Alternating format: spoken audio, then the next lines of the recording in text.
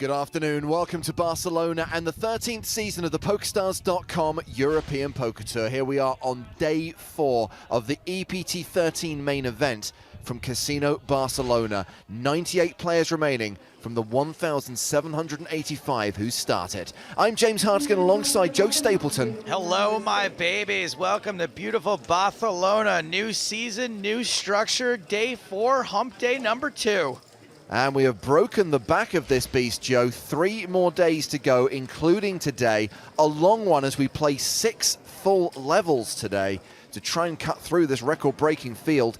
Day 5 tomorrow is when we play down to the final table. And on Sunday, the 28th of August, you can watch Cards Up coverage from that final table here on PokerStars TV as we play down to the first champion of the season. Join the conversation as we go through the day. Hashtag EPT Live on Twitter, live chat available on Facebook Live and at twitch.tv/PokerStars. Hope you've been enjoying our live coverage of the main event. If you missed yesterday, here's what happened on day 3. 294 players returned to Casino Barcelona, all of them in the money and looking to make a deep run in the biggest EPT in history. At the feature table, it was a tale of 2 Jasons. The mighty Mercier ended up on top, but both he and Kuhn take healthy stacks into day 4. Parker Tonka Talbot of Twitch fame took to the stage, but fell in the first level of the day.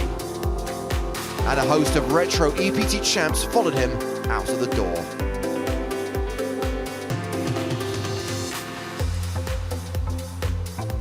Meanwhile, Season 6 Grand Final champ Nicolas Schwiti and Barcelona's very own Kent Lundmark fared much better.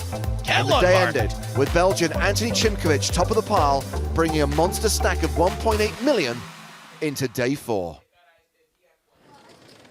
So let's have a look at the chip leaders as we come into the pre-penultimate day of the tournament. Chimkovich leads with 152 big blinds. Marco Kaza 126 bigs. Note the top 10 all have 7-figure stacks with around 53.5 million chips in play. The average stack with 98 remaining is close to 550,000, 45 big blinds, because we are about to kick off the 6,000, 12,000 blind level. And this is the lineup for the feature table. We've got the tournament chip leader. We've got a former EPT champ in Ronny Kaiser. He took down Tallinn in Season 8. And we've got the squid, Sam Grafton. Why did I just look at 2 lists of professional poker players and mixed with amateurs, and none of them contained Kent Lundmark? Sadly, Joe, not in the top 10. Even sadder for you, not on the first feature table of the day. But remember, we do like to mix things up, and as tables break, as the day goes on, there's a chance we'll see Lundmark on the main stage. Remember, we're pretty much going to be here for 12 hours today, incorporating a 75-minute dinner break. So plenty of poker to watch here on day 4 as we prepare to get cards in the air. There is Anthony Chimkovich. Clearly a wizard. 1.8 million. Mercier bagged over $1 million last night. Are we here for a set amount of time, or according to his Twitter at least? I don't know. Okay. Yesterday they were changing like every level. I don't know what that movie is, but he's one of my he's like top 10 actors. If you're gonna bust like really quickly some, like probably they're gonna switch. Excellent free roll. Sent. Table just explodes. Right. Good luck. Luck all. Good luck. Okay, sounds like we've stopped fighting with the PA system. Let's get action underway. Level 20 of the Barcelona main event with our first feature table of day 4. Action folded by Norbert Berent. Norbert. Didier Mezerak. One of 2 Belgians at the feature table, the other being Chimkovich, the chip leader. I've seen this guy die like at least 20 times in Game of Thrones. Adam Owen from the UK passes. Mezerak has raised to 30,000. Round to Ronny Kaiser on the button. Grafton gives up the small blind. Kevin Andriamahefa in the big blind. 30,000.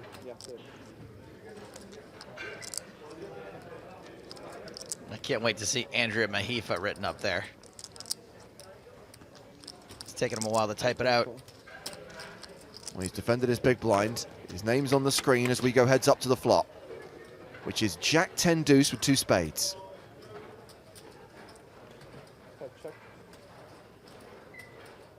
Andriamahefa playing in flow. Mazarek about to continue.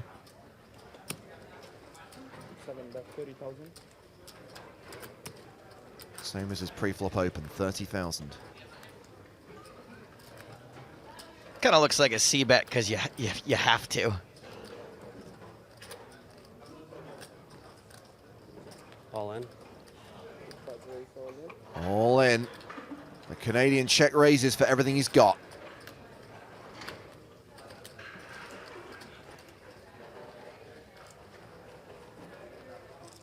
And Mazarek will pass.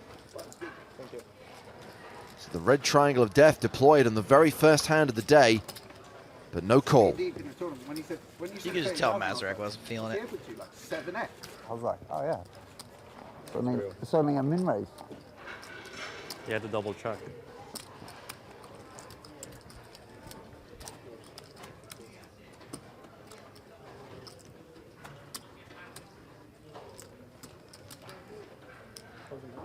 So obviously we'll keep a close eye on the action from the outer tables and bring you significant news, bust outs and double ups.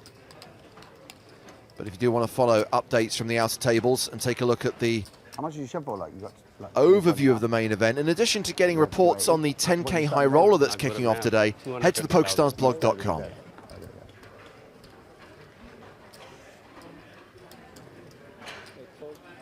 Folded to Chimkovich. Tony Boss with 1.8 million.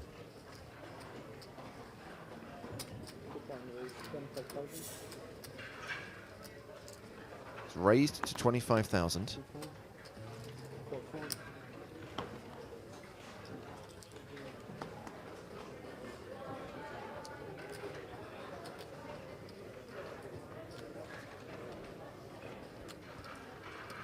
Andriamahefa in the small blind this time. Is his name Kevin or Andrea?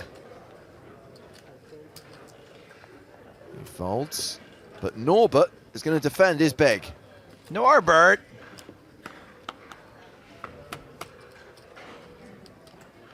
Ace Jack 7 with 2 hearts.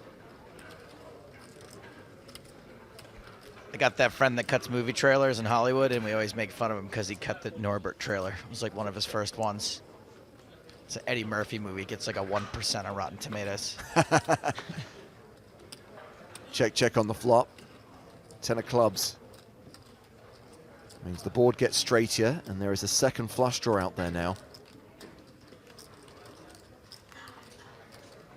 So Chimkovich has only 2 reported live cashes to his name so far. Back in June, he came third at the Belgian Poker Challenge in Spa, cashing for 18,000 euros.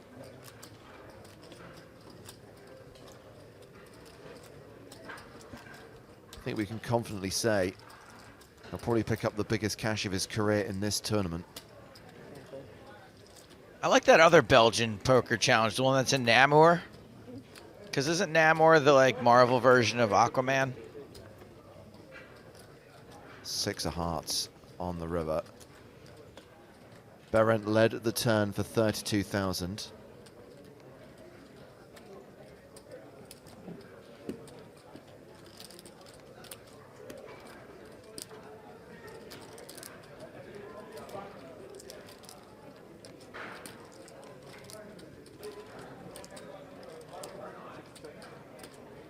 All the way to a river. Will we get to showdown? 1 check. Yeah, no second bet from Berent.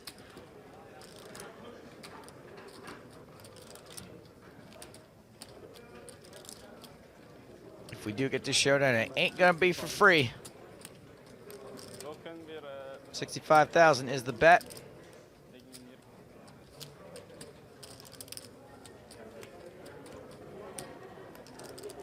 Berent lets it go. Chimkovich adds to his monster stack, closing in on the 1.9 million mark now. Sick.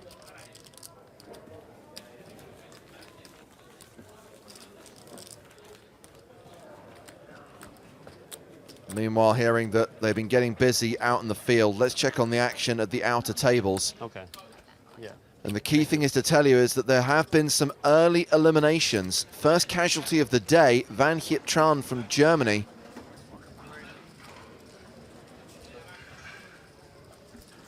That takes us down to 97. And Yanni Sointula's elimination takes us down to 96. Yanni busted by Jason Mercier, who is firmly over 1 million now. The Merce Dog. There he is.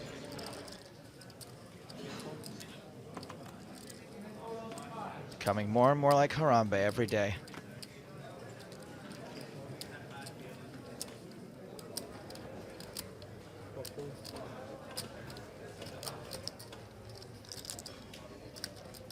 Well, apologies for falsely identifying Kevin Andriamahefa as Canadian. He is in fact from the United States of America. It's not as bad as if you go the other way with it. He raises the button to 25,000 and gets 2 faults.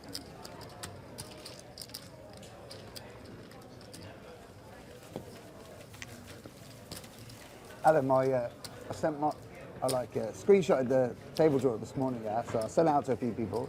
Doing my due diligence, said, oh, does anyone know anything about these people at the table, yeah? No one knew anything except like you, who are the one person I know, and they sent back, everyone sent back, oh, he's a mixed game player. He's a mixed game player. I was like, oh, great, guys. So, like, what does this mean? Like, if he pairs his door card, he's in the lead. Like, I was like, this is the most useless information I've ever received. It's like, overvalues the high hand in, like, stud 8 or better, you know? Better than no information. Yeah. I actually asked some friends, like, how would you perceive, like, my Hender mob or the information available to me? Like, I don't know how Hold'em players... Well, when they see your Hender mob, they're going to assume you're a 50-year-old American guy. They're going to assume you're like... It's like some guy playing stud still. It's like, who is this?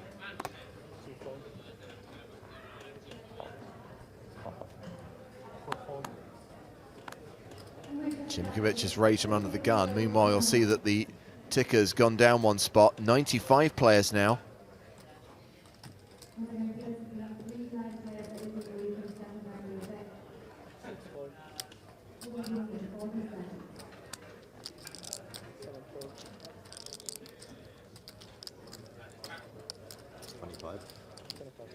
Adam Owen, who we now learn is a mixed game specialist in the big blind. Not a 50-year-old American guy.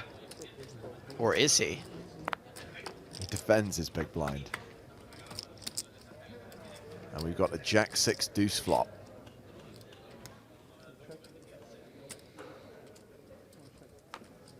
Check, check. 5 of hearts on the turn.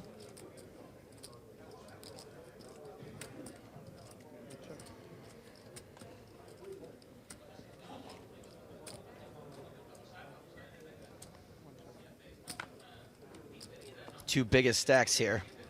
Chimkovich checked for a second time. 7 of spades on the river.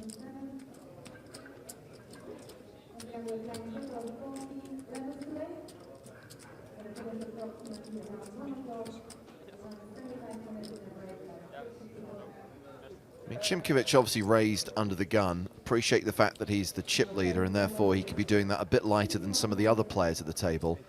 But if he checks back flop and turn, can't imagine he has much. Owen bets the river and gets a fold. Nice read hard again. Did you read a poker book this summer? I'm trying to remember the last time I read a poker book. Did you read Winning at Low Limit Hold'em by David Skolansky this summer? Still waiting for my complimentary copy of Lee Jones's book. Well, taking the 3 seat at the table. I'll speak to you when I need to exchange party dollars for 888. Yeah, I'm good at that. Is a gentleman called Michael Howard, not to be confused with the former Home Secretary and Tory party leader.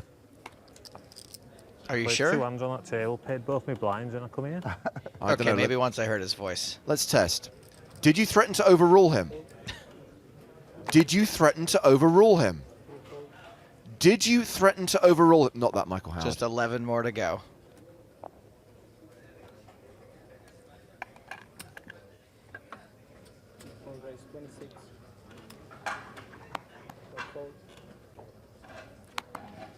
It's a shame Sam Grafton is playing at the table and not watching it, because I'm sure he'd appreciate a Newsnight reference on EPT Live. Well, Sam is in the action here, raising to 26,000.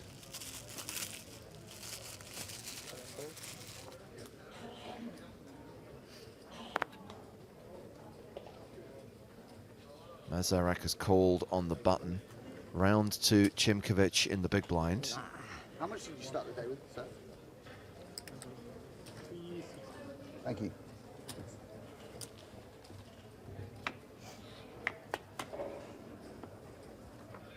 Jack 5-3, 2 hearts. Grafton out of position, but has the pre-flop betting lead. And he's Sam Grafton.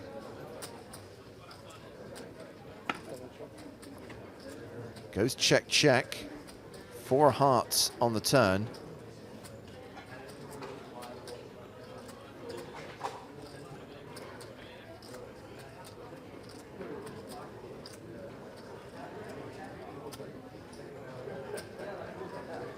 Delayed continuation bet from the squid.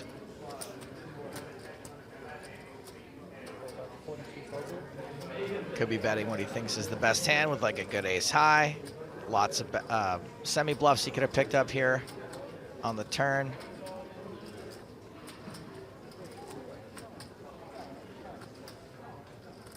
Like any card, ace through 7 can semi-bluff now. Any heart.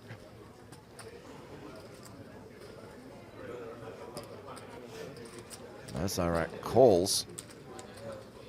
His green chip's worth 25,000 each, so he gets some change. Mazarek, you ought to know. Deuce on the river.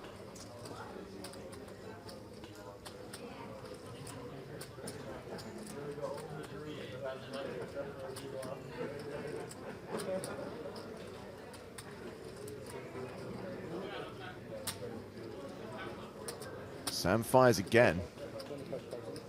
170,000 in the pot. Unless there's some greens in there. Yeah, that does not look like a big bet to me. Really? He's bet 25K?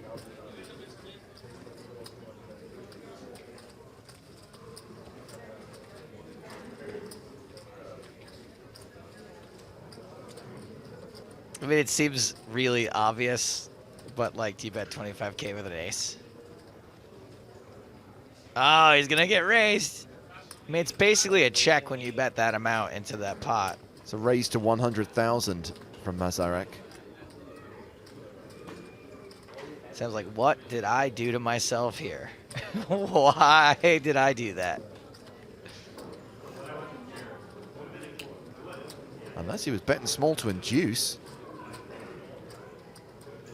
I give him a lot of credit for selling this as I'm not sure what to do, even though I was trying to induce face. Mad props if that's what this is.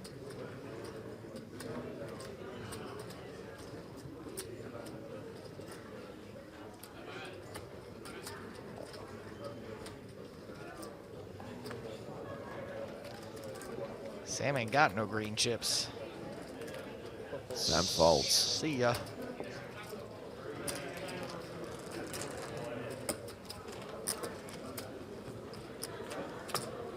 Mazarek. No longer the shortest stack at the table, playing 40 big blinds now. Training video this week. So. Guess who it was by? Luke Greenwood. No, it was by yourself. Oh, thanks, mate. Beautiful. Mazarek's best Shall I give result on the old run it once EPT for? to date. Tell Galford to be happy. 15th in Deauville in season 7. I didn't name drop Mate, it actually. and then boom, how you run deep straight away. Exactly. Mate, there we go. I feel like, was it on a specific thing? Are you going to be like extra good from the small blind now? Like, it's like you're rubbish in every position, but you've watched my small blind training video. So like from there, you're absolute boss. I was helping my friend with turbos. Was it? Nice. Sam chatting to Adam Owen. You know, I feel like Owen is a really I feel like bad that's better name. though if I'd won that pot. And then it's like, oh, play like this. Whereas like when I've like lost 80k, it's like, oh, how good. Yeah, sorry for the It's okay. a little rub down. Like if I was a backer, I would not want my horses to be named Owen. Why? I'd rather have him be profiting, paying, cashing. Oh, God, I can't believe Owen. I fell into that ditch. Hey-oh, get there one time.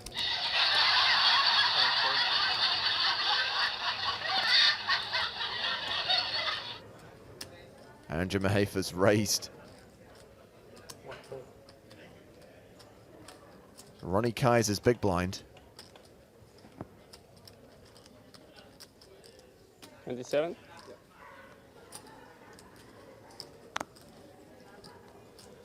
He lets it go. Do you watch the mixed game? I've only just joined the training site. Other training sites are available.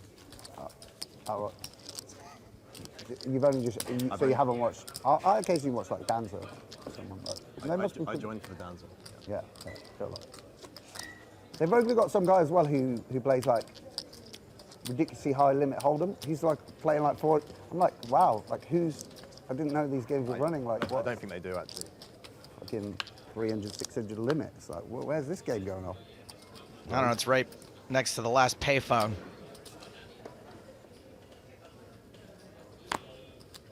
Looks like there's been another elimination from one of the outer tables. We're down to 94 players.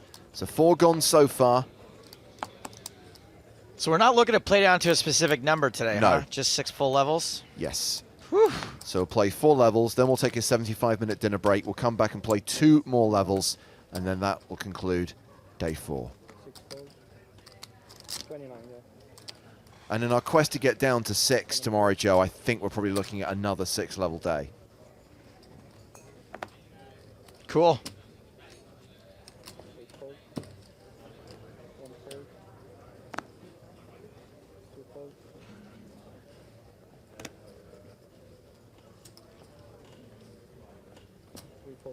Two hands in a row, raise and take it.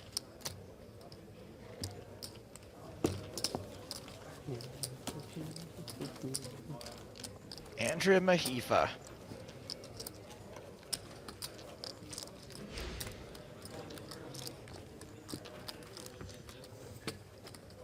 One of the shorter stacks of the table, but currently playing 34 big blinds. Average stack still slightly below the 50 big blind mark, 570,000 with 94 remaining.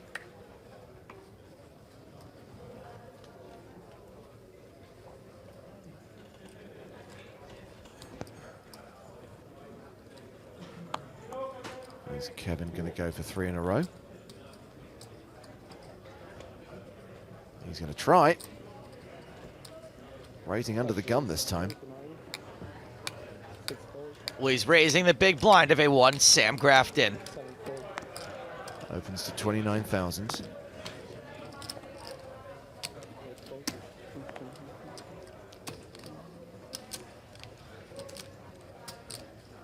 Looks like he might meet resistance from chip leader Anthony Chimkovich. Just a call from the cutoff. Howard and Grafton in the blinds. 2 of 3 Brits at this feature table. Howard calls, giving Sam a pretty good price.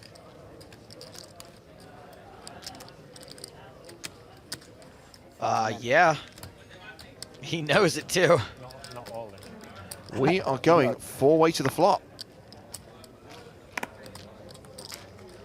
Nobody I stacked don't very like doing deep that here tech except for where you have to balance, Chimkovich. but where I'm calling, but I just want to like make it look like I might.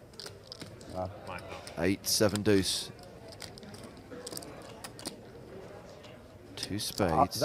I was going for the like I might have a monster rather than that I might not call. Howard checks, Grafton checks. Kevin Andriamahefa. Set to continue into 3 opponents.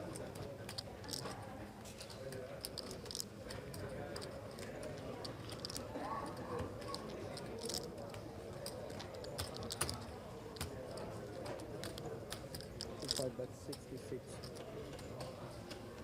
Execute order 66.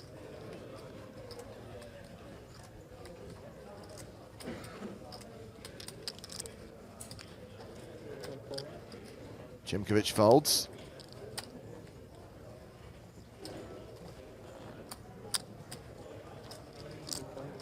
As does Howard.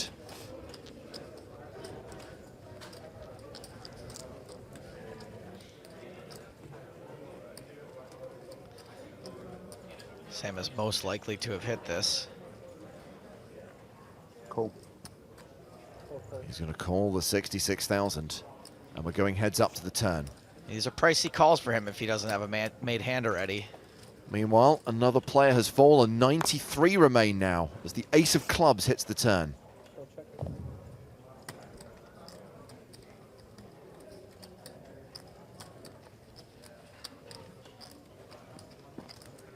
Attention players, to register for technical high order, we start in 5 minutes. I have heard that announcement on the tannoy that the 10K high roller is kicking off at 1/2 the hour.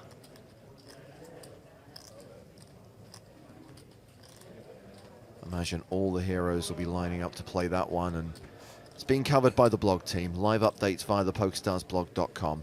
Mustafa Canet looking to defend his title.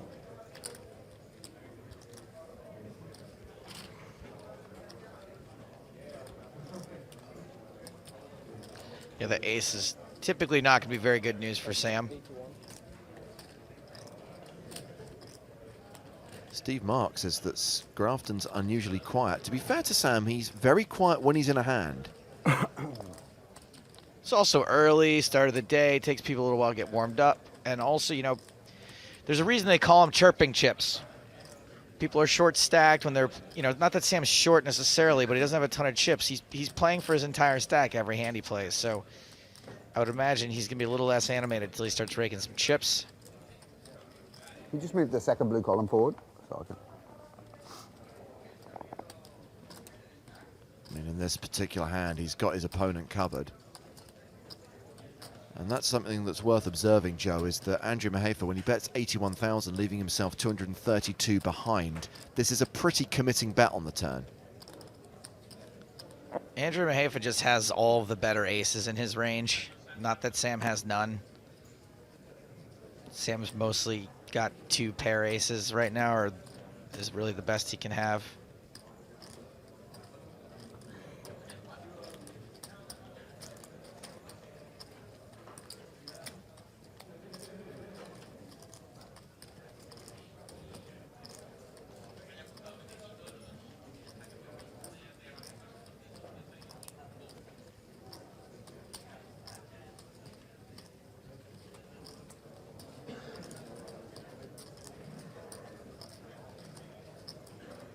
Sam's crazy likely just to have some small piece of this. 7 and 8, a draw. There's so few hands that he could have folded pre-flop.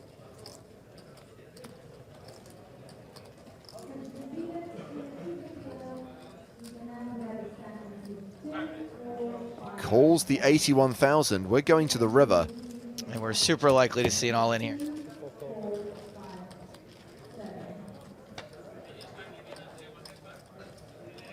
Six of clubs. Sam immediately checks. I mean, that's going to hit Sam way more often than Andriamahefa. Sam's got straights now. He's got 2 pairs.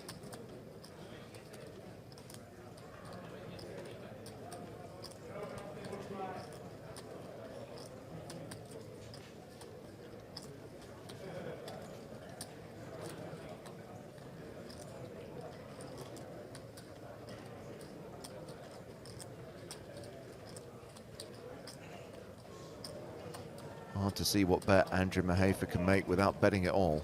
Biggest Nacho on Twitch asks, what was the action on this hand? Andriamahefa raised pre-flop to 29,000. Under the gun. Sam has an ace.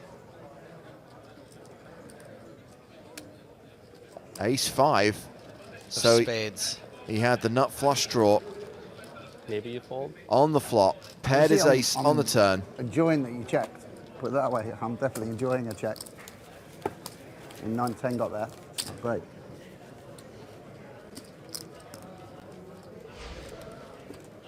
Sam up to 775,000. Above an average stack, playing around 63 big blinds. And we spoke to Sam before the start of play and asked him how he's feeling about making this deep run. Yeah, I'm excited because obviously 90 left, that's in such a big tournament, that's pretty much the business end of the tournament. On the feature table again, which is exciting with Adam as well, who I know from the UK. So that's really good. I've got a decent stack. I'm just happy to be here. I'm just going to play my game and, you know, see how we end up.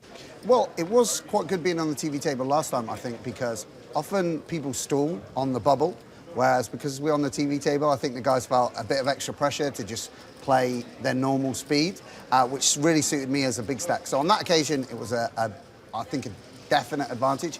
Here, not so much. I mean, they're all good players, they're all talented players who've been deep in tournaments before. So I don't think it's going to affect anyone too much. You know, it'll be a bit more serious than last time because we're that bit deeper in the table, in the tournament, but I enjoy being on the feature table for sure. Yeah, I don't talk specifically for information or anything. I'm not that talented, unfortunately, but I always like to get to know the people at my table. I've made some really good friends over the years through poker. If I hadn't perhaps started a conversation with someone at the table, you end up having a coffee afterwards and become good friends. So, you know, I really think that poker and, you know, a bit of banter go hand in hand. I started playing in a little basement poker club and in a snooker hall where it was all about having a beer and having fun. And even though I'm a professional now, I take a little bit of that ethos with me. Ethos? What is he talking about? What the hell is he talking about? Love me some Sam Grafton. What is this? A course on Chaucer? So Norbert raised under the gun this time. It's been folded around to Sam in the small blind. More French existentialism references in poker interviews, please. You know, I usually tell people read a book. Hey, Sam Grafton, read less books. And Sam would immediately correct you and say, fewer books. That's why I said it like that on purpose. Grafton 3 bets to 75K.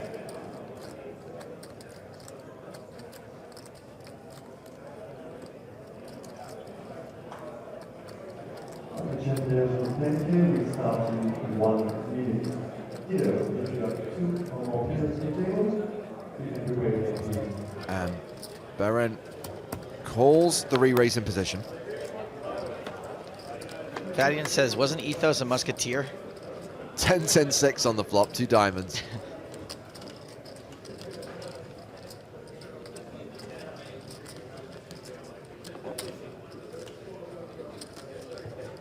Sam looking back at his hand.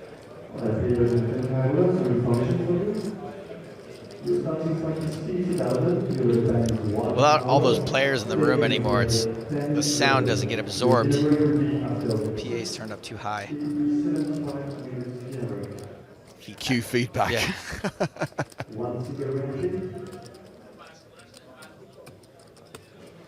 Is there a PA system anywhere in the world that actually works? Not on any of the stand-up shows I do. That basically carries sound cleanly, that doesn't result in feedback? Did I ever tell you this story? One of the first interviews I ever did, on the floor interview, somehow my sound guy managed to tap into the PA system, so I was interviewing David Singer and the entire room could hear it.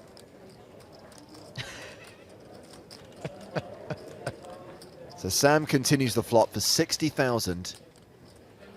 Sizing of his continuation bet slightly smaller than the sizing of his pre-flop 3-bet. And a pretty quick call from Norbert Berent. Like his chip handling. Does it like a dealer.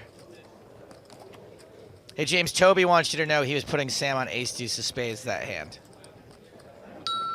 Well done, Toby. Queen of diamonds puts a potential flush out there. Sam looks at his hand again.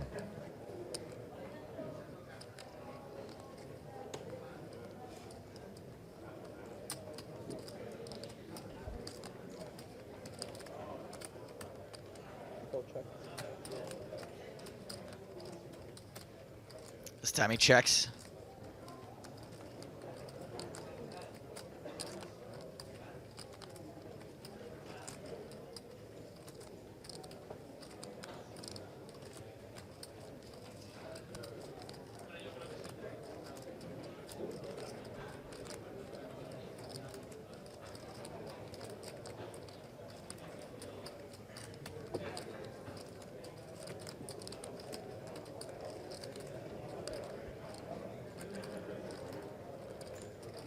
What's going on, Norbert? Let's find out some facts about the movie Norbert.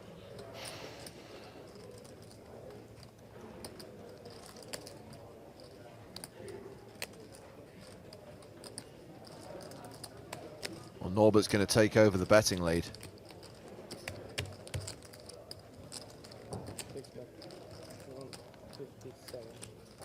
Oh, you know, it's Norbit, I think is the movie I'm thinking of. It is Norbit. Dang it. 157,000.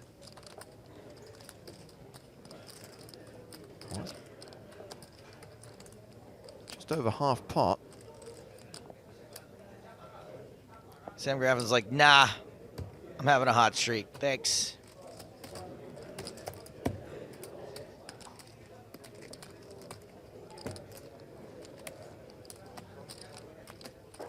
Wayne Ives has some advice for the tournament staff. A little bit of PA etiquette. Don't shout.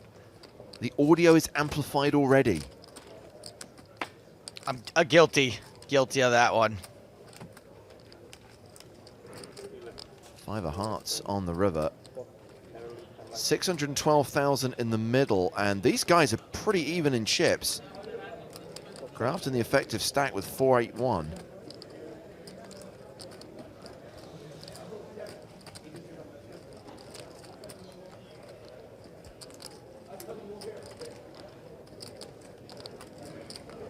Ledbetter on Twitch would like to remind us it's pronounced Norbert and not Norbert. Yeah, but that doesn't sound as funny. No, Norbert's way funnier. No! Shipperoo. All into call for Sam Grafton.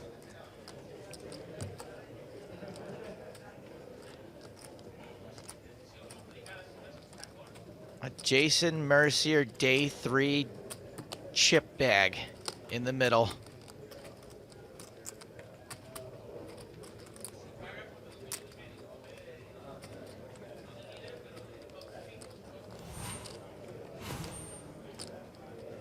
What did Sam like on the turn that he hates now?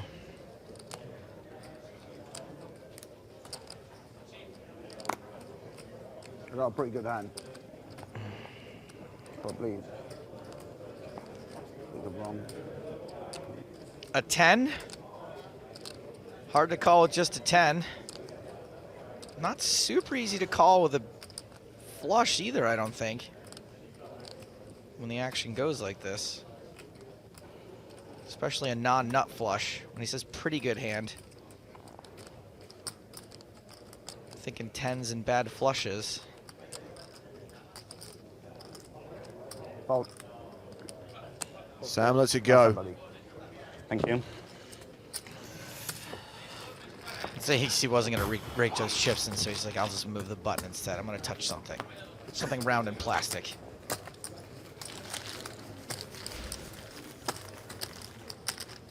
Berent now playing 1.1 million. Second in chips at the table behind the tournament chip leader Anthony Chimkovich with 1.8 million. We mentioned there's a fair few EPT champs still in the field. We've got Ronny Kaiser on our feature table. We also have the EPT 7 Barcelona winner in the field. Cat Lundmark! Fine figure of a man. Yes! Jason Mercier, member of Team Pro, winner of EPT 4 San Remo. The Merce Dog. Also reigning player of the year, World Series of Poker. Nicola Schuiti, EPT 6 Grand Final winner. And Nicholas Treaty again? No, that is Bren Kenny. Ah. And looks like he's in a hand against Michael Eiler, who took down Vienna in Season 7. I hope they're in a hand together, otherwise that look is just a little off. I think this hand has gone to the river. The board, 4-8 Jack 5-6, and Kenny bets. Eilert snap calls. Eilert shows queens. Queens against ace jack, top pair against overpair, and Eilert wins a pretty big pot.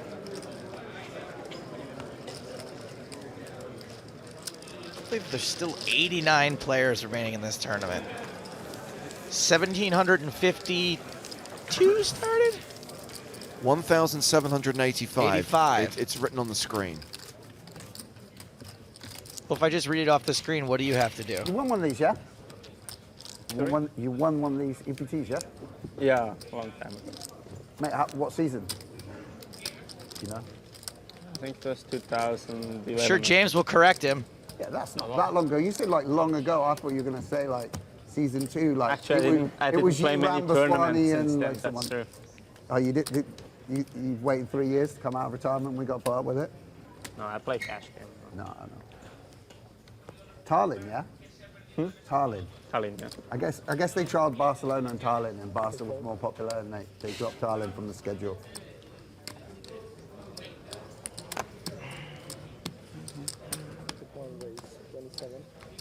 Just a couple of quick updates from the outer tables. Jason Kuhn doubled up. 10s against kings, and he hit a set on the flop. And Eugene Kachelov has also doubled up. He had 10s against 9s. Obviously didn't need to improve. And he's building up his stack. Talking of stacks, Chimkovich has the biggest in the room, and he's raising here. Opens to 27,000. There's a shove from Kevin Andriamahefa.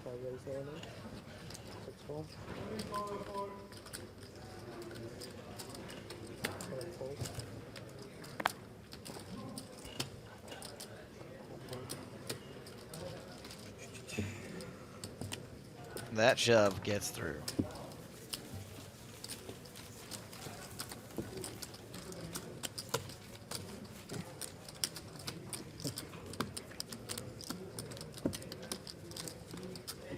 Where have I seen that jacket before?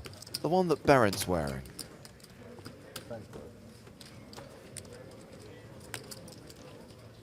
Looks kind of like the sweater that they try to get rid of in an episode of Seinfeld.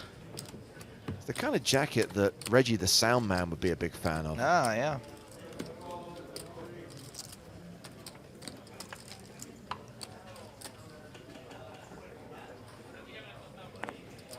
So action is underway in the 10K high roller. Quick reminder that you can follow the updates on the PokerStarsblog.com. Among the players who've taken their seats early, Chris Moorman, Neil Farrell, Kate Hall, Simon Debman, Paul Newey, Gail Bauman. But of course, very difficult to give an idea of numbers right now because A, players always show up late for the high roller, and B, registration's open until the start of day 2 tomorrow.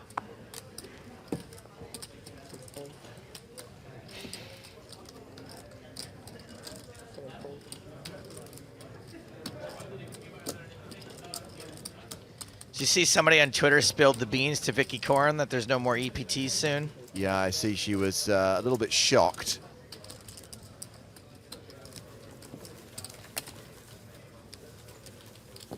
That hand was a raise and take it for Michael Howard, not that one. Howard.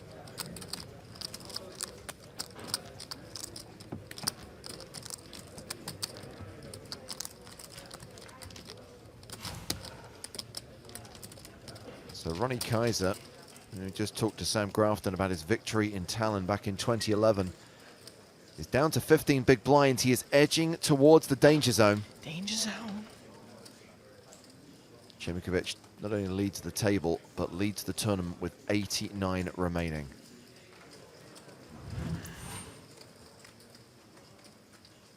Another player with a 7-figure stack, Joe, is Wojciech Rudzika, who of course is a November 9er. If I fold, it feels out of Just order. won a huge pot against Mortenson. So him and Griff are November 9ers? Yes, We've done a lot of commentary on him in the last 18 months or so. it's true.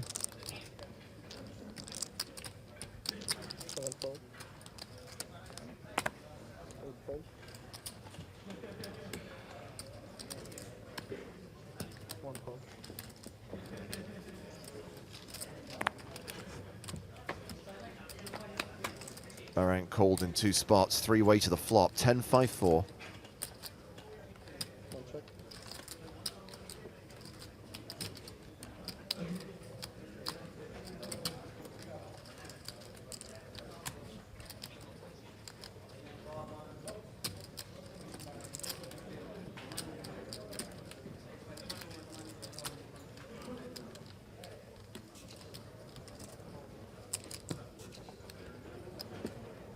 Berent counting out a continuation bet.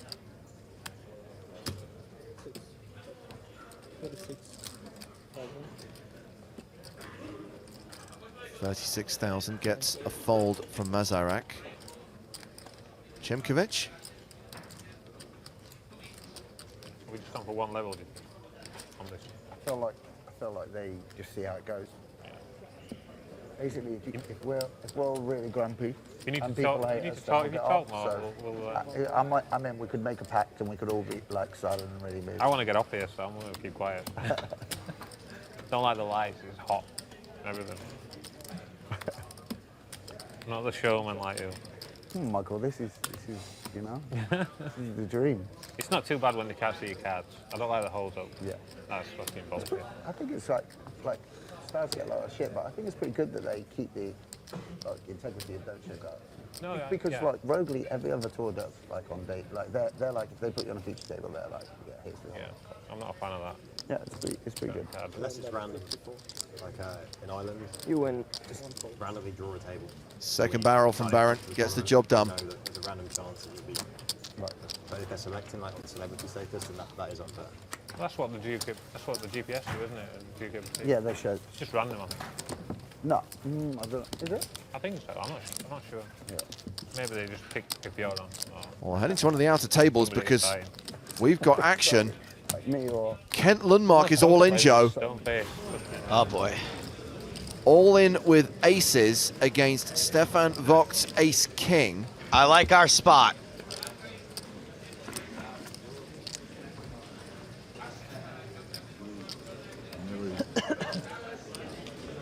I see red. Diamonds. Diamonds are a factor. And that's what's needed for Stefan, who does not hit.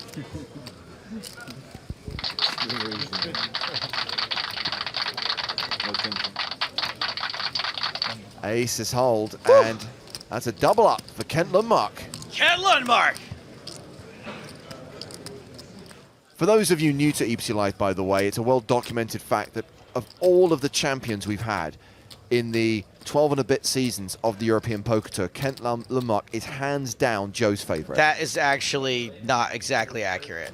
Oh, He's the only one I actually recognize as a champion at all. He's the only EPT champion. Good omen. It's usually going home early. I'm down to my last pair of pants, so Yeah. that shows I wasn't fully prepared for a deep run. Tomorrow, I don't know what I'm going to do.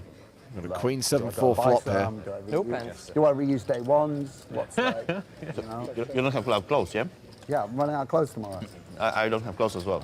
Yeah, I don't really. I just like, I borrowed this t-shirt from my friend, Oh, but like I borrowed yesterday as well. And he told me that it's like super lucky t-shirt. Like everyone like is borrowing from him. Yeah? He's like having deep runs, so I was just like super, okay, I'm gonna take it.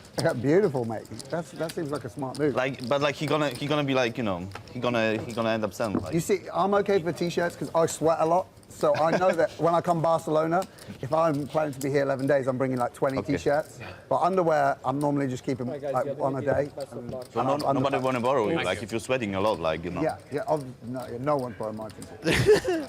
see, Sam says that he wasn't prepared for a deep run, so he's out of underwear. Me, I'm out of Or, like, my I'll go underwear shopping, so I because of bought, some like, deep some runs. clothes while I've been here, so I'm all right clothes, but yeah, You. socks, we're bang under it. We're bang under it.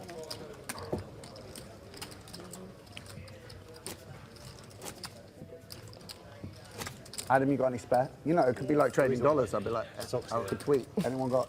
I'm on my I need last, to trade. I need to trade socks. I've got plenty of socks. I need boxes. I'm on my last t-shirt. It'll be a Barcelona one. Pay 0.5%. Yes, willing to play big.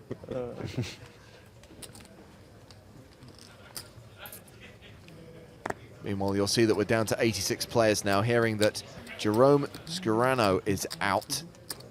He was eliminated by Jason Kuhn. It was 8 against ace-10.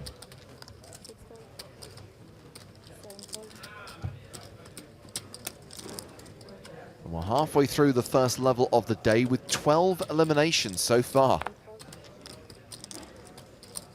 12 eliminations every level. That'll get us right around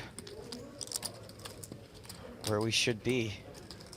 Well, I think it's going to slow down now because we've got to that point where we are above a 50 big blind average. Show if you want, I don't want to bother. Was probably not that good. Jack 3 offsuit. You know I'm not defending that now. It wasn't ace 9 of spades, put it that way.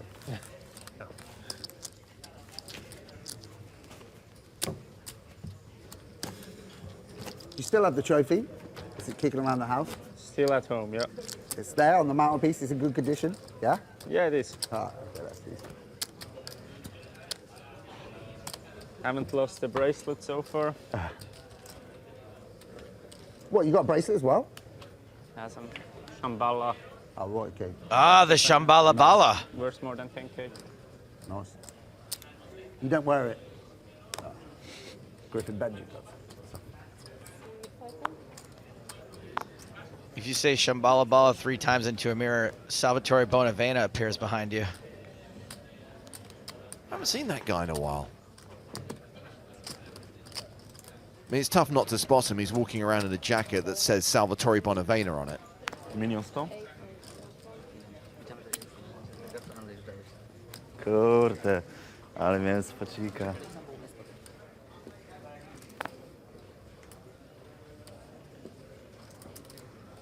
Zyrak has opened to 28K. Ronny Kaiser, the table short stack, is on the button. According to Ledbetter on Twitch, he plays cash mostly. All in. Looks like he's going to play this hand. 165. Folded back around to Mazirak. Not the first time we've seen this happen to this fella. Last time he got jammed on it was on the flop.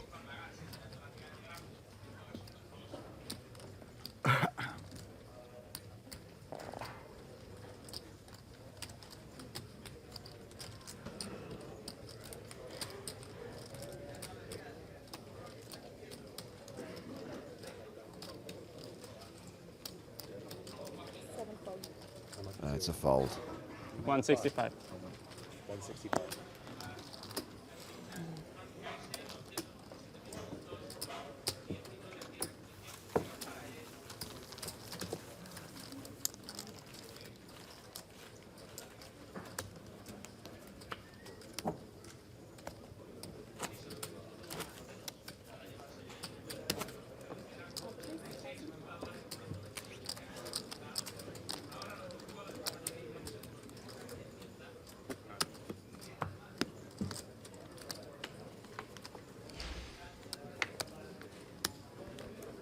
So here's a question for you then, Joe. Ronny Kaiser was the champion in Tallinn in Season 8. Can you remember who won in Season 7? The EPT only went to Tallinn twice, Season 7 and 8. If I tell you his first name, do you think you can get his surname? Yep. Okay. Kevin. Not McPhee. He won Berlin. Correct. Was it Kevin Lundmark? No, you're thinking of Kent Lundmark. Okay. Kevin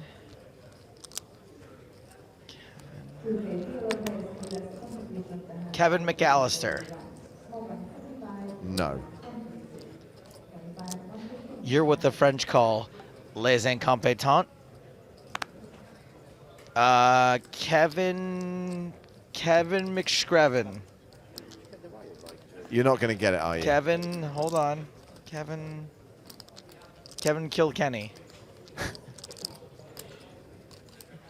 Kevin.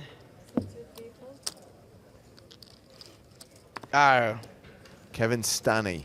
Yeah, no, never heard of him. How is it that the tour dropped the only city in all of Europe with the word all in it? In all seriousness, Tallinn was an incredibly popular stop. Everyone loved going there. It just was too small. The EPT just grew so big that it wasn't big enough to host the kind of festivals, the events that we now run. 70,000. 3-bet here from Sam Grafton from the small blind. Chimkovich made it 26K from the hijack. With the big blind folding, it's back on the Belgian. Are you sure it has nothing to do with, as John Oliver put it, a country that still looks like it's afraid of Shrek attacks? No. Because Shrek can be a real problem. Go. Chimkovich is going to play this in position.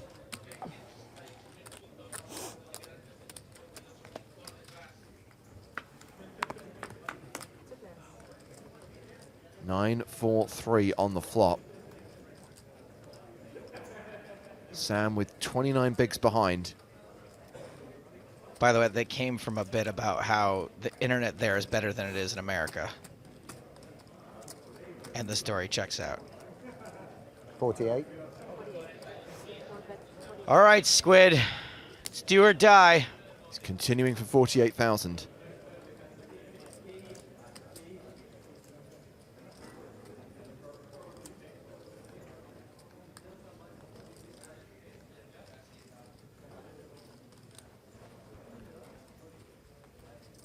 A lot of folks on Twitch are accusing Sam Grafton of having ace-7 off here. If you remember, what was it, Prague? It was Prague where he came close to making the final table. Oh, sorry. I don't. What?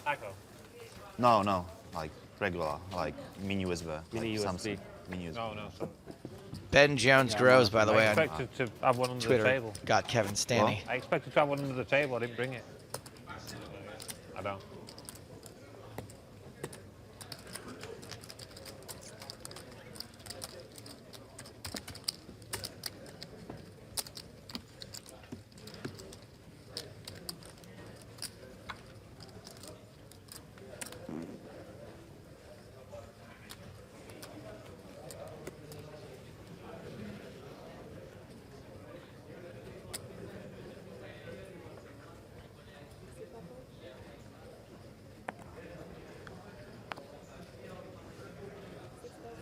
So we're an hour into play.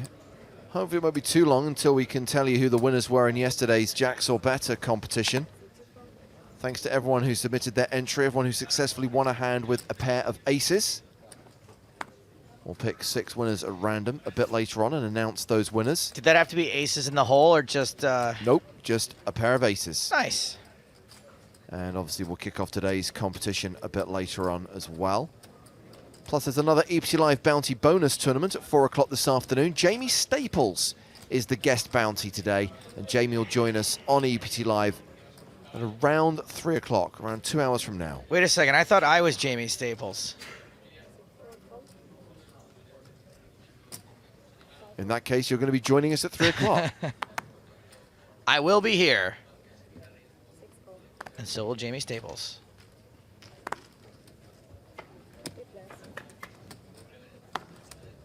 Three-way to this flop. Chimkovich is raised, called by Sam Grafton and Norbert. Norbay.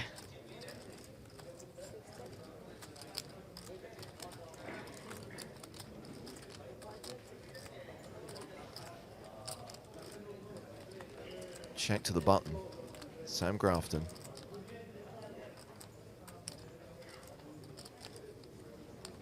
I wonder if Norbert's brother's name is neither Ernie. Put it all together. Nah.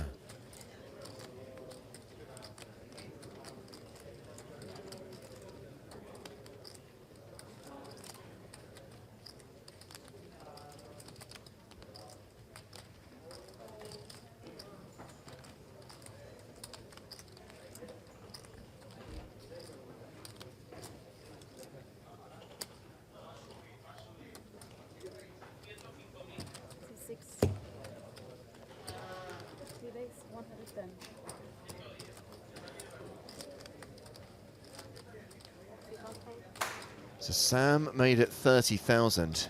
Berent raises to 110,000. The irony is the guy who started this hand off with a raise gets out of the way, and Sam folds behind. Button's good. This pot was won by neither Ernie nor Bert.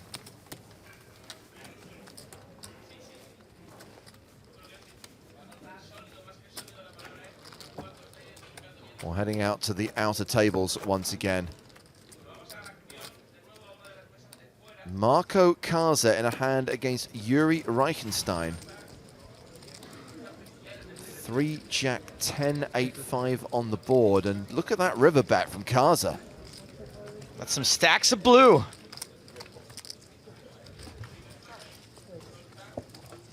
Yuri Reichenstein is called.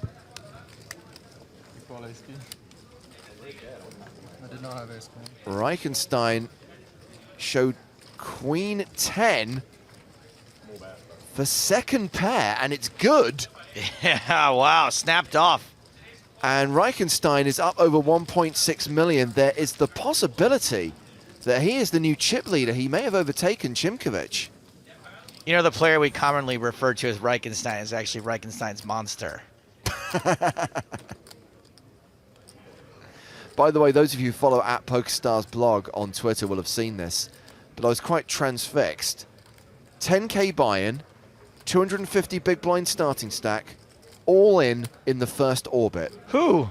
Yep, coverage from the EPT Barcelona high roller, available to read at the PokerStarsblog.com. Not going to spoil it for you. Read to me, James. Read me a story.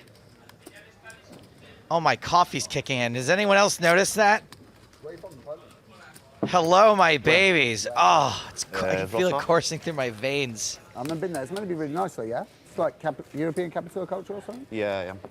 That's pretty nice. Like, I was living like 3 years in UK, so I was living in UK like 3 years. Oh, yeah. Where were you living in the UK? In Wales for a bit, and in London, like nice. half year in London, and the rest I was living. Where were you in London? Stratford. Oh, okay, yeah, cool. Not a West Ham fan, though. Well? Not a West Ham fan, though. No. Was the casino there when you were there? Yeah. Yeah, that's... Like, yeah, I'm living like less than a year in Poland right now. Right, okay. Poker Spears joined us. Last day of summer vacation, ready for some poker. Yeah, I saw like you have like a nice trip like to Poland, yeah? Yeah, I love Poland. Oh, I live in Poland. I live in Warsaw, yeah. Yeah, I'm loving it.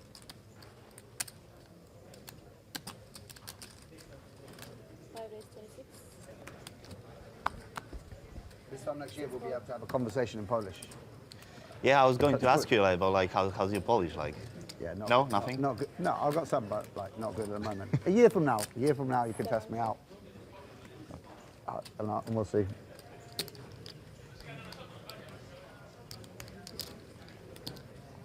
Andriamahefa's raised it to 26,000. Been called by Mazarek in the small blind. Action now on Adam Owen in the big blind.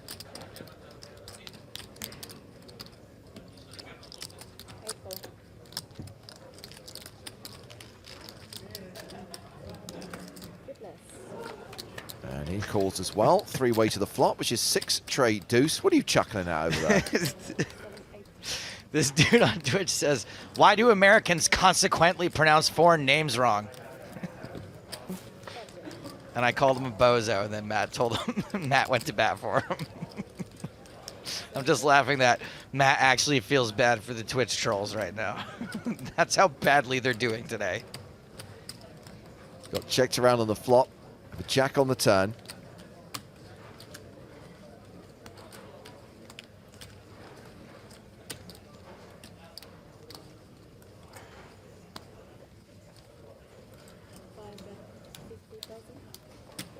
Delayed continuation bet from Kevin. Gets a fold from Didier and a fold from Adam. Kevin Andriamahefa sounds like two people who signed up for like a doubles poker tournament. Kevin Andriamahefa.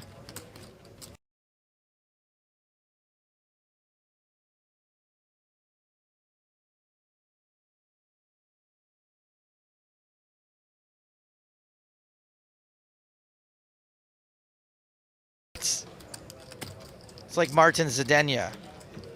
One player to a hand. Well, let's announce now who won $82 WCOOP main event satellite tickets in yesterday's Jacks or Better competition. Congratulations to the following 6 players: Rocky Mistake, Fred Best 22, V Compy, My Poker Aces, Jondus 96, and Thugsdealer 69. All of you are going to receive a ticket for the WCOOP main event for a satellite for that tournament worth $82. Oh, yeah, not the WQ main event ticket. Thug style. See, when it's all written caps, it's very difficult to make out what the word's meant to be.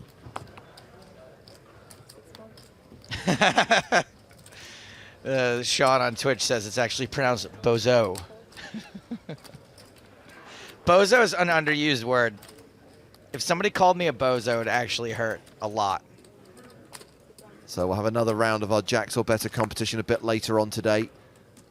Plus the usual free roll at 9:15 and the EPT Live bounty bonus. A bonus free roll at 4 o'clock. I can't wait till we're back in Malta. I'm going to play the bounty bonuses. I'm going to play the Jacks or Better, whatever goofy little gimmick we're doing that week. You know how much money I sailed off for in Dublin? Hundreds. Trying to win those stupid tickets. Well, this was raised by Sam Grafton. He didn't bet the flop.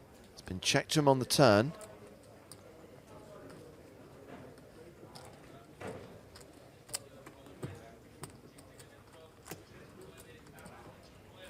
By the way, Joe, got a piece of news from the world of PokerStars, which I think might interest you after this hand. Peace. We've Hey, got James, a check this out. Straighty flushy paired board.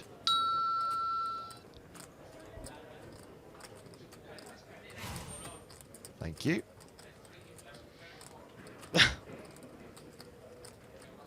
Did you hear that? Fran's using it now. Delayed continuation bet from Grafton.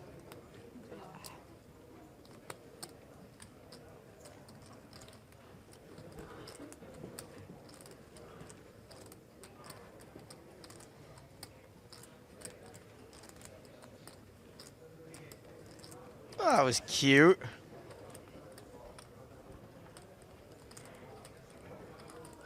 No, we're back. We're back in serious mode.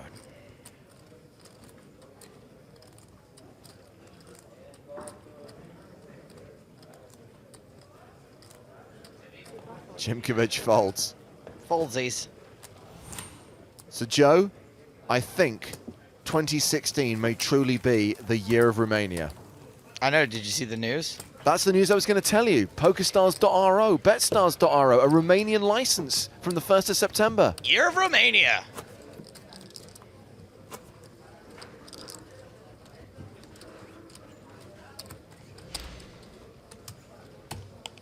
So Grafton still on a downswing from the start of the day, hovering around the 500,000 mark. Average stack at the moment, 623,000 with 86 remaining. 25 minutes till the end of the level and the first break of the day.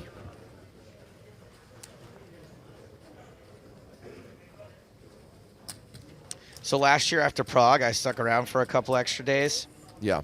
And I went on a double date with Sam Grafton and his significant other. And we were in a bar, and Sam actually got shushed by the waitress for being too loud. That's amazing. In a bar.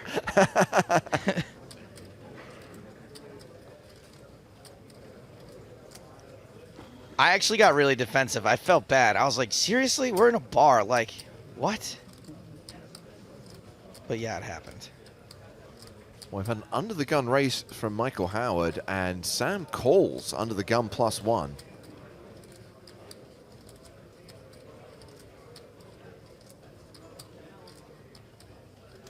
So people are saying it's Kamatakis that was involved in that all-in. Why do I know that name? Ilias Kamatakis, he made the final table of Dublin. The thing we just did commentary on last Yeah. week for TV? Well, literally a week ago. Oh, yeah, the streamer guy. Yes. Oh, yeah, that guy's awesome. Cool.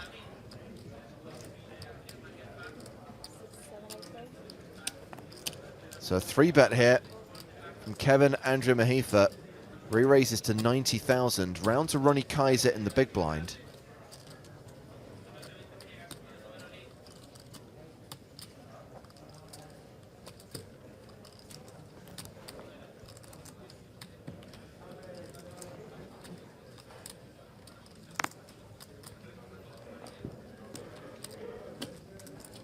I love where this pot's going. Into the middle.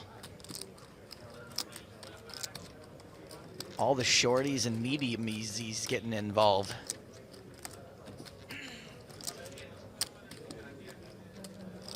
Watch out, Ken. Ronny Kaiser, the shortest stack at the table. Maybe thinks he can pick up some dead money here. Maybe thinks he can double up.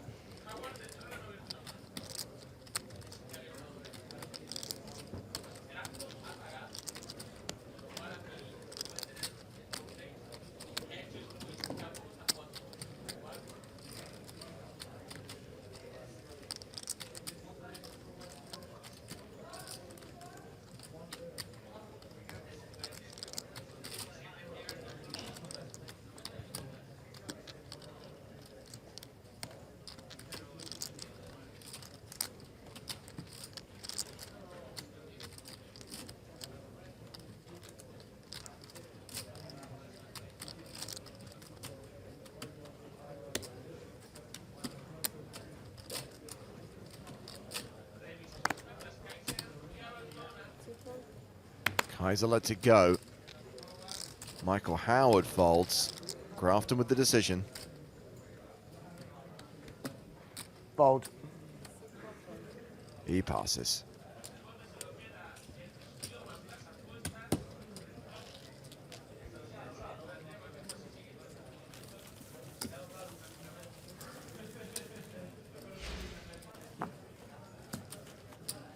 Good answer to that question, Kevin.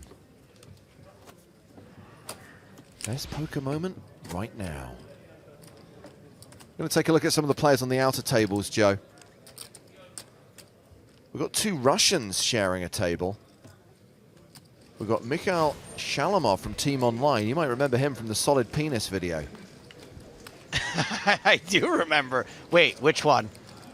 He's sharing a table with Konstantin Puchkov, a.k.a. Carl from Up, who came third the year that Kent Lundmark won his EPT. Kent Lundmark.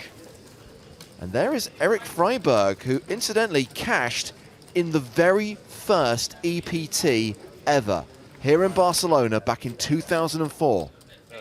Came 26th for just over a grand.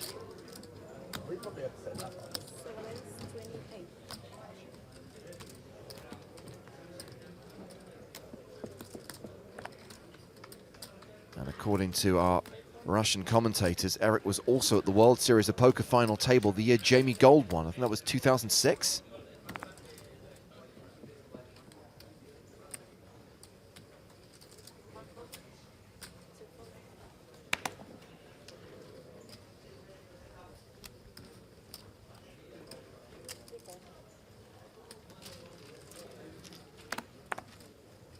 So this is a hand raised by Mazarek and called by Chimkovich and Howard. 10-6-4 on the flop.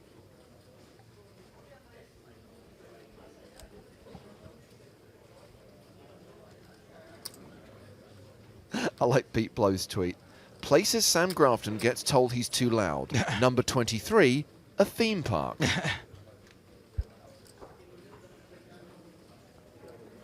Hashtag EPT Live, if you'd like to use the Twitters. As Mazarek continues and gets two faults.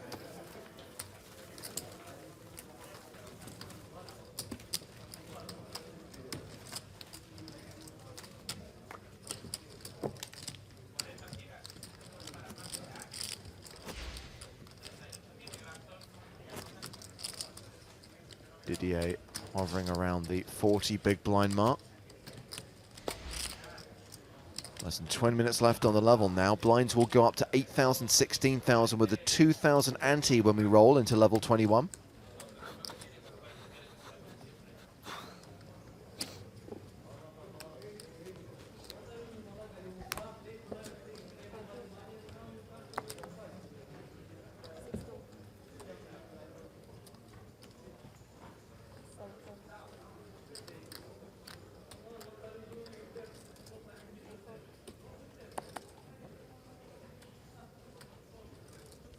I'm mildly concerned, Joe, that I'm losing you permanently to the Twitch chat. I'm back. Let Broughton deal with the trolls. I'm defending you. Let Broughton wield his sword. I really don't care. You don't have to defend me. It's not about, I'm not doing it for you.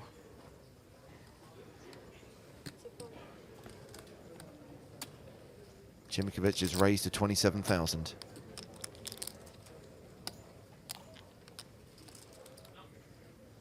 You know what they say about opinions.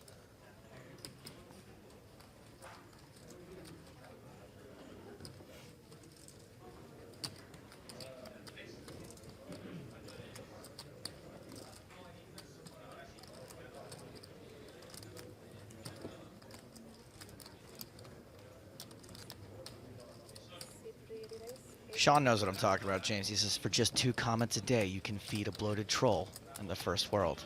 That I like. 3-bet from Howard here, from the small blind. Sam Grafton folds the big blind.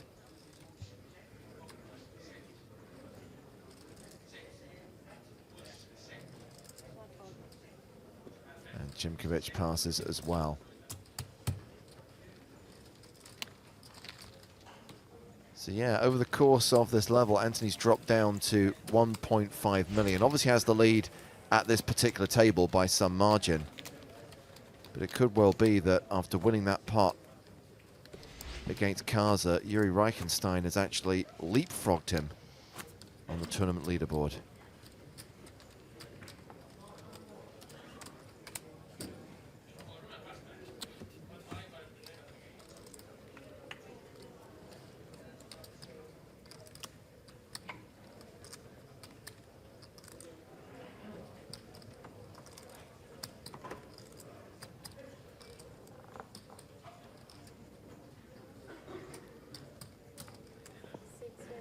Here comes Norbert with his lucky borrowed shirt, raising under the gun. 28,000. He's second in chips at the table with a stack of 1.23 million.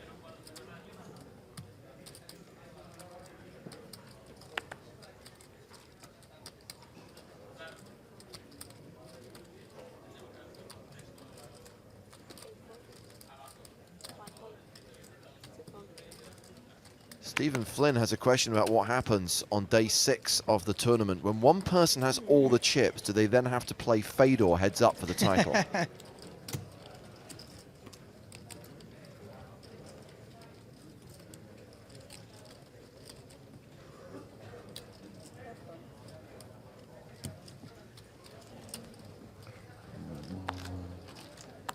That's a call from Kevin in the big blind. Oh man, I thought he was going to get an under the gun steal. Ace Jack 5.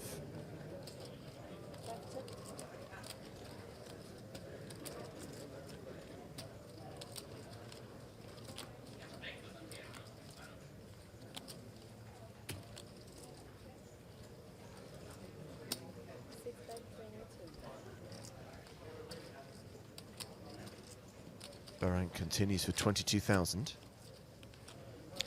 Seems pretty small.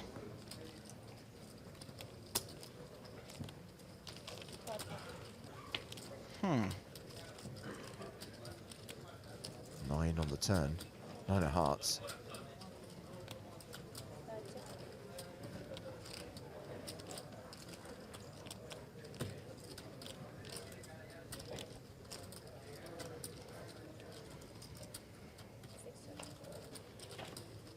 So small continuation bet, then no follow-up bet on the turn. Comes running hearts, running straight cards.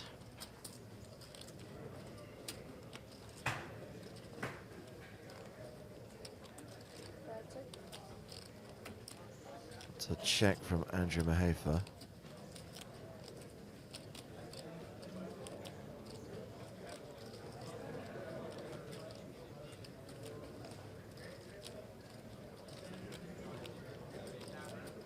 Like, I don't really know what Andriamahefa called flop with that he isn't going to call with now. Well, Berent does fire on the river. Pretty demonstratively, too. 35,000 into 122,000. I mean, I guess just a jack can fold now if that's all he was calling flop with, but maybe he calls flop with a 5 too, but I feel like an ace is going to call the river. I feel like lots of draws improved, picked up pairs. I don't know whether you've been observing the fine work of the dealer we have at the feature table, Joe, but every single flop this level has been perfect. We do have some of the best dealers in the world working on the EPT. Of course, wasn't always the case.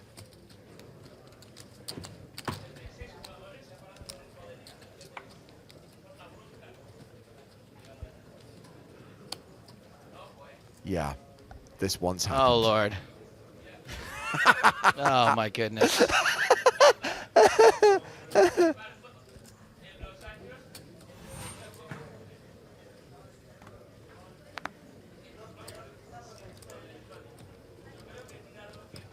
All in. Ronny Kaiser moves all in.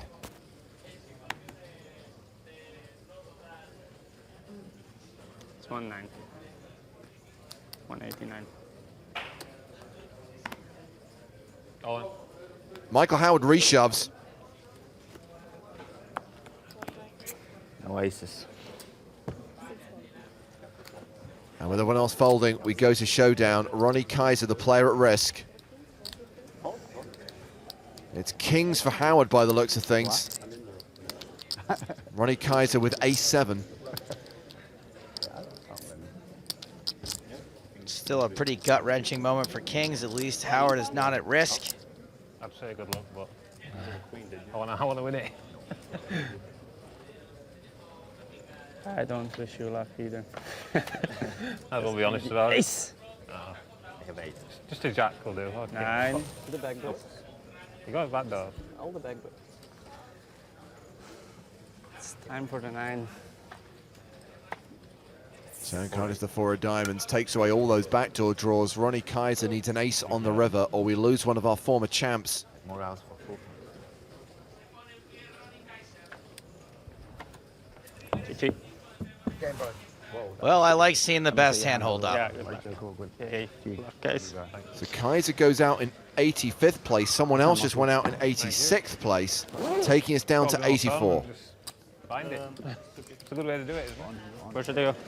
Ronny cashes for 13,160 euros. A lot of people noticing that ace-7 is typically Sam Grafton's You hand. gotta find it a few times in these things. Like 6-day tournament. For sure. Well, How many got been out kings? that might be the I've had aces and I've queens. had aces a lot, but I ain't had Aces, we know you have, Michael. How else do you think you got? obviously.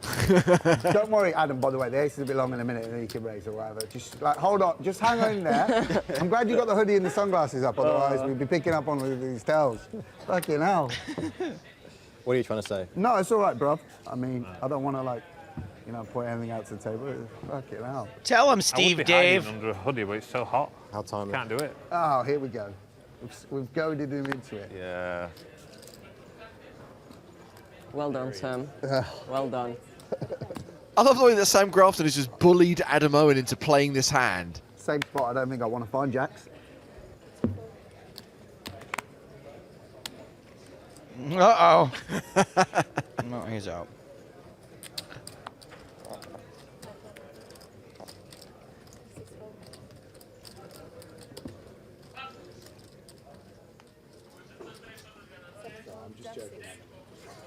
I'm not upset, you know that. Adam shows Jack-6 offsuit. They call it card distribution. That's what we like to call it. The Guess card he was distribution bullied hasn't into it. favoured me. This is what a lot of people tell me.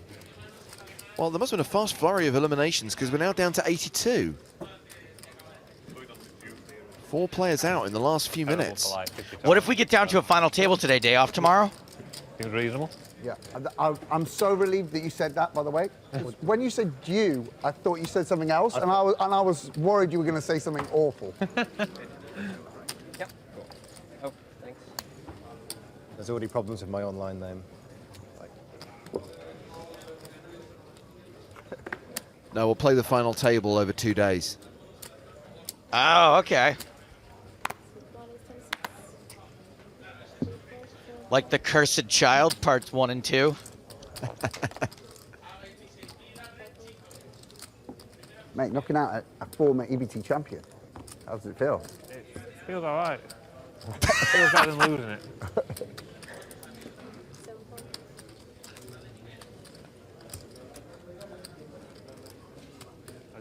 not Trojanowski yesterday as well. I thought Troy, beautiful. What did Sick you say? brag. Good game. He just stormed off. I'll go play cash for more money than your house. Yeah, obviously. I've seen him raging on Stars before. Like, absolutely raging in the chat. Oh, is he? Yeah. I've never seen that. He's always saying Stars is rigged.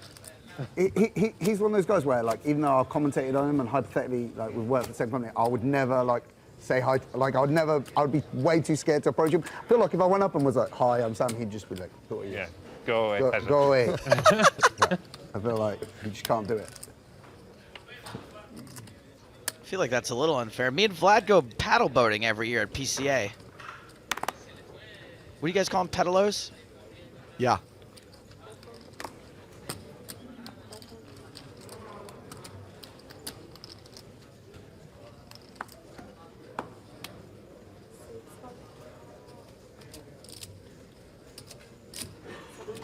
Round to the blinds, Adam Owen in the small.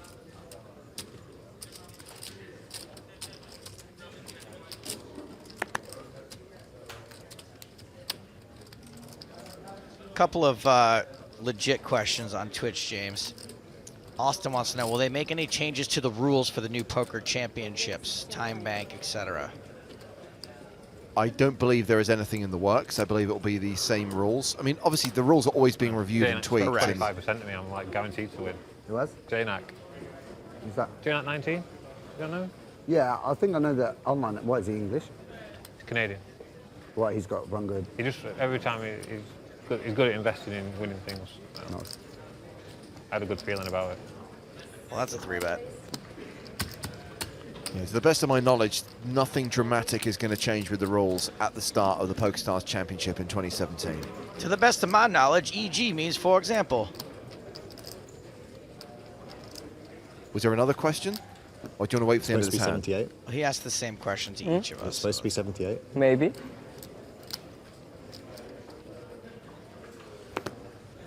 Guess I'm folding after I start talking. Yep, it was supposed to be 78. I forgot to take the other ones back. That's fine. See, I'm paying attention. I might not be playing any hands. The HUD's working.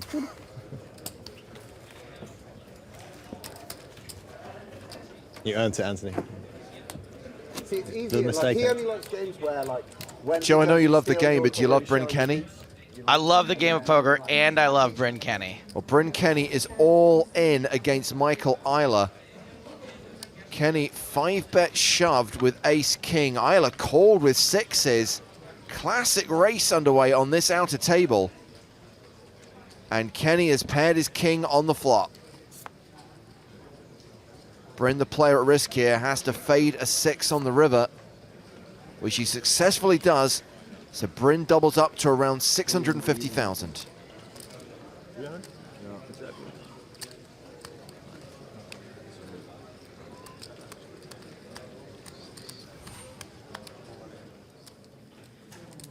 Bren Kenny. Oh my God, they didn't kill Kenny. Just got 5 minutes to run on the level, with 81 players now remaining.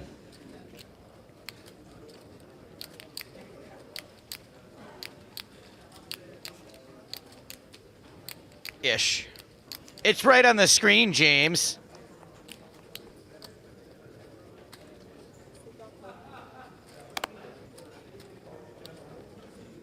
Meanwhile, we're hearing that Reichenstein is around the 3 million mark now, having taken out one of the last remaining Spanish players for a 2 million plus pot. Queens versus Jacks.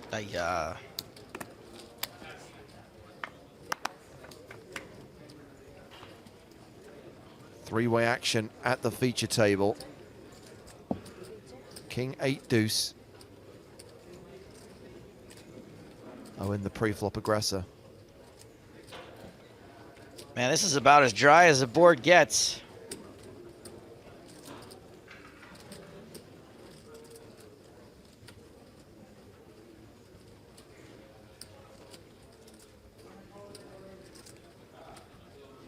Owen continues.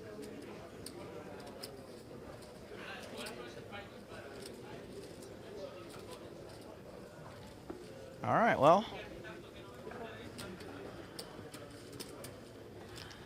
call usually means a lot on a board this dry. Board pairs on the turn.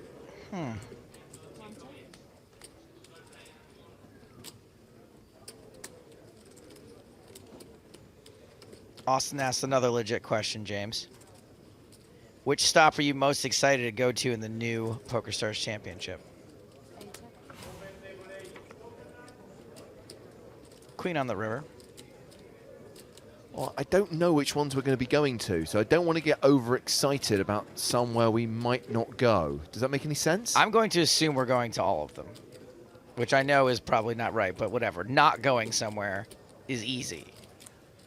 Going somewhere is hard. I would really like to go to Panama. I've never been to South America. So I'm most looking forward to Panama. I've only been to Macau once, and I loved it, but to put a new continent on my passport is actually something that's meaningful to me and is worthwhile. I'm sorry I mentioned that. Just go back to folding, bro. Sorry. It's just you're going to get the rub downs. You and Michael, there's nothing I can do, mate. I can't. Anthony can take him as well. He's well versed in it. Yeah? Yeah, but what am I going to rub him down about? Oh, Exactly. oh, look at you. You haven't even broken 1.5 million yet. I think he did Look that a lot yesterday. Look how uneven your stacks of greens are. Got him.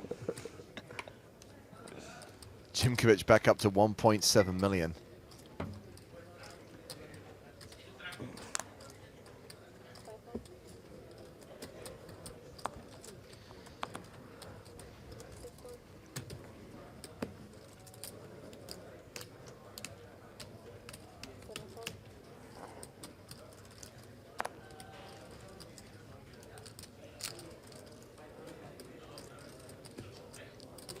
Seriously, after Sam Grafton accused this guy of being a huge nit, he's played every hand. He's the nit whisperer. Owen raising from the cutoff to 28,000. Sam's big blind. And he defends.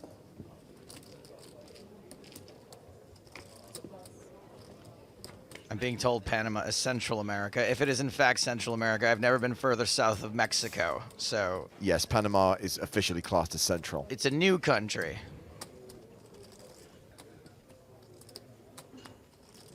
Which makes it North America, which is fine. Whatever.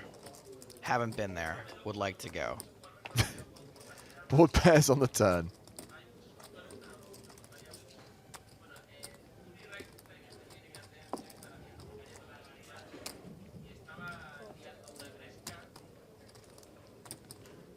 So it's check, check on the flop. Sam checks the turn.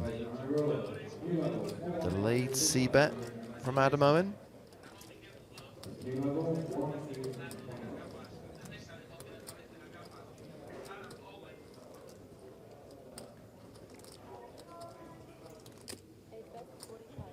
Maybe Sam's finally picking up on the monster he's created.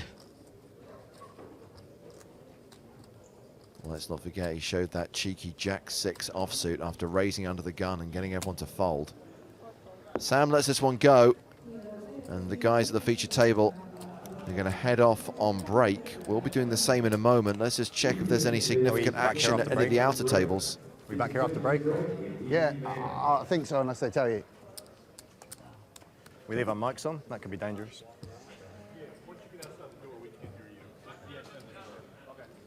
Yeah, we're going to stick with this feature table for at least another level. Wow, we're down to 78 players now. Bastard. We lost 20 in the opening level. Meanwhile, there is something big happening on the outer tables, Joe. It's the rematch. It's Bren Kenny versus Michael Eiler again. Okay. Kenny's King-Jack against Eiler's tens, and tens hold, and the chips swing the other way. This time, Eiler was the player all in, and this time, Eiler is the player who gets the double up. Huh. See, everything evens out in poker. And those are the chips of the current tournament boss, Yuri Reichenstein, who has about 3 million as we go into the first break of the day. 20 down during the course of 90 minutes. Another hour and a half of poker to come here on EPT Live with the blinds 8,000, 16,000 with a 2,000 ante. Anthony Chimkovich, the table chip leader. And no one super short. You're watching the EPT Barcelona main event here on PokerStars TV.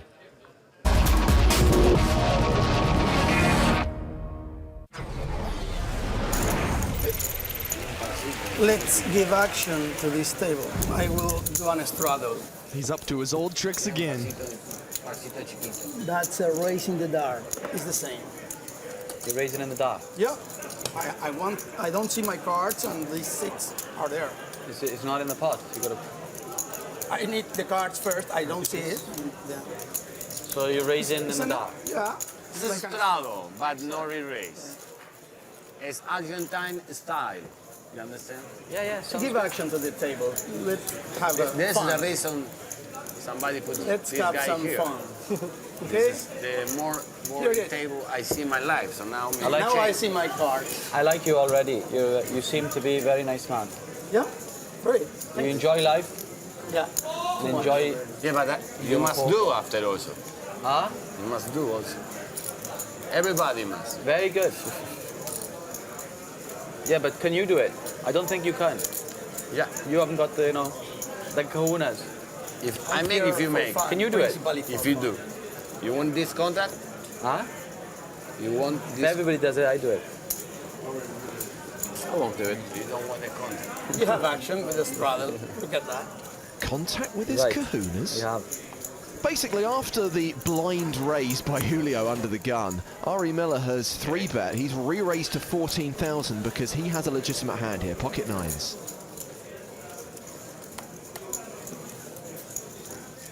I'm all... Is it on me? Yes. I'm all out.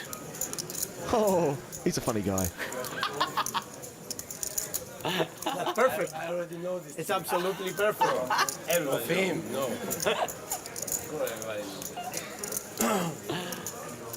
Hey, I know you like heads up. This is a heads up.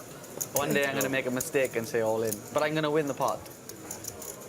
Let's have a heads up. So King Jack, King Queen didn't want to get involved. Instead, it's heads up between Belluccia and Miller. Julio happy to call that 3-bet with his ace-4. He has now looked, by the way. He knows what he's playing now. I check. Diamond 5. You check in the dark.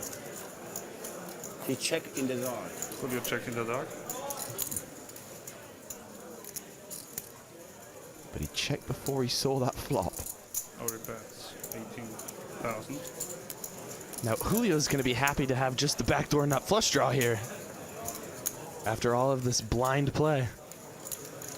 This is working out perfectly for Ari Miller. He's sitting there with top set. Miller's loving life right now. Oh, flush draw. Which one? And it goes check, check. Julio gets a free card to hit that spade. Full house. Instead, that free card fills up Miller, and now it looks like Julio's going to take a stab at this pot. Look at the way he stacks his chips. After calling blind, he can hit all of this board. He could have so many cards. This isn't a bad spot. He's not putting his opponent on top set.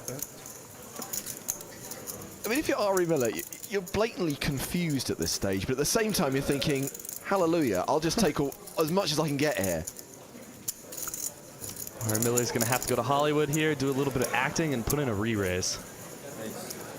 And it's a quick re-raise, and even 100,000.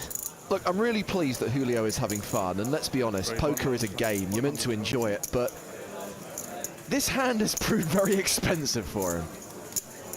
It's an expensive, fun hobby, calling in the dark and raising in the dark. Sometimes it works, and sometimes it's a disaster. I think it's good. It's not good. The guy's got a full house. You still gonna raise in the dark?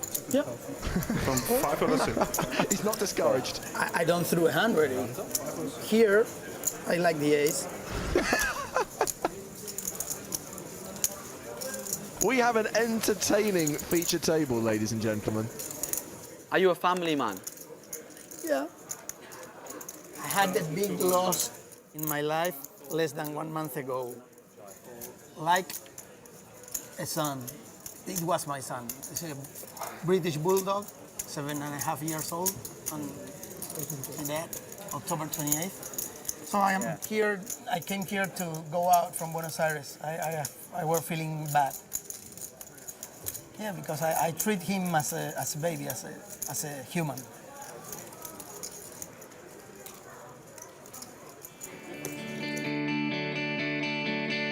But I'm not professional. I don't live from this. Mostly it's fun.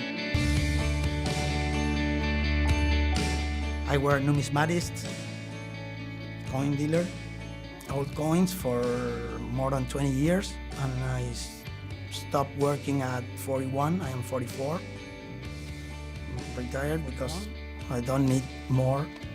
I live good. I have a good life.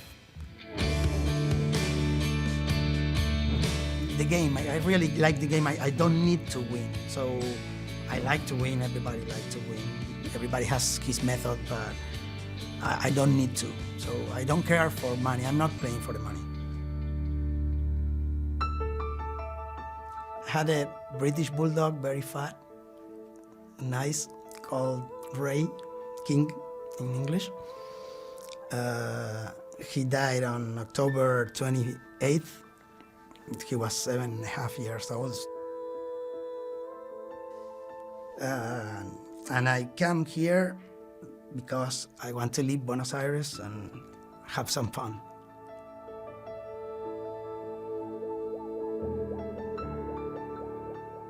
When I were 20,000 today, be tight, waiting, and I were so tired and close my eyes and think on him. Tell him, bring me help. So for Julio, playing this tournament is about escapism. It's about having a bit of fun after that tragedy in his life. You don't feel so bad about giving him your chips now, do you? My gold went to a good cause. Is it on me? Yes. I'm gonna tease you all day, all night. Please do. We're actually going to sweat with Roberto Romanello. We're only going to see his whole cards. We're playing the hand from Roberto's perspective here. Or he's blind. King of diamonds, 10 of diamonds. Royal flush cards, I like it already. He's in late position. Sitting in the hijack. 2 away from the button. Yellows are 5,000, reds are 1,000. He is going to make it. 8,200 to go. Yeah, of course. And it's low. Yeah, normally you just say what would have been very broken up. Has he found a customer? This is where something for your sponsor. Julio's going to call. Good luck putting him on a hand, William. My thoughts exactly. My hand reading skills are usually fairly good, but with Julio, I have no idea. I'm going to go ahead and put his range on any 2 cards but 4-9 offsuit. Goes check, check on the flop. Romello decided to check back the gut shot straight draw. Where are you from? Buenos Aires. Amsterdam? Buenos Aires. Julio is going to lead out on the turn. Blundering and plundering. It's a pirate holdup, and it's time to get Julio's gold up.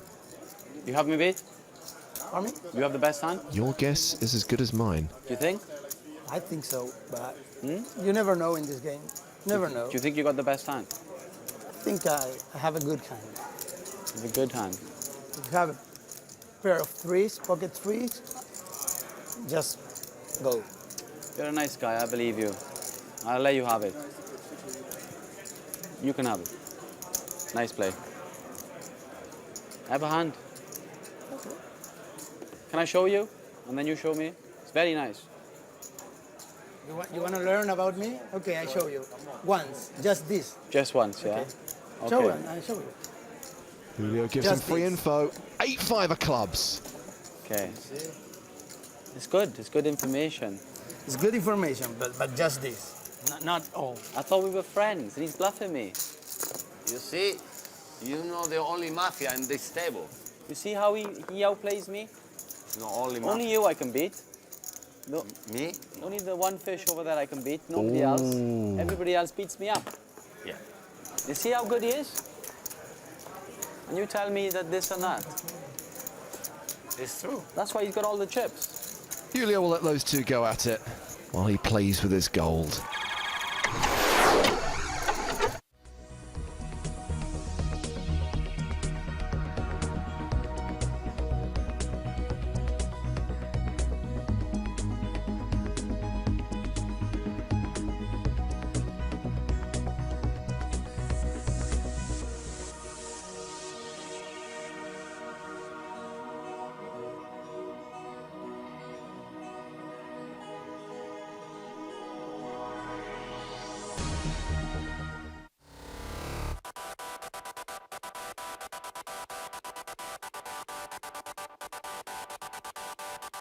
Here in Barcelona, it's huge. Everybody here is having a great time, and we're gonna keep growing, keep growing. A great place to come here and play. It's a good tournament too. A lot of important players are coming here. It's really exciting. You always learn when you come here. Neymar got in the poker room, and everybody was like surprised to see the guy, and it's really nice, really nice. Para mim é uma experiência maravilhosa. Acho que meu primeiro torneio, para mim acho que a experiência que eu tive aqui hoje foi gigantesca. Ainda mais com a ajuda de dois grandes feras do Brasil, que é o Akari e o Mojave, que me ajudaram bastante. E para mim está sendo um dia maravilhoso. Sempre sonhei com isso aqui, eu estou realizando. The first time that I met Neymar was in Barcelona. I was here. It was in a press conference. Somebody asked him about who is his idol on poker, and then he said, "Oh, my idol is Akari." I said, "Jesus Christ!" He stand up and said, "Hey, Akari's here! Oh, I can't believe it!" And I said, "Man, are you crazy?" He said, "No, man, you're my idol." I said, "No, you're my idol." We are teammates, we are really good friends, and I think Neymar is playing good. He has a good level. I'm trying to give all the advice that I can. Felipe is helping a lot too, so I think that he's in good shape. We are taking care of him. He's really aggressive, and I think that his best skill is that he's not afraid to take his chances. He picks it up from football and brings to the poker table, which is pretty amazing. As emoções são parecidas, né? Você ter aquele friozinho na barriga, eu tenho antes dos jogos.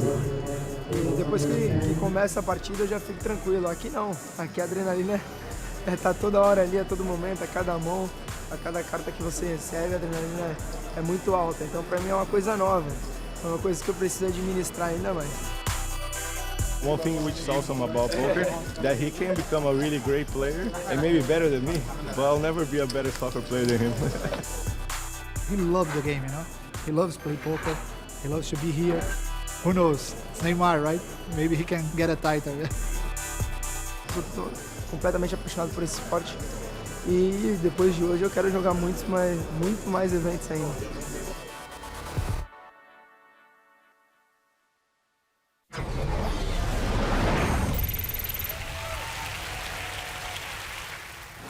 Action at the feature table has been folded to Samuel Rodriguez, and he raises from the cutoff to 41,000 with 8-9 off. Elodie Sahamias will 3-bet with ace-7 from the button.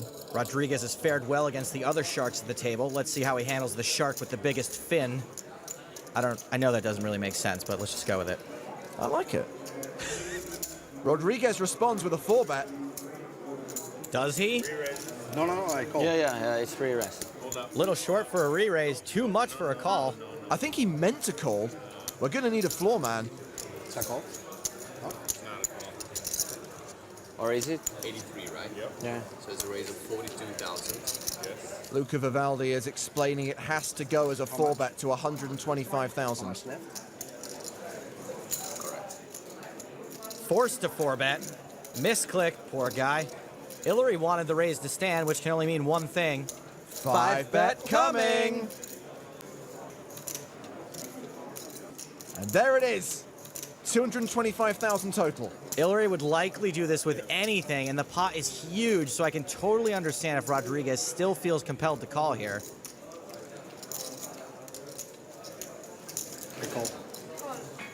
made sure he said the word this time before putting chips in the pot. Now, I'm not sure Samuel knows enough about this game to be afraid of Hillary, though. He could just start by looking at him. Jack, Jack 5 flop. Hillary's still ahead. Rodriguez checks. Hillary almost always continues. And this is no exception.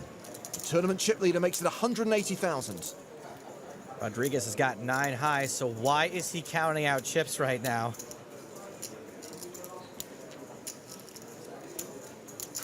Smooth chip handling skills. Nervous much, guy? I genuinely don't know what that is. A call? Again, that's too much for a call, but not enough for a raise. The floor's been called to the table again. I think he actually meant to raise this time. To be honest, I'm going to stop thinking. This is classic. Floor! So we went check 180, there was no bet before, okay? So it's 270. So it's more than 50% again, and you have to make it 360. He did it again! The ruling is he has to raise, so it's a min raise to 360,000. Makes it 360,000. Any chance Hillary reads him as doing this on purpose? Is he doing this on purpose? Hillary calls. And Hillary is calling. I have to stand up. 1.2 million in the middle and no one has anything.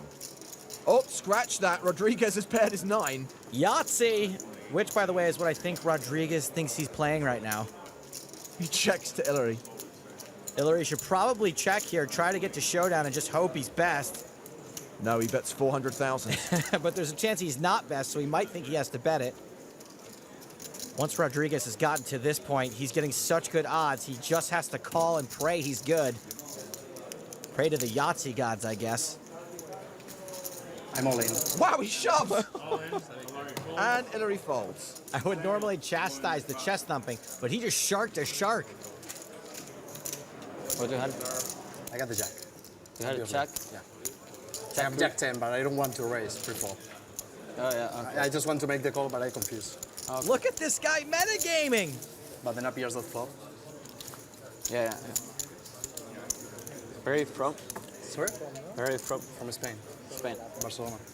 He might be from Spain, but my guess is this is definitely his first rodeo.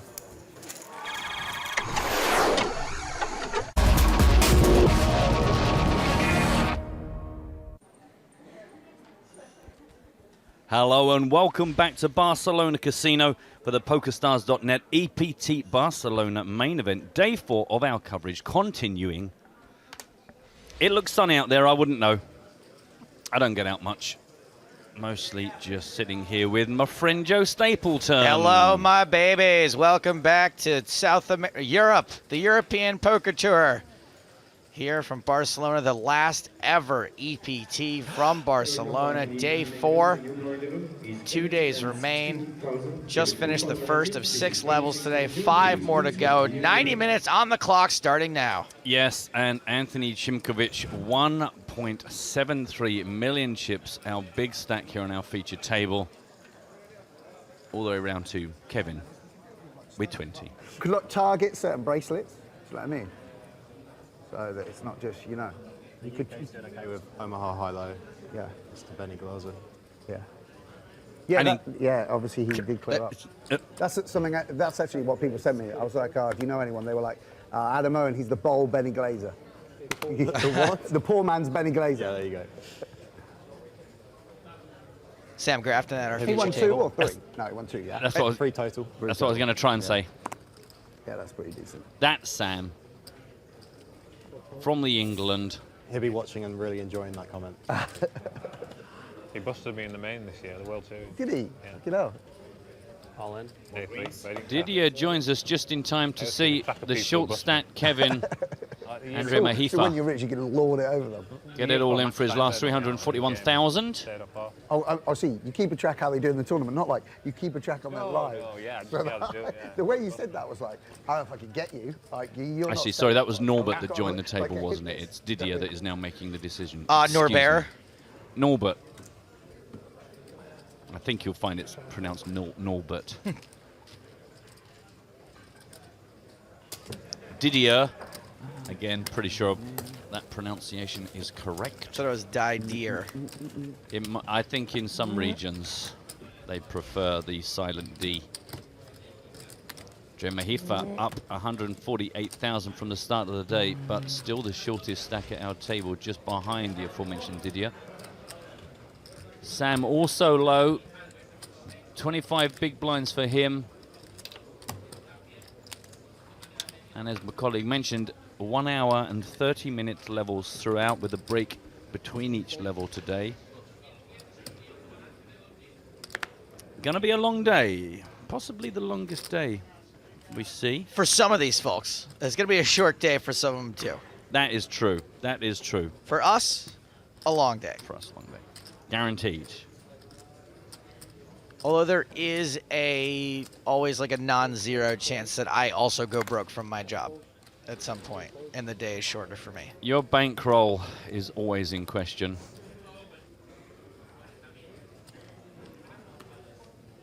Raise from Adam Owen.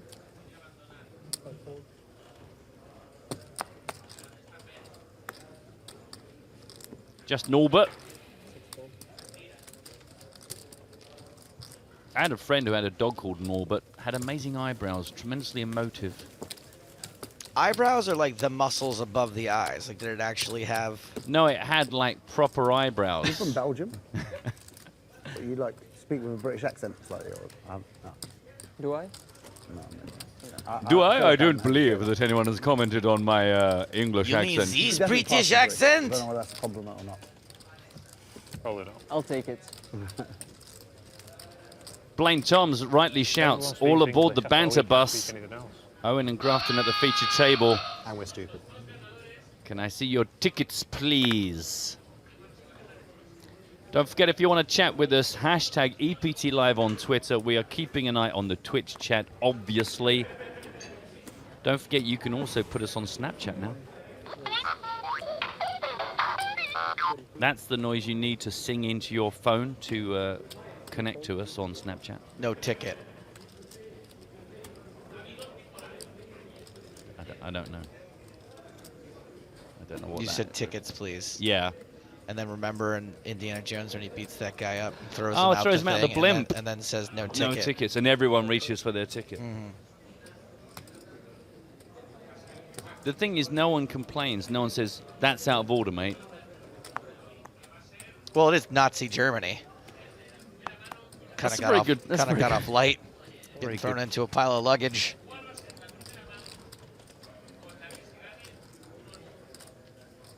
Good point. Chimkovich has made this 32,000 under the gun +1, and that's the end of the hand. Oh, my mistake. No way! Three-way. Three-way to the flop. 2 diamonds, Jack 7-3, 118,000 in the middle to fight over.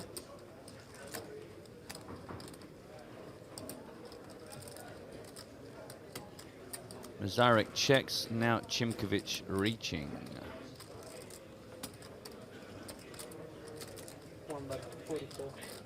That's the end of the hand. No, it isn't. I'm going to keep doing that just for fun.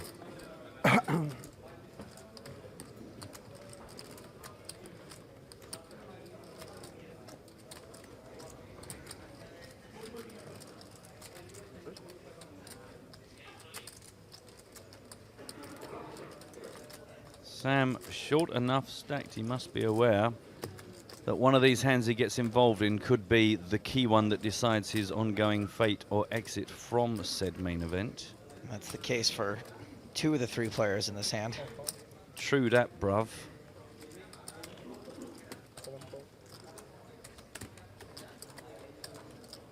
We are down a heads up for this hand.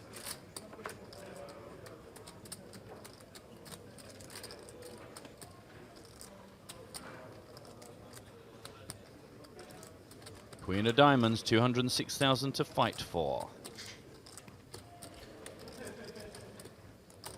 Oh boy. Uh-oh. If there are any fans of BK World out there.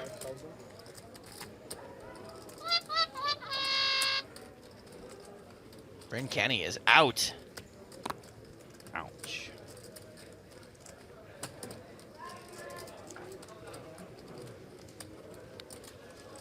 So Grafton facing about a 95,000 from the table chip leader. I thought you were meant to avoid the table chip leader, Joe. Nah, fam, that's how you double up. But surely any other table mate could double you up when you've got the smallest stack. Why go for the big one? Yeah, I don't know. He's splitting hairs now. Yeah. Maybe he's the most loosiest goosiest with his chips. Could be. He's got the least to lose and therefore perhaps the likeliest to take you on.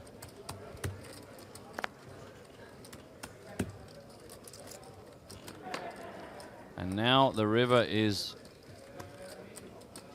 5 of spades. The 5 they were all waiting for. Yeah, they're all going 5. Please be a 5 play. Yes! 4-6, he loves it. 400,000-ish. In the middle, just shy thereof.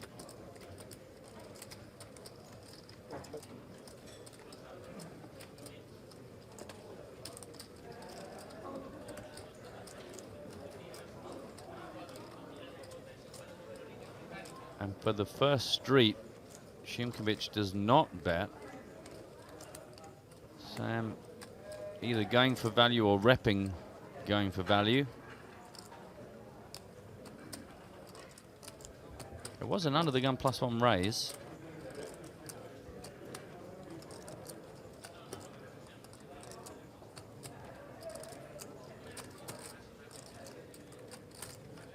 Sam has Jack-9, says Big Banker confidently on Twitch. I don't think he calls off 95K in the turn with Jack-9.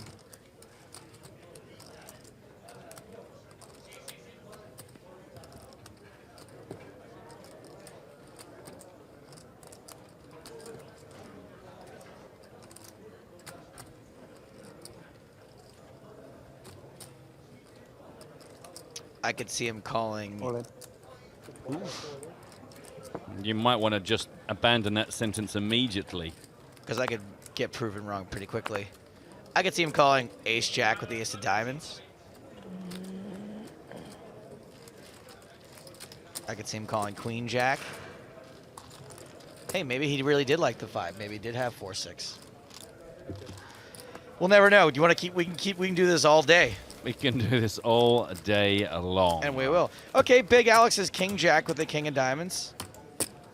Again, I can see the turn call there more than the river shove, but hey. Thanks, mate. Sometimes you just need to simplify things. Yeah, I guess. Obviously, I've got something. Prof thinks he may have already had a flush. At some point. Also possible.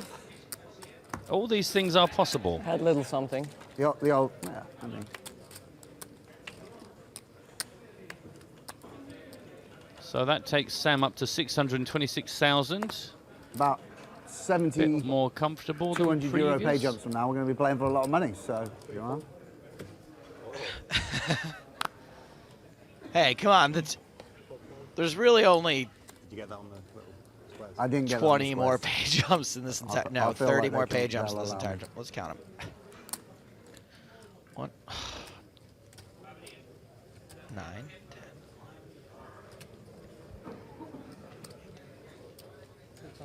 There's only 20 more pay jumps in the whole tournament. That's Easy. including the final table.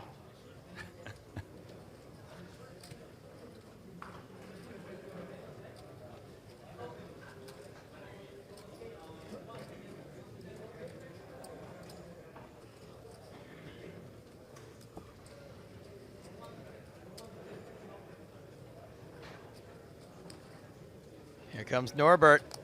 Norbert.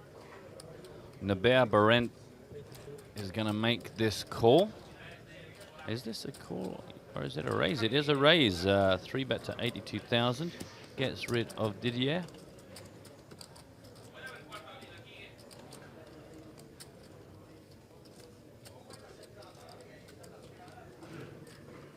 Sitting on his big blind.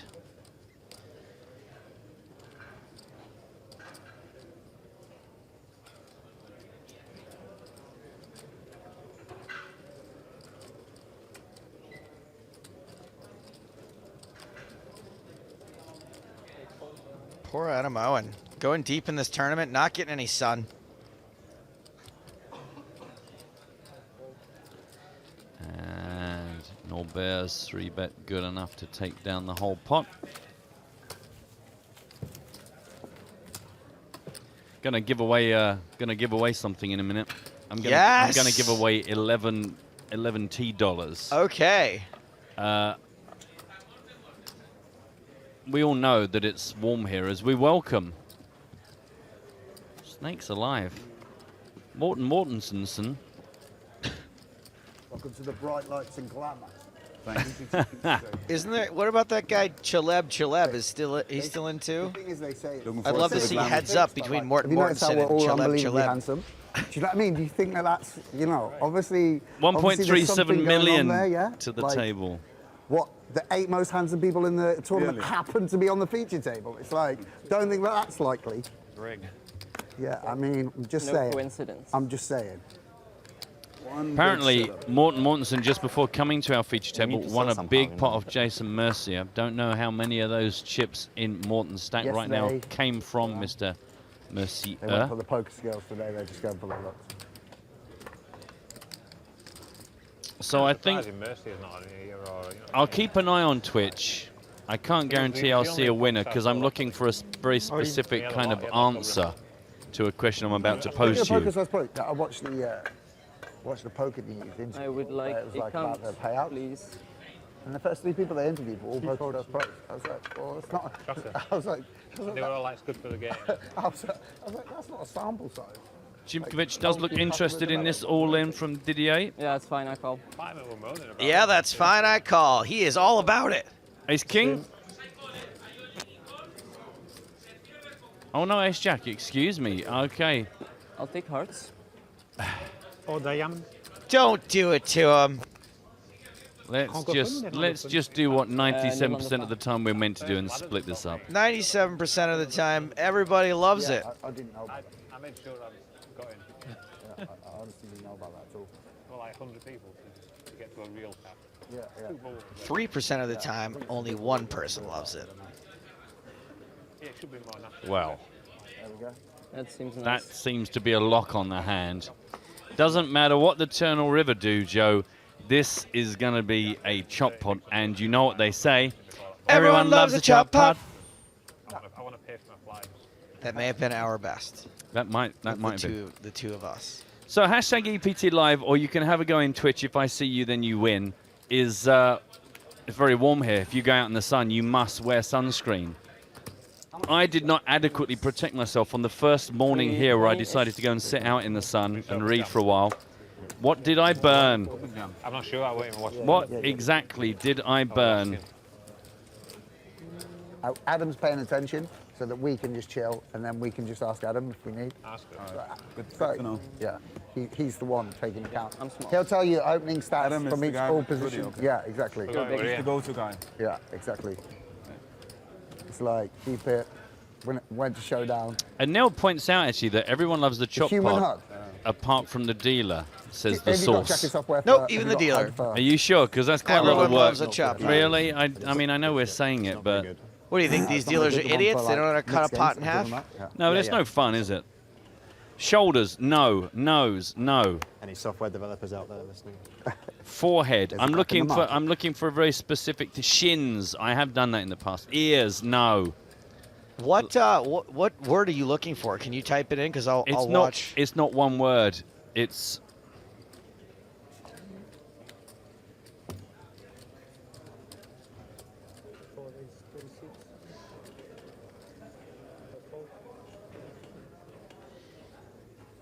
Okay. Harambe, no. My chocolate eclair, no. My earlobes, no. Fingers, ball patch. Ball patch is coming along, I can assure you, but it's not quite. It's not quite. Was it your slight ball patch? Again, if you could stop mentioning my slight ball patch, I'd be really grateful. Like one guy has like pocket fives. Did you like burn your ace skin king. chandelier? Like they just like went to the flop. Flop came like. I don't know what that king, is. king, five on a turn. Wow. This was, when was this? I burnt What? £3. I did not burn £3. Yeah. Wow. My middle area. Yeah, I had some guy, I was at his table yesterday. We went and got some hummus afterwards. I just said, oh, how you doing? He goes, oh, I've got over 3 million. I was like, what have you been doing? What? On the break? Someone had... Yeah, just now he's got over 3 million. He's like fucking, like, added 2.2 million to his stack. I was like, what sort of hands are going down? Like, what are the holdings required for 3 million pots? Did you burn your widow's peak? It's like some strong poker. I did being not played burn on my the widow's table, peak. so- Your hair lip. No, I did not burn that either. Did you burn your cauliflower ear? No. The back of my left hand? No. My eyelids? No, but I like that. Did you burn your perineum? No.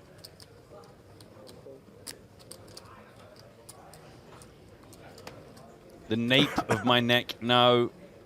Did you burn your eye sac Haxton? My what? Eye sac Haxton. I don't really understand that. No.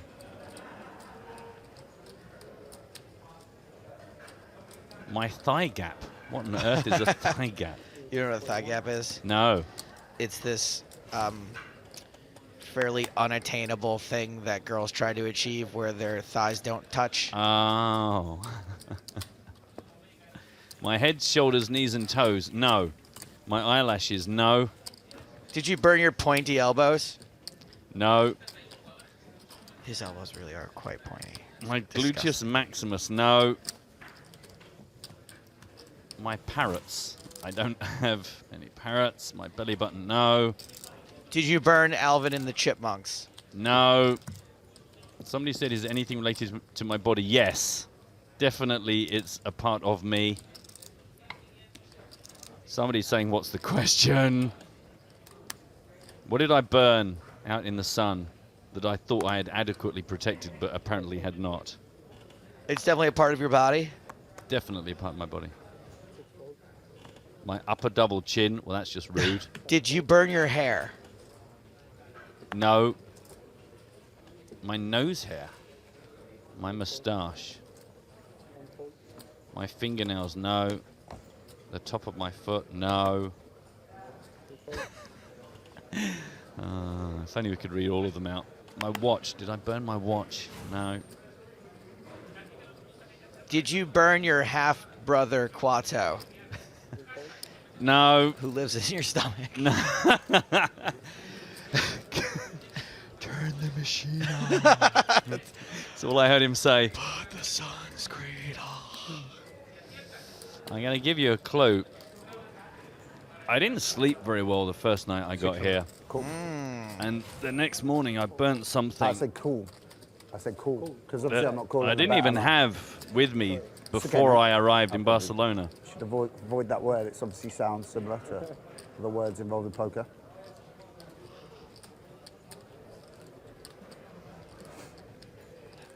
So we're going heads up to this flop. I think. Oh. No, I was confused also. Just like the dealer was. To me, even cool means like, cool, take my big blind in and put a flop out there. But no, we're raising. Did you burn your ex-wife? No, I didn't burn my ovaries. The back of my ankles, I had those with me when I came to Barcelona. Did you put an extra tan on your already brown eye? No. Again, I just really didn't sleep well the first night I got here. The next morning went out. Now we're going, now we're going heads up to the flop. Do I have any body parts normal people don't? Very probably, but that doesn't come here. Oh my God, we finally got a winner. Was it your fupa? Oh, actually, I just realized that. Don't forget, this is for an $11 tournament ticket, so it has to be somebody that can actually make the use of that. We got a few people who got this right. I have tweeted. Was it your fleshy fun bridge? I wish I had one. I burnt the bags under my eyes. So when I first guessed, was it your sack? I was half right. You were kind of right. Yeah, I slept really badly. Woke up with these big bags on my eyes, which I then proceeded to burn. Now, Serene was first, but I don't know if she's eligible. Our boy Tuan was the next one I saw. I'm guessing Tuan is eligible. Did I burn my brain? My luscious lips. Tuan lives in England, so. Right, they are then. So after playing this in flow, Howard checked to a Grafton who continued for 70,000. Well over half the pot.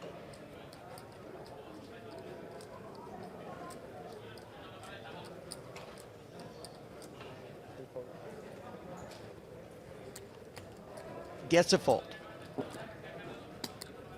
Somebody's saying eye bags burn. They certainly do, mate. They certainly do. Cooked them. And in fact, I had to get this computation out quick because when you see EPT not live at EPT Live, you can see me quite clearly sporting two big, red, sore, baggy eyes. Makes me look about 100 years old. It looked like he got stung by a bee or something. And I didn't. And Serene says I live in Australia, so you are eligible. For some reason, I thought Serene was in America. Bingo, well done, Serene. Sorry, Tuan. Close, but no banana or $11 thingy-me ticket. Well done, everyone. I hope that amused you for 5 minutes. I had fun naming stupid body parts. Yeah, I enjoyed listening to you do it. Tuan, who we know hates my games and at any given opportunity. Oh, what a shame. Will completely slag me off. Was really delighted to think that he'd won, but actually hasn't. 6 low roll. Berent raising under the gun. Action on Mortenson.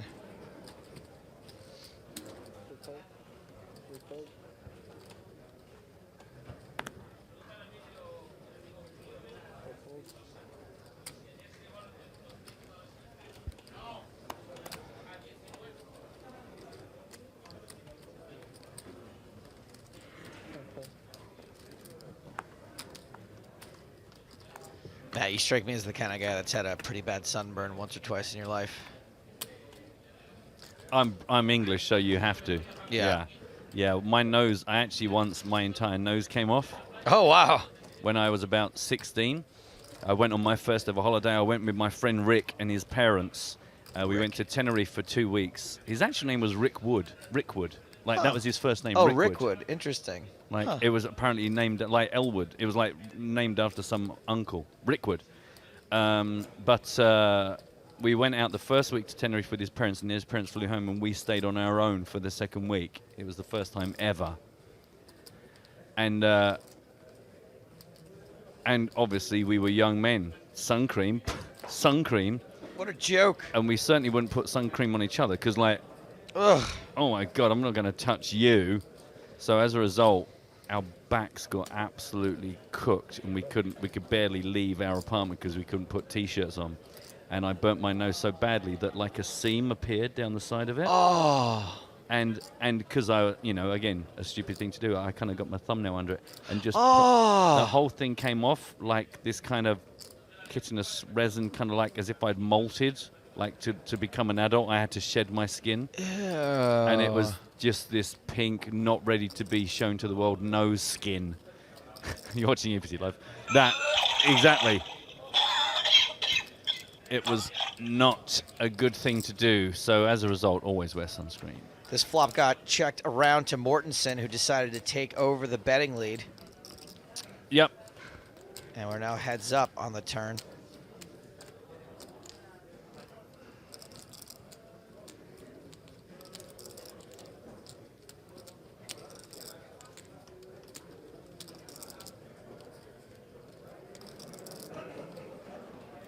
I can't share a picture of me with no nose because it was before digital cameras. There's a actual proper hard copy photo somewhere in my mum's attic of me with my nose off.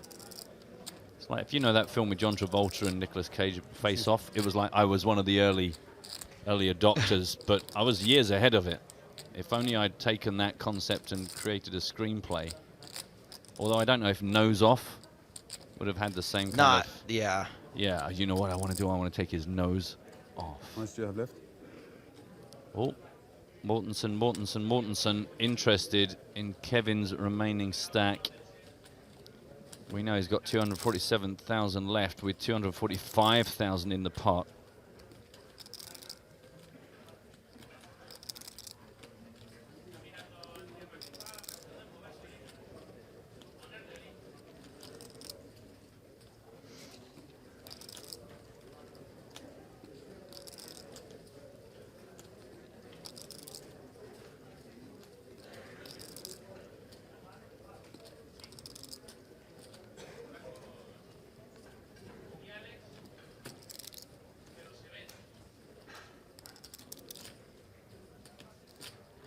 That's been checked to Mortenson again, who's taking a sweet-ass time.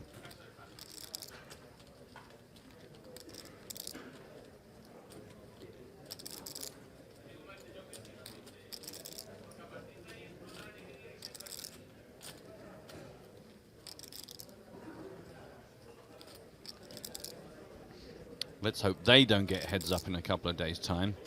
Well, it'll take them a couple of days' time to even finish this hand, I think.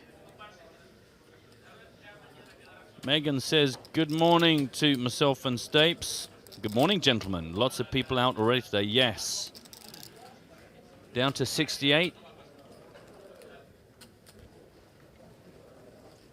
Not exactly dropping like flies, but, you know, moving at a fair pace.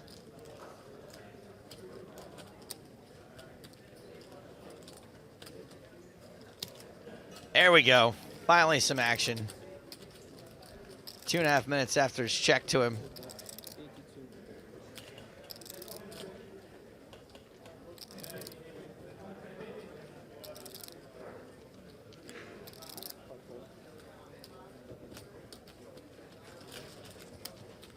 That bet. Well, if they always fault you, now I know why he waits so long. Right.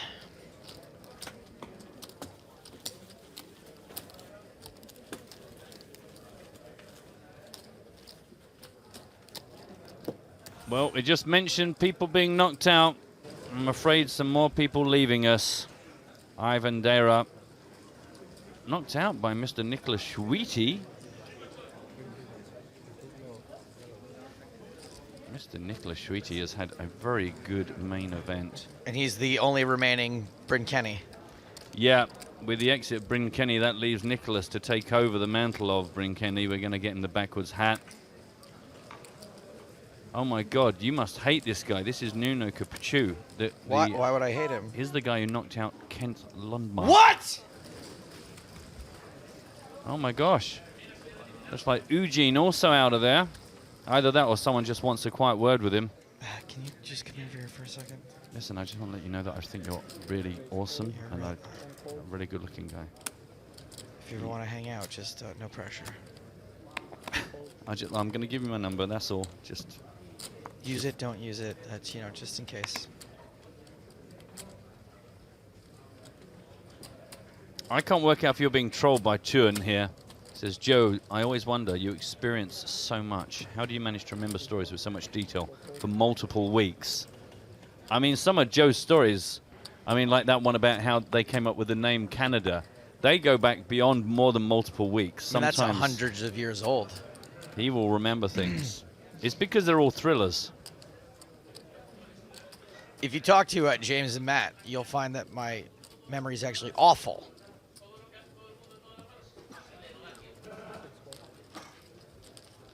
I don't know if that's entirely fair. I think, like, personal experience-wise, you're pretty good with the details. It's really just like you could get Joe to watch a film, and then as the credits roll, ask him 6 questions about the film he's just watched. He'd be like, I'm sorry, what? Sorry?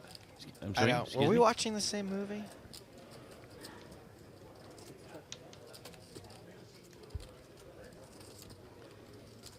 Getting a lot of calls to check in on Jason Mercier's stack. We'll see what we can do for you guys. We'll see what we can do. Leave it with us. This is an Under the Gun +1 raise from Adam Owen. Just the one call from Berent on the big blind. A check from said big blind after an ace-high double diamond flop.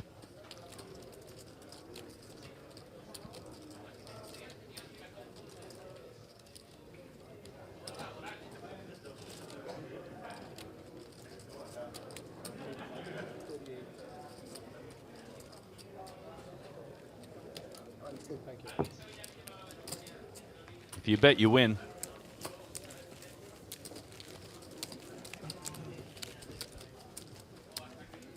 Well, you asked. And when you ask, you receive. You want to know what Jason Mercier is doing? That's what Jason Mercier is doing, is stacking chips. Coming in pot, stacking chips, having a good day. Seemingly confused that there aren't more chips in this pot. Yeah. Always with a slightly furrowed brow these days. That's a new look for him this year. Down to 66 players in the field. New prize jump for everyone. 15,410 euros now for the next 10 eliminations. Grill. Oh, wow. We got some new names of the chip denominations. Slightly violent.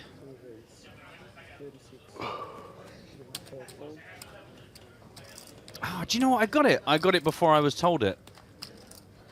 It was the middle one. It was the 5,000 chip that I recognized, and then I just thought, well, that sounds about right for the others.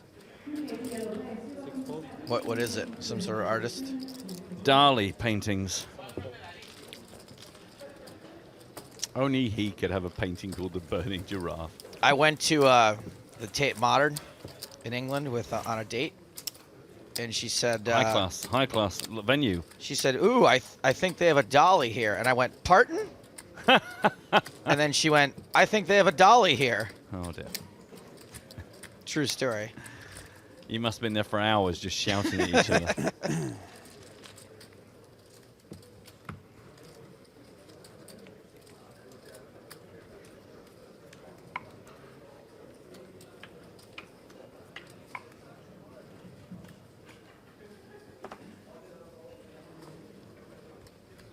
So I downloaded that new Better Twitch TV plugin for Chrome. So if anybody wants to show me some new emotes, fire at will.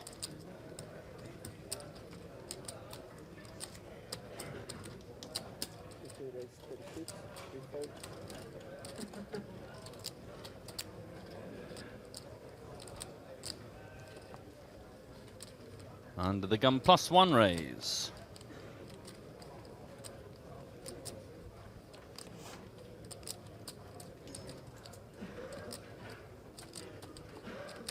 Sam Grafton's been fluctuating back and forth between a 35 and 45 big blind stack all day today.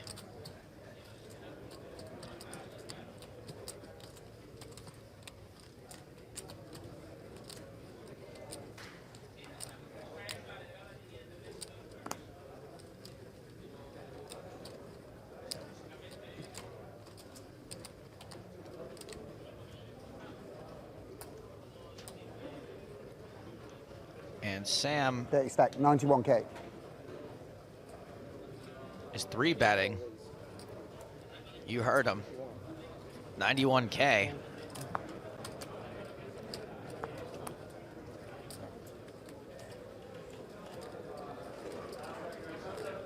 Sam in position to Mortenson, but out of position to a few more players, including... I just counted I have like 700K.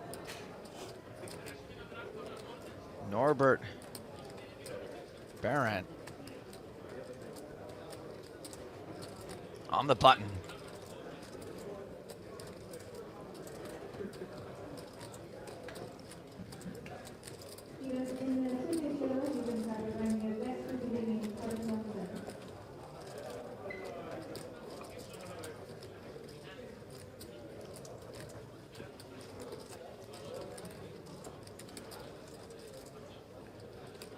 I want to give Sam credit for having a hand here. We have seen him blow up before, but he just got 4-bet alert. The Norbet 4-bet Norbert alert.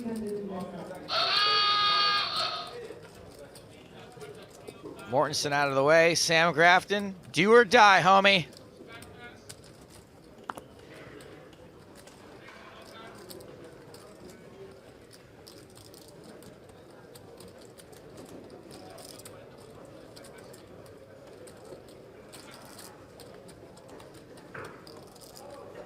$225. It's pretty rare we'll see Sam just call for more than a third of his chips. Well, I guess the rest of it isn't a third to complete this raise. Still a hefty chunk, and he'll be out of position, but I guess he can call.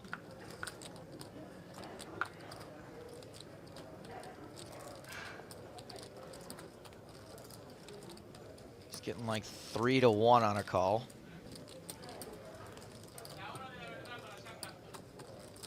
For about a fifth of his chips.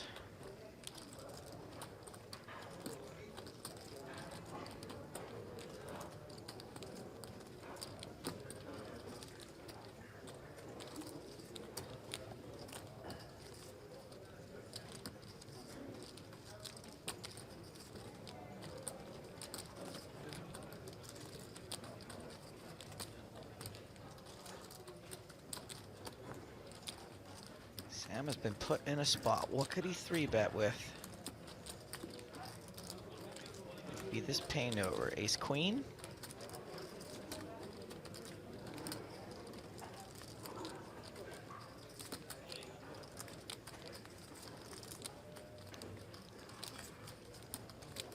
Two nines? Two tens, maybe even jacks?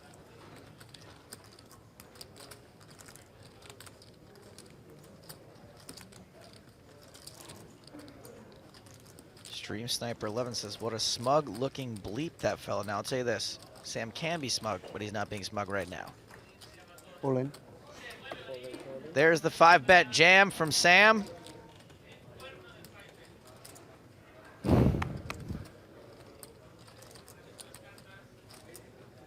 Berent getting better than 2-1 on a call.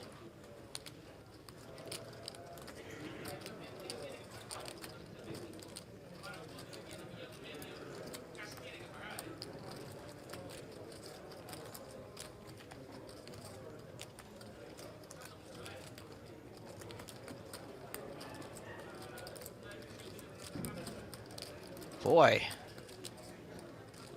who 4-bets without a plan? A 4-bet fold. Sam Grafton wins a huge pot without having to show. I had to do it because it's a TV table. You know, I've got love. Shows I've a got 6. Because it's anyone from Poland I obviously love, but yeah. You know, it's like my little brother's watching, so I want him to look up to his older brother, innit? You know. Wasn't xenophobic, right? No, yeah. I mean, on the other hand, my backers might be watching, so maybe I shouldn't show it, but like. You see it, right? You showed the. Yeah, but you can't see whole cards. No. Oh, they're gonna see like. Bro, did you think you could see whole cards and you haven't checked? I haven't seen your whole card. No, it's not with whole cards, is it? Trail Carlson says, and the prize for weirdest poker face goes to Sam Grafton. In this hand where, like, well, you say that's weird. pretty boss. Other people say that smug. You thought that the whole cards were displayed and you didn't check in.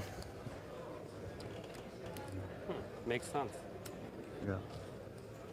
Nice play, Sam Grafton.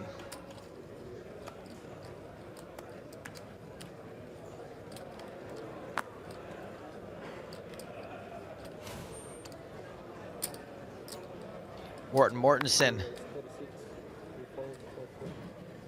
under the gun, raising.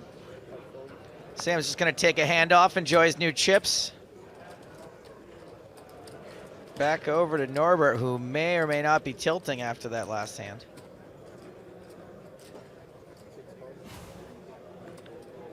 Calls the raise from Mortenson. Mercier out. Owen out. Table chip leader also out.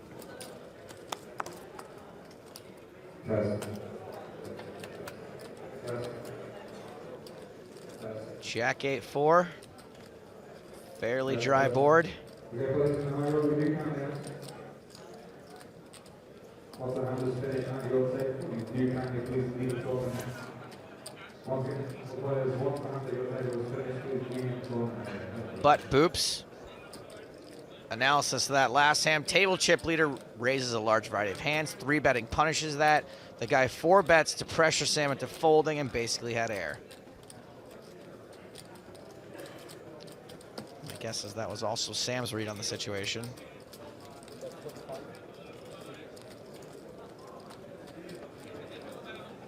And Mortenson's continued.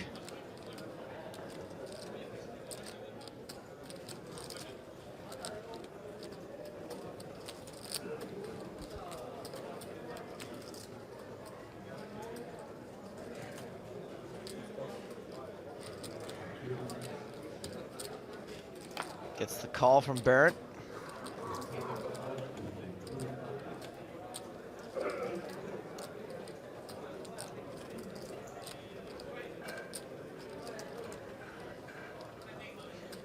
LG4 on Twitch asks, what do I need to type in the search bar again to get to the free rolls every day? Just EPT. Make sure your filters are off, though. Gotta have the filters off. The filter. It's all about the filters. It's not even what you type. The filters. I will often have filters on to exclude free rolls because they, kind of clutter up my lobby when I'm trying to find a specific tournament, and I'm not really eligible for most free rolls. So a lot of people have free rolls turned off, so you got to turn off your filters. I don't know why, but I feel like a second bet here from Mortenson gets it done. We'll see. Certainly made a bit of an impression since he joined the feature table up here. Things get a little sloppier here on the turn. Fairly dry flop. Lots more draws now.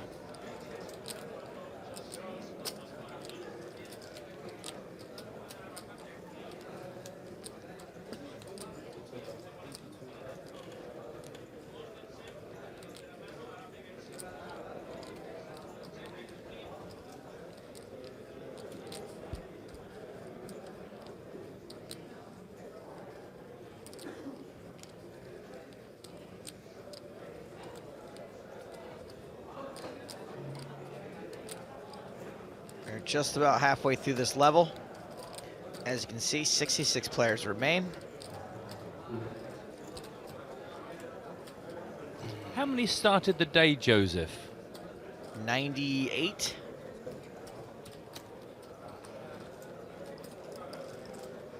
Wow, I was right about that. Do you know what I never doubted you for a minute. I mean, I had both fingers crossed. I thought, oh God, please don't let this be really embarrassing. It was like, it was actually 259. Second barrel does not get it down from Mortenson. We're all the way to the river, 366,000 in the middle.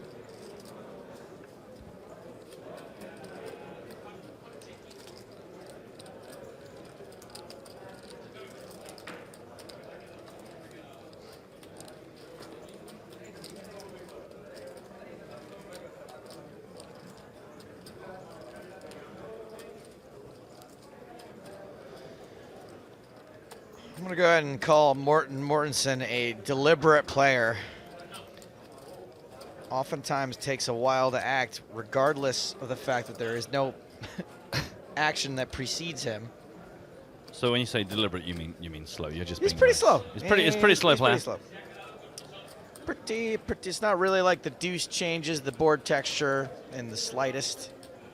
I mean, I guess it does in the slightest since 3-5 got there, but you know. Slender. It was worth the wait. It's part of his game, I guess.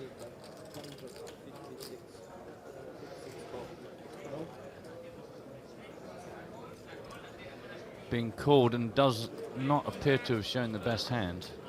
Oh, out kicked. Slight cooler.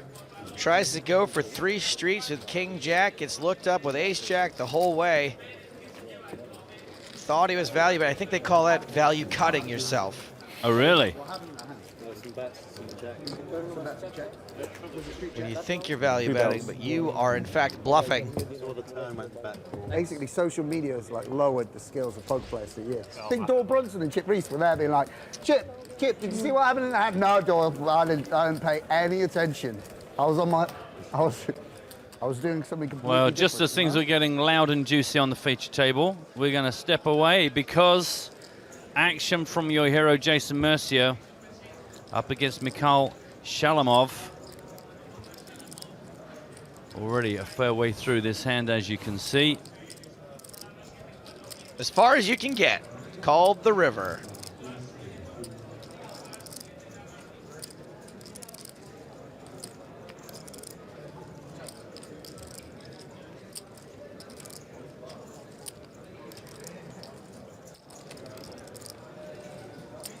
No more cards, but potential betting to be had.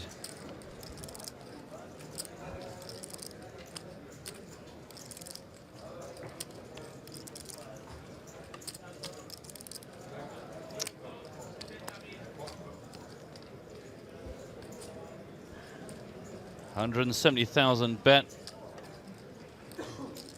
Sheketov.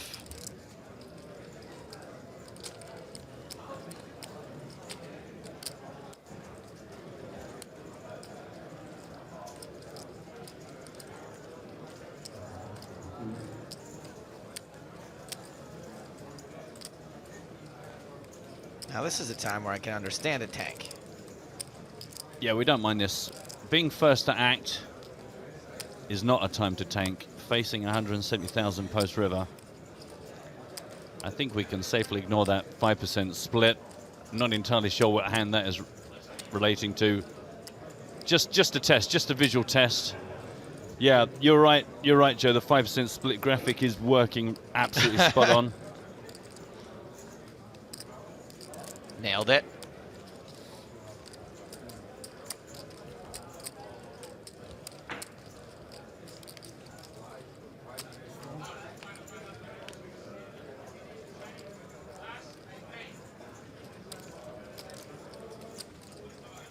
Jason made the call, but mucks. Ouch. Jason down to around 500,000 after that. Yikes. Slight misstep.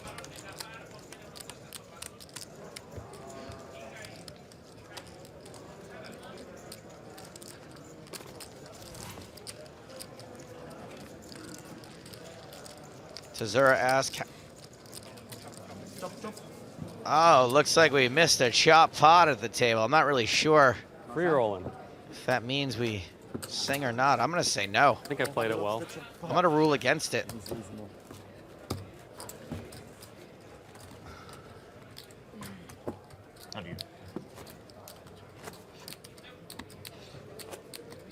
The bad reg takes a big loss there.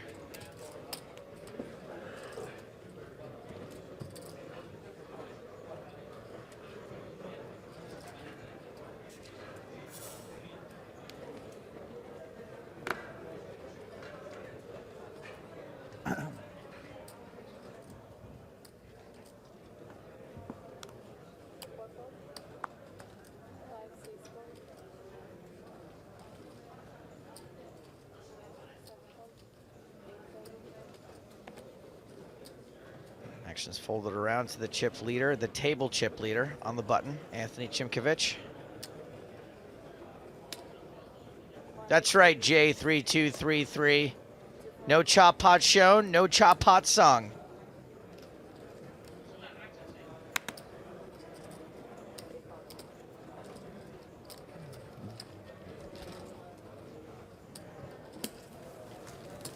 Big Alex says, can I ask for no chop pot chant in the PokerStars Festival Edition? You can ask. Don't mean we're gonna go for it. And also, I don't think James and I are gonna be at too many of the old festivals, so chances are we'll oblige you. As far as the championships are concerned, though, there will still be chop pot singage. And I did just double check, Joe, and according to PS Live rules, section 46, paragraph 3, point C, in the event that the actual moment of choppage is not displayed on PokerStars TV, there will be no chop pot song. Is it that there would be no chop pot, or the song is not required? The song is not required, nor should it be broadcast. All in. An under-the-gun shove from our table short stack, Kevin Andriamahefa. This guy seems to have had 250,000 for pretty much a level and a half today. Uh-oh. That's a call. So an under-the-gun shove and an under-the-gun +1 flat. Interesting. Open yourself to all kinds of later action. Action, action. We love action, Joe.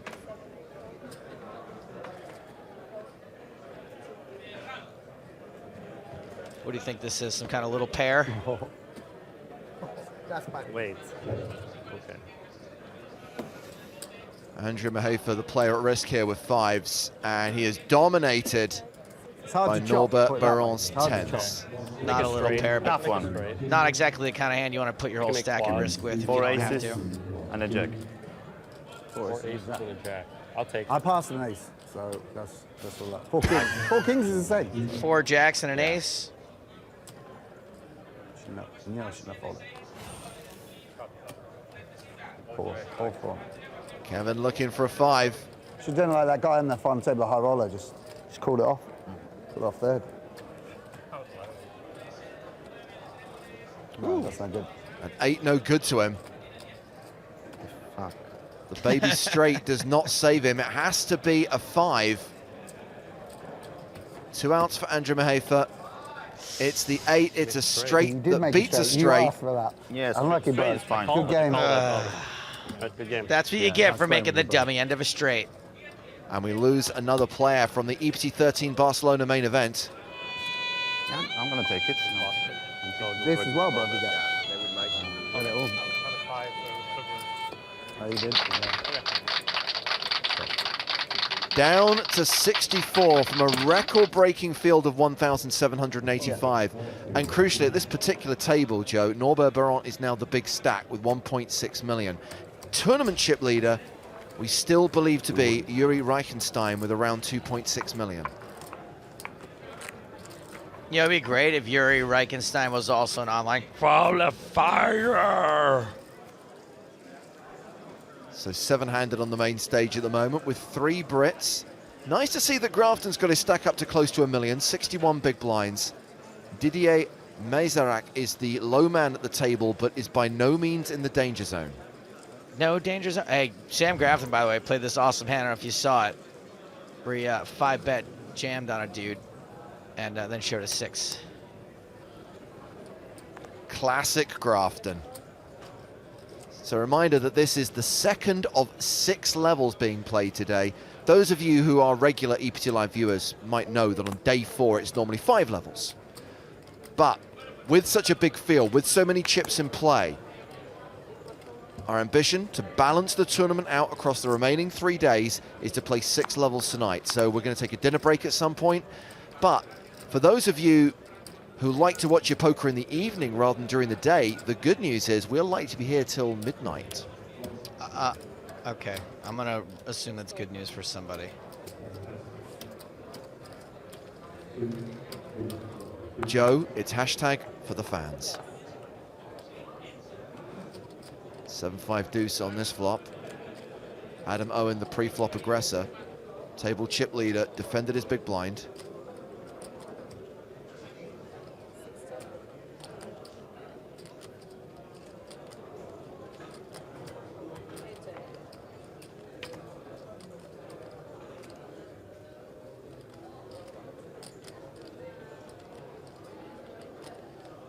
Check, check on the flop. 4 of spades on the turn.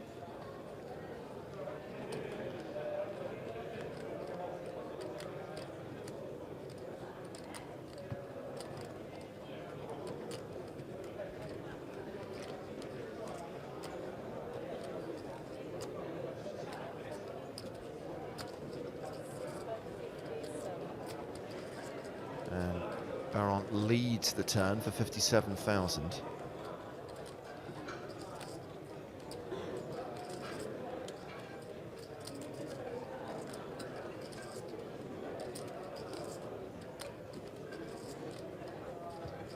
Haven't heard any rumors of any more craziness in the high roller, have you, Joe? I have not, but I'm not good at multitasking. I don't check out the blog at all while I'm in here. I get all my information from you, my friend. 4 on the river, 4th diamond on the river. Some fun straight flush possibilities out there.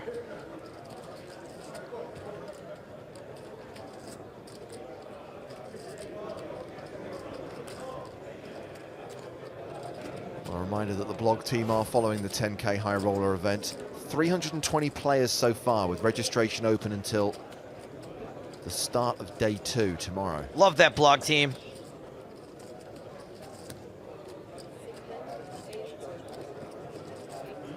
And thank you to Team Graphics for pointing out that this is indeed a straighty flushy paired board. Extra flushy. Straight flushy. Yeah.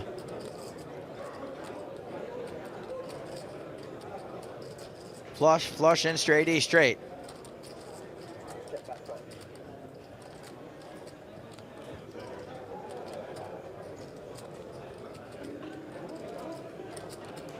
So having taken over the betting lead on the turn, Berent fires again on the river, 82,000. These are all little diamonds, though, as opposed to a Kobe Bryant apology, which is generally just one big diamond.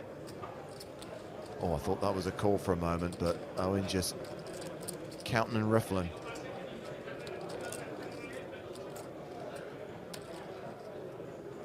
$250. Raises. The rare river raise to 250,000. I love a rare river raise on a straighty flushy paired board.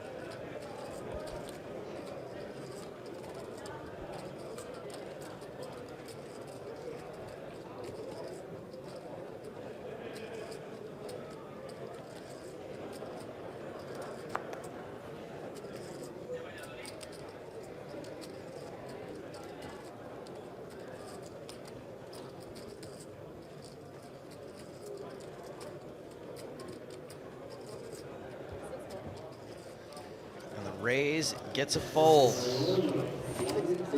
Adam Owen breathes some much needed life into his stack.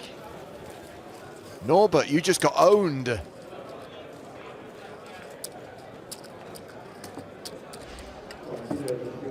Wow, Adam had 9 cashes at the World Series of Poker this summer. It's pretty good. Jason Mercier was player of the year. He had 11. And of course, we've got a November 9er still in the field. Wojciech Radzicka is, I believe, at the same table as Jason right now. Oh, yeah, cool, man. Cool. I need to pay as well, yeah? New player coming in, Simon Lofberg from Sweden, sat to Sam Grafton's left. Don't you know my name is Simon? We're heading to the outer tables once again, hearing of a huge hand. This is a 3-way all-in. It involves Konstantin Puchkov. He has got jacks, ace-king for Vasilios Chalkidis, and Andreas Freund has ace-queen. Pretty good flop for Puchkov. And his set of jacks hold. And just clarifying what's happened here, because there is a side pot. Well, basically, Puchkov triples up, and Andreas Freund, who had the ace-queen, is eliminated. And that table has now been broken, and obviously Mercier has a new table draw, and Lofberg has joined us on the main stage.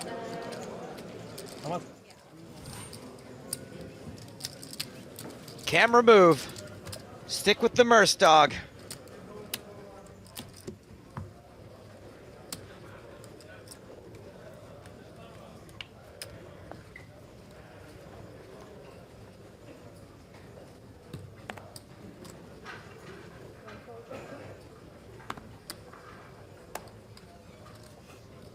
J3233 on Twitch says he folds jacks there.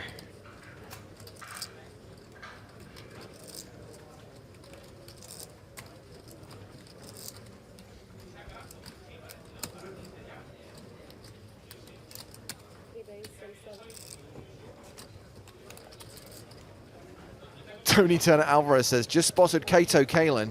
Aha! Not bad. Oh, the bad lookalikes continue. Wow, less than half an hour to run on this level.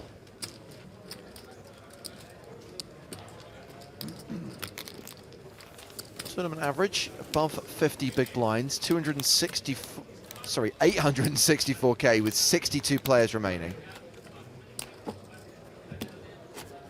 Good Lord, did you see what the numbers are for the 10K high roller? Thank you for the clarification, Team Graphics. Yeah, I was saying, more than 300, like 320 already. 330 plus. Holy shnikes. Well, it shouldn't really come as too much of a surprise, Joe. We have broken records all week, every single. Well, who's got that kind of money? There's a lot of satellites for the 10K. And this is one of the things when we talk to Neil Johnson. Johnson. Thank you. About the payouts, and many of the players saying that they wanted the rollback to 15% and not just be in 100Ks, 50Ks, and 25Ks, but in the 10K as well. And Neil said, well, no, because actually there's a lot of satellite qualifiers who would appreciate the min cash, the money back in the 10K event. Well, it certainly didn't keep people from registering, did it? Zarek all in on the button. Adam Owen asking for a count. Folds. Chimkovich, who is now chip leader once again by a narrow margin, also folds.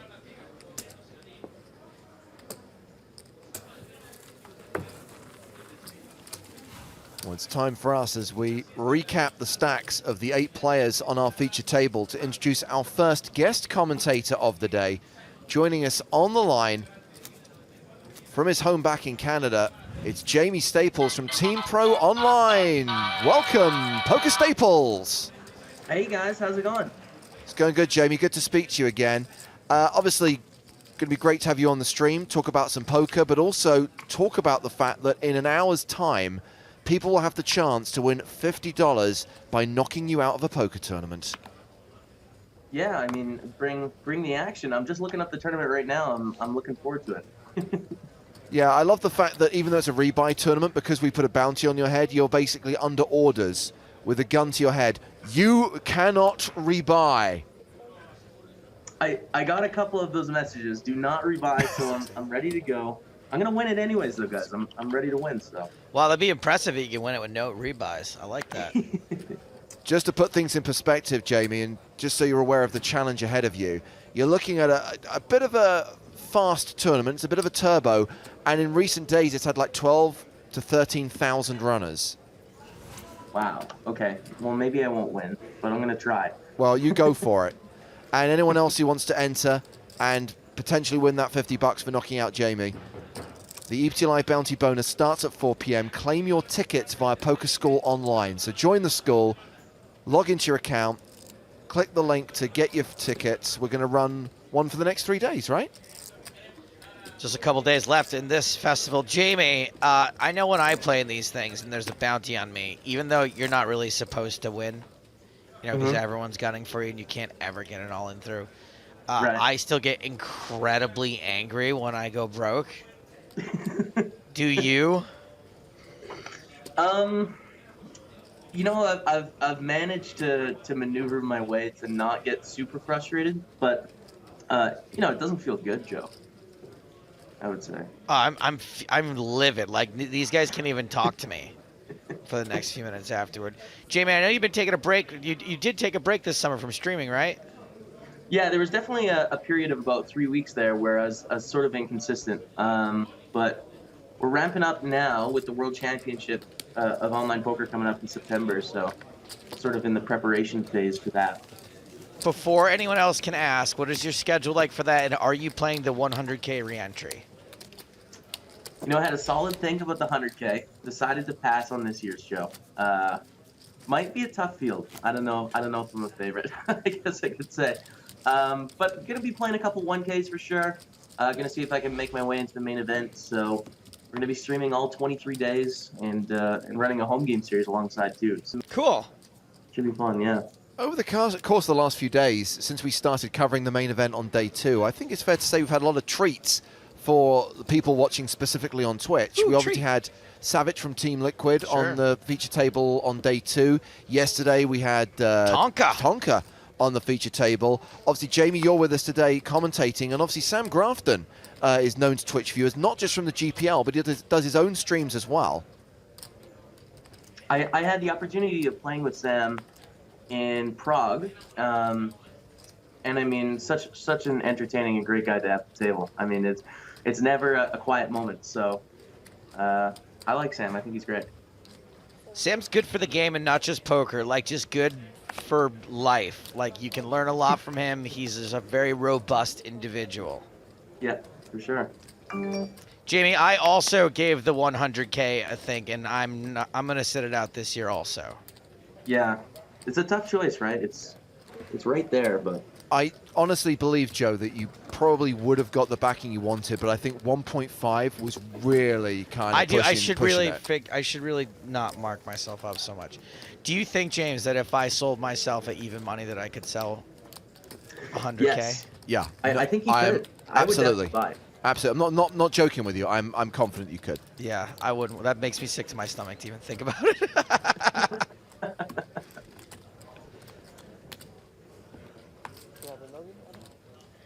Well, Sam Any old Grafton. straight What's going flush on will on do the it. tables here?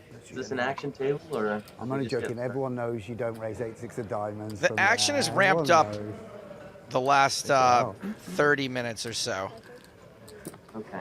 Everyone was hovering around Ballsy, like mate. Did you 30 see and the 40 straight big flush, blinds, obviously? and Did you know now they that were people are unavailable? like in the 90, 70, 60 big blind You're range, aware? people have been playing a few more hands. I'd love to have that 60 diamonds blocker and just rifle it in. A lot of great style on this table, though. I mean, really diverse group. The hat. What have you come up with a name for the hat yet? We I forget the bad lookalike we just got from Kato Kalin. Before your time, Jamie, I think you were probably 4 years old when that I know trial you was have loads, and happening. I'm not going to throw Okay. about how much do you have roughly. 1.4. Oh, right, cool. I think someone described Simon Lofberg as looking like ABBA's tour manager. So this is Grafton and Berent. We've got 4, 5, 7 on the flop, 2 clubs. He's definitely the kind of guy that like you're like, so do you play much poker? He's like, nah, I just carry like a suitcase for one of the rich businessmen. Whatever country we go to, I'm the one who takes it through customs. So, but they let me play sometimes. Wow, this is actually quite a good suggestion. Chris and our production team reckon Simon Lofberg looks like a hippie version of Michael York. It's a bit left field, but I like it. Michael York probably was a hippie in his day.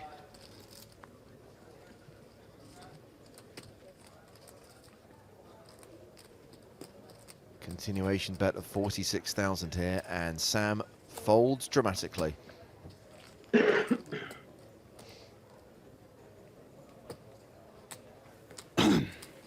So, Jamie, what time is it in your part of the world? It's 7 a.m. Whoa! Okay, Yeah. so I'm gonna assume that you would not normally be up and about at this time. No, not usually. I mean, that's the dream, but I'm not quite there yet, guys. So I'm coming in cold to the commentary. I don't know what's been going on today. No, that's fine. I'm more concerned about whether you're going to be compos mentis when it comes to the tournament at 4 o'clock. I think I'm solid value.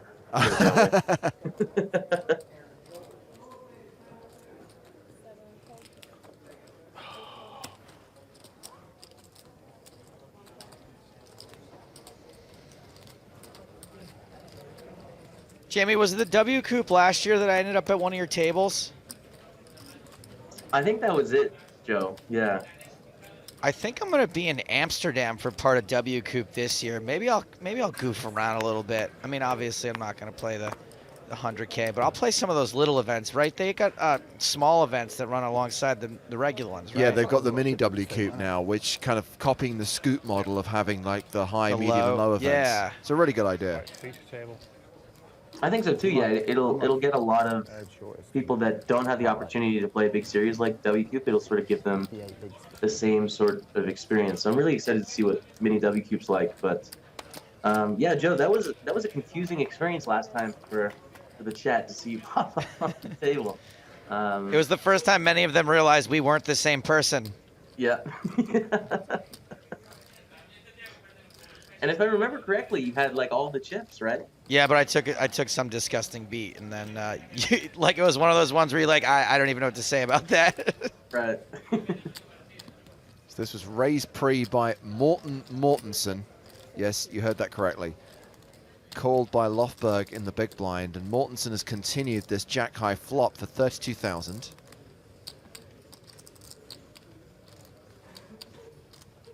It's weird because I'm very used to selling a package online, but this would be the first time for poker. Button's good. Thank you, Joseph. He is genuinely here all week. Yeah, we've got a long day ahead of us today, Jamie. Obviously, a huge field here in Barcelona. I know obviously you've stopped off at a couple of EPTs, and I think in Prague we had more than 1,000 runners, but this is a record breaker. 1,785 entrants. That's massive. They're not being broadcast anyway, are they? I have to say this. It means good things for the EPT or the soon-to-be PokerStars Championship. So. Like, they had that like raw flush hand versus like a thing in the PCA with cards down. I think they like want the cards of like what people fold. You know. Plus they make the TV one later, don't they? Yeah. Maybe they. Well, I think they do. They do, yeah. They do. I think they show day 2 onwards. Like. Do they? Someone needs to tell them that we're not making a TV show from this day. We got no clue. What do you think of Meth's tweet here? If I know it was going on like proper TV. November 9er, Wojtek Rutsika, and last 60 players at PokerStars EPT absolutely don't care at all. My life. Well, first of all, PokerStars in the EPT are a company. Like they're not actually capable of feelings. So they don't really care about anything, if I could point that out. Secondly, James, how many times have you mentioned Wojtek Rutsika still being in the field and being a November 9er? Several times today. Oh. Well, James Hardigan is a human being and does have feelings and does care. There's only one thing that PokerStars and the EPT does care about, and that's Harambe. I was hoping you guys were on the Harambe memes. I'm on board. Chips out for Harambe. Peter Blow stole my joke that his hair is attached to the hat, by the way. Simon Lofberg.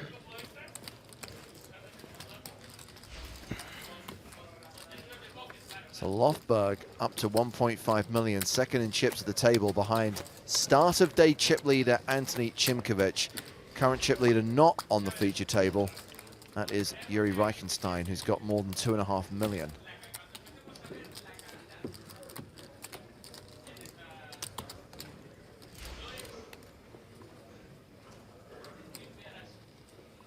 I think it's fair to say that Chimkovich's first EPT cash is likely to be a big one, although we still got 60 players left, and as in all poker tournaments, the really big scores are up top. You're looking final 2 tables, really, to take home the... Even 9th place is kind of meh. Yeah. Sorry, I know, I shouldn't be, like, look, I've never won even remotely that much money in my life, but like 123,000 is like... You gotta make the final table to get 6 figures. The final table is where the dreams are, is how I think about it. Those 6-figure dreams. Yeah. I got 38 this year in EPT Dublin, which was my biggest live tournament cash by far. But it was about 12k euros, I think. So, you know, it's nice for sure. Definitely pays for the trip and then some, but... Jamie, I think Dublin was the last time we actually saw you face to face. Obviously, I know that we connected via the interwebs in Monaco when we did the stream, but weren't you looking at one point to move to Europe? To Prague, I thought it was. Yeah, there's been a lot of changes back and forth with the whole stream house here. So a group of 4 of us streamers are actually moving to Montreal first now. Okay. Which is happening in about 5 days, guys. So. We got a lot of stress going on. We just found the house yesterday. So yeah, it's going to be Montreal first, and I'm thinking after that is when I'm going to be looking towards Europe. Did you get your? Is it true that Kevin Martin is your roommate, and you got him a deal too? He is my roommate. Yes. I mean, I think he earned his deal himself, but it works out pretty well. You know, it's easy. We can hop on the same meetings. That's fun. Now we're opening our Jacks or Better competition for today right now, Jamie. We want people to open up today's challenge on Stars and potentially win an $82 WCOOP main event satellite ticket by playing a cash game, a real money cash game or Zoom game, and winning a hand with a straight. It's that simple. Any hand of no limit hold'em or pot limit hold'em, real money cash, win with a straight, boom it or take a screenshot and tweet using the hashtag EPTWin. Please do include the hand ID. That is kind of important. And you've got until 10 p.m. Central European time. So you've got plenty of time to achieve this while completing the challenge, because there's money to be won by completing the challenge as well. But if you win a hand with a straight, send it in to us, and everyone who accomplishes that feat will go into the draw, and we'll pick 6 winners at random who'll get those WCOOP main event satellite tickets worth $82. And just one more time, what's the hand they have to win with? A straight, any straight. Any straight. 6 winners. That's a lot. Can I enter, guys? Is that allowed? Yes, absolutely.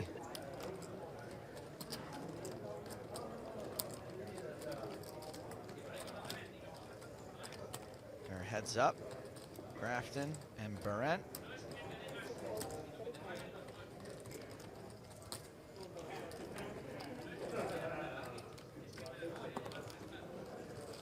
Grafton does play with duck face. He really does duck face it up. Yeah, I feel like his duck face is his thinking face. Yeah.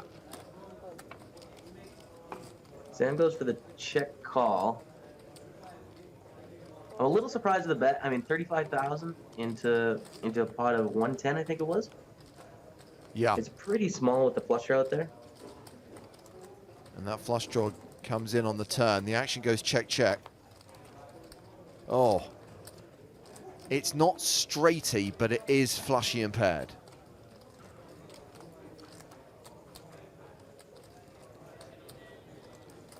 Sam deciding to check call definitely has a lot more queens than Berent does. Like, Berent isn't going to bet a queen on the flop very often at all, so that's good. But again, there's the 4 flush out there, so those dang diamonds getting in the way. Yeah, I know, right?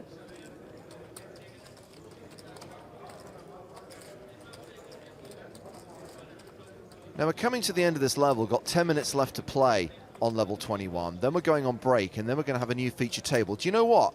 We were going to bring Wojtek Rajicka to the feature table, with all these annoying people on Twitter claiming that we've been ignoring him, or the fact that we've somehow, yeah.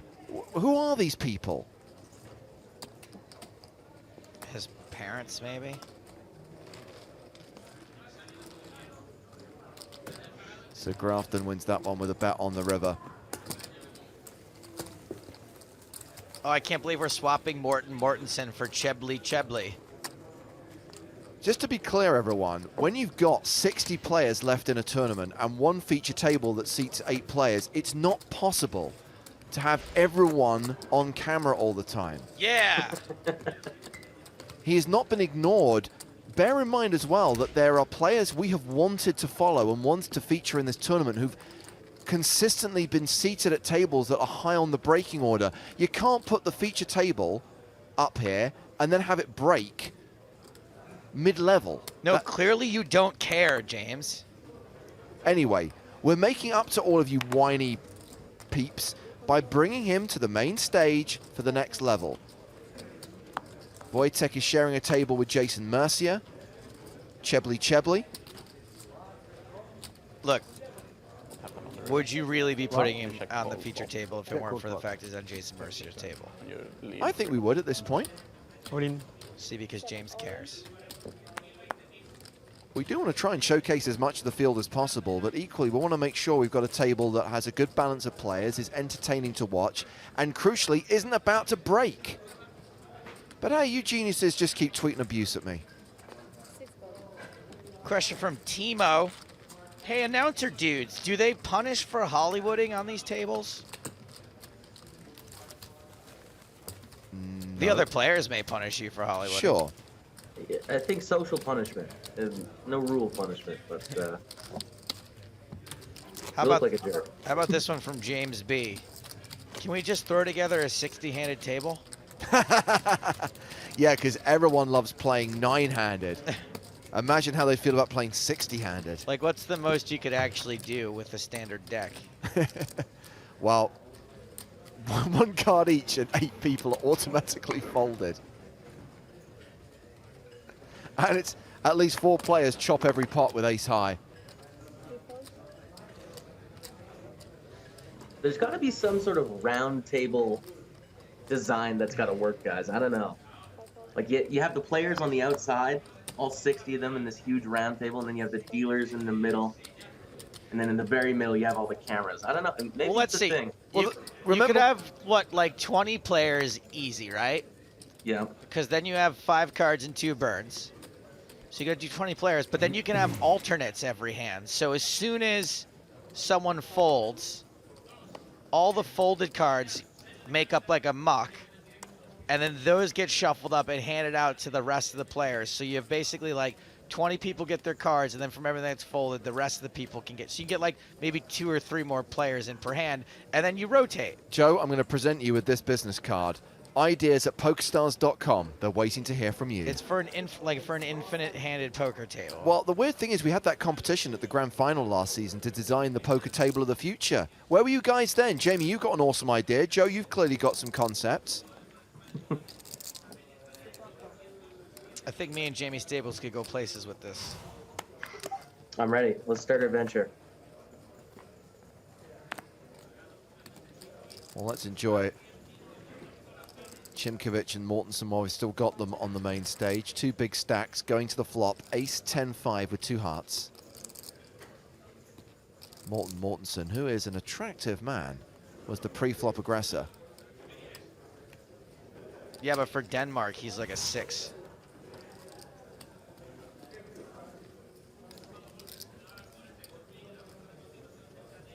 So I sort of missed the action here. Is this player in the big blind? Yeah, Chimkovich just completed in the small. Mortenson then raised from the big, and Chimkovich called. So I mean, this is a really tough spot to the small blind usually because they're not going to have very many aces. They have some, but they're always going to be weaker than the raiser's aces, you know, on average. So it's a spot where unless they have the ace 10 or the ace 5 or the pocket 5s, like, they're pretty capped at having weakish hands. Well, check on the turn. 9 on the river.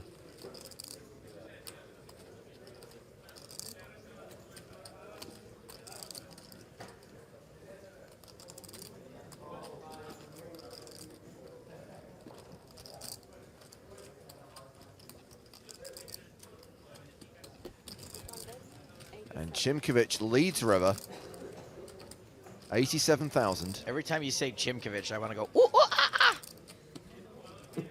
And how is that different to any other minute of the day? Because it sounds like Chimkovich.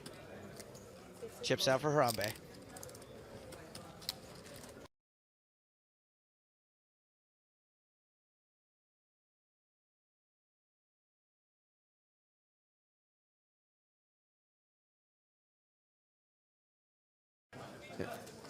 These are the guys we're going to be meeting very soon.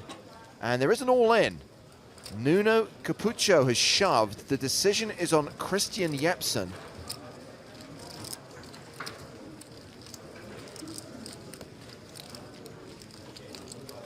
And I believe this decision is on the river. Capucho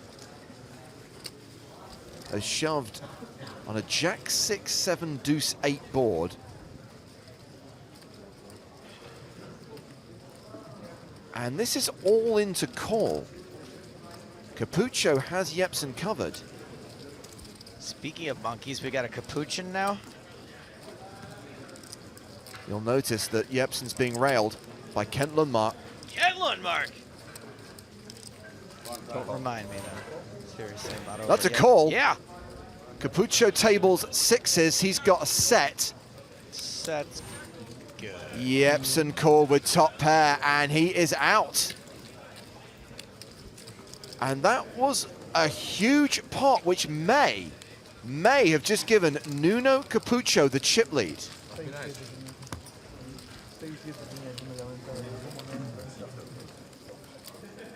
So when that table becomes the feature table, it will be minus Christian Jepsen, Jason Mercier, It's exactly the same Wojtek table. Ruzicka, Alejandro Belluccia, who we saw in the feature table yesterday. Chebly. Nuno Capucho, who may be the chip leader, the aforementioned Chebly, Stefan Vogt, and Harsharan Dogra.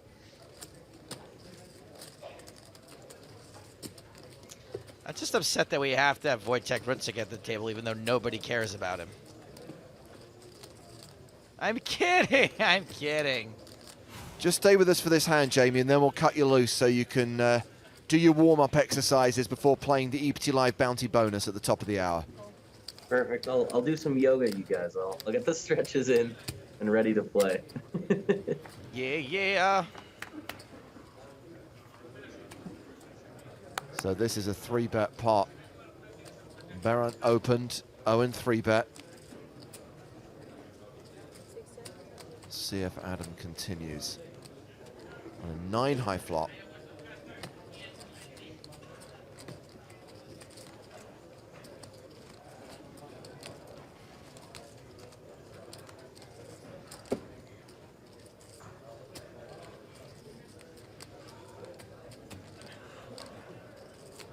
Adam Owen hasn't been super active, but when he has been involved, he's been pretty aggro.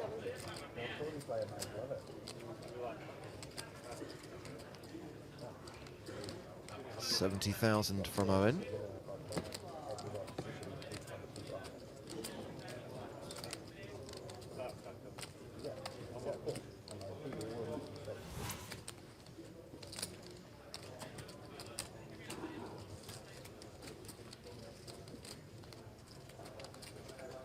Norbert was chip leader at one point. He's dropped down to third now.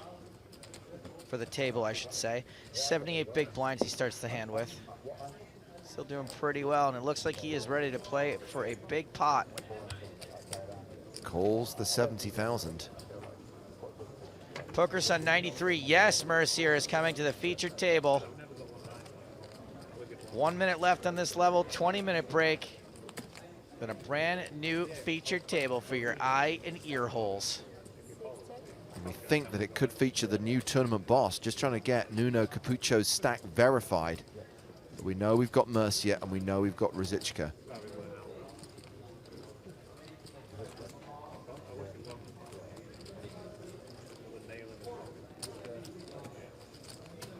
So this king is sort of an interesting card because it's a blank. So yeah, it's one that Owen can decide to bluff. It brings in some flush draws. But for the one pair type hands they might have, obviously it's a scary one. Owen's barreling for 160K. And this will be the last hand of the level as the clock ticks into the break.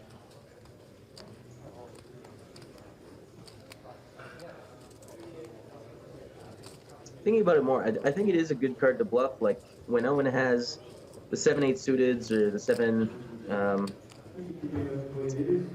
10-8 suited, stuff like that, all of the club draws, he's going to keep betting on this turn because it's sort of a classic scare card. Wouldn't be surprised to see this go to the river. Berent calls and we get an ace on the river. Barry Greenstein. Is the ace also a blank in this case? I don't think so because, you know, all of those flush draws are hitting a pair a lot of the time. I think we could potentially see some... it's tough to have ace high, I guess. I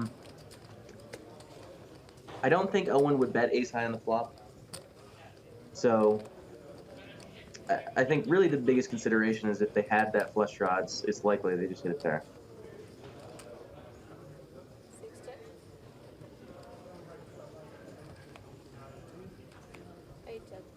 Check to showdown. Set of threes. Wow. That'll be good. And Berent takes a huge pot off Owen at the end of that level. And we're going straight to one of the outer tables right now. Jose Quintas is all in. Nicholas Schweety is all in. Oh, jeez. Oh. Aces, the hand for Quintas. Sevens, the hand for Schweety. I think Schweety's the player at risk here.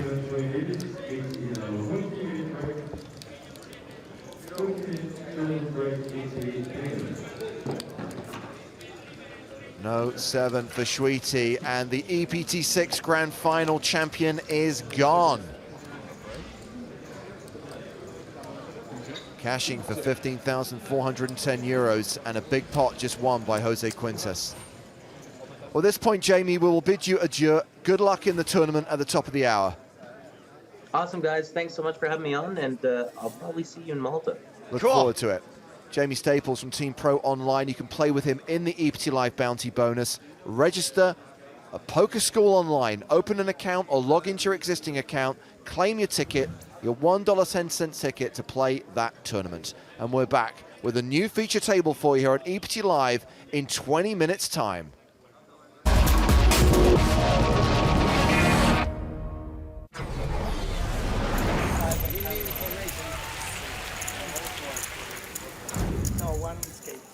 You keep defending your blinds against me. I like you. You have big ego. This is I like you. No, you're wrong. Yeah. I like everybody. Yeah. Especially you. Don't fight anymore. I love people big ego. Roberto looking down at Ace King. But friendly. He more than you, believe me. And look how his demeanor changes. It was all smiles and chat, and now it's business time. You crazy. Crazy. I'm crazy. Absolutely. Different history. You only need to look at his chip arrangement to realize the guy's crazy. Let's pay that. But he has got a hand. Could be much. Please. More. Could be much more. I am looking at that. And it looks like Leo Fernandez has got a hand as well. This could be a squeeze opportunity. And by the moment, it's only 9,000.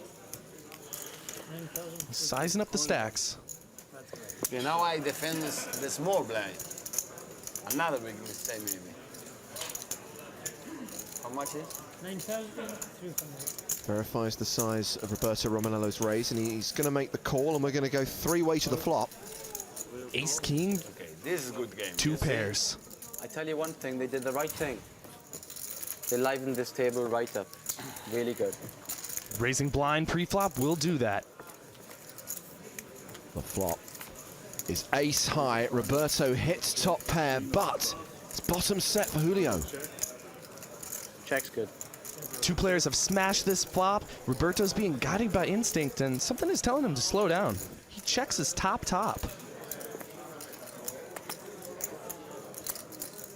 However, it doesn't look like Julio's going to check his set, James. There's a draw-heavy board. He's betting to protect, also betting to get value here. And also betting because no one believes him. 13. Nice reputation to have when you've actually got the goods. Leo Fernandez. Leo's being a bit stubborn here as well. Looks like he's contemplating a move. Bad spot to call, maybe. Nope, he's just going to fold. What's Roberto's response? He decides to call. Roberto's playing this hand the passive way. He's going to let Julio do all of the betting.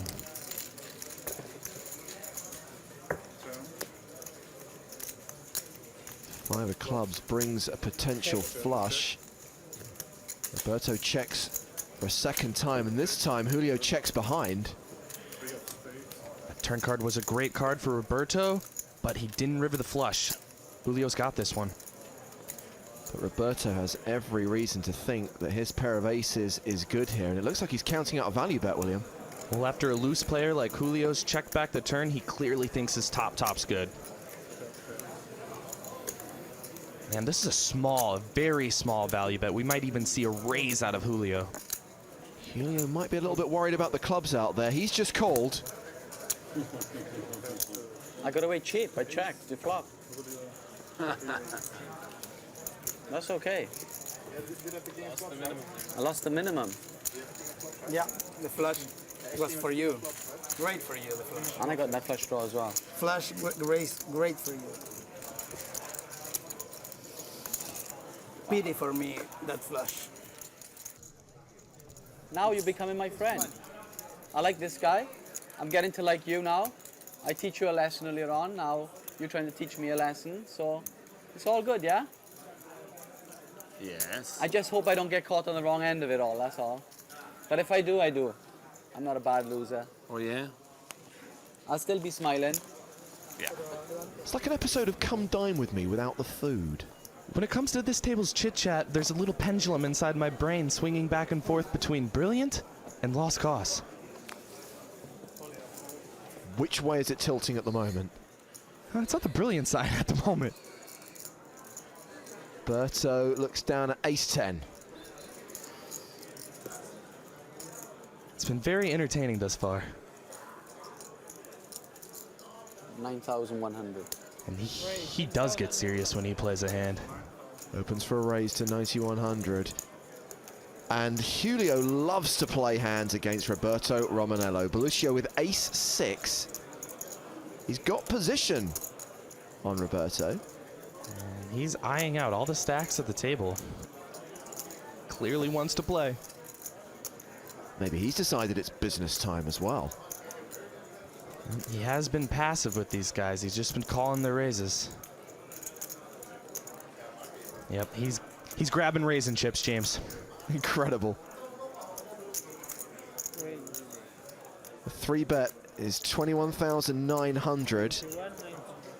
Ari Miller with junk on the button will pass. Showing? Yeah, the camera. Don't tell my cards. The camera can believe you with raise this time.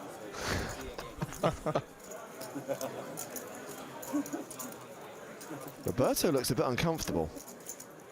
Okay, I'll give up. And he's folding. I give up. I fold. He's too good. You're too good. You see how good he is? He always shows me, though. He's a nice man. No, last.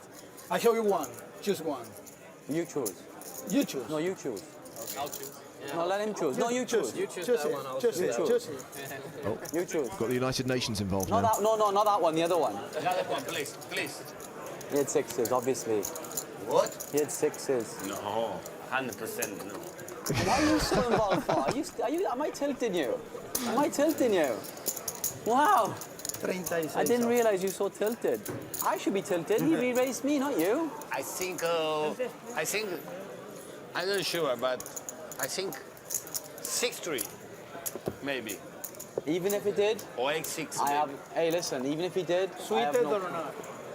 I have no Offsuit. problem. Offsuit. I have no Offsuit. problem. Not even suited. Offsuit. Sixes suited. Offsuit. These three guys need to get a room. And back to the action here. Norberto, special for you, my friend. Oh, they're at it again. Come here. Come to Leo the fish, please.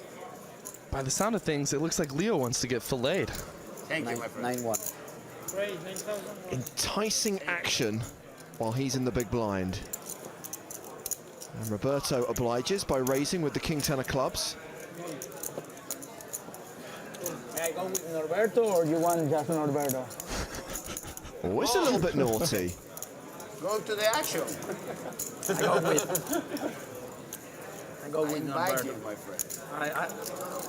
We go And together. if you protect me. We go If I am together. alone, he killed me. So now you're in the middle. Maybe 2-1. They shouldn't really be openly discussing who's going to call, whether they should both take him on, whether Leo should get protection. You do the party and go out. Roberto's not happy. From house, Roberto and me in your house. But you protect me. Yep, that's a wee bit of minor collusion there. You have a position. King Jack 9 flop.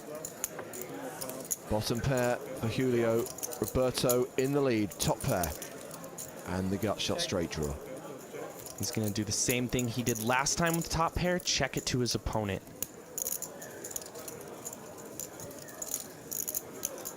And Julio's been known to bet when check to.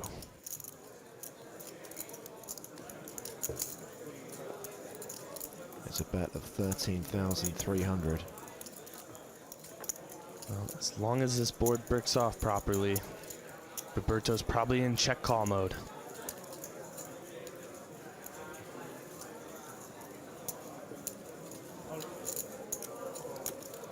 He's made the call. We go to the turn. Gives Roberto the club draw. That was the nut card in the deck for Roberto. He now has an up and down straight draw and the flush draw. And there's the flush on the river. 55,000 chips in there. Let's see if he makes a value bet or tries to check trap. He does. He check traps his opponent here. Is Julio going to fall into that trap? Have a 9. No, he checks behind. Missed the bet. I'm not sure Julio calls on the river with just a 9. Can I say one thing? I like having fun and everything, but like what he did just now was not on. You know, it's not right.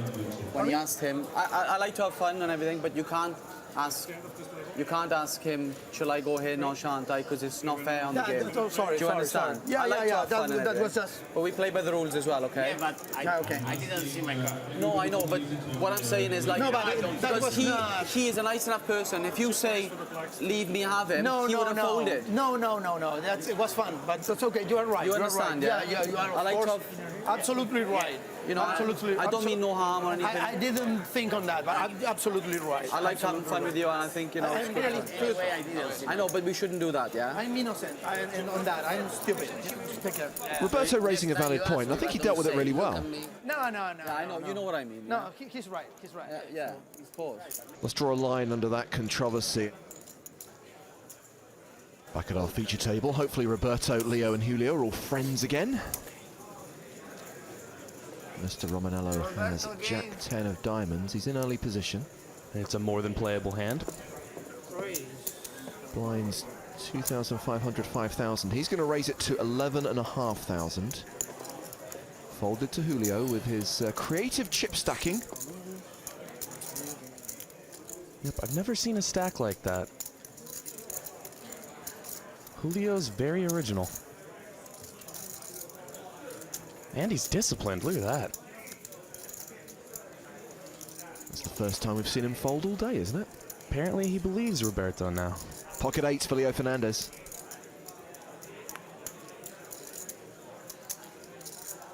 How much? Leo's picked up another pair out of position here.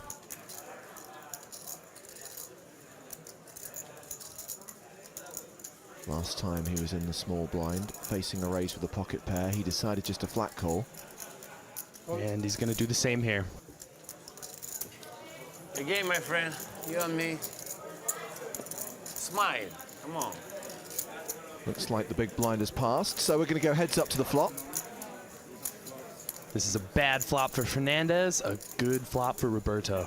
He can represent that ace after raising pre-flop, and he's got a gut shot to go along with it. I'm going to make a prediction, not a particularly bold one. It's going to go check, bet, fold. You know what, James? I'll take you up on that prediction. I would not bet against that. It's been checked. There's the C bet. The same size as pre-flop open.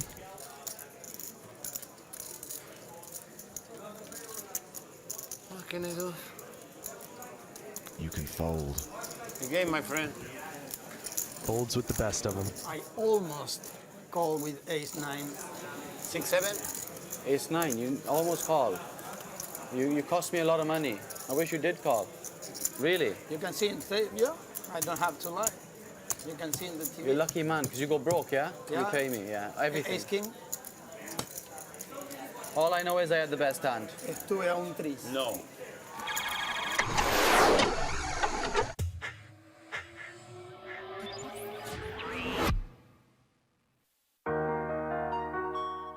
I had to thank one person for where I am today, it would definitely be my dad. My dad's very proud of me. He's pretty much my biggest fan. He's always following the blogs, and if I don't tweet for a while, he's usually gonna send me a text and say, hey, how many chips do you have? He taught me from a very young age that nothing comes easy and you have to work hard if you want to be successful. So he taught me a really good work ethic, and I was able to apply that to poker, and it's definitely worked out for me.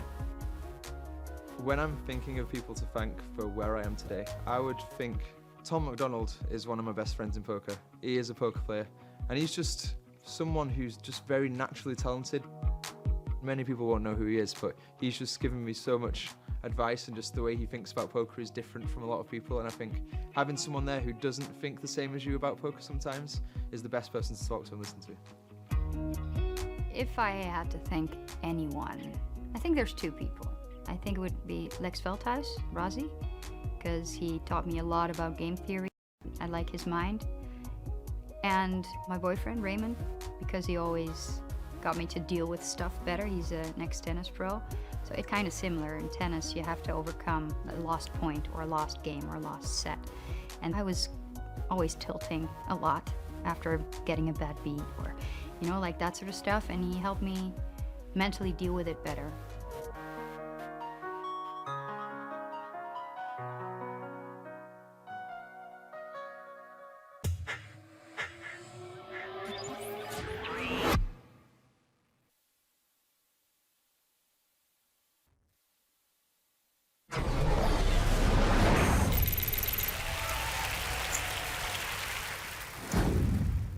Chance Cornuth first to speak here. He has ace-8 of diamonds. Here we go. All in. He's shoving. Ventura has pocket deuces. And he folds. Racing at best. Schultz with ace-4. 1.4? 1375, I think. The chip leader calls. Nice hand. And Chance Cornuth is at risk. Schultz is behind, but it's a totally standard call against someone who knows shoving ranges, and Chance knows shoving ranges like a seasoned sumo wrestler. That's fine. I was gonna say, I wouldn't mind chopping with it. I wouldn't mind chopping, he's a nice guy. Ace-8 diamonds, yeah. You don't even have any diamond. I have ace-4, he has ace-8 Kevin. suited. I have a wheel draw. You do. These guys. Let's run out the board.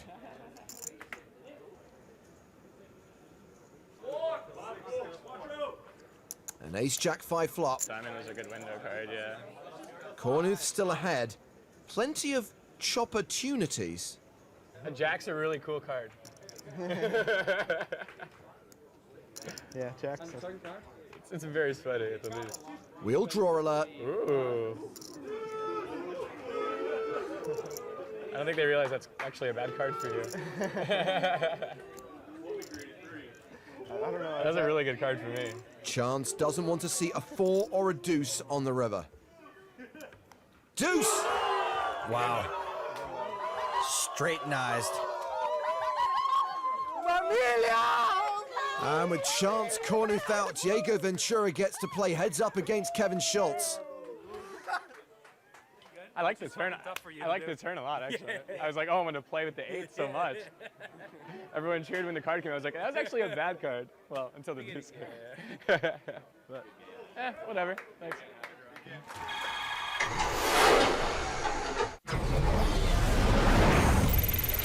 don't know, why did you give me that? You yield away yet? No show, Roberto. No show, sorry. 100,000. I cannot give show. Just one move. Just one move. It's all in. Just one move. These two had a lot of fun together yesterday, but Julio doesn't feel he can mess around with just 10 big blinds. Yo fatal. Thomas.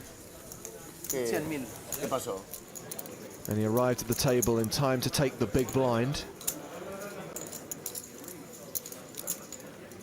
Let's see if anyone wants to take him on. Well, he can't raise in the dark this time. He can call in the dark if someone shoves on him. Touche. My friend's big blind. Yeah. Roberto is happy to let that go. Kimo Pusa looks down at Queen 3. Knows he either has to let it go or put them all in. You know any decent card? No. Oh, very decent cards. Good luck, my friend. He wakes up with Ace King. That's better than decent. That's pretty decent. It's not a pair. I'm not happy. You're not happy? No, 60-40 is not. I prefer to have a pair. He's not to know it, but he's actually way better than 60%. Bigger than Queens 3. is good for him. Bigger than 3. Yeah. No offense, but I played with him all day yesterday. I really want him to win. He's a good friend of mine. None offense taken. I want him to win too. We saw a queen and a 3 folded. That's why Pusa only has 25% here. And Belluccia is now an 86% favourite to double up. That turn card takes away nearly all of Pusa's outs. A queen would give Belluccio the straight. The heart would give him the flush. He can only hit the 3 of spades. And would you believe it? He pulls a 1-outer out of the bag. I'm stunned. The poker god is swarming. I'm destroyed. I'm distraught. He looked at me. How do you think Roberto feels? Nice to meet you. Me too. How do you think Julio feels? I had a queen as well.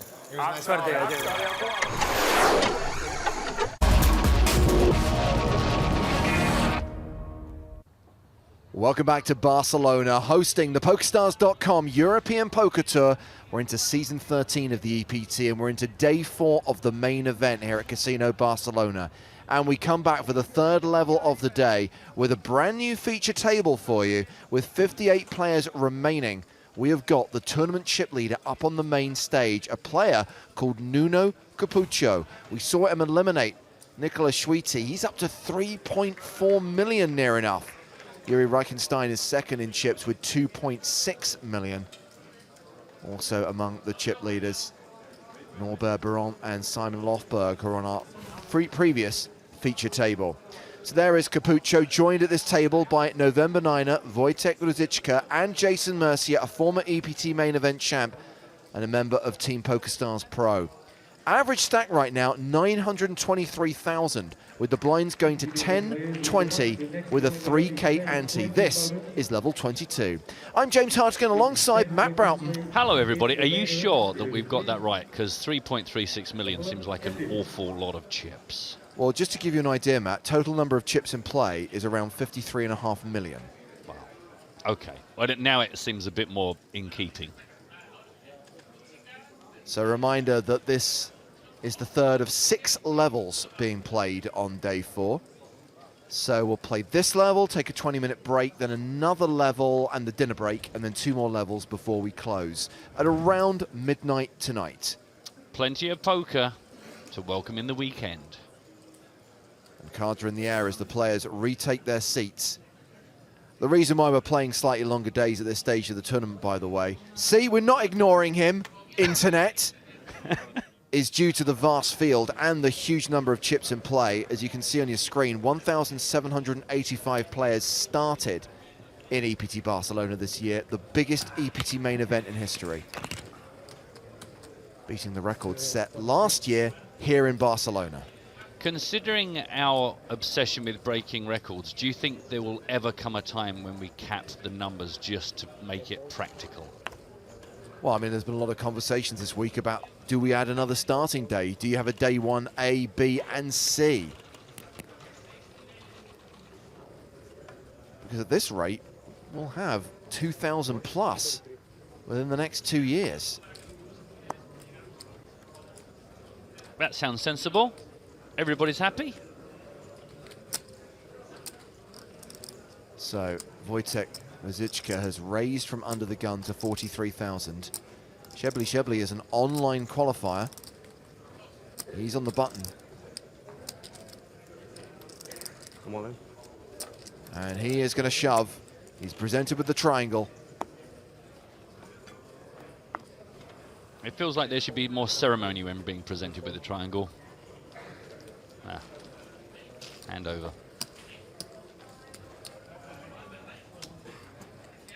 Hugo tweets, come on Nuno, European champions for the win, hashtag Portugal.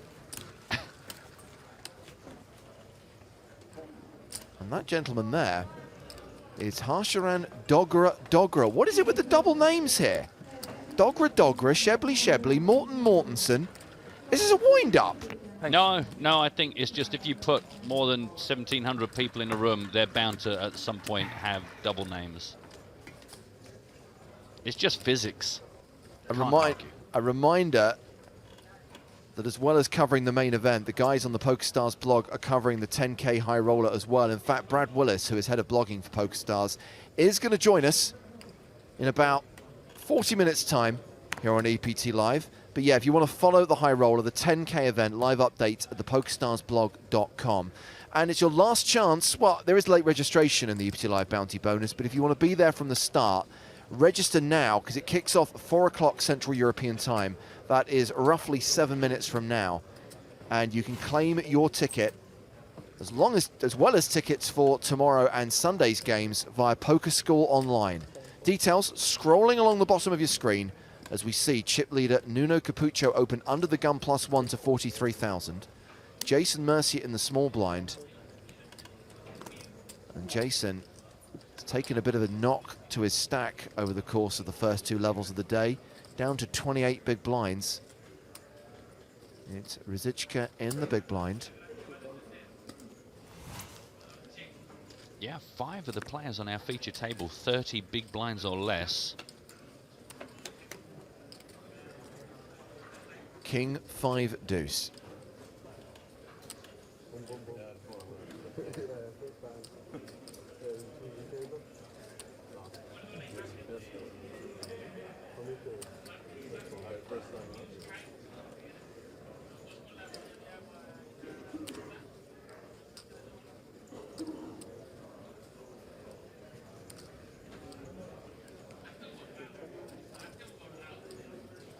Zichka has checked, he's playing in flow, and Capucho will continue this king high flop.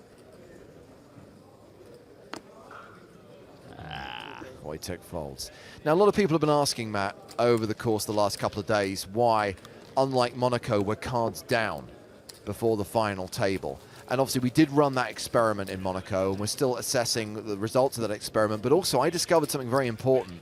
Well, actually, we got sent a letter from Pudwin Technologies, makers of the original Guessatron. Right. That apparently we entered into a 3-year agreement to utilize the Guessatron and promote the Guessatron on EPT Live. And obviously they sent a legal disclaimer that we were violating that contract by going cards up on preliminary days and actually not utilizing their kit. So we said, Barcelona, we'll have to honor that agreement. We'll have to go cards down again. Matt, do you still have the Guessatron? Matt, where is the Guessatron? Do you know what? I've got some additional bad news because I was so convinced after the Monte Carlo experiment that that would be the end of cards down coverage that I broke it down for firewood. You broke it down for firewood? Well, to be honest, you know, the beekeeping thing, I need wood for the smoker. It's a fantastic fuel. You've got to go organic. And so, yeah, I didn't think we need it again. So we're going to, I'm afraid, if we're going into 2017, and indeed the rest of this season, we're going to need a new one. Sigh. But you know, we've always got our audience to help us. I'm sure there are skilled electricians, carpenters, designers, architects. Yeah, sorry, forgot. Right, we're going to have to think about this. So yeah, we can see that Mercier has lost about 40% of his stack from the start of play today.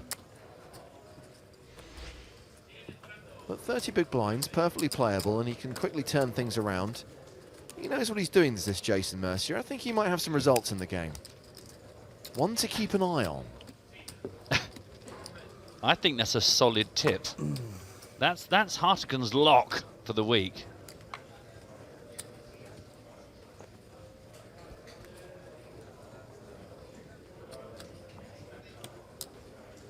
Action now on Shebly. He folds, which means the action's now on Dogra Dogra. I swear this is not a wind-up, by the way. I'm just saying their names. What if it goes check, check?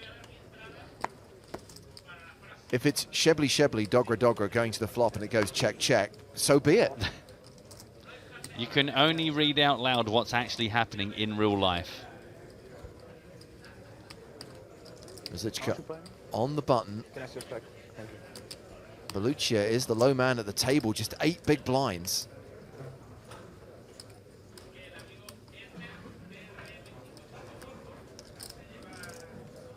What was the name of the manufacturer of the... 48? Pudwin Technologies. Pudwin Technologies, thank you.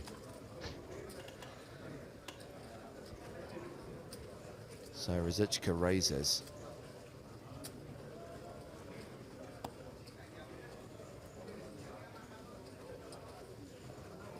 The short stack folds. The big stack, tournament boss, is in the big blind. Fight, fight, fight. Come on. Show us what you got.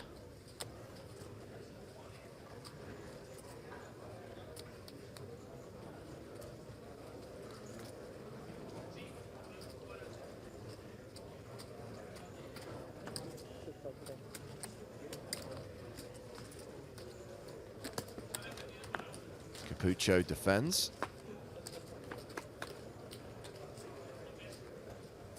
And it's a 7-6-5 flop.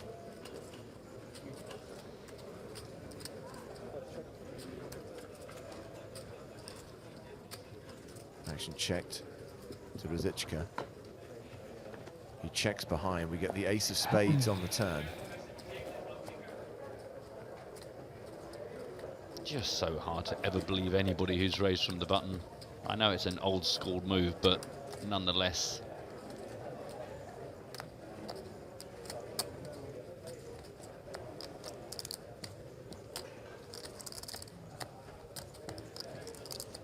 Delayed C-bet.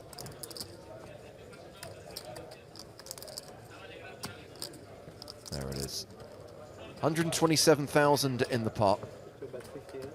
And Wojtek makes it 58k.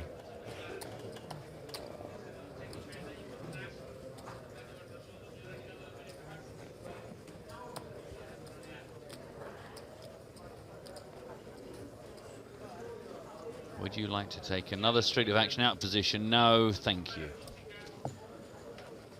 John McGuinness says, cards up experiment. Did someone actually think cards up would not be an enormous satisfier? Well, John, it's interesting you say that, because we've had this conversation already on the podcast, and earlier in the week here on EPT Live, we thought there might be some controversy. Yes. And we thought the audience might love it. In fact, neither really. No. It was met with kind of acceptance by the players and kind of like okay by the audience.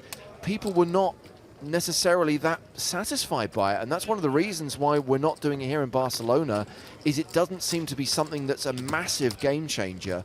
And I obviously appreciate most people prefer cards up, and that's why we will consider it for the future, but there wasn't an immediate need to do it now, overnight, just switch like that. Yeah, and I'm guessing it must have been quite some anticlimax, because I'm sure to try it out at Monte Carlo wasn't something that was just thrown together. It must have taken some planning and some discussion. So I don't know exactly how many months of thought went into it, but for it to get an effective meh, we were expecting riots from the players or, you know, being held aloft the shoulders of the viewers, but it kind of just came and went. And it's interesting because in the last few days we've had a couple of hands where it's actually made for, in my opinion, more interesting viewing. Yes. To not know the cards. Yes. Well, somebody did just ask me outright, what do I prefer? And I honestly can't say that I could answer that. I know what's easier. To roll in here day after day and just read out what we know is clearly the easier option. But it doesn't really get us thinking. It doesn't really get us working. I know that quite often we're a bit reluctant to commit to suggesting what hands and what we think is going on, because a lot of the time we're watching players well above our level of thinking when it comes to poker, but at least it gets the juices flowing. Well, Dogra Dogra raised that one and everyone else folded.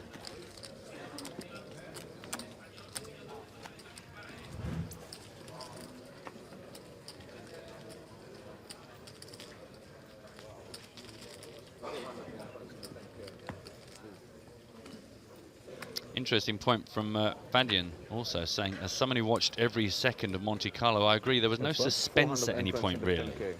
Right now, 420. I don't imagine it's an argument that will ever resolve itself. There'll be as many people arguing for as against. You can rake tomorrow as well, I think. Yeah.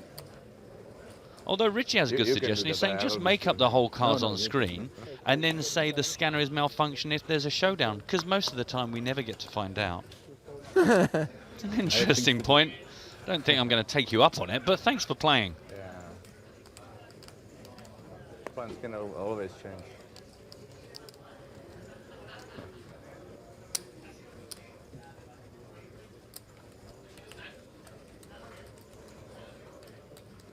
All in.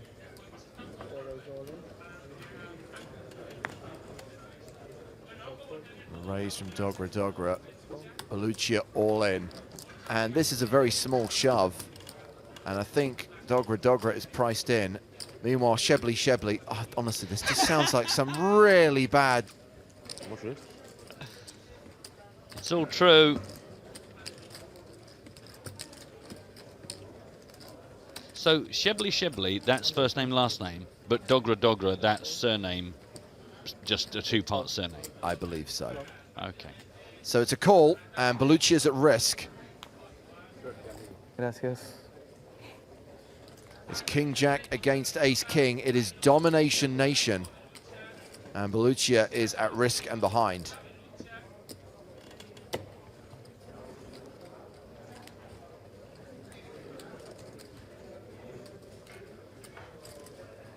Let's see if the lucky potato works out for him. Potato.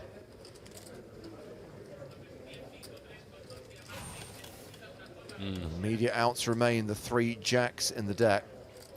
Yeah, not too much to get excited about. Well, actually, he's just swapped 3 outs for 4. Yeah, I'm sure he'll take that. Dogra's paired his ace, but it does give Belluccia a gut shot, and a queen on the river would see him double up and survive.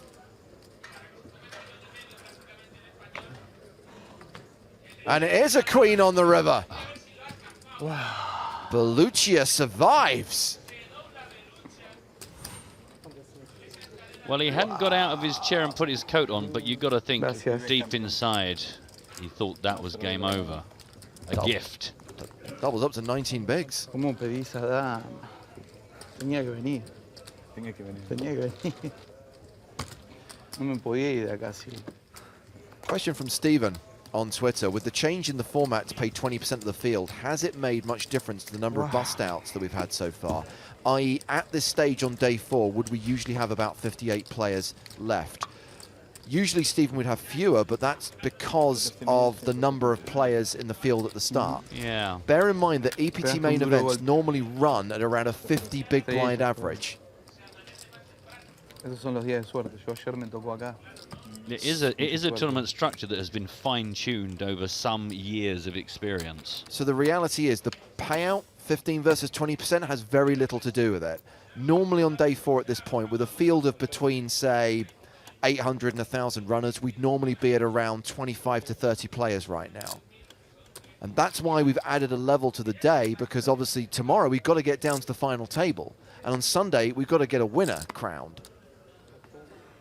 I mean, I've got a flight booked. I don't know about you, James, but I can't be sticking around for Monday, Tuesday. If there's a really big heads-up battle, then I'm not going to be here. 13,000 people, James, in today's bounty bonus. It's all kicked off. 25 minutes left on late reg. 13,129 people playing right now. Meanwhile, the cards up versus cards down debate continues. Some good points being made there. And a reminder that one of the key reasons why we're not in a hurry to implement it is we are concerned about the potential impact on TV shows. We completely appreciate that if your card's up, you have to change the feature table with regular frequency. If not every level, then at least every break. And that could really affect the editorial of a TV program.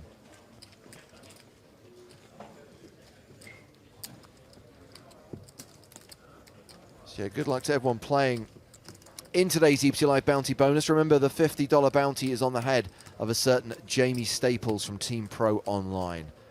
And everyone's got an equal chance of claiming it because it is a Zoom 6-max tournament. At some point, he will whistle past in your window. Make sure you stop and say hello. Also, I know myself and James have mentioned this in the last couple of days, but don't forget, if you've got ideas on the way that PokerStars do things, there is a certain department set up just to take your thoughts and ideas and variations. If you email ideas@pokerstars.com, you can put those forward. Yesterday, I believe they were dealing with a VIP store. Seemed a bit niche to me, but if you've actually got genuine thoughts on the way things are done, you can obviously whine to myself and James, and we'll chat to you about it. But if you actually really seriously have a thought, then get in touch with the ideas guys. Is there more than one, by the way, when I say guys, or is it it's just one person?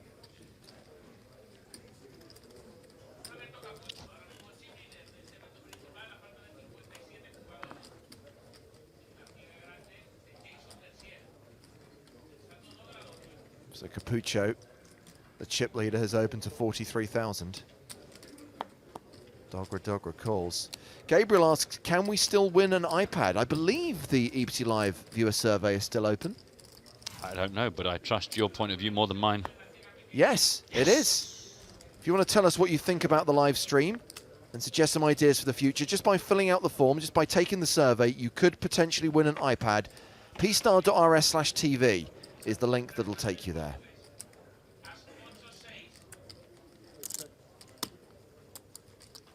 So this has gone heads up to the flop. It's ace 8-6. Action checked to the razor.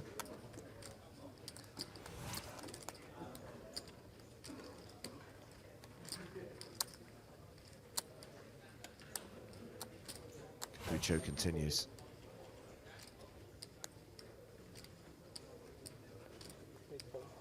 And Dogra folds. I am loving Smitty Spankowicz's setup at home. He said, hi guys, missed lots today, got the Merce dog all set up for the weekend now. He has got a good home scenario. I have often, with the missus, discussed the thought of getting a second big television for the front room.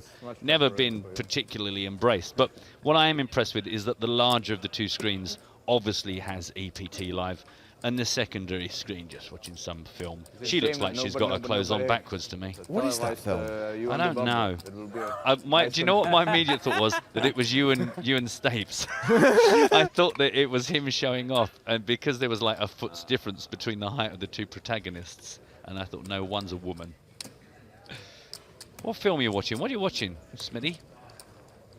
Multitasking. Impressive for a man. If you win it, it would be nice, right?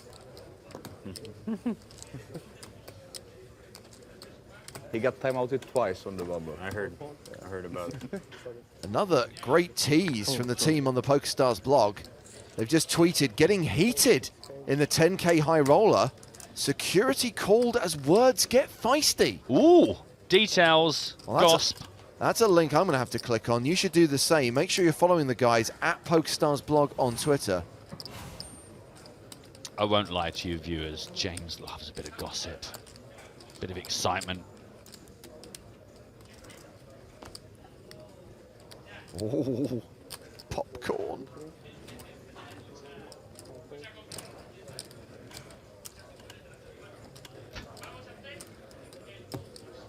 Are you telling me, Smitty, that that's The Force Awakens? Or is this some part of a trailer? The new Star Wars, he says.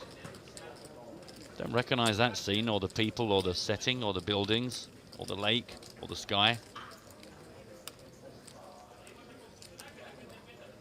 That is definitely not The Force Awakens. No.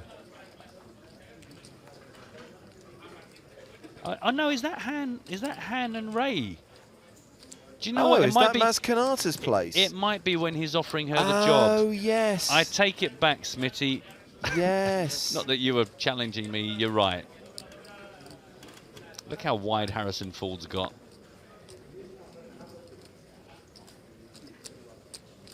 How many times have you watched it now, James?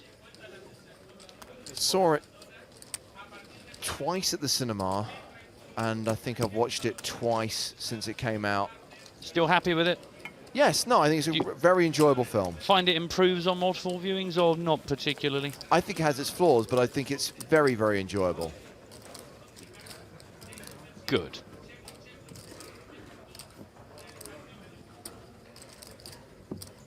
Smitty doing a bit of advertising for Sky Movies. Apparently it's just come on Sky Cinema. Oh.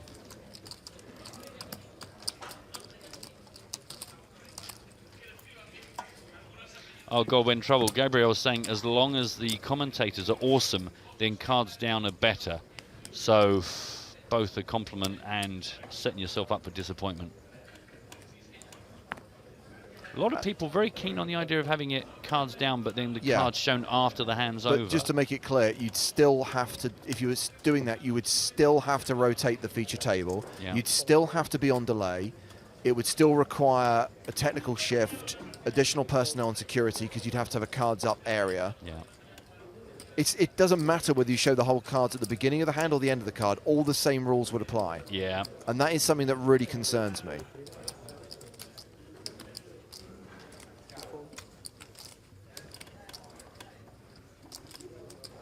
And it would work now, obviously, while we're only making a final table TV show.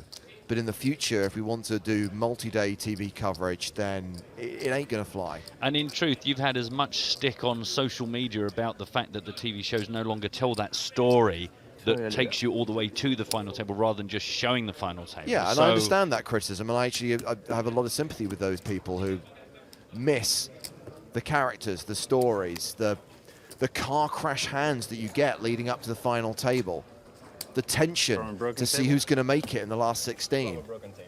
Yeah. Hello, new player arriving. Yeah. This is Brian Yoon. No, I was just asking if he came from a broken table. Are you sure it's not Brian Yoon or Brian Yoon? Oh, this is disappointingly singular. You don't want me up here? Has he really only got 68,000 chips? Yeah. I think you should worry with my stack. I hope he doesn't get too comfortable.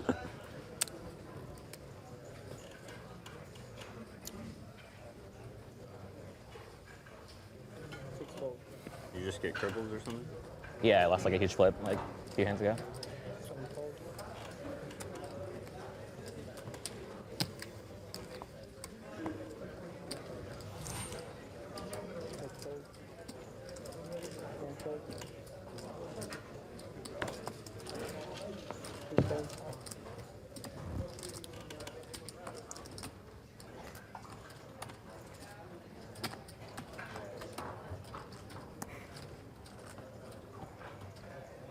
No puedo hacer nada. Todo tuyo. Dama Walk tres. for the big blind, a rarity in Wow. these parts. I mean, in Belluccia's position, he kind of really was shoving or folding. No tengo ficha para hacer magia. Andy Gibbons wants everyone to know there's a dedicated Star Wars channel on Sky Cinema now. All the movies and loads of extras. That from Andy Gibbons, who works for Sky. Hashtag corporate shill. So yes, Brian Yoon only has 3 big blinds. Wow. Is it fair to say he's in the danger zone? Danger zone! I think he is. I think basically his name has been put up on all the banners in the danger zone. He has been made king of danger zone. That's how dangerous his zone is. Well, apparently there is a pay jump coming up. Once we get to 55 players, the money goes up. So maybe he's clinging on, holding on, wondering if 2 more players will go broke. Well, I think he did actually get asked. I think Jason said to him, and he revealed that he just took a huge hit, just a couple of hands back. So I doubt he's bled down to this stage. Gonna try and do something with his remaining chips now. It's been presented with the red triangle of death. Actions on the second shortest stack at the table, Alejandro Belluccia, who's on the button. He's out. Capucho in the small. And the big blind is Stefan Vogt, who turned to poker when his band Right Said Fred broke up in 1994. Yes, as he grew older and flabbier, it became apparent that he wasn't too sexy for his shirt. Wow. A reshove from the chip leader gets a fold from Vogt, and we get a showdown. And I don't think this is going to be a good situation for Brian Yoon. Gets it in with Jack-7 against Capucho's King-Jack suited.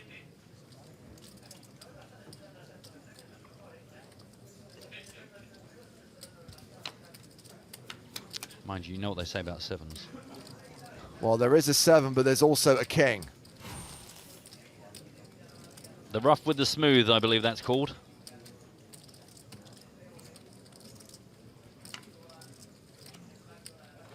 Only a 7 saves Brian Yoon.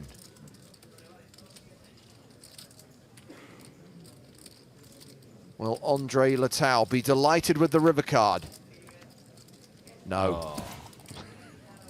Trip kings for the chip leader, and the departure of Brian Yoon.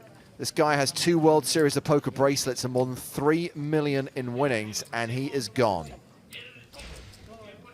Cashing here for 15,410 euros, taking us down to 56 players. I think, James, you're going to be less impressed with Spears' setup. I think he's watching Notting Hill or something. I don't mind Notting Hill. I'm one of these weird people who thinks Notting Hill is better than 4 Weddings and a Funeral. Right. And obviously both movies are so much better than Love Actually, which is an absolute god-awful you-know-what show. Stinker. I tell you what I'm worried about is the fact that he's got the tiny, tiny iPad with EPT Live and then the big, big, big screen with the film. Yeah. I'm afraid if you want us to love you fully, you're going to have to switch that round.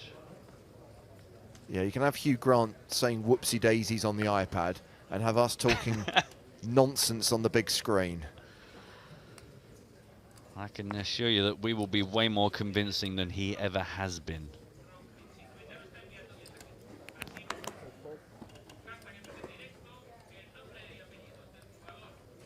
He's the kind of actor I could see in 15 years' time, like Tarantino gives a role to, and he just comes back and just blows our minds by actually suddenly acting.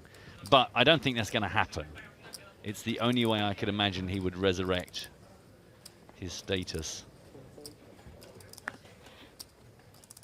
My hatred of Love Actually is not because I dislike that kind of film. I am, despite the cynical exterior, a romantic at heart.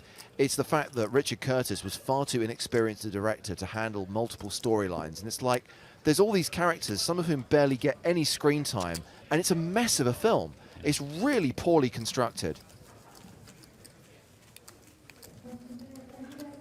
And so say we all. That's the end of that conversation. There's no conversation or absolutely. argument to be had.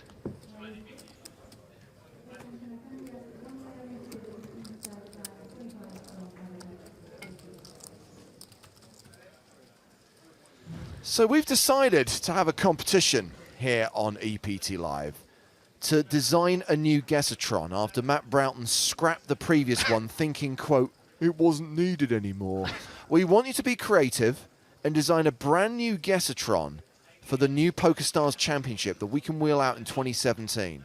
So remember the competition we ran in Monaco, Matt, where we asked people to design the poker table of the future? Yes, very impressive with some of those. We want you to design a piece of kit which can randomly guess what hole cards players are holding. So remember, we reward ideas, creativity, concepts, not your art or design skills, but tweet your picture using the hashtag Guessatron, and you've got until 11 o'clock on the 28th of August. That is final table day. Yeah, and as always, don't worry about execution. If you go, I'm rubbish with Photoshop or I can't draw, doesn't matter. Some winners previously have been scrawlings on the back of a napkin. We're looking for imagination, ideas. Execution is not the thing that wins it. It's the ideas and the creativity. And a set of poker chips, much lusted after. They are a lovely set of chips. A PokerStars chip set available to the person who gives us the best design for the next generation of Guessatron. I personally favour the big wheel that you spin by hand, but don't let that influence you. That's what the old one was like. The old one looked like something out of a fairground. It just sat behind me. I had to ship it around the world in a coffin. It was all I had that it would fit in. and it stood behind me, and I spun the wheel, and then sometimes you go pocket eights. Sadly, under section 913, paragraph 14 of the PS Live rules, Sue Hammett's EPT trophy from the Grand Final charity tournament will now be revoked for expressing positive opinions about the movie Love Actually. Oh dear. I'm sorry, Sue, you should have read that clause before you signed the T's and C's. That's embarrassing.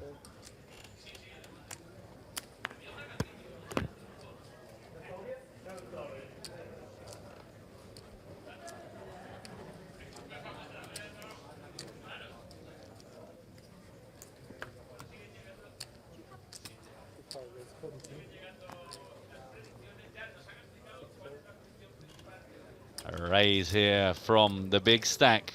Don't forget, Nuno Capucho got 3.5 million.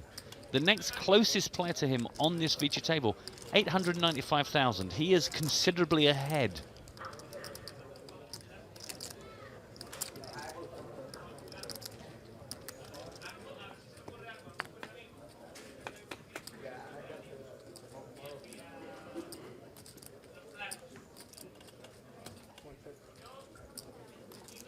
So Jason's come along for the ride on this one. A 6-4-9 double spade flop. Jason called the raise. Now checks out of position back to the pre-flop aggressor.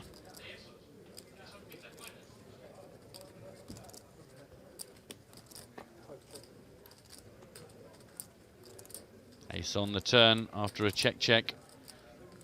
Free turn for everyone.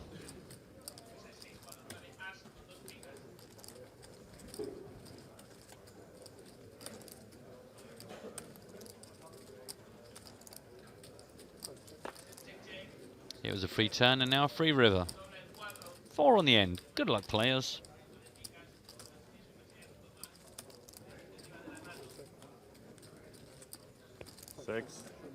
Six. Good. Wow, the big 7-6 taking it down. Always good. I'm enjoying David shared with us his setup. I'm always very keen, by the way, if you want to send these in, I do like to see what your setup is.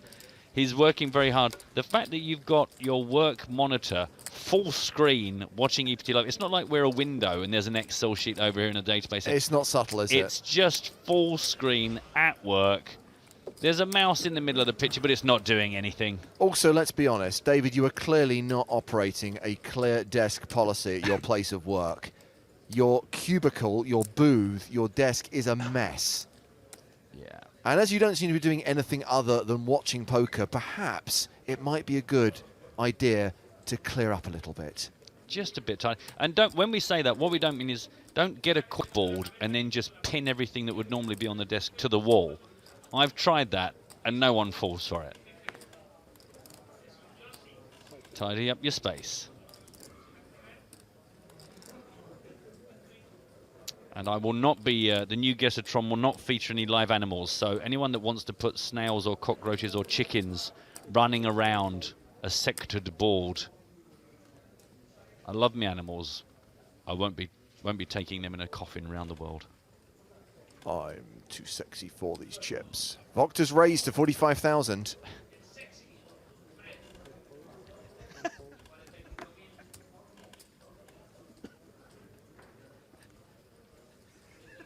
Can I say chips, please? About 400.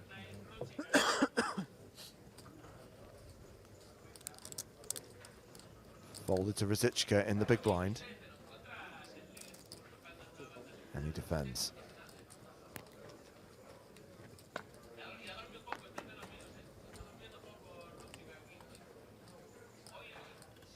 Queen 8-4.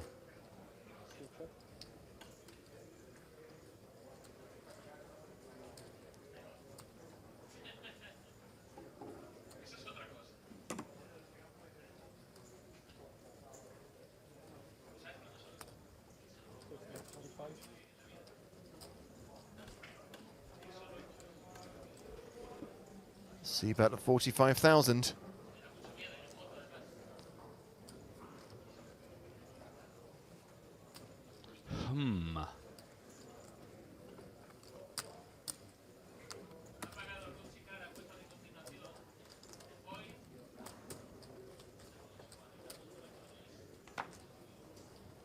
Zichka calls. We get the 3 of spades on the turn. Checked to Vogt a second time.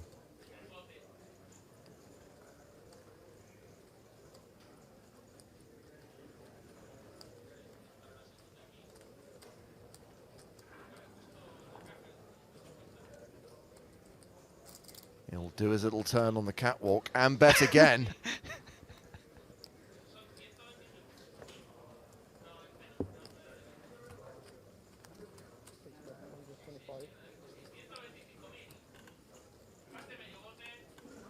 $125,000.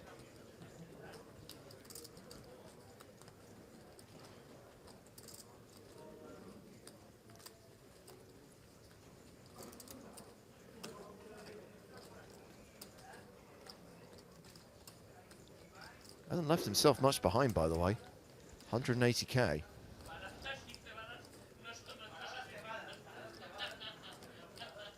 And I'm sure Zichka very aware of that. How likely is he to get him off this, having committed so much of his stack to the top? Would he be mucking around? Well, we're going to the river, and I don't really see Vogt doing anything else other than folding or sticking the rest in.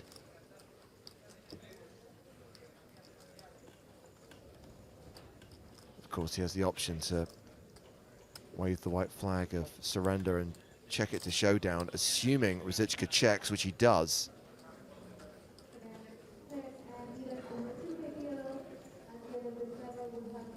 He shakes his little tush and checks. Oh, man. I think it's fair to say that went horribly wrong.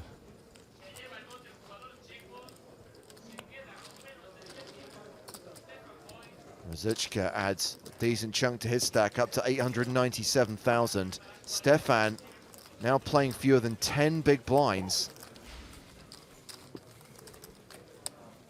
Rosichka closing in on the $1 million mark.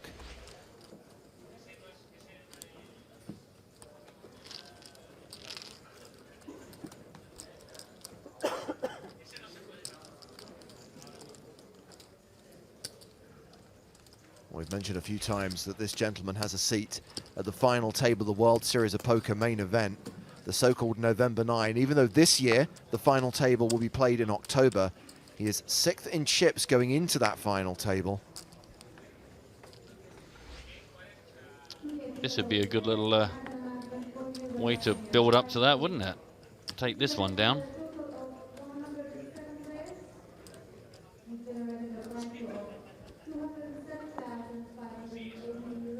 Man, look at him. His lucky potato eyeing up that stack, wishing it was his. Such a stack of chips, 3.5 million.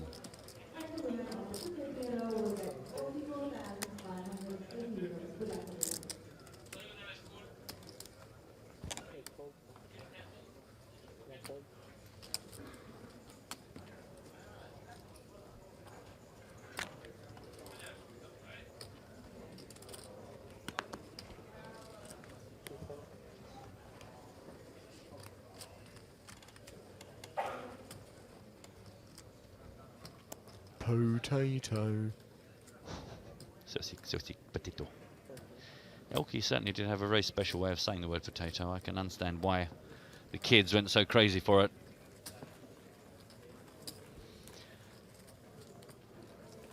Also, just to respond to Dorian, who says, I'm no artist nor a great visionary, but can someone give a relevant example of what the guys are looking for at #Guessatron? Like, just some sort of machine, like for instance, you know, like at fairgrounds you get the where you hit the stump with a hammer and the thing goes up and rings the bell. Imagine if there was a version like that where along the way to ringing the bell there were a number of hands listed next to it, and that's how you decided what hands you're guessing the players have. It could be just a simple Wheel of Fortune kind of device. It could be incredibly complex. If you've seen the movie The Imitation Game, you may remember the rather complicated computer that Alan Turing built, with lots of knobs and dials and leads going from here to God knows where. Yep. Something along that sort of scale. Yeah, it could be, you know, anything you have personal expertise in. Perhaps you're a home brewer. It could be somehow rigged into your beer making process. We're just looking for creativity. So we've seen a button raise here from Rosichka. Belluccia in the small blind. He's short with 14 big blinds.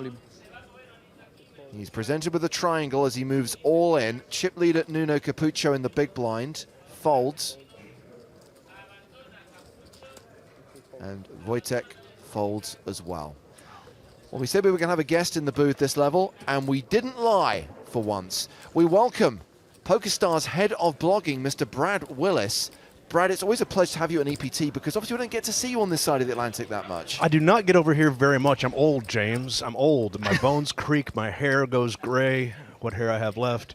I'm just old. I'm an old man. The transatlantic flights are tough. And to be fair, you did your time. I mean, you were going from event to event in the early years of the EPT. I mean, I remember meeting you in Deauville in season 1. Yeah, I mean, I started, I think my very first EPT was Copenhagen in January of 2005. And flew back and forth from America for every event of the EPT in that part of the year, and did that for a couple of years before they finally decided that it would be best if we had, you know, somebody who was actually closer to it for a little while. And over the time, I mean, obviously you and I have both seen the tour grow, but every year I'm just shocked at how much bigger Barcelona gets. Year on year, the numbers just keep on increasing.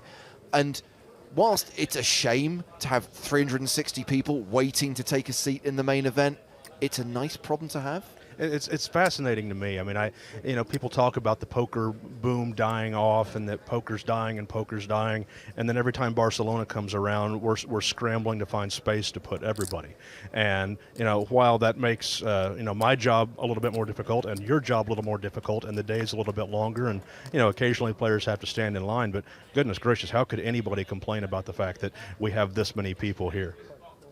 Now, I've been loving your work this week, Brad, you and the whole of the team, and I'm not just saying that because I have to. Oh, come on now. No, I mean, obviously, some great stuff being written, great live updates, not just of the main event that we're following, but also the 10K high roller, which we can't follow. We can only focus on one tournament at a time. And I have to say, whoever is doing the tweets for the high roller is really doing a great job of teasing us. Howard Swains is a clickbaity son of a gun. He told me just before I came in here, he said, look for a little spike in traffic because I went full clickbait on the last tweet. As you know, as he said, security got called right to the middle of the room. The high roller went nuts today. There's something, you know, close to 400 people in it already, last I saw. And some of it got just a little bit contentious in there. Yeah, I mean, we'd said that, number one, the numbers are huge. Number two, there was an all-in for a 250 big blind stack in the first orbit, something you guys also alluded to. And now this hand involving, let me say this correctly, Vaginas. Very good, very good. And Charlie Carroll, which resulted in security getting involved, which obviously is not ideal, but let's be honest, we all love a bit of controversy. We do. But, you know, you couldn't ask for anybody better than Charlie Carroll to be in the middle of that very controversy. I mean, at one point when he uses the words, he says to the guy, I'm sorry, but you're lacking self-awareness right now. I mean, there's not a better calming influence than Charlie Carroll. I mean, for God's sake, he brought a teddy bear to the main event. Yes. Bless the teddy bear.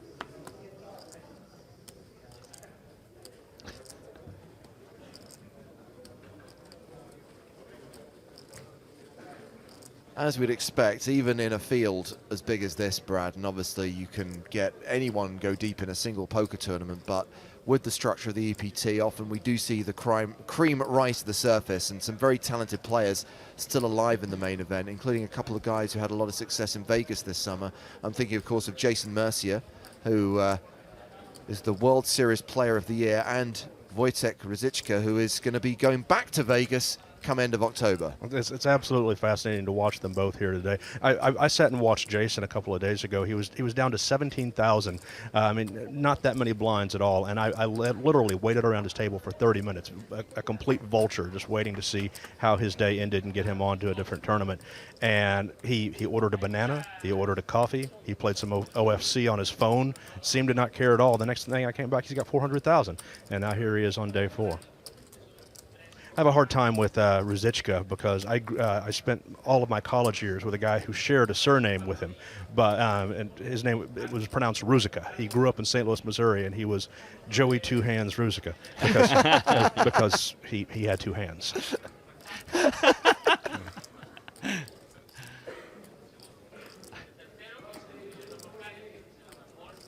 Well, talking of 2s, we've got a lot of players in this tournament with the same name twice.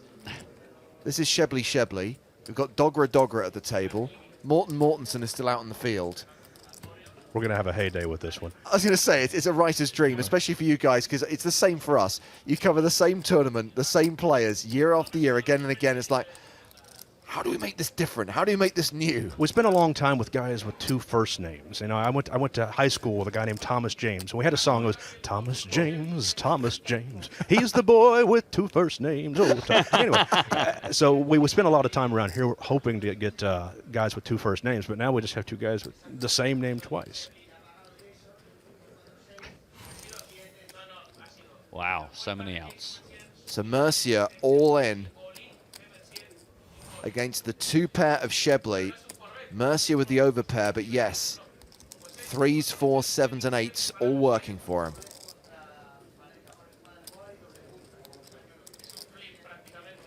Shebley, the player at risk here.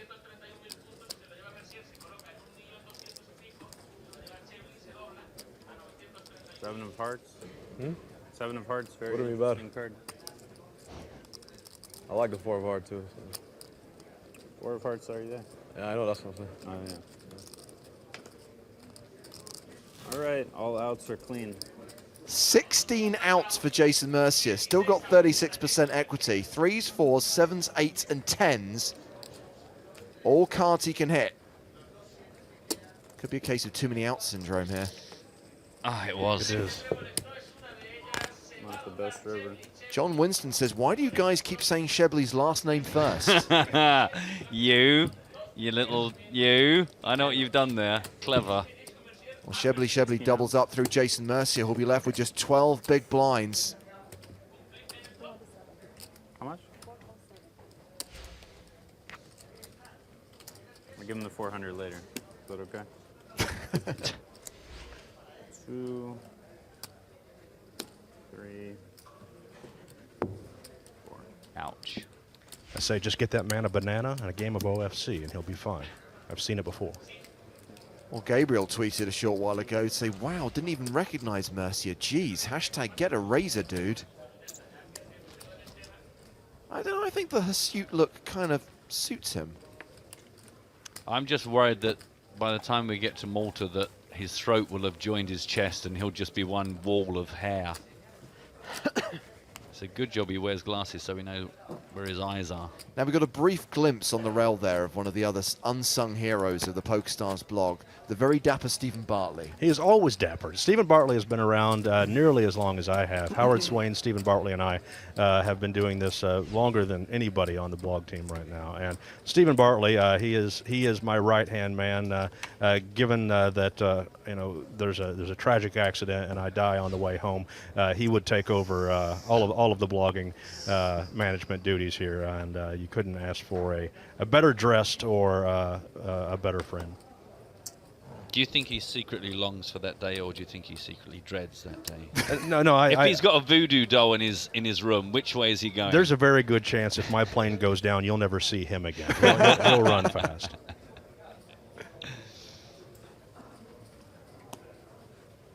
And I can only imagine Howard's response if they offered the job to him. Anyone who knows Howard well knows that he's laughing right now.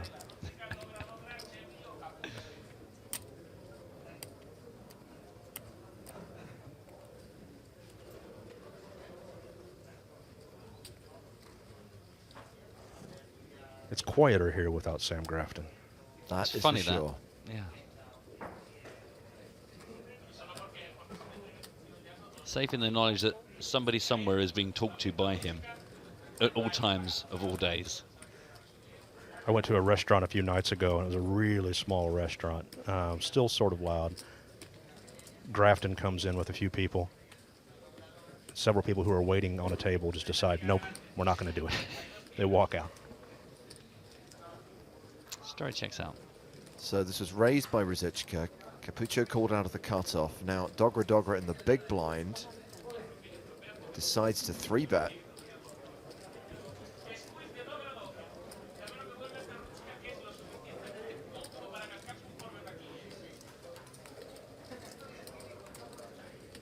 Yes. 1 million? Is it 1 Yes. million?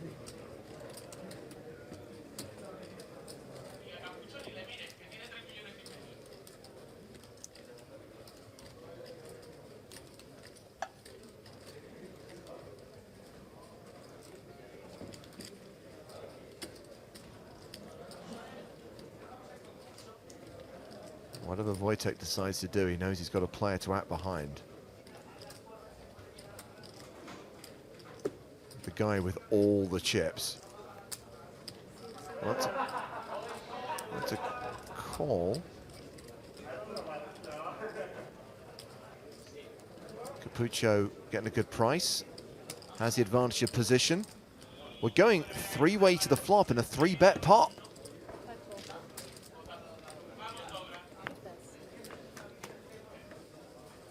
And 3 of the 4 biggest stacks at the table. Queen 8-3 on the flop, 2 hearts.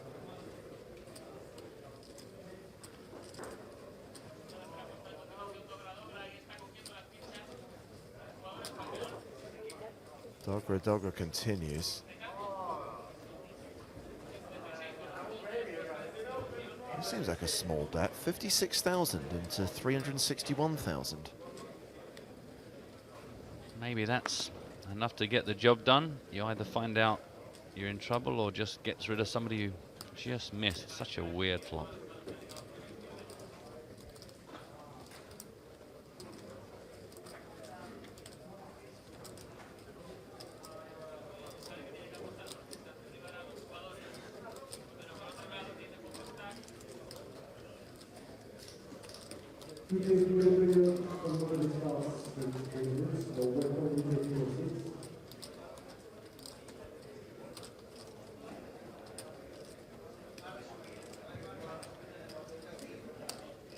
Well, this is not a call coming from Rosichka. He double fists it. He raises.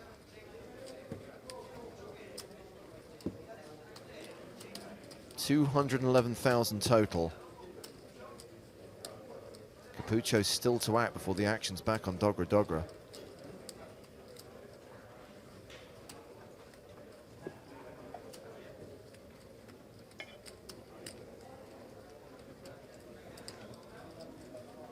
Even after all these years, Brad, I find the pace of this game so interesting that you can go through an entire orbit of raise and take it, or continuation bet wins it on the flop, and then comes a hand like this where things start getting interesting.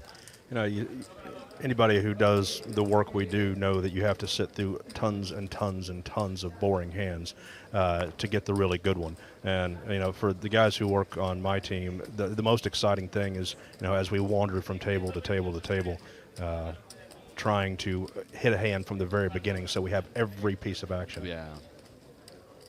I can only imagine how many pages of the notebook are just like starts noting it down, and here we go, and then that's it. And then you just scrub it off and go, nope, that one didn't go. Opening up my notebook here, it's a mess of scribbles and scratches and mess and mess. It's and terrible. probably 1 in 50 actually turns into like the hand you were hoping to catch, like being a fisherman. If I were environmentally sensitive, I'd probably just do it on an iPad, but I'm an old school guy.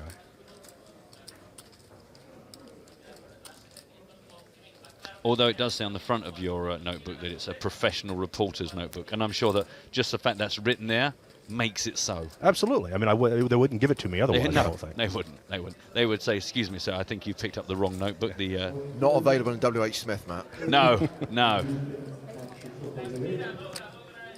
Dogra folds. And Rosichka moves up over the million mark. 1.2 million for Wojtek now, 60 big blind stack.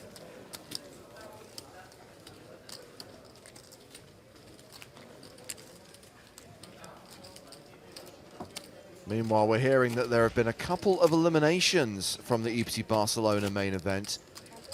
A couple of players have departed the outer tables. Queuing at the payout desk, Vasilios Chakildis, our 55th place finisher, and Taichi Yonea, our 54th place finisher. And there goes Michael Howard, not to be confused with the former UK Home Secretary, out in 53rd place, losing to, so good they named him twice, Mortenson. He must be mortified. And just like that, we are down to 52 players. I was actually going to ask, obviously, there's you, there's Stephen, there's Howard. How many people are actually working directly on the PokerStars blog here in Barcelona? Here in Barcelona, we have a team of 6 working on PokerStarsblog.com. And I should mention the guys who are working pretty hard. We have Martin Harris, Nick Wright, and Jack Stanton, in addition to Stephen Bartley, Howard Swains, and myself. But we also have Robin Scher working on the German blog, and we have Lena Olofsson on the Swedish blog, and now we have an all-in. Yeah, come back to this conversation in a moment because Belluccia has shoved 388,000.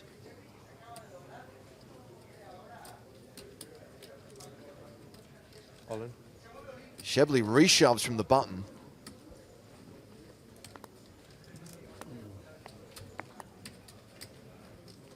So Mercier in the big blind, he passes.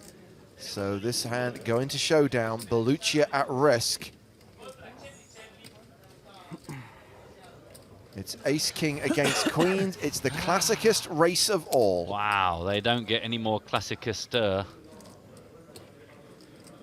Belluccia needs queens to hold. He's the player at risk here. Well, he does his best when he's way behind, but let's see how he fares here.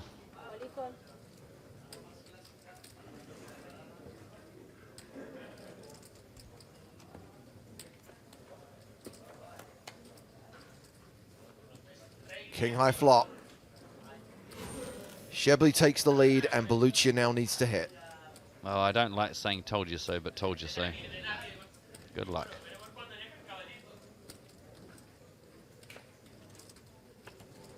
I knew it was going to be the queen of clubs. Yes. I knew it was going to be the queen of clubs. So he hits his queen and retakes the lead, but now has to fade a club or a jack on the river. Quite a lot of odds to dodge. 11 outs for Shebley. No club. Belluccia fills up and doubles up. Es good for him. No es bueno para él. Para mí sí. Para ti sí. Para mí es buenísimo. Just like that, Belluccia is back up to 41 big blinds. He was down to 7 or 8 not that long ago. It's a beautiful game. Game of skill. Good luck, everyone. Vamos, Nico. Wow. 85. So you just ran through the team you've got here in Barcelona, Brad. I'm interested, if we take the core team working on the .com blog, for example, how do you break down responsibilities? Are there set roles, or on a daily basis, do you assign roles? In advance of the tournament, we take the tournament schedule, which we learned today is subject to change, and build a really important and wide spreadsheet that lays out everybody's roles for the day. And based on the stage of the tournament or how many tournaments we have going on at any given time, we separate the group by each tournament, how many people we need for each. We have somebody who will essentially drive the system, and to put everything in the blog. We have the reporters on the field, someone to run the whole tweet machine, and we'll shift that from day to day depending on exactly how many we need. And our team has grown over the years quite a bit. We started with 1, which was me sitting in a chair up against a wall next to a brothel at one point or another, and then moving on, added a couple over the years, and now we're up to 6, which is almost enough. If we could somehow find budget for 3 or 4 more, we could probably do it just a little bit better. But we'll be happy with 6 for now. Well, going back to the first time I met you, I remember you, A, struggling to find a PowerPoint to plug your laptop into, and secondly, struggling to get online, finding somewhere in that building where you could get dial-up, let alone Wi-Fi. I remember the first time in Copenhagen, I literally, there was no power for my computer, and I was running back and forth from one room to another just looking for plugs to plug in. There was no internet. There was nothing. I mean, I remember it was Ram Vaswani and Noah Boken up against each other at the final hand, and I'm trying to take pictures and get it online and do all at the same time. It's ridiculous how much things have changed since then. And it was all black and white, of course, then, Well. which must have made it very hard to know the deck suits without being right on top of it. Yeah, it was more difficult. Silent film as well. Exactly. Couldn't hear what any of the announcements were. Had to wait for the caption to come up with the piano playing That's so underneath great. it. Exactly, exactly. So an early position raise from Capucho, flattered by Dogra Dogra on the button. Mercier in the small with 10 big blinds. Lets it go. Ruzicka in the big with substantially more than 10 bigs, close to 60.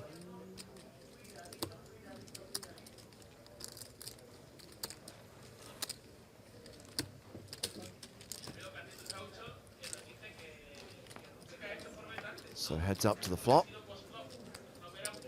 Queen Jack 6 with 2 spades.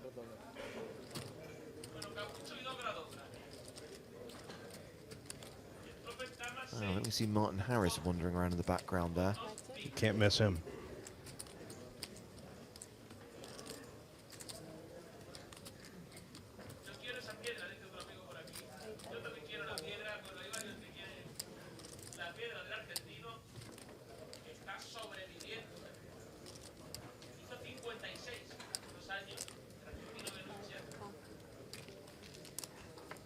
$40,000 apiece. Ace of spades on the turn.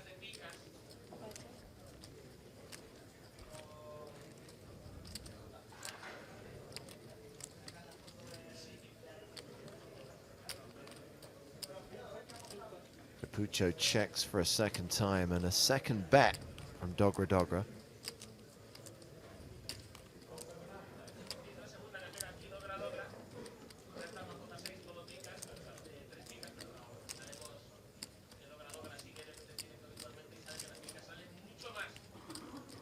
Once again, Capucho calls.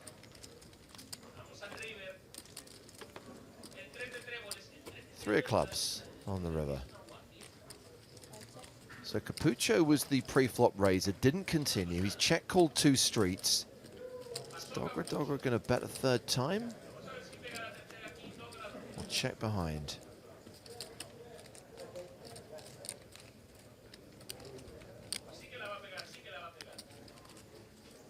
He's betting. Eventually.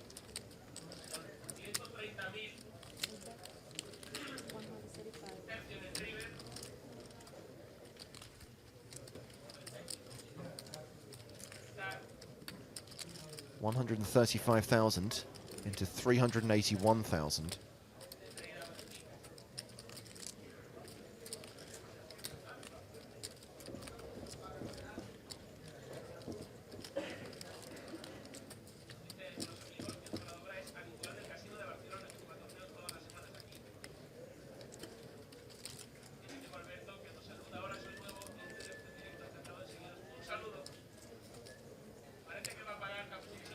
Capucho counting out a call.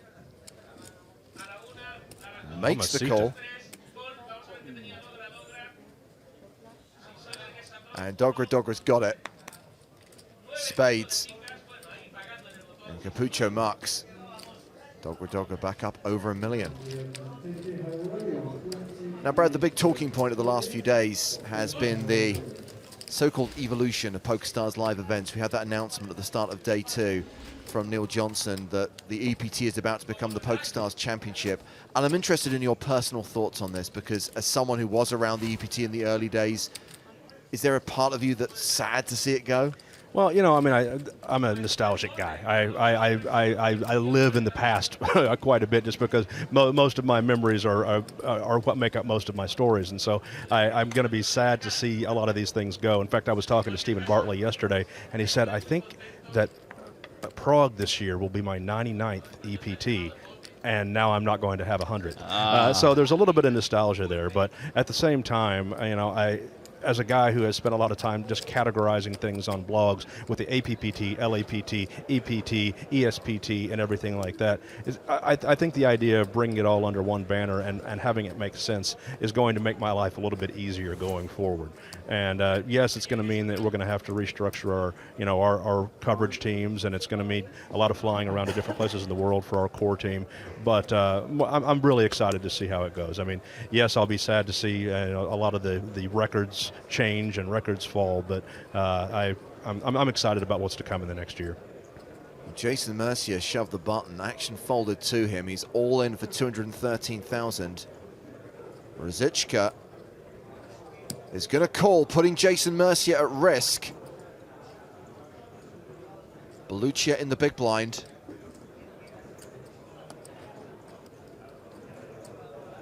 He folds. So here we go.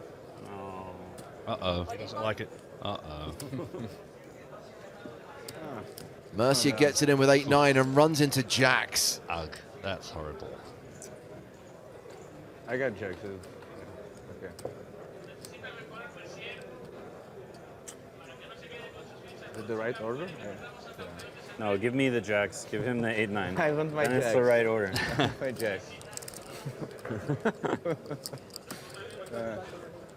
Jacks is a very hard hand to play. You played it right, though. Yeah. Okay. See? Gutter See? ball and my flush draw. Yeah, there's a flush draw. Let's not forget he is Jason I'm not Mercier. greedy. Any 7. And let's not forget it is always coming 7. That is true. Not exactly good. Can I look at these to see if they're 7s? 4 outs for Jason Mercier. He needs a 7 on the river. I need Mustafa here. It would be quite awesome. 7 for me once. 7. No, 7. Too little, too late, and Jason Mercier guys. is eliminated in 52nd place. Good luck. I don't know what just happened. He doesn't lose. Maybe that was just like a practice hand or something I for the think- dealer, okay. just because. You want it. So we lose one of our former Take EPT it champs. down. We lose a member of Team PokerStars Pro. Even had the banana. Another deep run for Jason, but Mike. not the score he was looking for. Interviews. 18K. What do we need? Am I free to go? There's a man who understands the system. It's like a man being processed out of the county jail. Exactly. They strip him down, they throw this kind of How much you talcum got? powder at him, spin him around. You greedy bastard.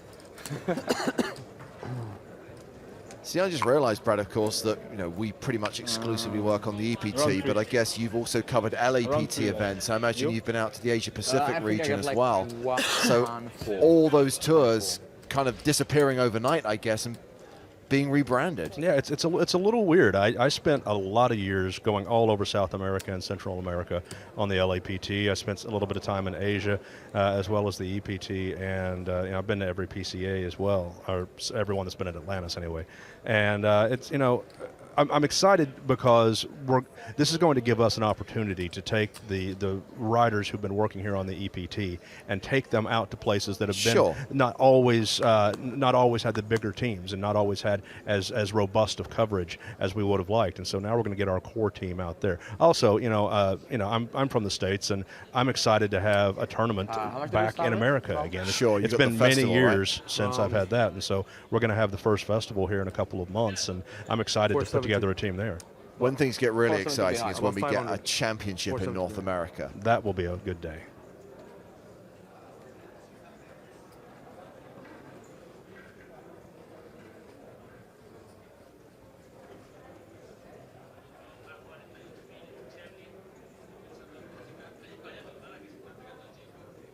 Down to 49 players now.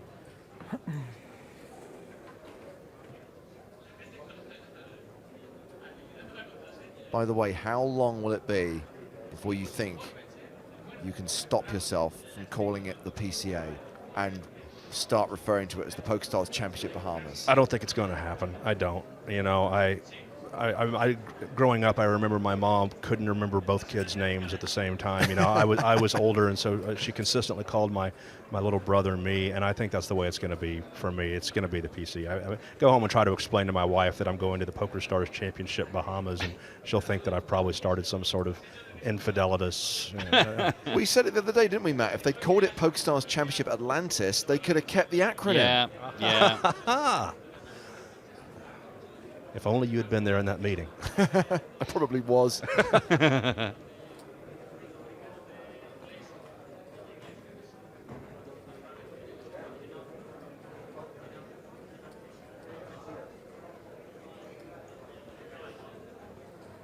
No, I mean, you can't get too gooey-eyed about the past. The truth is, very excited about the prospect of taking an event like this, a festival like this, to places like Panama, Macau, and still having the big stops like Bahamas, Monaco, Barcelona. I mean, as much as I tend to wallow in the past from time to time, I mean, the fact that there is a future for poker and one that's really exciting is fun. You know, that's the fact that we're going to be able to have big events in a lot of different places is exciting.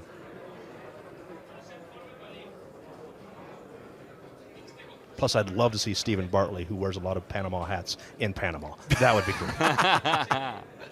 Finally, somewhere where he actually fits in after all these decades. So 3-bet to 135,000 from the big stack. He's actually lost about $500,000 over the course of this level. Not trying to focus on the negatives. Shebley opened under the gun +1 to 48k. Capucho's 3-bet from the big blind was to 135,000. And I kind of feel that with this stack size, Shebley was in a position where it was all in or fold. He elects for the former option and gets a fold from Capucho.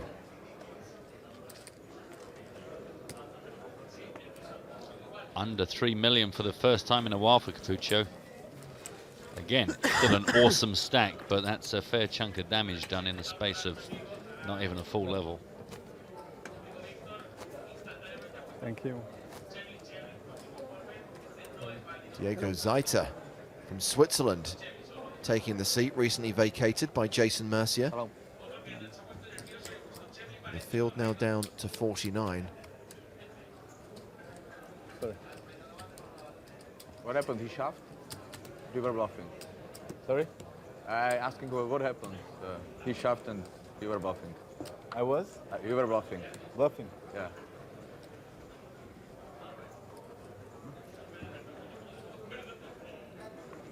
Very impressed, incidentally. Don't forget, you guys have got until our final day of broadcast before we get take a Guessatron, but quite a few good already coming through, especially the Quantum Advanced Guessatron that deals with your chances against Fedor Holtz in any given situation. Just out of interest, Guessatron has, Guessatron is. Oh, has somebody put an apostrophe where it doesn't need to be? Yes. That's awfully embarrassing. They certainly would never get a professional reporter's notebook. You know, I walked around with my pants unzipped for about an hour today, and it was less embarrassing than putting an apostrophe in the wrong place. Story does indeed check out. There's a very, very in-depth process of checking and rechecking and signing off and submitting, and it's quite intensive. But every now and then, How much is it? I think there was just a little bit of white on the screen there that made it look as if there was an apostrophe, but there couldn't have been an apostrophe. That was my excuse when someone looked down at my pants. It's something else. Something else you're seeing there. Wow. All in and a call here. Vogt, Stefan Vogt, finally committed, and it's going to be a Domination Nation scenario.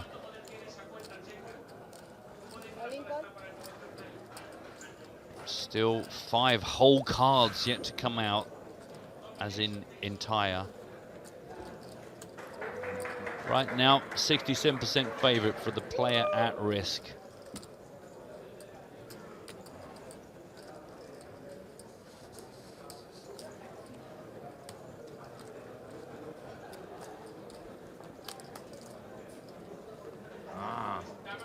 Queen on the flop. 9 of clubs. There has to be the club on the turn, right? It's almost compulsory. It would be rude not to for the full experience. There we go. Hey. I don't want to call specifically, but the 7 would be awesome. 7 of clubs just for the full-on experience. No club. Darn. Stefan Vogt, too sexy for a bad beat.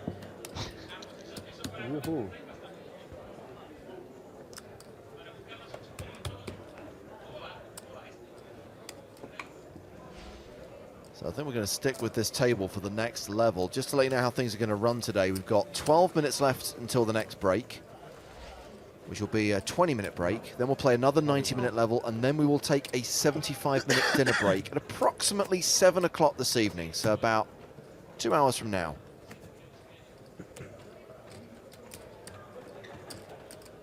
I'd be interested to know what noises were being made in the media room today, Brad, when discovery was made of the plan to play 6 levels today. It sounded a little bit like this.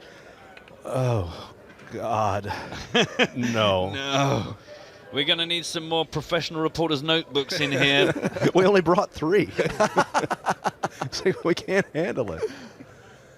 Yeah, it was sad. There was first like, so we're going to have to find a way to eat dinner, and does somebody want to work late? And let's just do it.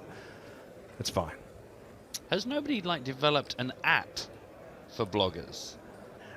There have been, but okay. Here's the thing. Yes, in terms of being able to just produce hands real quick. I mean, you can look at your screen and they can produce it really fast. But the one thing that we pride ourselves on at the PokerStars blog, which it may sound silly to some, especially some folks who don't like to read very much, but we like to think that over the course of time that we can actually write some stuff that would be better than simply just the simple information that might be produced into an app. And I should say that we're also working behind the scenes right now on a lot of things that are going to improve the blog in the coming months. After we get past the W Coupe coverage in September, in advance of the PokerStars Championship next year, we hope to make our system a little more robust and exciting and fun to read. I mean, the blog definitely has its own style, its own personality, and a quality of writing which very much set it apart from other poker sites for sure. But the other thing to say, Brad, is, and I found this, is that you're talking about an app. It assumes that everyone 6 or 16 players makes notes, everyone follows a hand the same way. The reality is, I guarantee you, the way you make notes on a hand will be completely different to the way Howard Swains does it, or Stephen Bartley does it. Everyone has their own method. Yeah, exactly true. And we all look at it a different way, and we all fortunately come into it with our own biases. I mean, there's players that we enjoy watching, players we don't enjoy watching, and we try to keep it objective as possible. But at the same time, I think it makes for reading each of our own writing. It's different, for the reader each time we put a new report out. If in fact you do like to do the reading thing. You know how much it is, Tyler? Okay. I'll be honest with you, if I see a link to a poker news story, and I click on it, and instead of an actual written article, it's a video, I get annoyed. Yeah, and maybe it's because we're maybe a little bit older, or maybe it's because I'm basically an old git. That's basically what. But I like to think of the guy that I was before I got into this, which was I'm sitting at work in a proper job, and I want to read this. I want to see this thing right here. I'm not going to be able to watch a video as my boss is walking by, but I might be able to read an article. I think of these people who are sitting at their office wishing they could be here with us and want to read and keep up with what's going on. And that's the person that I think about sitting back at home and reading.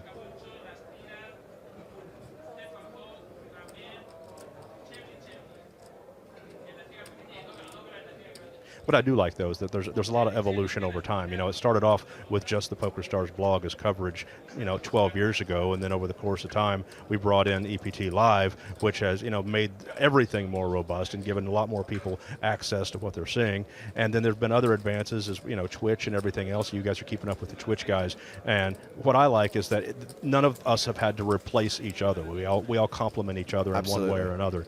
And it's fun for us to be able to listen to you guys and watch your coverage here on our own computers while we're doing our writing, and then keep up with what's going on the outer tables, so you can send your viewers to that. Absolutely.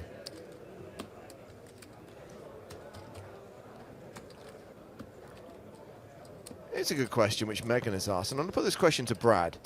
Is there an unwritten rule or piece of poker etiquette you would like to see end that you think is silly or outdated? An unwritten rule of poker that I would like to see end. 45. I don't know. I'm pretty rule-based. I like rules. As Stephen Bartlett says, rules are meant to be enforced.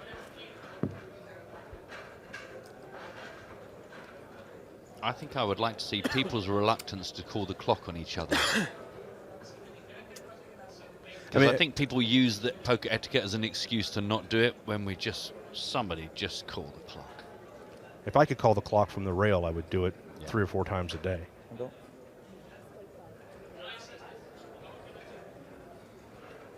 He doesn't speak English. Translated. 45. The 5 or the 5? He speaks Spanish. Right? It's 45. Okay. Okay. By spreading the bet, I see what's happened there is because Rosichka's bet with the small denomination chips, because he's bet with the 1Ks, they had to just make sure they could stack it into 5 so that Belluccia could easily count the bet.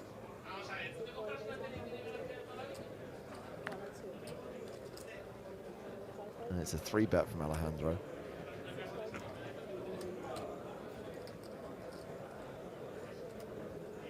You know what I don't like? I'll tell you what I don't like. I don't like the 1-chip call. I don't like it when somebody is facing a big bet and they toss in 1 chip. I know it's a rule. I know it's fine. I don't like it. It's cocky. It's arrogant. I don't like it. I want a rule to stop that. I want more rules. You've taken the question and turned it around and created more rules and etiquette. This is why it took me so long to get married.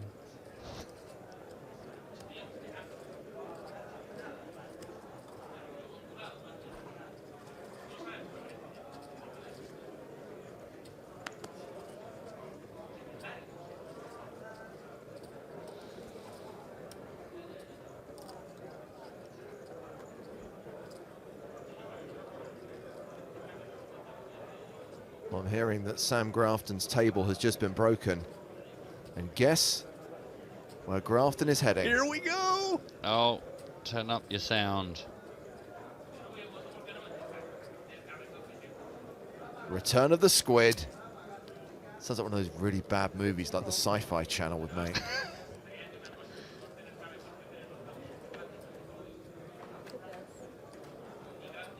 Zichka calls the 3-bet. It's a 7-6 deuce flop.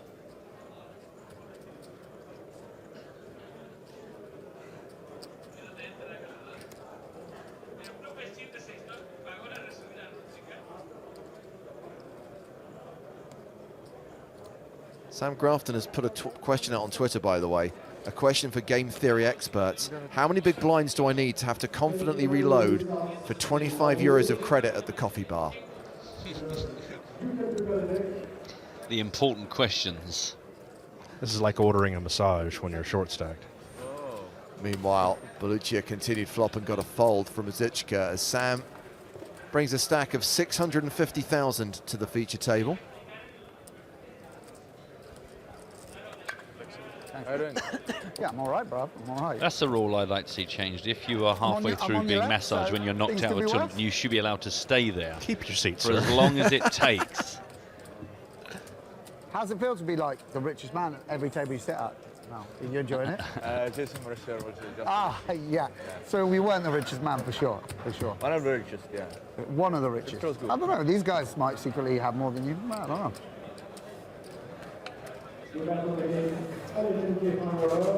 And now you guys don't have to say anything for the next hour or so.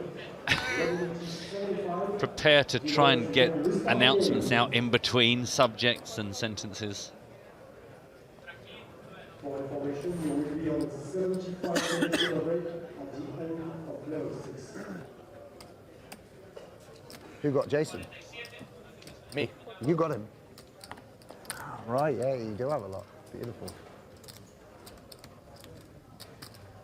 Actually, you may have miscounted Sam's stack. He's sitting down with 1.2 million, not 650,000. And then you've lost 2 all-in stints?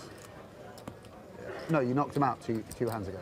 Yeah, no. Just one all in. With 60 bigs, I think Sam should feel comfortable about putting that €25 credit. Get yourself a coffee. Yeah, I think you can get everyone a coffee. Or maybe half the table for €25. That's true. That's true.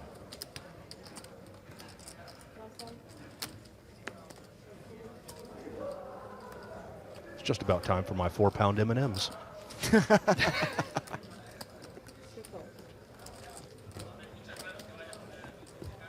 Sure, I can get those expenses through. King, Queen, 5 on the flop. Ruzicka defended his big blind to a raise from Nuno Capucho.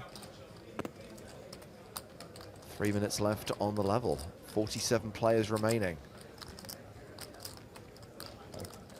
Okay.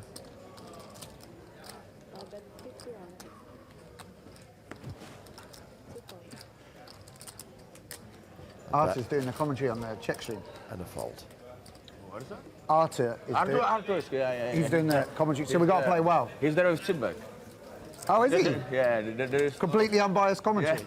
Yeah. Oh, that's quality. And the latest Giving all the tweet. secrets away. Giving all the secret ways. That's pretty boss lineup, them two. Nice try. Are we finished, Sam? Go. The latest tweet from @PokerStars blog, proof that not all hand reports are the same. Read Stephen Bartley on Taichi Yoneya's extended elimination. Well, a short while ago, we lost Jason Mercier from the feature table, eliminated by Wojtek Ruzicka. We asked him if he's disappointed, considering his summer at the series. I'm a little disappointed. You know, I had a nice stack coming into today. I think I was like 12th in chips. And yeah, I was feeling really good. Really wanted to make the final table. So a little disappointed, but you know, I'm coming off of best summer I could ever imagine. You know, won 2 bracelets, had a second, won a bunch of money and got engaged to my girlfriend, now fiance. We're getting married in a few months. So it's been an incredible year for me. I can't really complain. The wedding preparations have been interesting so far. They're going fine. It's a lot more details than I was really anticipating. You know, there's just a lot that goes into it. Flowers and food and seating charts and all sorts of stuff. So we're in the process, but luckily for me, Natasha's handling a good portion of it, and I'm just like, kind of like, yes, or maybe, or definitely don't do that. And I haven't got my invite yet, but I guess you haven't sent them out yet. We're in the process of sending some out. If you would like an invite, I'll happily invite you. But not really like, expect. You guys can come if you want. That's for sure. You mean the crew? Everyone. Everyone here. We're all going.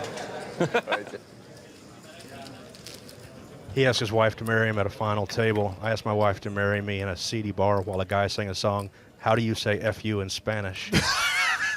She just had a shot of Jägermeister. We've been married for 16 years. That's a true story. That's a great story to go out on, Brad, as we come to the end of the level. This will be the last hand before the break.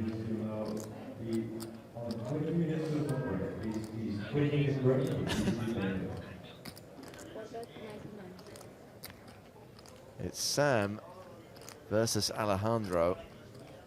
Belluccia raised under the gun. Grafton defended his big blind and is facing a continuation bet of 99,000 on a king-queen deuce 2 club flop.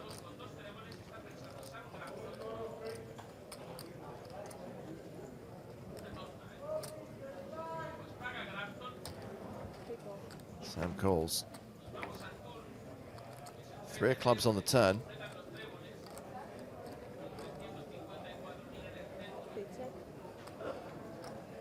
Sam checks a second time.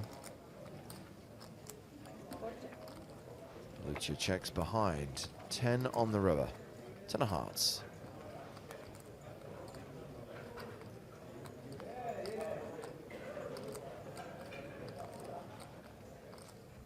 Well, if you're going to bet the flop and it gets checked across the turn, I was about to say if Sam doesn't bet this, I'm sure Belluccia will.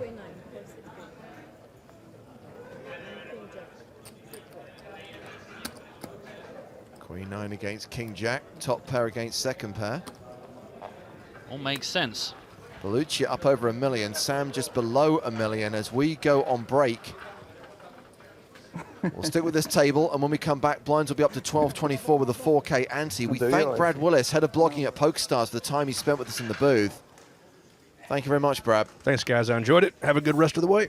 I always love having Brad here. He's so good. The thing is, we'd miss the writing if he was in the booth all the time, but at the same time, we're depriving the EPT Live audience from his dulcet tones by making him right. I wonder You what it's can't win. like. I wonder what it's like to be like a valued commodity. It must be so interesting.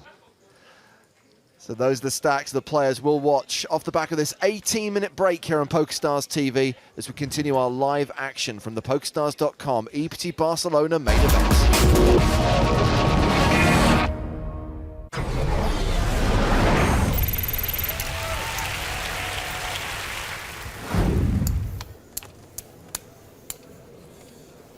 Don't even think about it.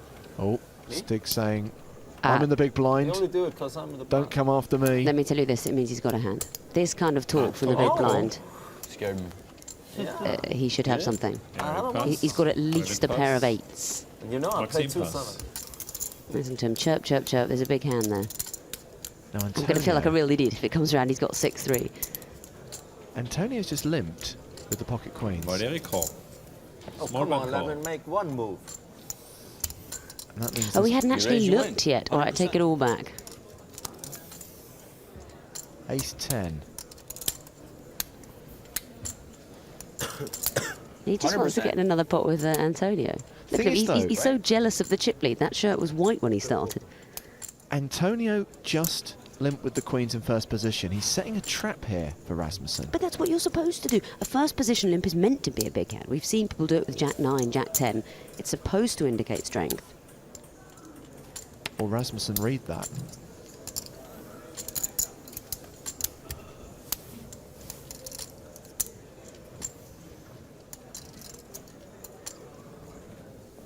He may just call, but it's a funny hand to go into a four-way pot with. Oh. Raise all in. That is just enormous. I don't really understand. He's put in, what, 700,000? Why so big? Why so much? Call. And call. Antonio calls. Yeah, the others will get out of the way. It's about Valerie will get rid of that ace 9. Antonio shows pocket queens. You think? And Rasmussen he shows ace will of say, diamonds, whoops, 10 I fell into a bit of a Steve trap all in there. with ace 10. Oh, that was a mistake. You see, a massive chip leader has limped under the gun. You don't put 700,000 in. Bump it up 100,000, see what happens. Or just call. No, we're just calling. Well, he could have seen a free flop. There'd been no raise there. He was in the big blind. Flop comes. 7, 3, 4. Well, Rasmussen is on the verge of being eliminated now. Ace to stay in the tournament. Queens are in the lead for Antonio. And here's the turn. He knows he's played this badly. Yeah. But he gets lucky on the turn. He hits his ace. Now Steve has a pair of aces. Look at the Only faces the queen of the would crowd. knock They're him out of actually the tournament. shocked by the sight of that ace. And here's the last card. Antonio It's a does jack. not get a queen on the Steve river. doubles up. Hey, sorry. Oh, don't say sorry. Don't say sorry. No problem. You didn't have a hand. You're not sorry. You must never say sorry, James. You can say unlucky, but you can't say because he isn't sorry. He wouldn't prefer to be walking away out of the tournament, but he's delighted. So the blinds have gone up. 6 and 12,000 now. Running ante remains 1,000. Remember, every player posts the ante.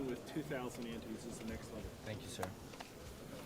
Action has been folded around to the Russian player at the table. Valery Alikian, not going to play 6-9 of diamonds.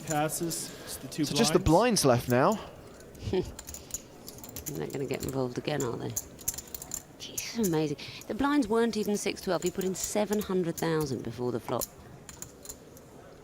I think we've concluded it was not a great play. Now he's got ace-3. What's he going to bet, $1 million? Stick calls. Look at these two. Get a room.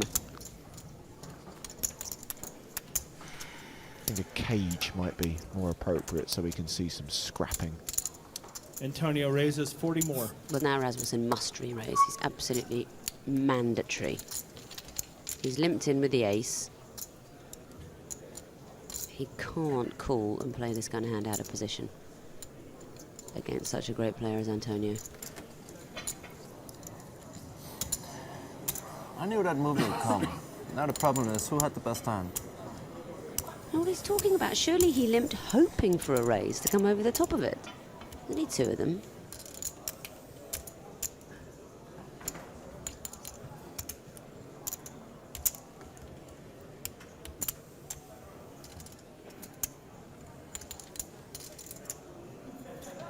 What's he left? What's he got left? About 950,000. He's asking that question for. Not really relevant against that kind of chip stack. Of course, it's Rasmussen who's got the chip lead now. Stig re-raises. Yeah, well, he's finally managed to do the right thing. How much more? Looks like about 100 more. 110 more. Esfandiari knows that he can outplay this guy. He actually knows it after cards. Yes. He's desperate to be able to afford to make this call and outplay him. Or possibly even raise again if he senses weakness.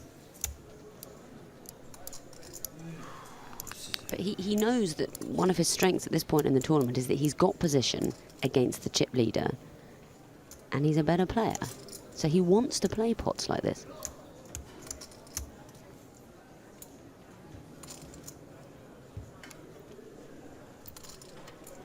Just checking how much he's still got. How much he'd have to invest as a percentage to make this call to see a flop. And as you say, hopefully outplay his opponent. But I also think that he might raise again. I think he might. I think all that speech play from Rasmussen, he knows it's not a huge hand. He might try and push him off it. Which would be very gutsy.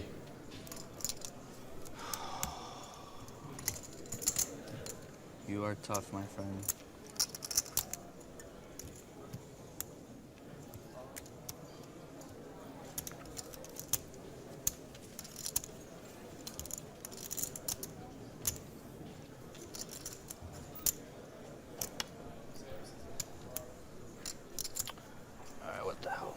You called it, Vicky. Antonio re-raises. There's the re-raise. 230 more than that. Yeah, that's great. And look at the difference with the speech play. When Rasmussen was giving it all of that, who as the best hand, it was a little bit too genuine. Whereas Antonio's is completely a performance. Ah, you're tough, what the hell? He's got 5 high. And if you couldn't see the whole cards, if you were just reading the body language, you would think that Antonio does have the best hand. Absolutely, but this is a man, you know, with years behind him of going on stage and sawing women in half and releasing doves out of handkerchiefs. You know, and that was patter. All right, what the hell? It's great stuff. Rasmussen's going to throw the hand away, and it's a well-deserved win for Antonio. Pass quicker next time.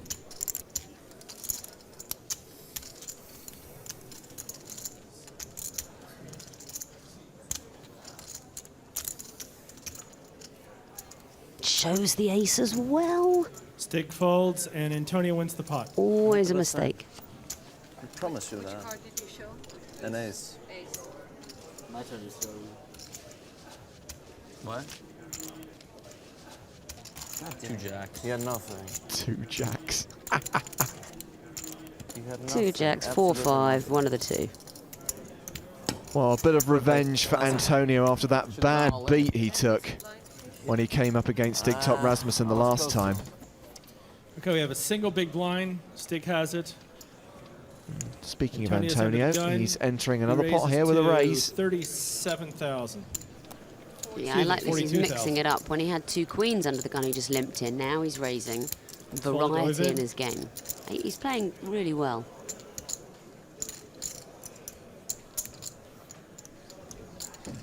They're playing snap.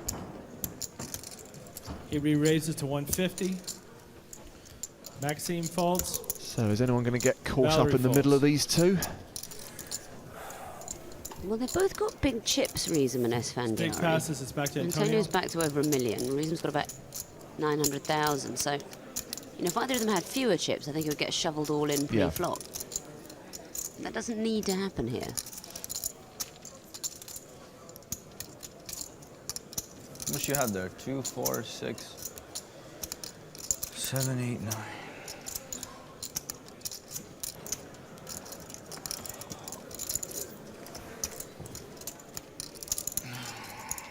You have a big hand? Yeah, it is, but yours is big as well. Maybe he is going to raise now. I'm thinking he's giving it the patter again. He might be going to raise. He might think, well... Something tells me you have a monster. Well, there's only two hands he's really worried about, aces and kings. Oh, no, that's not true. It's not true, because this guy's got chips that can really damage him. If he had 200,000, there's only two hands he's worried about. But with somebody who's got nearly $1 million, he's worried about any pair. He's worried about putting a lot of chips in, getting called, missing the flop, and being really crippled. One thing you don't want to do when you're the chip leader on the table is get involved in a huge pot with the second chip leader that you might lose. You want to pick off the short stacks, bully the medium stacks.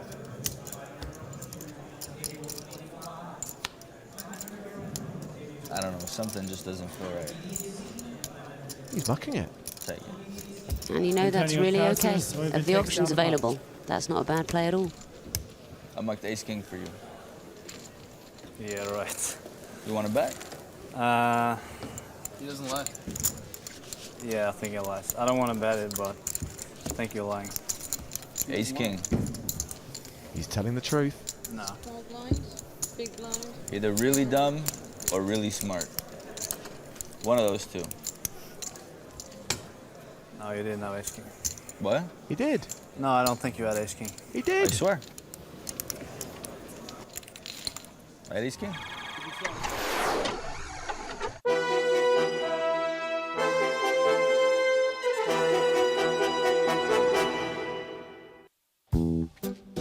Hello, my babies. It's Stapes here from Barcelona EPT 100 Challenge Stapes. You guys have selected this time around that I need to sell 100 euros worth of sand at the beach in honor of EPT 100. I'm not gonna lie, I'm pretty sure that you guys were gonna pick the guitar challenge. So I took 6 weeks of guitar lessons. I dropped $2 grand. Oh boy, all right. It's caught on my belt, caught on my suspenders. So we've got a lot of different types of sand we're selling today, guys. We've got new sand, we've got used sand if you're on a budget. Hair growth sand, popular with the Negranu crowd. Sand for sale! Can I interest you guys in some sand? I have some very special edition fine sand for you. Not good enough for you, not good enough, that's fine. You know what, I got something I can do even better, because I can tell you're a woman of taste. This is our absolute top of the line. This is even more fine sand. It's just 100 euros. Okay, you make me an offer. But I don't want sand. You don't want sand? No. Boy, that's really gonna make this difficult. Well, at least we picked a crowded day at the beach. Sand for sale? Get your sand here. Buenos dias. We're having a sale on sand today. Okay, we're a bit hungry, so Wait, you're hungry? Oh, that's fine. You know what, because I do have some edible sand. It's delicious, I'll show you guys. Mmm, so good. Well, I gotta tell you what, guys, I'm a little too hungry.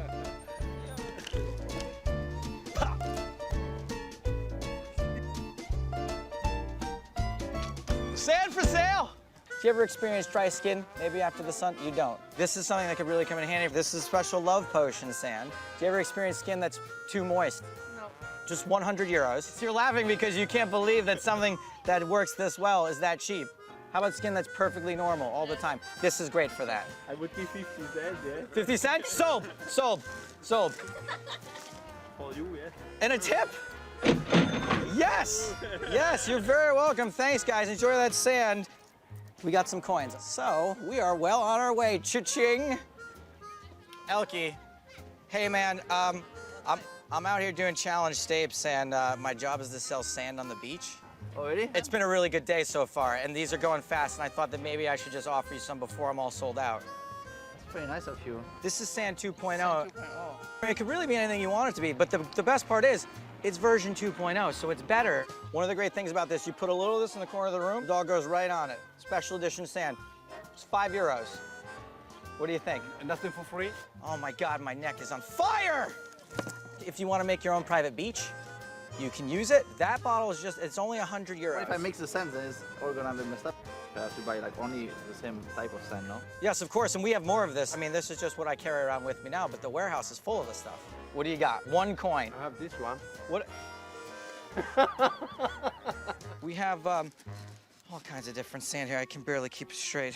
This right here, this is sand that's been walked on. Hey, special edition, you have more. Sand 2.0, you only have one left.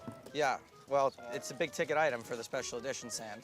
I guess this puts me up to like 50 cents in a garbage bag. We'll do 4 for 50 euro. 4 for 50 euros? Yeah.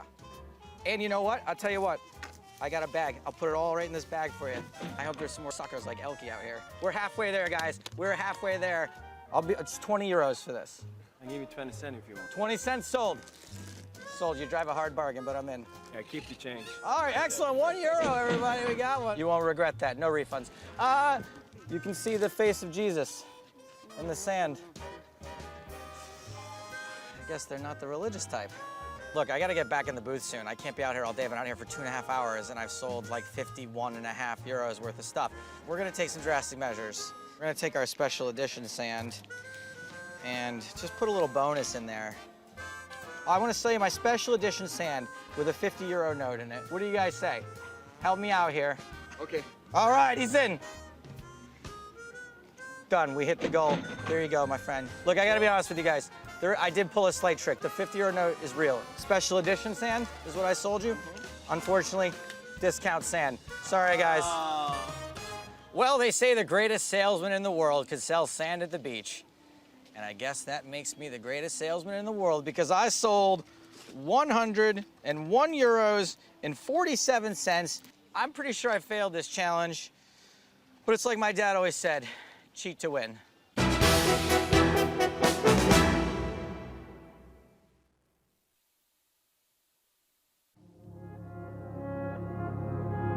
This summer was by far my best summer of all time.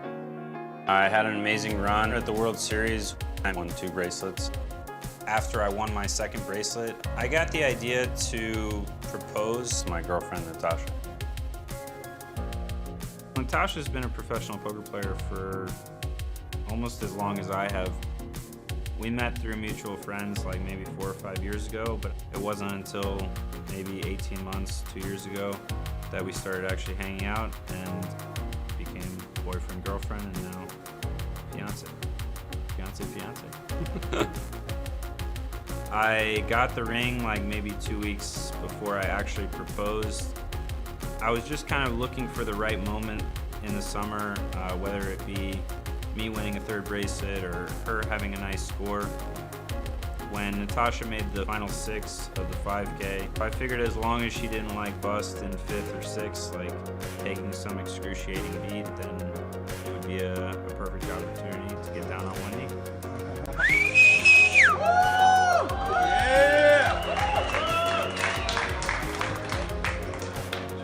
Yeah! I knew that I was going to get a yes. I don't think I would have had the balls to do it on a live stream if I didn't know for sure.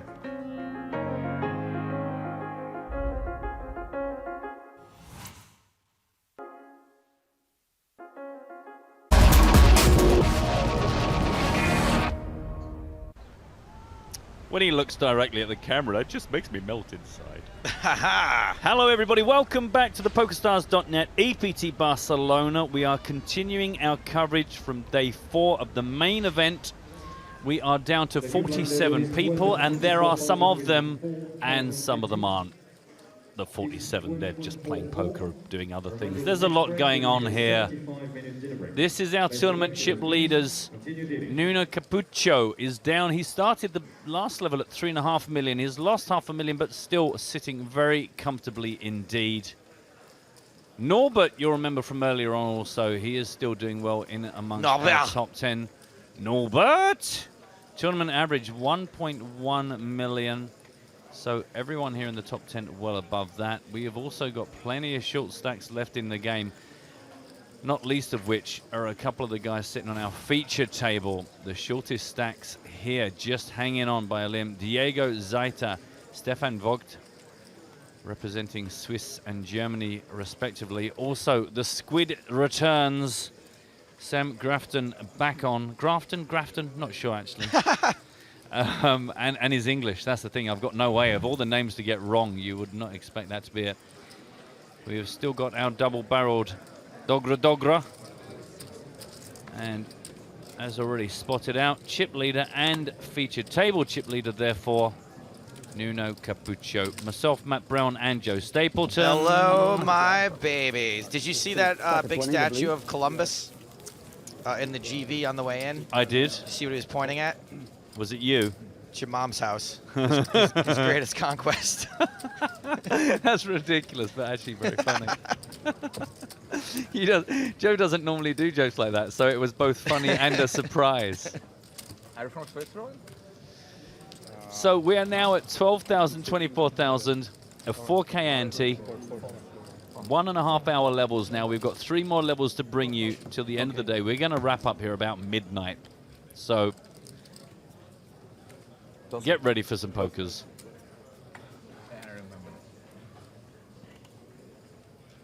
Incidentally, very impressed with some of your entries.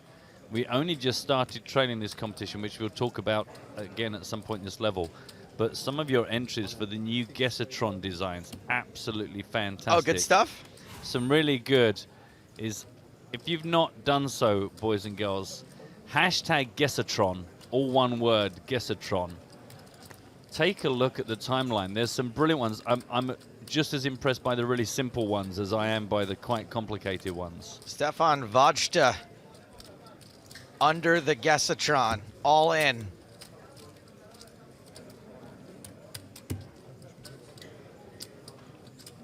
And it's under the gun, so you know that it's probably reasonable. I don't think this is him wanting to get to a flop with 6-7. What in the world is happening? I think we're making a meal Dogra? of it. I think we're making a meal of counting out the chips. No. The whole double name thing. It's a joke, right? Oh, no. Chebly and Dogra. And, yeah. And Mortenson. Morten. Yeah, he's left the pitch table. You've got to be effing S-ing me. No. How much is it? No, I'm joking. That was a joke. Now that is funny. That is really funny. Having taken an hour to count it out when Dogra asked. That's funny for Sam to ask again for a complete count. Sorry, could you just do that again for me? How much? Sorry, I wasn't paying attention. Could you just count it out? I wonder what the record is for the longest tank ever before. Oh, wow. 27, right? Rutsika actually asking? Okay. What the record is for the longest someone's tanked before asking for a count? 4 minutes, I'm going to say. My favorite tank is still Chris Moneymakers when he didn't even remember that he had cards, and everyone's speculating all the commentary. Chris Moneymaker here with a big decision on his hands, trying to make it. Oh, is it for me? Oh, I didn't know. I'm so sorry. I didn't even know there was a card. It's in October, yeah? So when is it then? Arthur said it's because of the president. No, when is it? I know. Feels like it's been a while since we saw Mr. Moneymaker, actually. He's not been out to the last couple of stocks. 31st. Yeah, and the last day is 1st of November, actually. Right, okay. And even though it took a long while to make its way around the table, it has indeed made its way around the table. And Stefan finds himself still alive, but only just 13 big blinds. Diego Zeta also sitting on 13 big blinds, 2 short stacks, and 1 monster at our feature table. Thanks to Brad before the break, was a good guest. Don't forget, check out the PokerStars blog. If you want to find out about the progress of any of the other players in among the last 47. 3 favorite Willises. He dropped out. Bruce, Brad, what you talking about? For what kind of money? No, you're just... Name a third Willis, a fourth Willis. All right. I'm not going to put you on the spot. That's too hard a moral dilemma. Willis and Phillips. Correct. Ding. Don't tell him, everyone, but I'm just going to say correct because it's just much easier. Well done you. Oh, he's doing a little run around the room. I must urge you to be sure to tune in. I'm guessing, actually, I don't know, are we going to get the EPT Not Live EPT Live out tomorrow, or is it going to be final table day? Have you heard? I think, tomorrow's not the final table. No. Oh. I don't know. I'm going to get confirmation, and we'll make sure we tell you before the end of today when you can expect it. But some really good stuff on that. Joe is excellent. I would say as always, but then it takes away a genuine compliment and I just start lying. On this episode, Joe is excellent. Oh, really? Oh, you mean in Superfan versus Stapes? On a couple of things. Oh, that's nice. I thought the challenge with Darius Knight, you were excellent. That was fun. Superfan Couldn't have done it without you. Some really good, let's just call it a good show overall. Good show overall. Lots of things to look forward to. Now, some folks, my babies are freaking out in the chat right now because we haven't given out the free roll password and people are registering. Guys, they're Spanish-themed things. Sometimes people guess them. Sometimes maybe somebody doing like a Bulgarian stream or like a Meposian stream. They give it out in their language or like maybe Belgian, Dutch or something, and then it gets leaked out there. There's plenty of seats for everybody. As long as you register when we give it out, you're going to be fine. It is quite calm impressive. down. Impressive that 3,500 people have registered for a game that we don't think we've given out the password to. But I think we've got 30,000 seats, and I don't think yet this week it's maxed out. So do not panic. We will bring you that.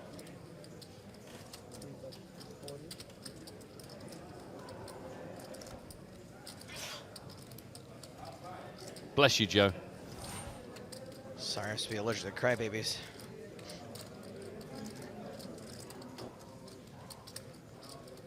So, recapping the action here, Grafton was the raiser. He did continue flop for smaller than his pre-flop raise. This is about a 1/3, less than 1/3 pot continuation bet.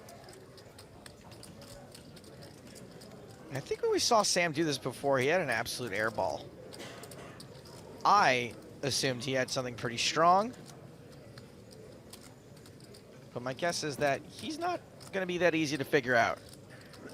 I agree with you, Joseph Stapleton. Of course, Sam, got to be careful up against the shortest stack at the table.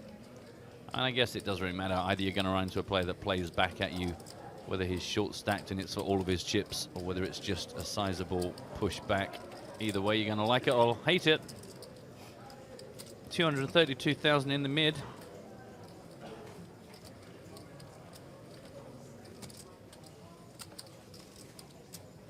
Skyblade says, don't fold Graft. I want to see this hand. Again, fairly small bet from Sam. 105,000 into 232,000.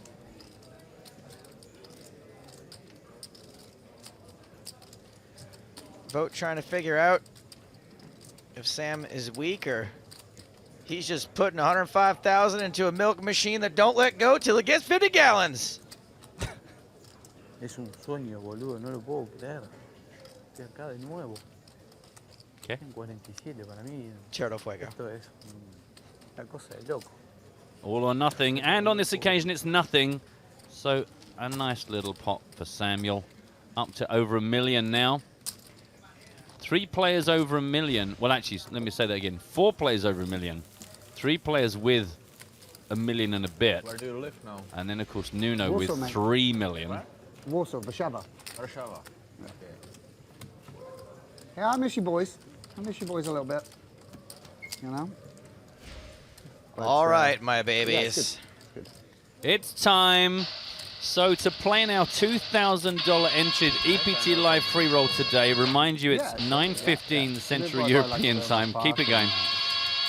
Go to the event stroke EPT tab. I'm competing with Sam and the soundbox. Search for the word EPT Live in the tournament lobby. Turn off your filters. The word you are waiting for is... You should come visit me. It's not too far. Rockefort. You and Mark do a little road trip. Someone definitely wrote No, that you've got in the the money chat now. about a minute and a half. Oh, really? Okay. Come over in your private jet or R-O-C-A... whatever. Sorry. R-O-C-A-F-O-R-T. In fact, like the whole time I was in Czech Republic, I don't remember you buying a round once. Maybe now, like with $1 million in Skyrocket, you can you'd be a bit more fun, you know. So there it is, top left of your screen for confirmation and spelling. Lowercase, no apostrophes. Is that after the cheese? I don't know. Or the James Garner detective series, the Rockefort Files. Rockefort Files, yeah. You've reached Jim Rockefort. Lowercase, no apostrophes. I knew that it was nearly bedtime when that came on in the UK. I don't know what year it got shown in the UK and what time it got shown, but I was a small child. Going to cost a lot of money. I think anything done on a synthesizer should be. Yeah, so public domain. unrecognizable. Yeah. I mean, I'm an all-time bad whistler, so good luck trying to prove it. Fast forward 6 months, Your Honor, I'd like to bring forward Mr. Joseph Stapleton, who we are suing for $6 million. So let's pick the action up here. Wojciech has made it 56,000, being called by Nuno. We're first name terms, we're all friends here. And now Stefan thinking about it. And he asks for the triangle, so Stefan Vogt is all in. Bring it in for the real thing.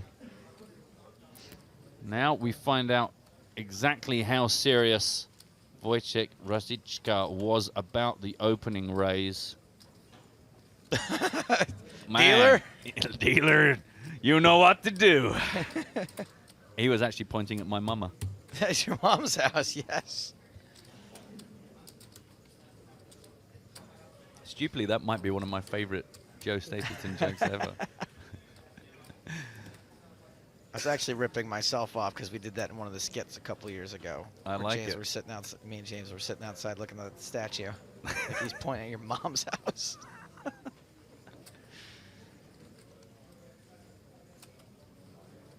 That's the good thing about really, really stupid jokes. They don't age. Because really stupid is always really stupid. It's still stupid. You could be There's nowhere to go. Political. You know, if I tell a Ronald Reagan joke right now or Margaret Thatcher, it's probably not going to go down so well. But pointing at your mama's house,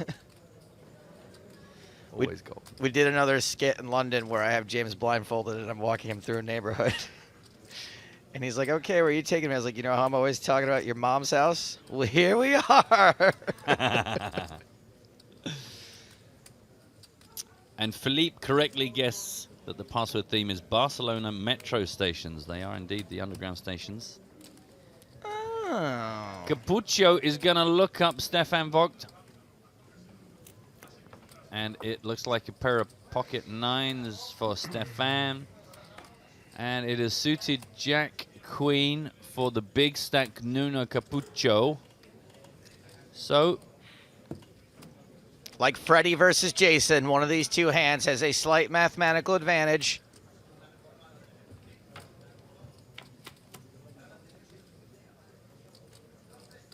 no joy for the drawing hand. I feel like Queen Jack's still a favourite on that flop. One brief tiny sparkle of joy being that diamond. Yeah, it's a small, small snifter.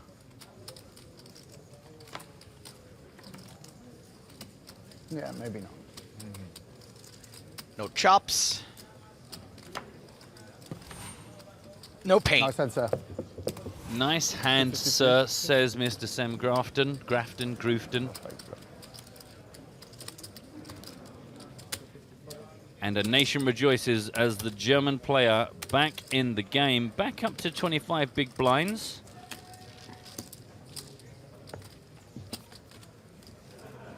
Being asked by Stephen, what's the submission deadline for the Guessatron contest?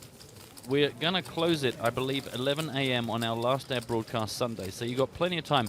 You can do multiple entries, by the way. I think when it comes to creativity, rather than somebody ramming everything they can think of into one design, feel free to take a couple of different stabs at it. We'll remind you all of the details if you don't know what it is we're talking about. No live poker in Poland. Yeah, I know, yeah. To be fair, I said that to my girlfriend. She was like, how many times do you play live in Prague? And I was like, yeah. And you're like, once, I think. I mean, obviously, it's like, I wish there was like Rosvedov where there's like a lads trip. Because obviously that was good. Like, I probably wouldn't have got to know so many of you guys if there wasn't like trips to Rosvedov. You know what I mean? So yeah, it is a bit of a shame, but it's all right. Probably saved me money anyway, mate. No live poker. This is like...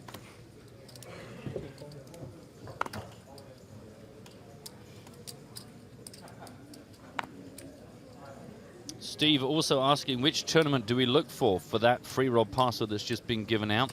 This is the free roll. The free. This is the free roll. This is the EPT live free roll we do every night of broadcast.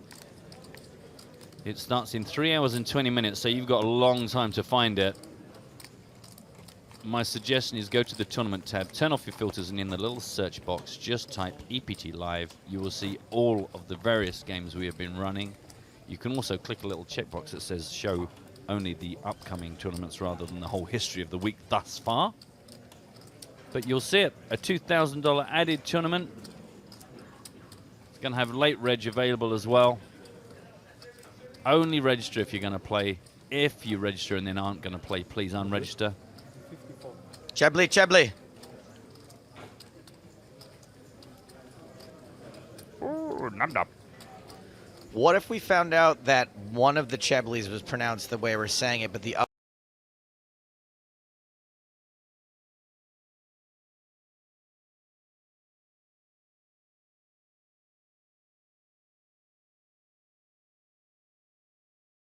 On Twitch.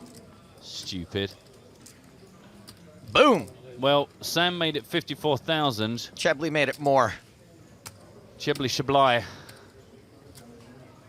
From the small blind. So that either lets you know that he is probably pretty strong in the cards, or he has had enough of this Sam Grafton guy. Just 4 stacks of blues. You got no other. Can you move your hand? Sorry, I can't. I just wanted. Thank you, mate. Except for this giant stack of orange behind there. I fold. Pew, pew, pew. Well, there you go. I mean, an under the gun +2, not to be taken for weakness, but a small blind re-raise. Woo! Right. They're calling you the new Martin Stasko. That's what they say. They're calling you the young Martin Stasko. No, Martin they Stasko. tried to, but That's basically what you Well, are. 47 players left, but things have slowed down. Version 2.0. Version 2.0 update. But that doesn't mean we don't still have players leaving. Albert let me ruin this name. Puchech out. 47th place. Word on the street is he lost ace queen to pocket nines. That was that was so loud. I could, you know, I could barely think to form a sentence and ruin his name. That was so loud in my ears. It's a beautiful tune that you played, by the way. The violin was piercing. I should learn to play something else, but it's, you know. The only thing is when you play something else, it's normally hugely inappropriate and upsets people. It's true. I just, you know, there's other sad songs out there, but, you know, the public domain thing, and I'm trying to learn Hearthstone. And in case you didn't catch as I shouted that, it was Albert Puchech. That's my attempt. I'm glad that you took another crack at that. I wouldn't have. I'd have been like, nope. Well, I felt as I was being bombarded with really loud violins, I might have just gone pepla just to get through it. Well, this is an exciting foldathon. Even the big blind did not want to participate in this particular round of pokers.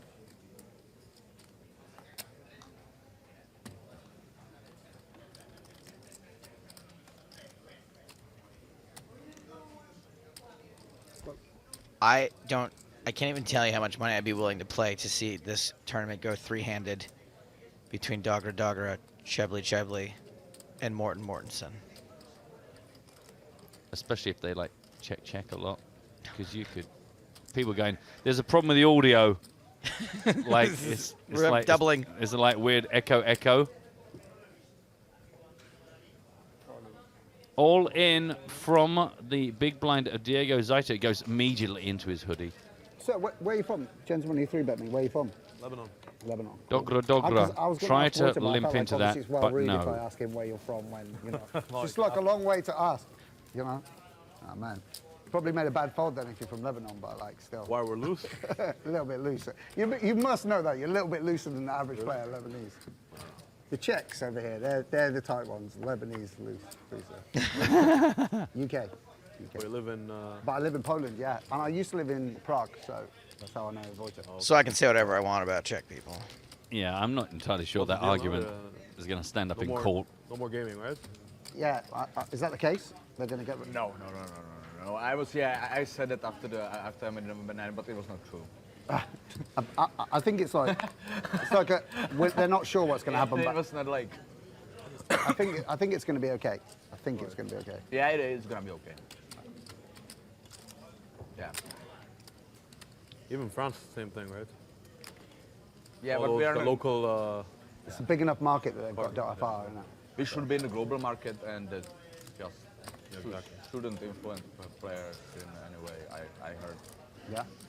I believe that's all I can do. Voyage is not winning much money online anyway. It'd be good for him, like, especially if he gets $1 million payday. He needs to close his account. You should self-ban. You should self-exclude. They've got that option, mate. I might do it for you. When you're drunk and you leave yourself logged in, I'll exclude you. Don't go playing them cash games. I don't Wise know words. There, so. Capucho has raised this up to 55,000. He has taken a dent. He's lost more than $1 million in the last level and a half. You know what Capucho reminds me of? What, as a name or visually? As a name, Capucho reminds me of Capuchin, which is a type of monkey. Yes. Which reminds me of Harambe. Chips out for Harambe. You've made me so sad.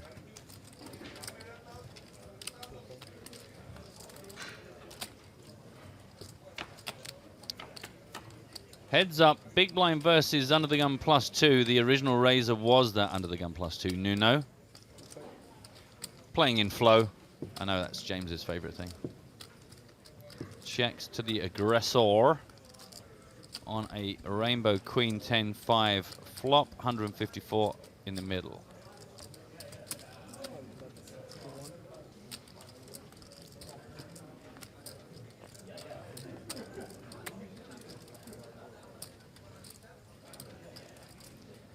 $61,000 if you want to carry on like this.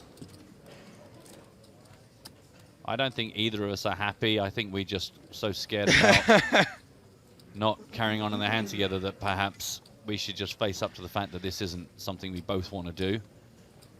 I mean, all right, if you're going to bet, I'll just keep putting chips in. But I think we both know how this is going to end, and it's just which one of us is going to be the bravest. Just stop. Stop it. We've all been in a hand like that where you're like, ah, can you just stop? Like, how badly do I need to play this hand for you to just say no, enough? I mean, you know what he's done here? He's proposed or got pregnant. That's the equivalent of what I've done here, is because he's raised. He's come back over the top. That's a 3x plus raise. It's huge. It was a 61,000 bet into 154,000 pot.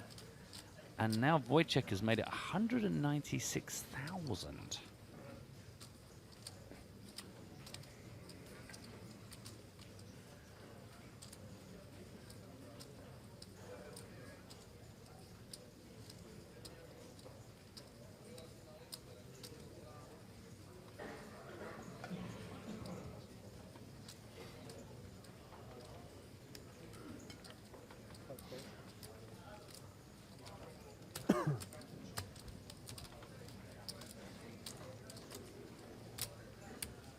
Well, these boys are going for it. Yeah, no, they do want to play a big pot, apparently. Yeah.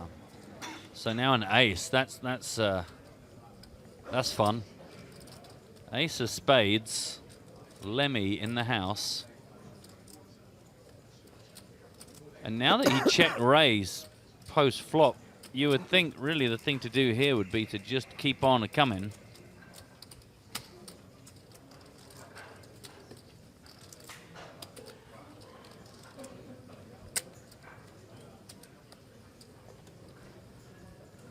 What kind of hands are you check raising for value there on the flop? Two pair, ace queen,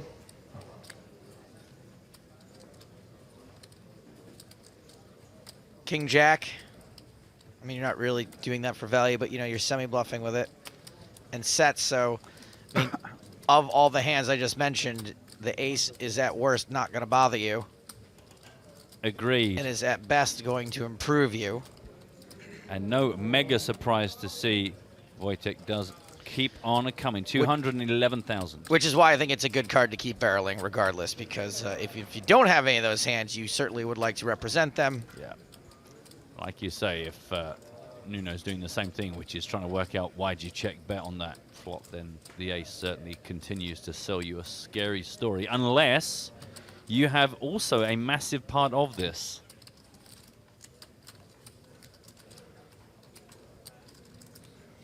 Man alive, these guys are going to war. Very gently calling and creating nearly $1 million in the pot. What is it good for? Turns out quite a bit if you want to win a poker tournament. Yeah.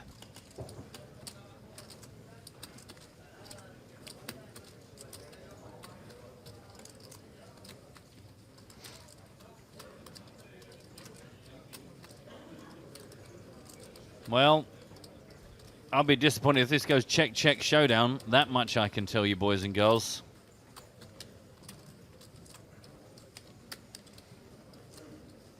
It's kind of probably a bummer of a river card for Rutsika unless he was just clowning around.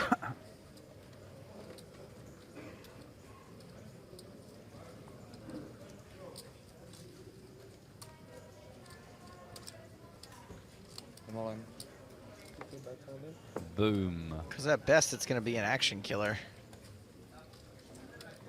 Triangle of seriousness. Like I said, if he's clowning around, it's a good card for him because he can rep this straight. But he's going to have a hard time getting value if he does have the nuts, especially if he had it before the river.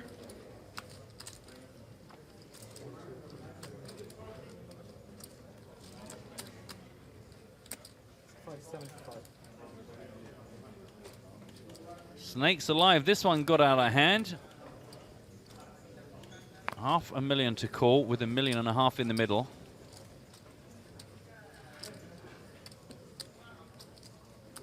The only thing I would say here is if I was Capucho is like, if I fold, will you please don't show me?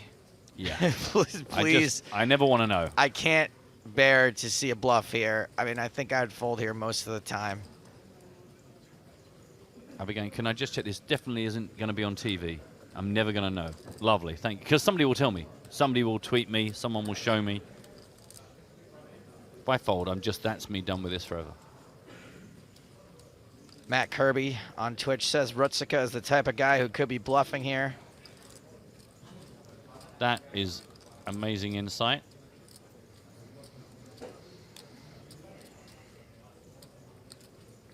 I would tend to, you know, say that out of every 100 times somebody plays a hand this way, they're not bluffing, most of them. Yeah. But maybe Rutsika is bluffing slightly more than other people. I don't know. I don't know too much about his game.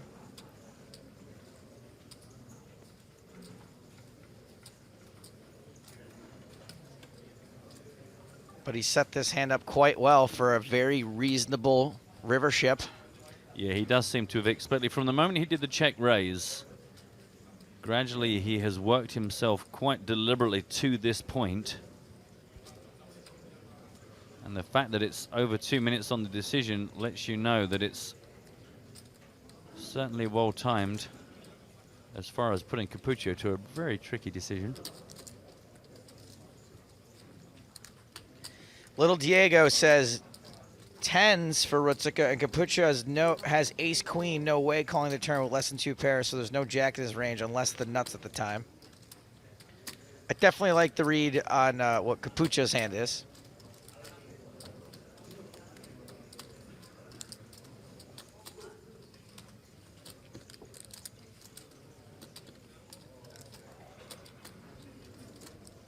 Coming up to 3 minutes.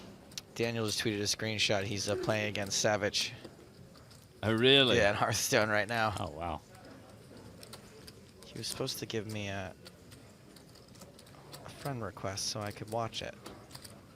That's awkward. Let me see if he accepted it. I mean, I got the time. Barassarat saying, I'm new to live poker. What are the decision times here? It's very much down to somebody at the table. One of the players would need to call clock. And I think it's very unlikely that they would in this situation. Yeah, is that if somebody genuinely thinks, you know what, man, you've had long enough, they can call the clock, and then a member of the floor staff will come over and give that player exactly 60 seconds to make a decision. Oh. In fact, just as I say that, I believe time was called. Wow. I don't know who called it. It was more than likely to be Wojtek himself. Made a liar out of me. Oh, it was Sam Grafton, I'm being told, called it. Okay. This hand has been going on for 10 minutes as a whole. So Sam has decided that 4 minutes is enough time for Capucho. Because, of course, the blinds are ticking down. Time is ticking by. These guys want to get on. Matt Lizer on Twitter says, these players have no idea how badly they're killing live poker for the audience when every single hand takes 5 minutes. Well, closing in on 5 minutes on this street. Sorry, not even this street, this action. Yeah. And I don't necessarily agree with that. The thing is, it's like, do you want to know what? He's called it. That's the He's call. called it. This is going to be huge. Ritzika's got it, right? And it looks like from Capucho's face there that, yeah, Oh, okay. Ritzika's got it. 675. Wow, Jack 7, so he did not have a value hand at all It was the on the flop. It was the bluff that he turned into a continuation bluff and then got there on the end. Yeah, he sort of went for, you know, he knew that the ace looked like a good card if he had been value raising on the flop and just backed his way into the nuts there. Man, and meanwhile, Nuno had just hit absolute bingo on the flop. I think you got to find a way to get away from those queens, though. Yeah, maybe so. I mean, the fact he took so long, you knew it was a tortured decision, and he knew there could be so easily. When did the raise go in on the flop? It was the check raise on the flop. See, I mean, get some coaching before the final, yeah? if you play results, you go, okay, you can raise it Pleasure, back guys. on the flop. But the thing is, when he's got an air ball like Jack 7, he just folds. He's not supposed to get there. It's a brutal hand for Nuno. And hey, tip of the hat to the guy who told us that Wojtek was the kind of player that could be bluffing there. Sam is getting balanced. Well, not him. The tables across the tournament. I mean, we're not going to like check him. I'm sure he looks like he's pretty well balanced. He managed to get to that table without falling over once. Because more players exiting. A whole bunch of bust outs to bring you. The first one, Adam Majanovic. He is out 46th place finisher. Lost with jacks versus an ace-king. It was an ace on the flop, and that's all you need to know. 46 spot, 17,000 plus for him, though. Next up, he was going to make it a night to remember, but Mikhail Shalamov, he's got to get that right. More like Shalom, as in goodbye. Fours against ace-queen. Whoa, lots of...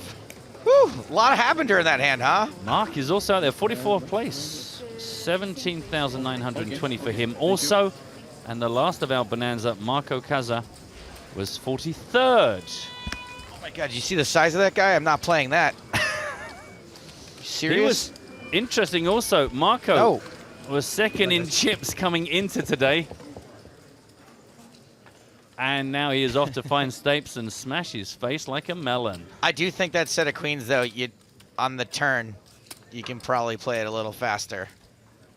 Yes. He just called the turn. I think the board gets significantly worse for you on the turn. That's the thing, isn't it? If considering we now know that by the end of the hand he commits so many chips to it, is that if you got a plan, that might be the time to make the investment rather than the end as a crying call. But hey, easy to say now, Joe, so-called. Yeah, look, whatever. I'm teasing. But that is bad news for Nuno. He was 3.5 million earlier on and now 1.6.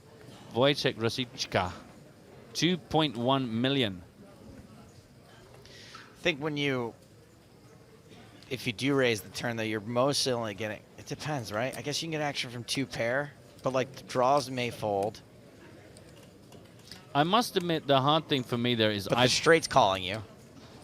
Yeah. I don't know. I don't think it was a huge mistake. See, the thing is, I guess the thing is on that board, there could be so many massive 2 pair that are going to call you that it's a great value move. But look at this guy. You think he's tilting? No, sure, he's fine. Sure, he's absolutely fine. I think he's always been that color. This was an under-the-gun raise from the steaming Nuno Capucho. Could be wrong. Got called by Dogra. Nuno continued post-flop for 70,000. Got the call. Here we are now. 6 of diamonds on the turn.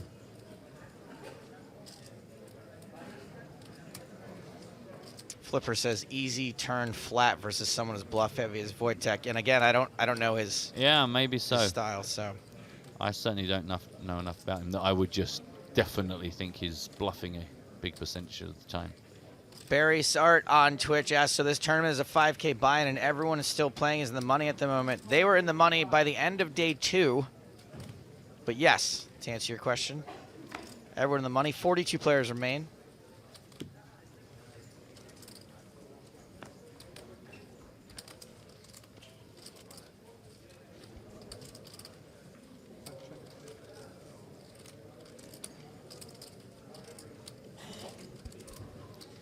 Smitty is suggesting that that's why Sam was moved, because he called clock. I don't think that's true, Smitty. I think that was just coincidental. A check from Capucho. Now Dogra is going to try and humiliate him. How many days left, we're being asked? Today, tomorrow, and then Sunday is our final day of broadcast. Bring you our cards up coverage. I will answer somebody whose first name is Rancid, who keeps asking me about the cards. There's not been an opportunity yet. I'm not ignoring you strategically. We've just had quite a lot of action, both here on the feature table and with exits out in the field at large.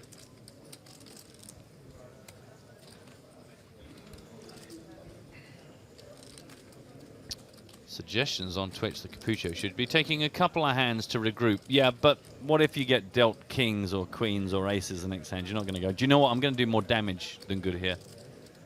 If anyone can let big hands go. He's under the gun raising, and considering you think Mike, any player might want to take a break after that big stinker, you got to think he's got something worth fighting for here.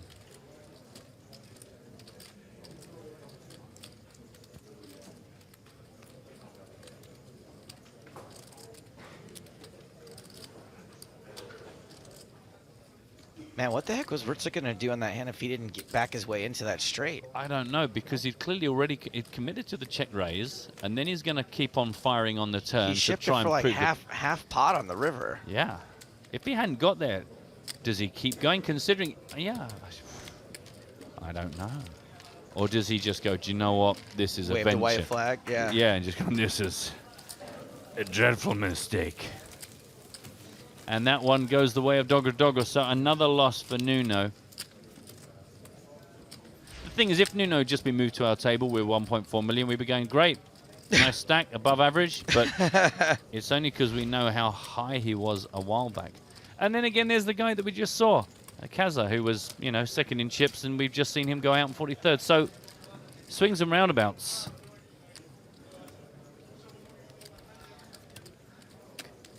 Can tell you that we got yet more action, not necessarily an exit, but Jason Kuhn involved here. There's only one Jason in my book, and that's Kuhn. 2, 3, 4, 8, 9. And that is the bet from Jason. The action is on seat 4, Damien Lewis. Oh, no, it isn't. No, that's the wrong way around. Yeah. Sorry, the action was on him, and that was his bet post-river. So Brian Koppelman writes rounders, creates billions, starring Damian Lewis, and now Damian Lewis is playing at EPT Barcelona? 100% correct. Don't play the violin. Good. Well done. I didn't even put it as close to the microphone the last time. I know. It was...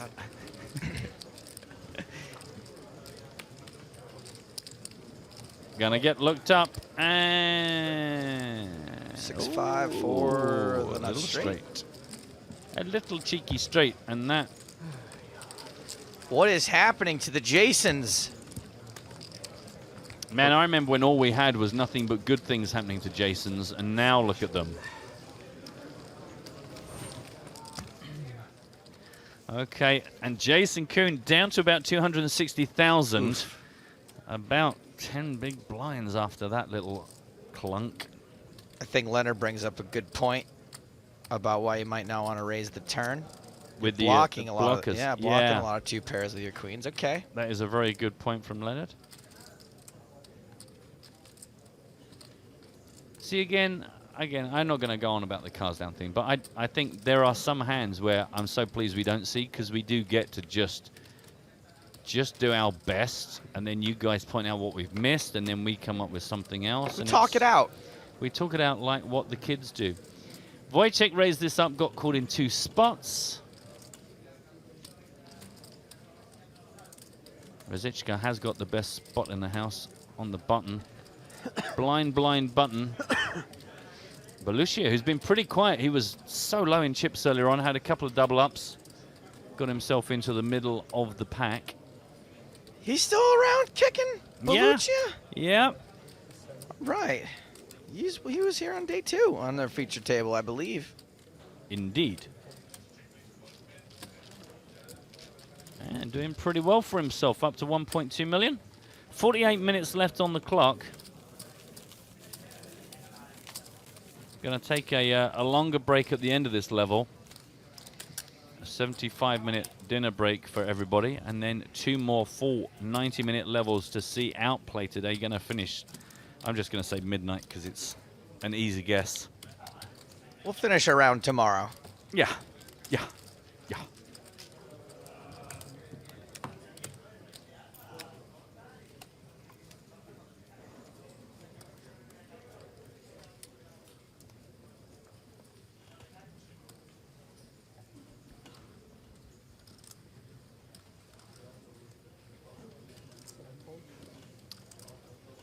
Chablet. Not going to participate in this one. Round to Dogra. He folds, round to Diego.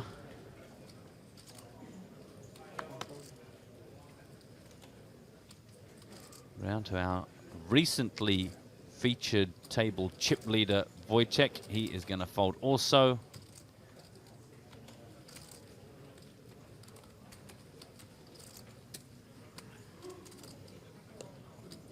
Alejandro Belluccia. Just the blinds then. You guys want to go at it? I believe they're called visually. Oh, no. Sorry.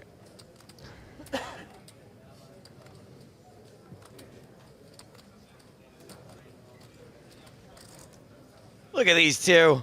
They're going to be good friends after this, I bet. Goofing around. Looking at each other. That infamous Portugal-Germany friendship. Sitting in a bar, eating some food, grabbing some beers. Touching each other's on shoulders. Patting each other on the back, laughing, roaring.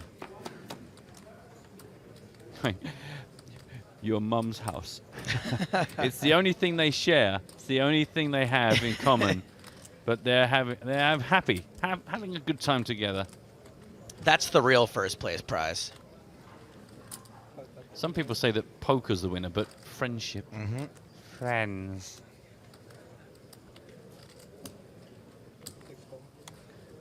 Betting a call, these guys phlegmatic in their poker as they reluctantly hurtle to their own destination. Wow. Deep. I'm getting my words back. I can feel them. 132,000. I think, you know, I said about Sam Grafton being balanced. I think we might have to go and balance Nuno. He's starting to tilt. And I don't mean like the normal poker way. I mean like so many pots lost, losing. I mean, that body language probably means something, leaning away from your opponent like that. I mean, maybe just trying to get a better look at him, but. Yeah, I guess the thing is, if you're sitting that close, you want to check out someone just looking very close. It's like sitting front row at the movies. You do tend to lean back a little bit.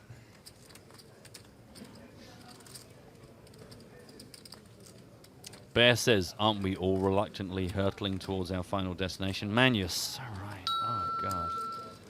So glad you picked up on that. I didn't want to open a creaky door towards that thought process. Coffin.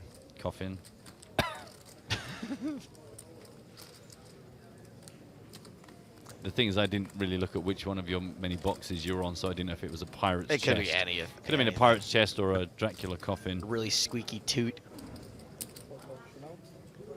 That was a bet and a call. Oh, Nuno. Man, Nuno. Oh dear, the kings and the queens. He's got 3 pair. I mean, that is just rubbing salt in the wound. It's Portuguese full house. Hang in there, Nuno. Regroup.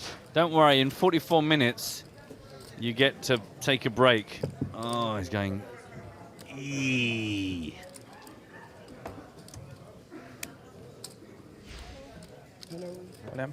1.29. Again, it sounds nice. It's only when you know how much more he had just a couple of hours ago it hurts. And you feel yourself just hitting the skids, just going into a slide. Yeah. Now, let's remind you, while we've been playing the Guessatron game, as you know, I've destroyed the old Guessatron because I didn't think we'd need it. We're going to need a new one for the PokerStars Championship. So you guys are busy designing one. You've got until 11 a.m. on the 28th of August. Hashtag Guessatron is the place to send it. And as always with these silly competitions that I like to get you guys doing, we did it with the table, we did it with the video games. It's not about execution. If you're not a great artist, if you can't draw, if you can't do Photoshop, that's not what matters to me. It's your creativity. If you want to go to the hashtag Guessatron, all one word, you will see what people have already started sending in, even though the deadline is some days away. You could win a PokerStars chipset, which I can guarantee you is going to be one of the finest chipsets you will have seen. Because you know what PokerStars like. They don't muck about. So get us a new Guessatron. We've had lots of different things. We've had some washing machines. We've had some meat grinder designs. You can only use the PokerStars chipset, however, if you paid 20% of the field in your home game. Yes. And also you can't show the whole cards. Not allowed. Let me finally address that because a couple of people have asked us, even though we've covered it a few times.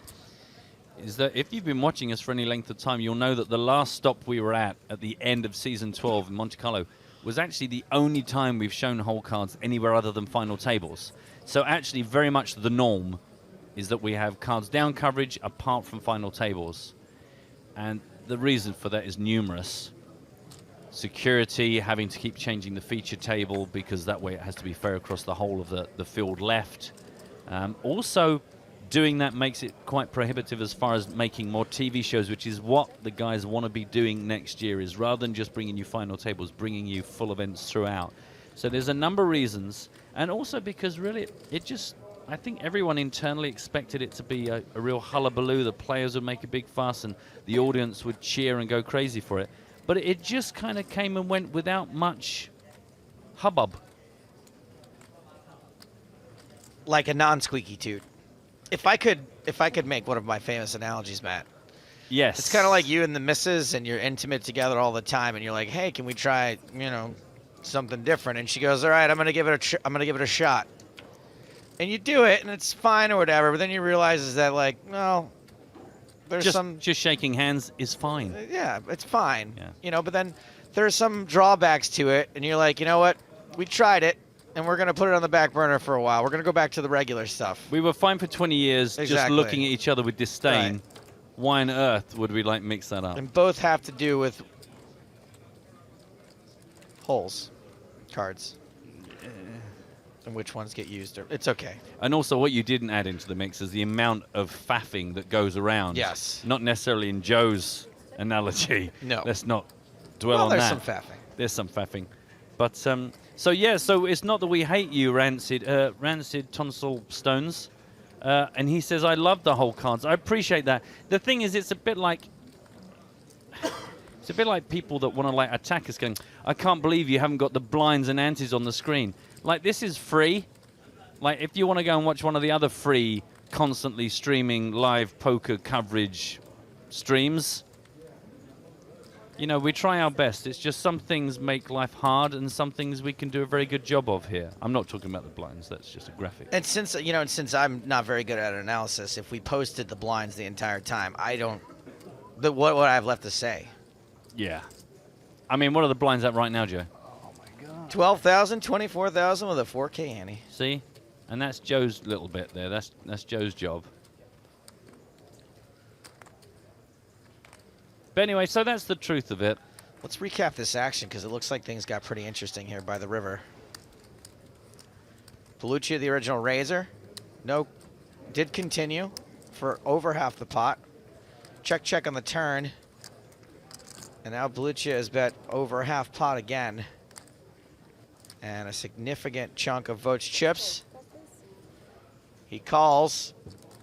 Does he like what he sees? He must if he's going to table his hand. That was a big bluff with 2 deuces. The 9 high flush is good. Man, Stefan on a bit of a heater here.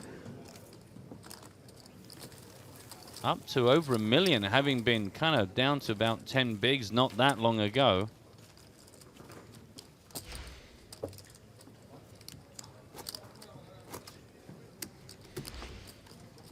So plenty of action on the feature table. Also plenty going on still out in the field. See, this music is so inappropriate as Michael Adamo is out in 42nd. Just to let you know in the background, look, it's Tonka. I was playing that for Tonka. Oh, I see. Sorry, I thought you were celebrating Michael's exit. Mr. Parker Talbot massaging Stephen Malone's back. He can do all sorts of things. He can stream, he can play poker, he can squeeze, muscle. Not today, buddy, not today. You got this. So there he was. If you were with us yesterday, we had him in the booth for a while. Meanwhile, new chip leader, Sebastian. You remember Sebastian Malic? Over 3.5 million. He came to the table. And Joe, you teased him as Harry Potter, as I recall. And look at I him now. didn't. Someone on the audience did, but I call him Harry Pot odds. That's true. That was actually also someone in the audience. I said he was on the Sorcerer's Stone tilt. Regardless of whose fault it was, somebody has made him into a monster because he's now got 3.5 million. Just to clear up, that actually was nothing to do with the knockout. That was on a completely different table. 41 players left, 37 minutes left on the level. We're at 12,024 with the 4K ante, as mentioned by my colleague Joe. Your old friend Alex Dreyfus is tweeting. He's got a point.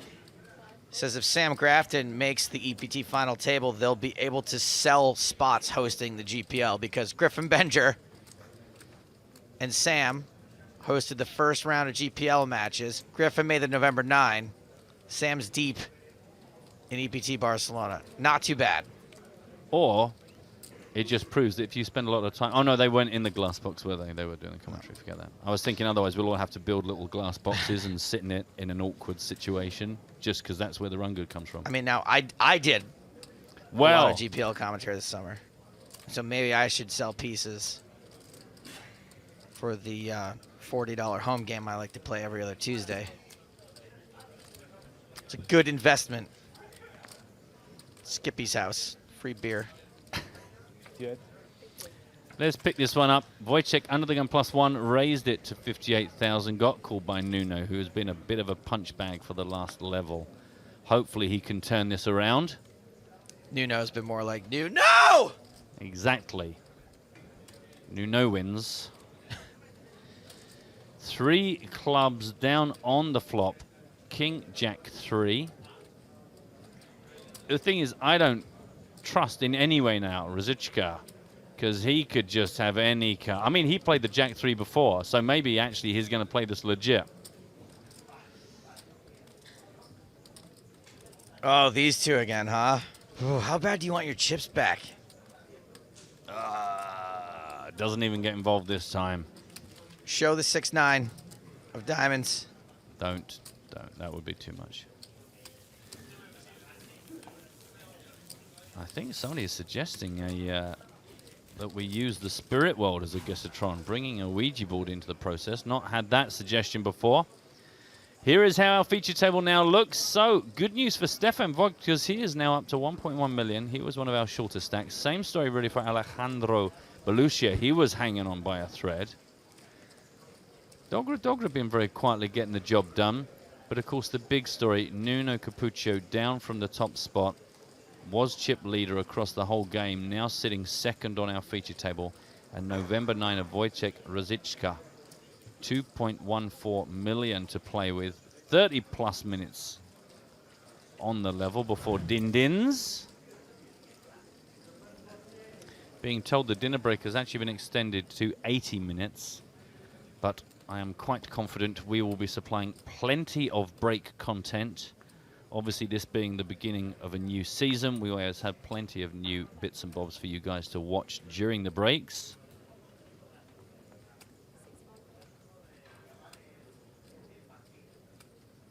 being asked by Bedtime Paradox, where can I see more info about the contest for the chip set? Nowhere. I can tell you, we're just trying to design a new Guessatron. If you don't know what that is, you're going to have to watch the last 3 seasons of EPT Live. Or more easily, go to hashtag Guessatron, and then you will see what other people are already doing, and that will probably help you realize the task ahead of you.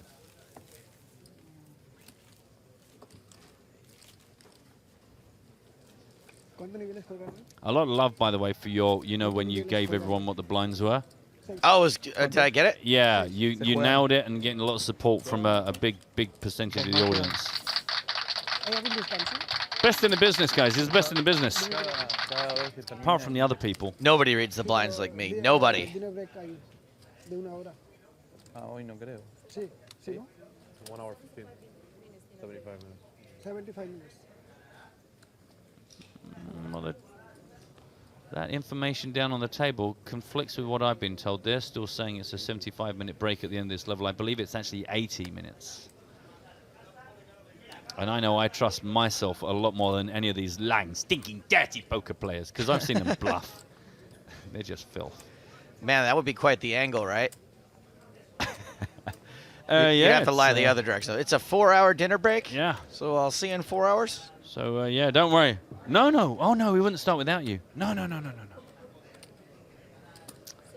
Folded around to Stefan Voigt. He got some chips now. Mr. Shebly, next to act. He doesn't.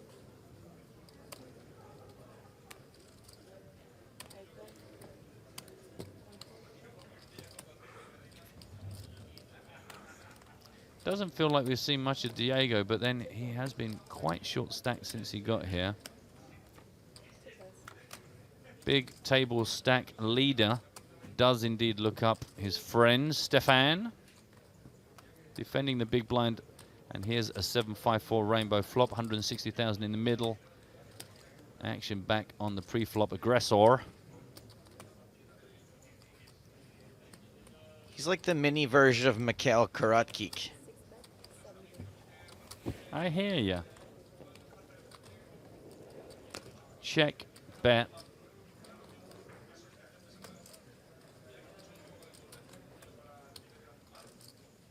How many people are in the main event, the World Series this year? Any idea?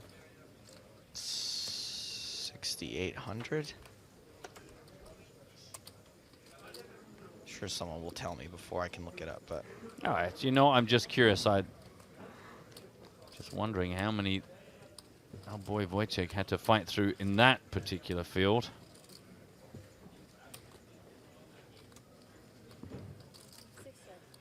Quite impressive. I mean, and that's an understatement, to just be able to take on these huge live fields, because it's not just 67-37. Wow, it's just ridiculous. To do it in itself is incredibly impressive, but to be consistent in big tournaments, just an impossible task. Down to the last 41 here, out of 1,785 players. And if you've ever played online in a big tournament with a big field, you know just how impossible, how much poker you have to play. And this is an even harder task, because this is live, it's slower, it's hot, you're trying to stay focused, trying to get reads on these players, constantly changing tables. You can eat less, you can drink less. Less comfortable, can't sit there with your bits out. I mean, I'm not saying that we all do, but many of us do. Bits out for Harambe. One hand 28, right? I love how Wojciech does this. He just somehow seems to get into other people's pots, and then all of a sudden you go, hang on a minute. Oh my God, it's his pot now. He's in control of this. How'd this get away from me? That's in fact the exact face that Vote's making right now. Yeah, it's like, what? How do you keep doing this? Zichka, another cheeky pot for him, 2.35. I'm going to go with a bad lookalike of Nick Welthor. Again, the rules are simply that he can't look anything like it, but you've got to know why I'm saying it. It's a great way of describing it. Hey, Pedro, just won a Sunday Million ticket on a spin and go. Good luck, you. Well done, sir. Nice to hear from you. Don't forget, hashtag EPT Live if you'd like to chat with us during the day. So I love great Guessatron design here that is 3 cups and 1 button. I don't know how you come to a specific hand, but thanks for joining in there, Ravo. I don't want to start judging early, but right now that's not winning. But feel free to try again. Under the gun raise from Nuno Capucho. Do you think Vogt looks at all like my friend Mike? It's him. It's him. it's actually him. Kind of a dead ringer, right? Pretty much exactly.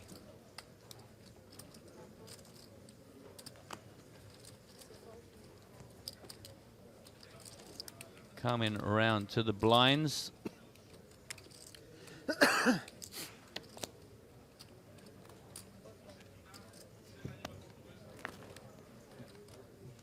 Job done. 1 for Nuno. It's not much of one, but it is a hand that has been won.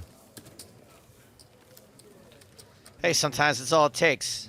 Momentum. Momentum. Just you think, at last, finally. We won a hand today. We win a hand tomorrow.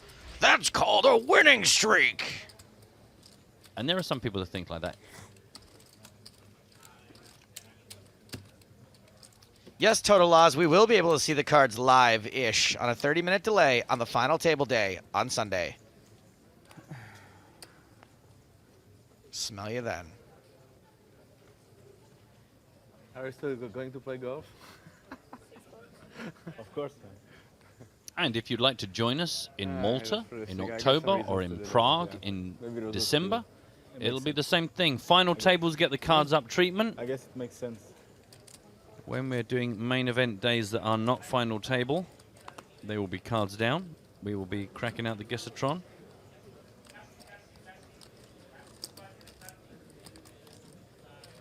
And then next year is going to be exciting. I can see at least 2 fireworks and a sparkler being brought into the venue when they kick off the PokerStars Championship. And we say goodbye to the EPT. We shake its hand firmly. We thank it for its time and service. And then we go, what are we going to do with all these posters? I've got EPT running. What are we going to do? I've got these drinks. I've got... Bonfire. We are going to have one hell of a bonfire. Burn them. Burn them all. Get John Duthie in to light it like the Olympic torch. A raise here from our boy Wojciech on the button. Nuno just doesn't learn. The thing is with a player like Rasichka, he looks so bored on the button. You know, just always going to attack any opportunity to attack the blinds. You know he is going to take it.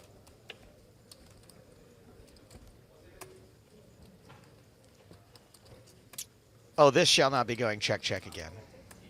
Well, exactly. If you check Rasichka, he is going to go, well, you clearly don't like this hand, so therefore I've won it. 156,000 in the middle. Always nice to see the bet sizing for players like this. Nuno's got a great opportunity to go, hey, what do you got, Jack 7 again, huh? You got Jack 7?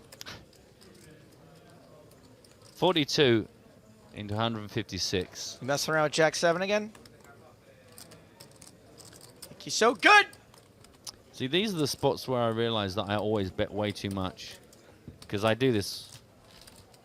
If I watch along at home, I think, okay, I'm going to bet here. How much am I going to bet? And I'm always surprised how off I can often be. Yeah, that bet was pretty small. Yeah. Didn't get the job done. Clearly, Rasichka has found himself. I know how much to bet when Capucho is just done with a hand. Turns out the story is not checking out the way he fancies. This is either the big one. Another push or a value bet. So 240,000, and now Wojciech puts out 108. Not super big. Not super big, but certainly bigger as a percentage of the pot compared to the last bet he made. The problem is that Rutsika is going to be raising the button pretty much on the 2 cards, so it's not like you can even really put him on a range. He could very easily have a 6. He could very easily have an air ball. He could very easily have an ace. I think he's value betting. I think that he expects to get looked up again. Ace. He's got the ace. Yep. Nuno ships a bunch more green chips over to his nemesis. Ouch.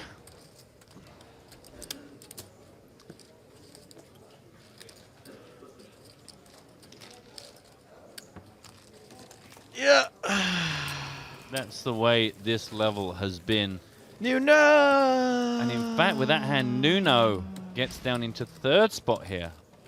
Down 306,000 from the start of the day.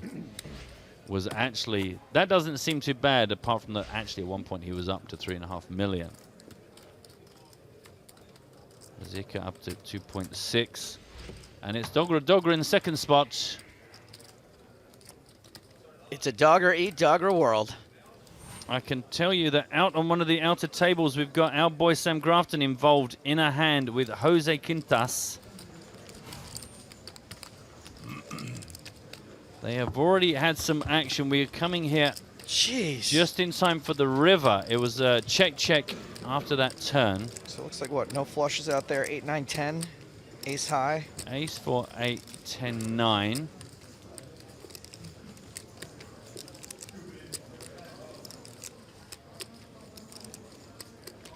Jose was leading the betting after the flop. 310. But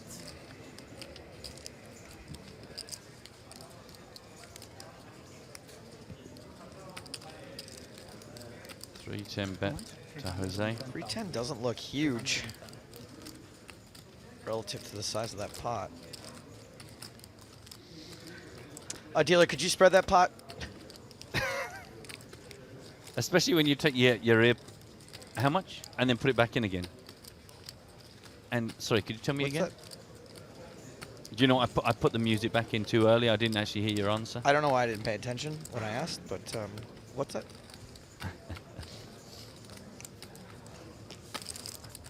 Hey, Sammy boy. Nice work if you can get it. So Sam now up to 1.2 million. Having enjoyed the run good of our feature table, has taken it out into the field. I know a lot of people rooting for him online. And meanwhile, we find a battle of the blinds potentially brewing here. A raise from Nuno in the small blind got called by Stefan Voigt in the big blind. Now we have a Queen 10-7 2 club flop. Continuation from Nuno. 92,000.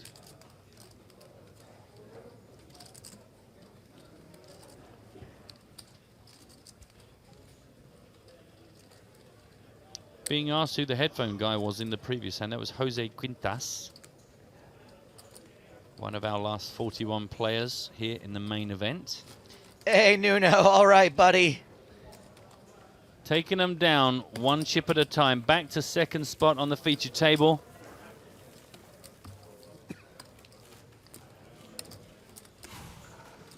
That's right. Clemens, there was a Hardigan in the background there. Oh, was there? I missed that. What's he doing out there? I spy with my little eye a Dringus Drangus. Good spot. Diego has got 20 minutes to do something with his 11 blinds before his 11 blinds become less than 11 blinds. That's the way maths works.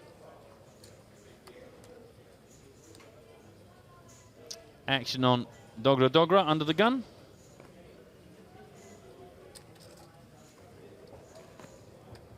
Hacharan Dogra to give me his full name.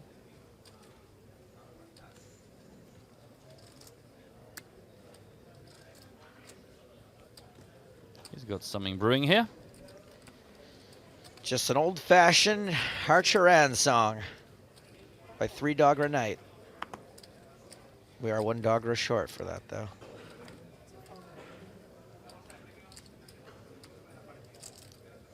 Nuno's button. Nuno's button caught. That's an extreme gag. It's going to appeal to about 2 people. More than words. Welcome to my world. A whole Nuno world.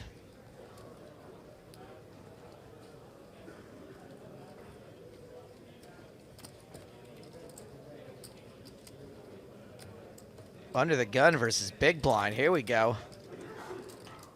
Always interesting. 62 right? Well, this is interesting. You gotta feel. I don't know. I don't know about if that's going to be on the Shebly is going to get very excited about the 7-8-3 flop. You just don't know. Ordinarily, you'd say big blind defense could hit it, but he has been playing pretty conservatively, I'd say.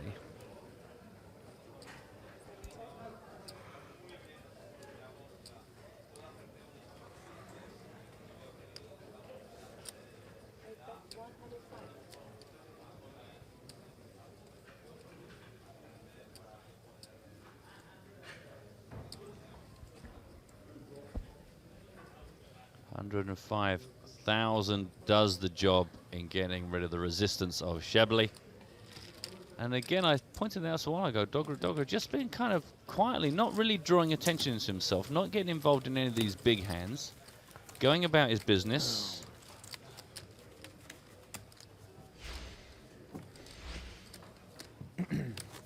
And sitting quite comfortably.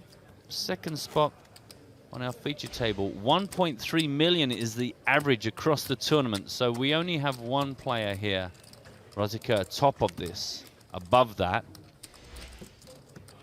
But you can see it's been a decent day at the office for him so far. I can tell you we can step away. This one has some historical meaning because we have to say goodbye to Eric Freeberg, who is leaving us in 41st spot. He cashed in the very first EPT in Barcelona back in 2004, before you were all born. But with his departure, that means we're down to 5 tables of 8.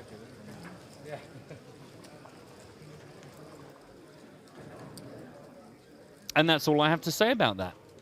Thank you very much for listening. Back to our feature table. Folded around to Nuno. He's raised it to 55,000. Shebly just in that last hand against Dogra. He is out of there, on to the man himself.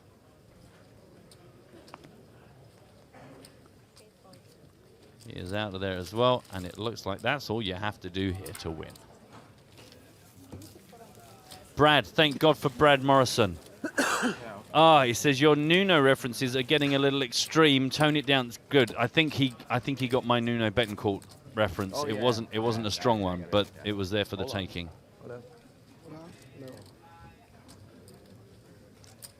And Mikhail Molchanov is joining us here.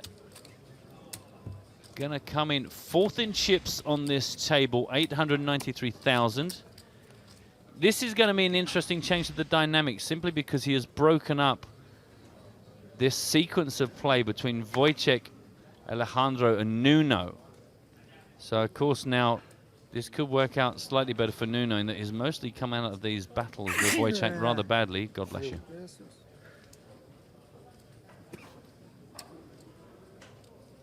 Time will tell. Also worth spotting that we are on a pay jump now. 17,900 for 40th, 21,000 for 39th. So a reasonable jump that's going to make a difference to somebody. Sizable. Sizable It's almost difference. a buy-in. It's 4,000 euros. Alex says, thanks for the coverage, guys. Got a feel for Nuno. It feels like they were watching a live tragedy. It's going to be a long break for Nuno. It might be exactly what Nuno needs. You know, he gets to be patted on the back by his friends. He gets to talk it out with some guys. You remember a couple years ago there was that viral video where the guy slips on ice and he falls for like 11 seconds? Yes. That's kind of what's happening to Nuno right now. He's like, "Buh, buh, buh, buh." But why do we fall masturbate? Not few things bring me more joy than your Michael Caine impression. Oh dear. First gig we ever worked together, I was like, "Say it, Matt. Come on, just say it. I'm having a bad day." And that's how we fell in love. Alejandro Belluccia raised this up to 98,000. It's folding round, folding round, folding round into our blinds. Small blind Dogra, who I don't think would do something crazy for no good reason. That's not the kind of play he strikes me as.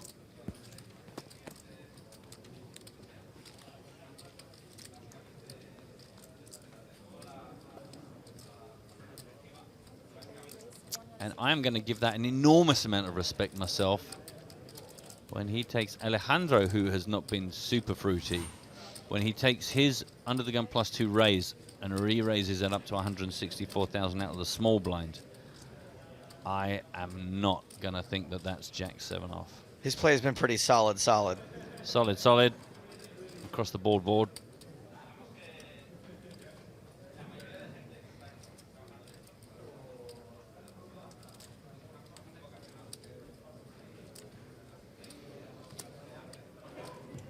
I have removed the rock. I have folded my cards. Potato. I have passed the legume. And I believe that is the right way to go there. And once again, a cheeky little pot for Dogra up to 1.3 million. There are just, in every tournament, there are the players that are sitting really pretty, and you kind of wonder how they got there because you don't remember them doing much, but they just never exposed themselves too much, never got too creative and crazy, just played decent, solid, kind of tight, aggressive poker. The other guys who are spewing and they're up and down, they have a much more exciting ride, but it depends what your definition of exciting is. We've all seen Parenthood. That Steve Martin, Rick Moranis movie? Yeah. Do you want to get on the roller coaster? Don't you remember Granny's incredibly wise words? Probably not. I don't remember that movie very well. You know what? You know what my memory of that movie is? Renting it. In the very first scene, a marital aid is brought out by accident. Someone thinks it's a flashlight. Yeah. And I remember my parents turned it off immediately. This is filth, and we won't yeah, they're like, not this movie.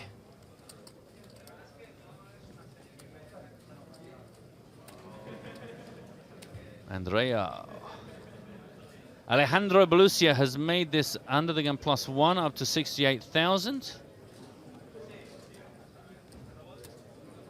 Nuno Capucho interested. Gonna call this. Ah, it's a great spot for a squeeze. This would be a great spot for a squeeze. No one does that. No one does that. Hasn't been a lot of what I would assume is squeezing. No. It's just fallen out of fashion. Tom says, "Hey guys, just finished work and tuned in to the live stream. How's this feature table been?" Oh my God, you blew it. It's been awesome. So good. Man. Oh, Tom, you know, I would be so embarrassed if I was you right now. I would quit my job. It'll probably be never recreated. It's a once in a lifetime. The way that things have fallen, that doesn't happen every day. There will literally never be another day 4 from EPT Barcelona. Razizka is going to get involved in this one from the big blind, obviously the strongest seat in the house, apparently. And he is going to take a look at this flop. 3-way. 10, 9, deuce, 2 diamonds.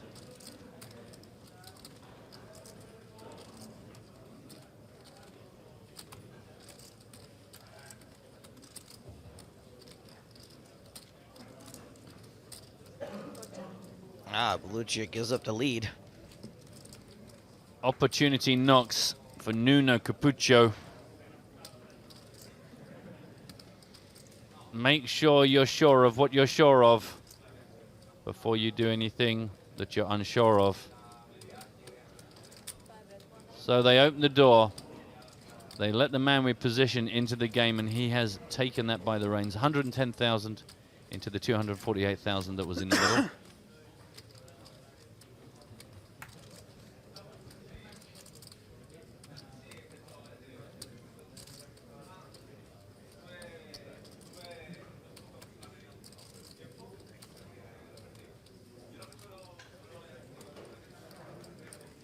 And I can't help it. Part of me wants Wojtek to do something horrible, and part of me just is folded. I think that's probably the nicer thing to happen to Nuno, but there was a little pump again. Oh, man. He's still got Belluccia to contend with. That is true, but that's not as much fun. Belluccia has been pretty, you know, he's gentle. He's been playing poker gently. And he shows the ace-king and folds. It didn't go anywhere for him. Potato. I'm wondering if that's setting himself up for something. He did open up things here. Well, as we ponder that, we need to go out because one of our previous feature table friends is apparently all in. Jason Kuhn up against Adam Owen, also featured on our table a bit earlier on. And it is Good luck. some pretty strong hands out here. It's an ace-king versus an ace-queen. Jason Kuhn behind and at risk. Hey, spades. Gonna need... Oh, dear. No help whatsoever. Neither player improves. And he's still eating noodles, man. Every single day, every single hour. It's a salad or noodles. I don't think that guy's had a noodle in the last 10 years. Definitely always a salad. Absolutely. A sad salad. 40th place. Slow down, man. There's no rush. You can just slow down. Don't. No. Just. You get indigestion. Believe me. Don't get indigestion. Read me good. Sit down. Sit down. Oh, shoveling. Just stuffing salad. Where salad don't need to be stuffed. That's better. Better out than in. This one, meanwhile, has been folded round to Diego Zita. You might not recognize him. He's been here for a couple of hours. And now he utilizes his last 9 big blinds worth of chips to get it all in. And Wojtek does ask for a count. He's also looking at Mikhail. 9. Good 9. Mikhail hasn't really got into it since he joined us. The most recent person to join us on the featured table. Call!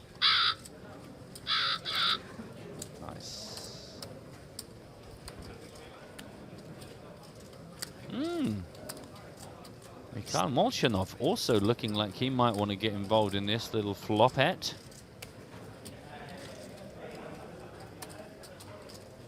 Give him the old Molchanov cocktail. Man, he's eyeing up Nick Wealth or something chronic. A given. Oh! Ooh, that is not a good. That is a reshove. Whoa. Wojtek is unreadable. This could get sick. Woohoo! He also wants to know how much Molchanov has got. Calling, but, Call! Call! See, Tom, now you know what you've missed. It's been non-stop like this for the last 3 hours. There we go. 3-way all in. 3-way action on our featured table. Rutsika's got them both covered. What? Jack-8 for Zita, who must be thinking, my word, I've got good timing. Although this is pretty good. This is pretty good for Zita. This is about as good as you could expect to find yourself. Now, those percentages are slightly off. That's the percentage for them to win outright. They're sharing about 60% of the equity. Yeah. Let's get some sweats. I can't wait to get home and get in some sweats. Come on, dealer, do your dealing. Ah, no. That is not a sweat. Don't do that. No drama. Just queen of whatever. Further non-excitement from the cards. I mean, there could be a 3-way chop. True. Deuce or a 4. And we'd have to get more people in to sing. King ain't one of them, sir. Ace queen gonna chop up Zyder's money. I don't know. Do we sing it in this situation? It is a chop pot, and you know what they say. Everyone loves a chop pot. I'm not sure that as Zeta walks away from that opportunity, he sees that as a love moment.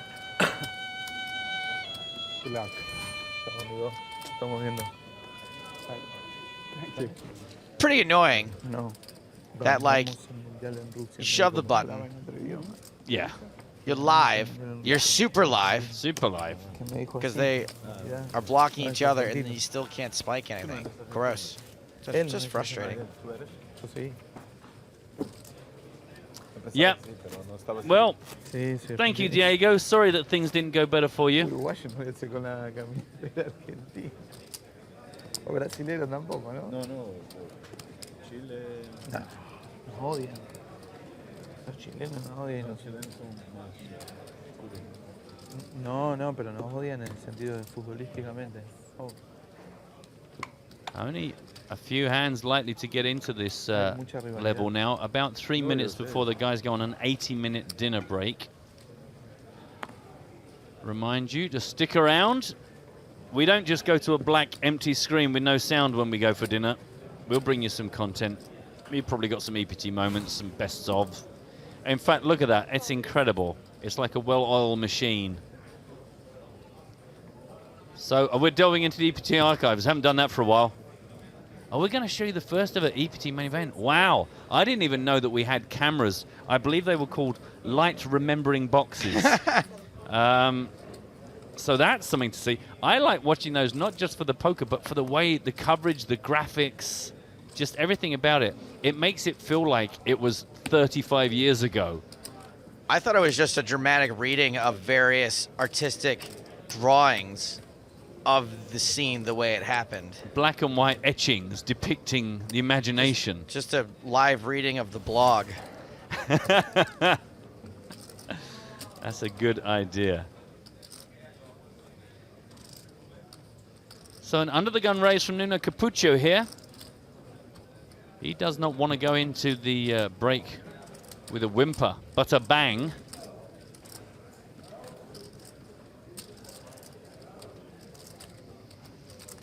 Spears saying that it was brutal to sing the Chop Pot song when there's an elimination. I think I agree with you. I don't know that we were right there to do that, but I mean, I just...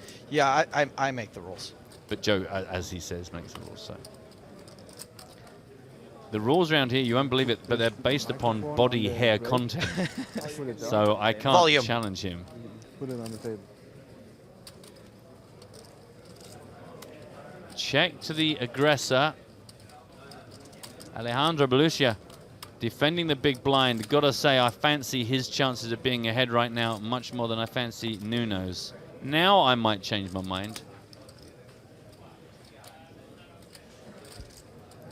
Oh, look, Nuno eyeballing. I mean, look, we do expect that the big blind is going to have suited connectors more in their range, but the big blind is also going to have a lot of broadways, which does include kings. Absolutely true. Unlikely to raise back in that spot because of the position, but what my hairy friend says is absolutely spot on. I mean, when Belluccia checks 3 times, I do not expect him to have anything.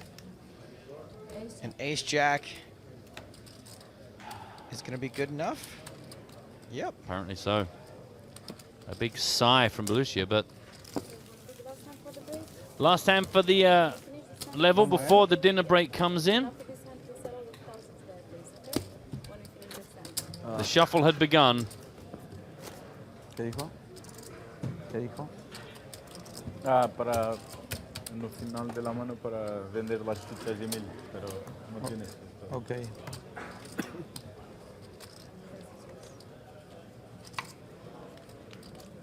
Zooming and focusing. Beautiful, beautiful work. Yeah. 38 players left in the field.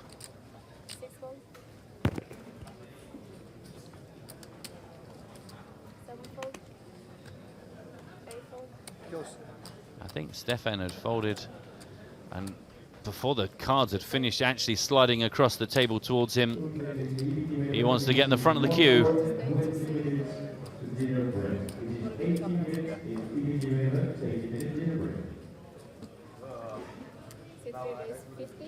Being warned by one of our viewers, Stephen, saying he's really working on something pretty damn cool for the contest. He really wants that chip set.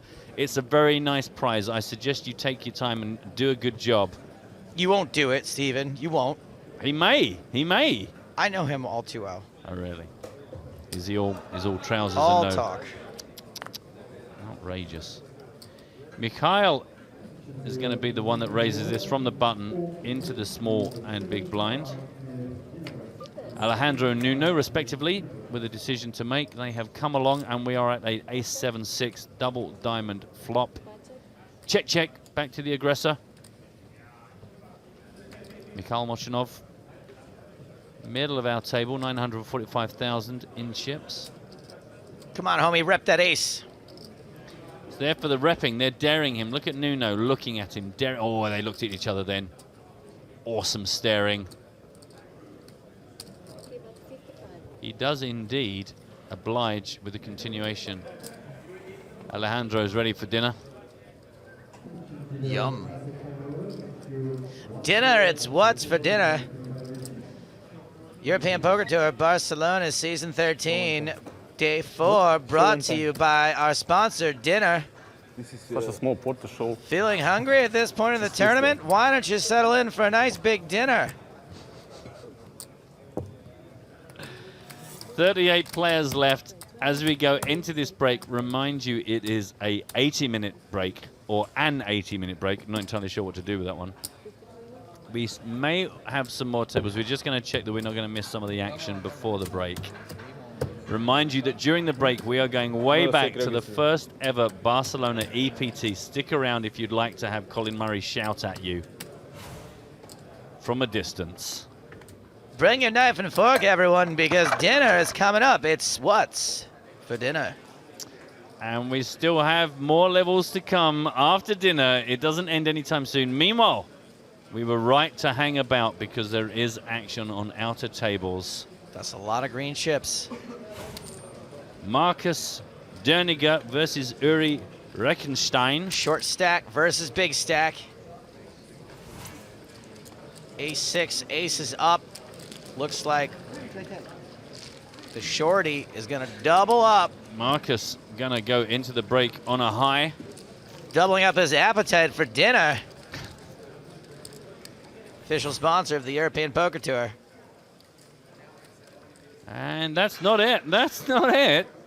Before you go and get your prawns, there's still one more table, the one right next to our featured table.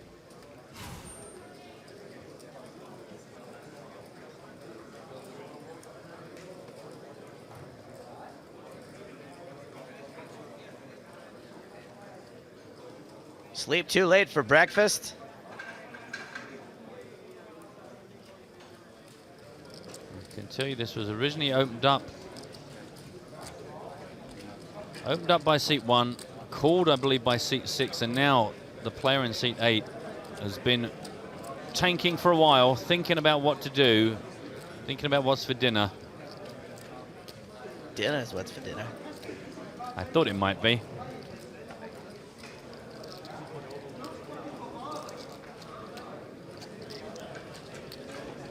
Matt, while we wait for this tank, should I tell you about some of the great qualities of dinner? No, let's save that for another dinner.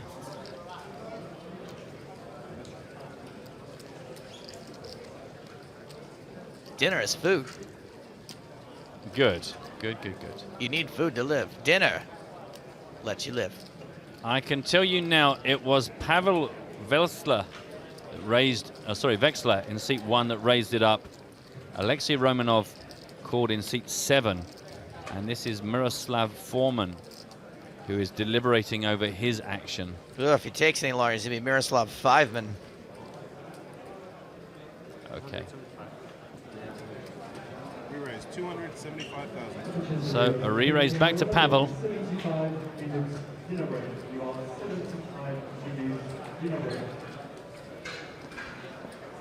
I love it when somebody sticks around going, I'm not going into the break. I'm going to get all the information. I'm going to dinner. Yeah.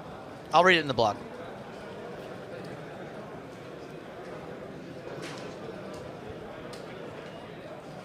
Pavel doesn't look like he's going anywhere.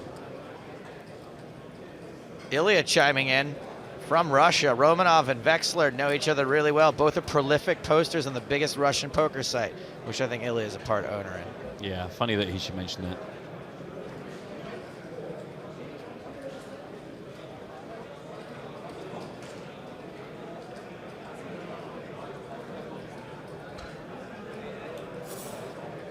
Can you imagine if they took 80 minutes? Awesome.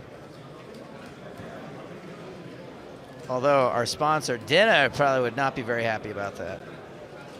Oh. Choo-choo! Right, okay. All in action on seat 7. Alexei Romanov. Big buddies. Here's out of there.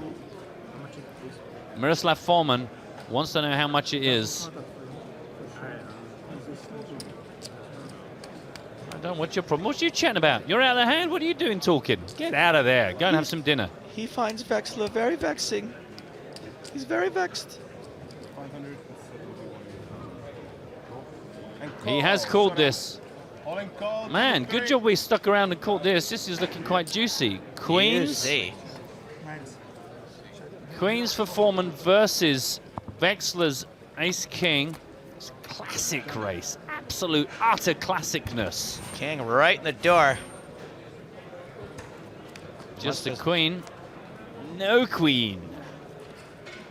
Well, I take it back. That was most definitely worth thinking about. I understand why they waited. Her name is Lorette. It means queen.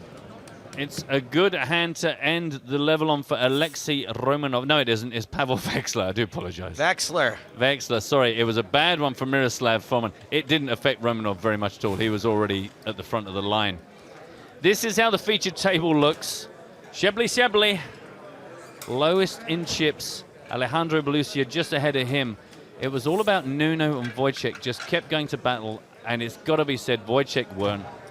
2.5 million chips to end the level. We're off now for about a 75-minute dinner break. Join us for more after that here on EPT Live.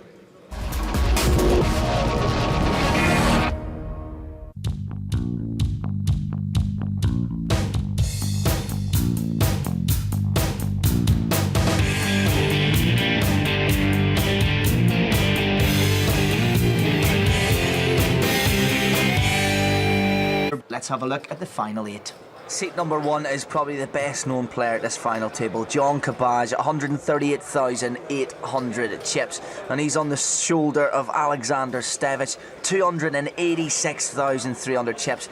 Now, Andres Panares, we know two things: he needs more chips and he's Greek, but then again, so was Zorba. Gary Bush, another professional, he's low in chips as well in seat number 4. And 5, we got Luca Pagano again. He needs some action early on at this final table, or he is making his way home. Chip leader Adam Roback, what do we know about him?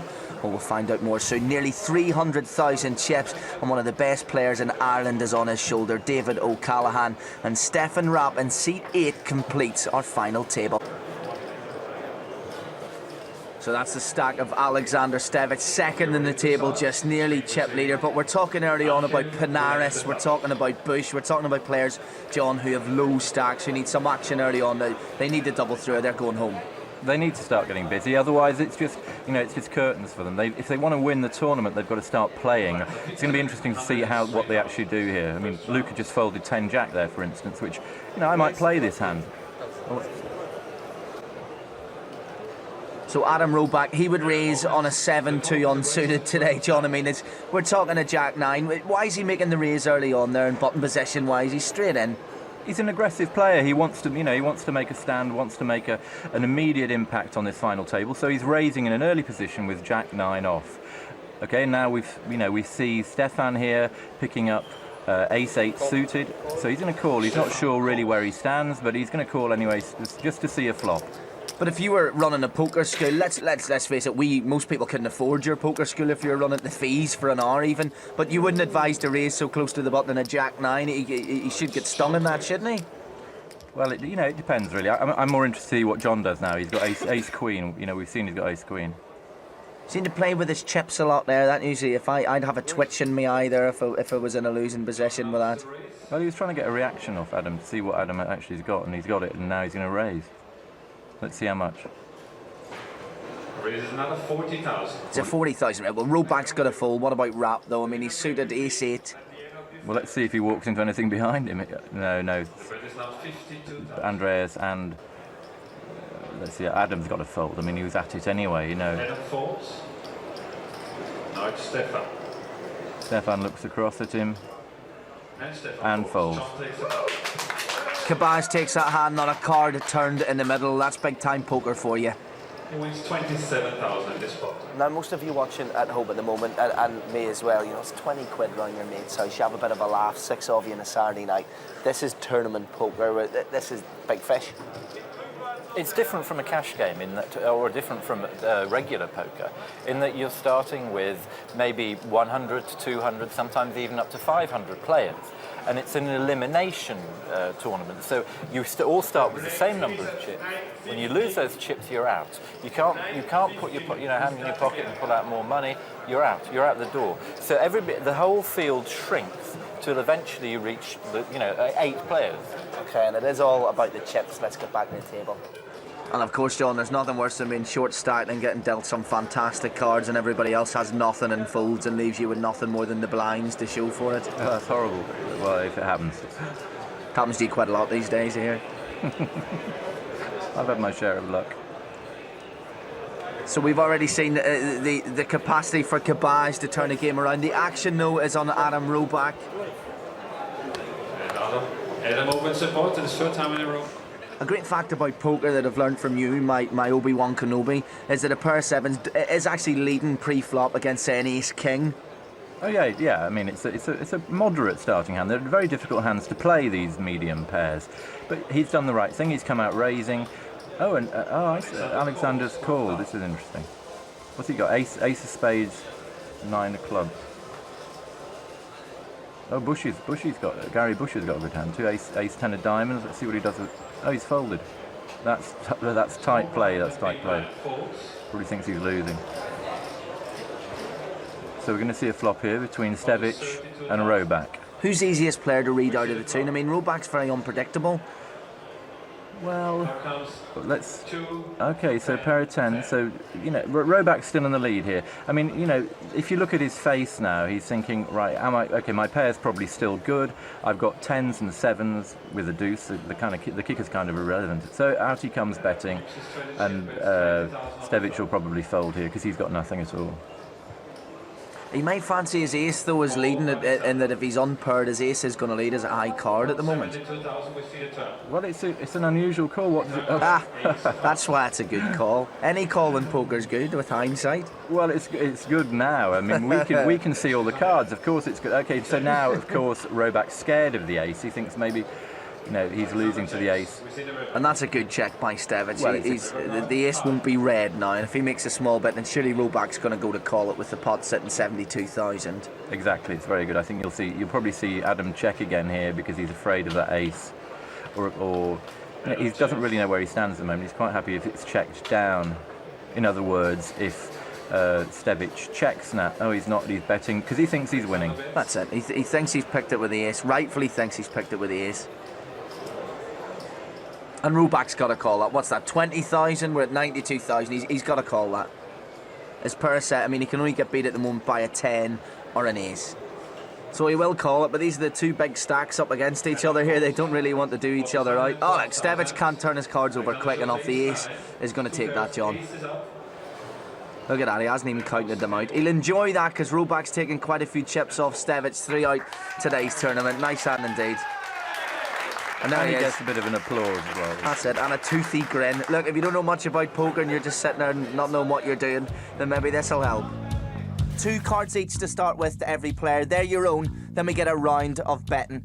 There'll be 5 community cards in the middle, starting with the flop. That's the first 3. These are everybody's cards We'll have more betting now, and at the end, the best 5-card hand out of 7 will win. We get the 4th community card now. It's called the turn, and then we get some more betting. Now let's get the river. All the cards have been dealt. 5 community in the middle, 2 in your hand. We'll have some more betting. Now we'll find out who's won. And we see the 10 jack, which fills the straight. 8, 9, 10 jack queen, and that beats trip 8s, 3 8s. So that's the theory. Let's get back to the practice. Another hand being dealt here at the final table in Barcelona. Your first prize. The winner also gets a sponsored 15,000 euro package. So the final Monte Carlo. So the blinds are in for this hand. Without the blinds, we may as well play. It might as well be in a knitting class, let's face it, you know what I mean? Yeah, they create the action. There's a small blind and the big blind just after the button, which actually puts money in the pot for people to win. Okay, so Luca's found a pair of 6s. See what he does with it. Okay, so he's bet. Luca is opening the pot with a raise to 15. Do you think he's Italian? He looks Italian. David's got a queen jack of hearts. It's a 15,000 bet. He's going to have to go in that. It's all in the flop in that hand, isn't it, really, for Cabbage David? folded, yep. Cabbage folded. So it's a pot between Luca Pagano and David Callahan. I reckon it probably is Cabbage, but I think he wants to be called Cabbage. It's a bit of a Hassan's bouquet thing. It's all in this flop. And look at that. Look at that. There you go. Sign of the devil. The 666 is out, and he will love that because O'Callaghan has hit the top pair. And bar a couple of clubs, he's looking at an absolute gift here, Pagano. He should double through. Yep, it's going to be interesting to see how he bets this. He'll probably put on a little act and put in a small bet. There we go, a little teaser, 10, trying to get David to come over the top, and there he goes. Fell right into the trap. And of course, a queen's not going to help him at all because that'll give Pagano a full house. Yep, it's a little bit of naivety on David's part there. I mean, okay, it's difficult to think you're not winning with your queens up, but he could find out a little bit cheaper than that.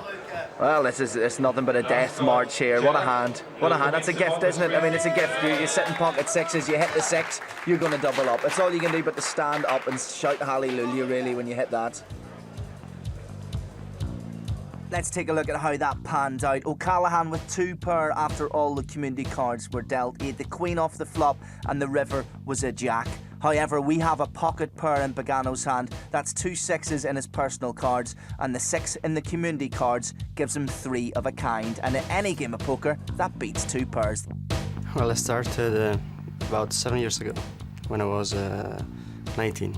I really like the game because I can read the people, and I like to study the people. When I see my opponent, I try to see myself on them. I just compare me and him and try to understand the differences. Obviously, I know me very well, so from the difference, I can understand them very well. I mean, actually, I don't like to gamble. That's one of the reasons because I like poker, because poker is not a gambling. My reason to play is now is to win. Lovely guy, but that made no sense at all to me. Let's have a look at how important the dealer button is in poker.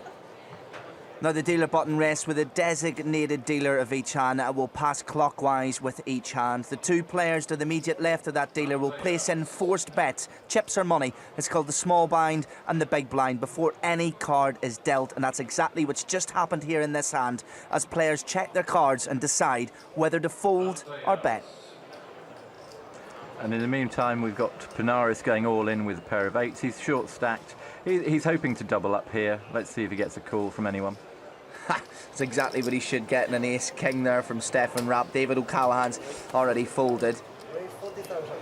And that's a raise to 40,000. Let's see what the rest of the table think of that action on Cabbage. And he'll have a look at his cards again. We got a pair of 10s. Now, if he goes with that, Panares is likely to be in his way home, John. Yeah, well, let's see what he does. He's had a raise and a re-raise in front of him.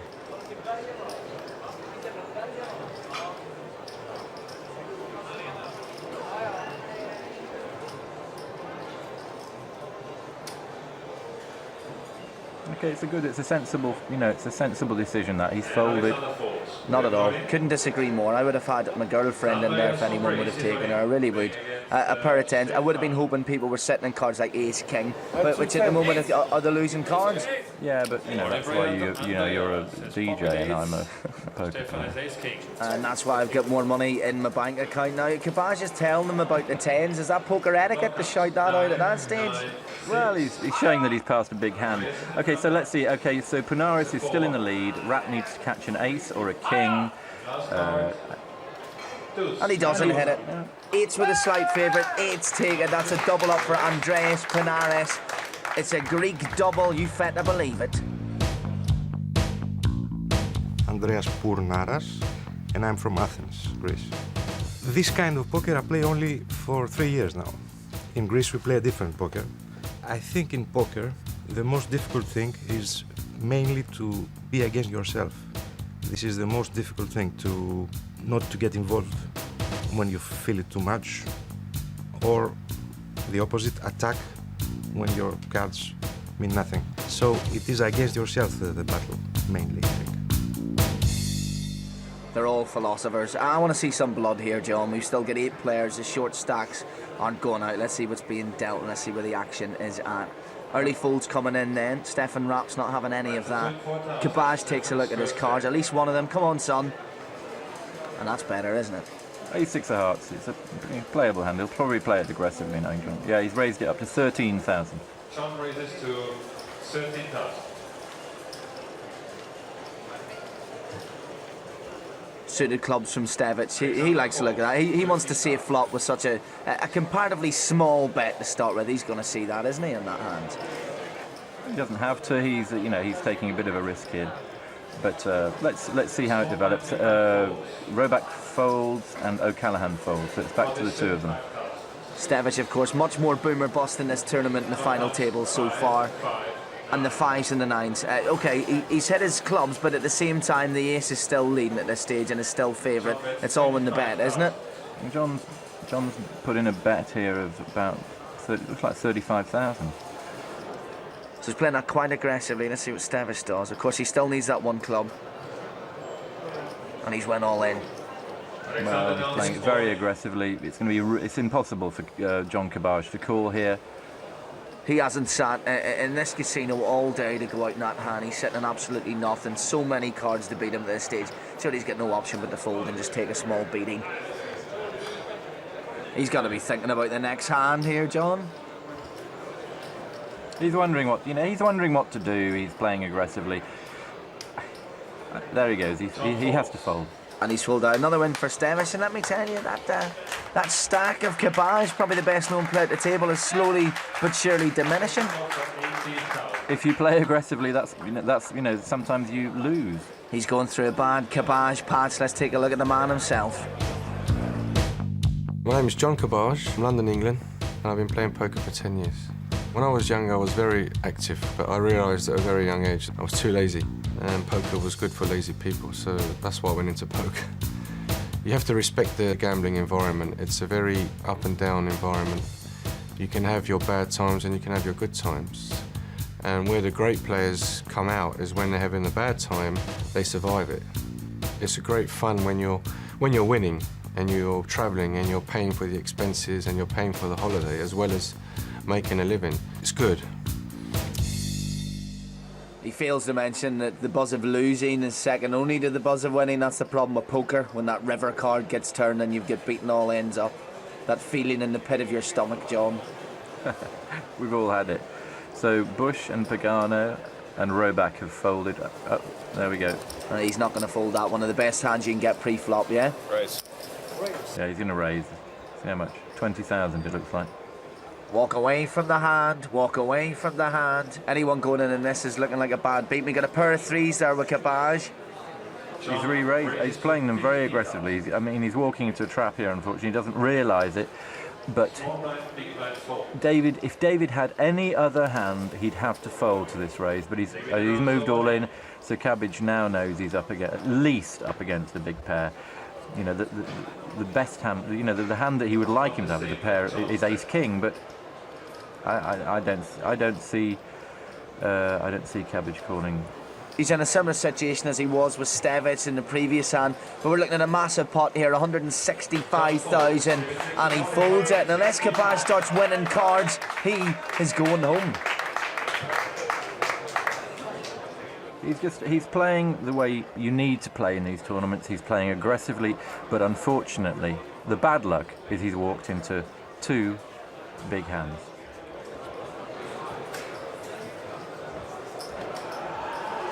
He's probably dreading actually looking at his cards now with the luck that he's having. He's probably thinking, even if he's got an ace-king in his hand, he's probably going to walk into the bullets. Okay, Stevic. On Stevic, they all fold. Round to Panares. What's he got? Ace-4 of spades. Very, very short stacked. He's going to move all in. Blood's blood, that's what we need. We need to get the numbers down. So Andres Panares, we've seen him win a good hand earlier, and he's all in again. Ace-4 suited. He'll probably get called because Adam Roback's got so many chips. He can afford to call him with this weak, weak small pair. 11,900.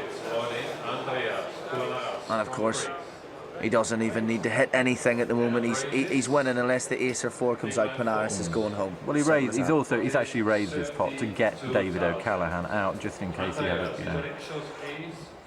overcards, which of course he had.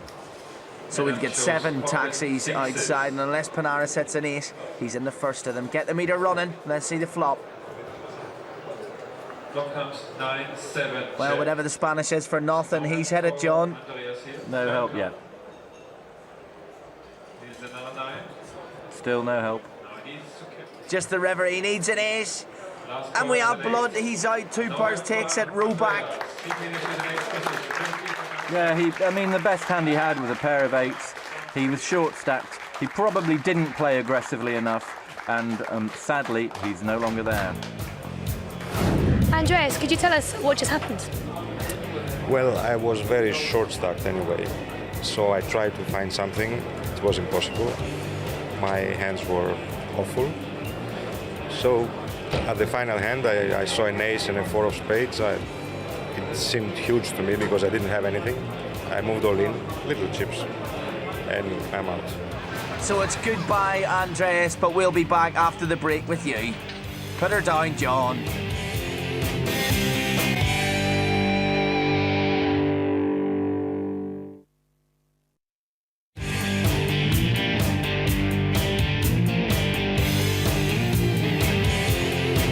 Welcome back to Barcelona and the European Poker Tour. We've had 1 session at the final table, and the story is Alexander Stevic, who's almost doubled his stack, over 400,000 for him. Looking further down, Rap then, he's not doing too well, 81,500, and we're looking for pressure here. Chimkovich props up the table. He needs some action, and he needs it fast. Joining me is John Duthie, and he's on the Chimkovich on the big blind here. We'll get a look at some cards, see where the action's going to be. Yeah, blinds are still at 2,000, 4,000. It's been folded round to Adam Roback, and he's raising. What's he got? A king of spades, 6 of clubs. Okay, that's aggressive play with nothing. I was going to say, any amateur player watching that will be wondering where the raise came from, and he's going to go against an ace-4. Or maybe he won't. Chimkovich in again, here we go. Without Chimkovich, we'd just be sitting here talking to ourselves. He's been in on everything so far. So Roback's hit the top pair. What's Chimkovich looking at here? Only a queen's going to help him. Well, John Chimkovich has checked. Adam comes out betting with the top pair. All that John has here really is a straight draw, a middle pin straight draw, which means that he's got to hit a queen to make a straight. And of course he's folded it, and that's the story of his game so far, isn't it? He's getting unplayable hands after the flop based on the stack that he's got. Exactly. He's just not being given. He's not being given the opportunity to play his own game, and that's why that's why he's gone down. He's played aggressively and run into big hands. Now we're straight into the next hand.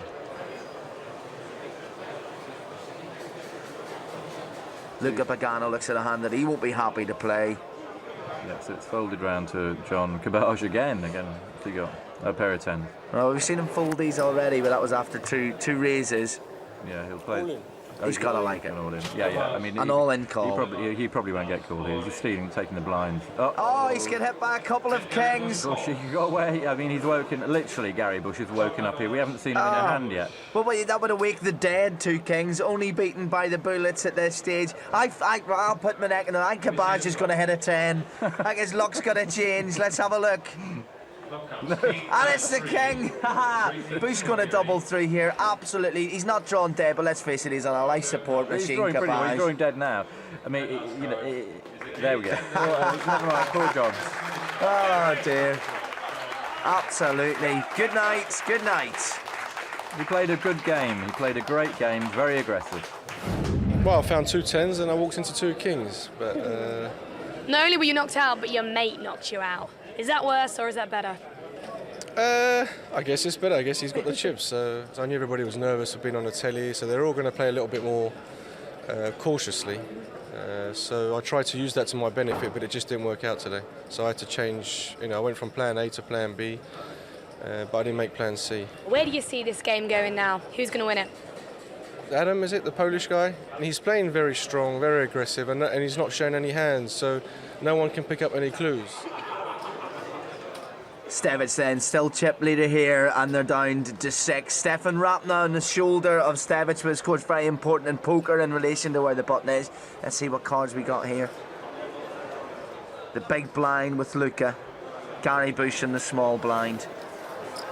Okay, so Adams found ace-queen under the gun, and he's raising.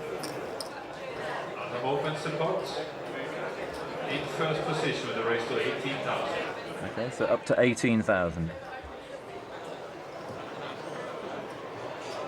And this will be a good fold. And instead, he raises. Yeah, well, he's kind of unpredictable, David.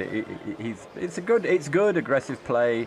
Let's see what happens behind him. It's kind of dangerous with all those players behind you, but they've all folded. So it's on rollback. Oh, and rollback calls all in. That's it. O'Callaghan can't bet that. He's a crazy man. He shouldn't have made the bet in the first place. Well, you've got to play, you've got to play according to your personality, and that's what he's doing. Yeah, okay, he's got to fold. He's crazy. That's the moral of the story for O'Callaghan. Stop listening to John Duthie. And Adam Rollback, nice little win for him, still in a strong position as he has been throughout this entire final table. I'm from Poland. Dąbrowa Górnicza. It's difficult. It's south of Poland, nearly Katowice. Started play poker in our bridge club. I'm always a bridge player. And we play it just friendly poker. I don't try to play for money. I just try to play for win, just like competition. In my opinion, they play too tight. Maybe not. Maybe I'm playing too loose, and it is because they're afraid to gamble with me. I have a fun. Well, let's see how much fun he has here. 6 players left. It's the European Poker Tour in Barcelona. More cards being dealt. Okay, the blinds are up now to 4,000 and 8,000. O'Callaghan's folded, Rapp's folded. Round to Alexander Stevic, who sees 4-7 of diamonds. And many better hands than that in poker. Yeah, but he's got a lot of chips. He'll probably gamble, see if he can hit something on the flop. So he's just calling the blind. Yeah. Any raise would knock him out at this stage. Okay, Gary Bush and Luca folded. And a big blind check. Oh, he's checked with Queen 10 of hearts. Okay, so let's see what happens. Important flop here. Pot is 18,000. Oh, well, Roback's hit a huge hand here. He's got really a middle pin straight flush draw. I mean, it's a massive hand. So many cards to win it for him, and not any cards really for Stevic, really. He'd be looking to hit a pair of 7s, really, and hope Roback had nothing. Well, he's putting in I can see that Stevic is putting in a bluff here of, what, 14,000? 14,000. Yeah. So Roback's got to read that. He's probably is imagining Stevic is sitting there in a pair of kings or a pair of 9s, but we know he's sitting in nothing. Well, he probably puts him on a pair. Oh, he's back raising in here. To 50,000. That's a big raise. Okay, so it's gone from 14,000 to 50,000. So he's raised him 36,000. It's going to be. I doubt that Stevic can call here because it's quite a big raise. He's looking him down. But he's beaten in a bluff. If Roback was bluffing, he's still beaten in a bluff at this stage. Who? Even if Roback was bluffing at this stage, Stevic has a 7 high. Yeah. No, I see what you mean. I mean, there's nothing to bet. And he's raised it. You cannot read this man. This is very, very good poker. He's obviously seen something in Roback. He's seen it, he's seen something, he's spotted something, and he's back raised him. Let's see how much he's raising. Wow, that is a big raise. Looks like about 120,000. John Duthie, the Karel Vorderman of the European Poker Tour. And Stevic, judging by that raise, that massive raise, he's the Jimmy White of this game. I mean, totally unpredictable. Well, he's calling. I mean, he's massive pot. Well, he's a big pot. This is a major pot between the two chip leaders. This is a real turning point. Whoever wins this is going to, is going to be in a very strong position. And here's the turn. Oh wow, that's a scare card for both of them. Yeah. Let's see what happens. 332,000 chips in this pot. Stevic, Roback. Stevic chip leader. Roback in second place. Okay, Roback's checked. Okay, here comes Stevic. He was eyeing, I don't know if you saw that, but he was eyeing up Roback throughout that. He was seeing what he was doing, what was going across his face before he made that check. Okay, so now he's going to put in a great bet. It's a great bet. That he's absolutely got nothing. Call him. Yeah, but you say that, but it's not that easy. He re-raised him on the flop, so he's got to put him on at least a king. So he thinks he's got trip kings. Look, oh no, he's shown it as well. Well, whatever way you look at it, genius, reckless. That's just Stevic. It's brilliant poker. You just will not see a better hand than that.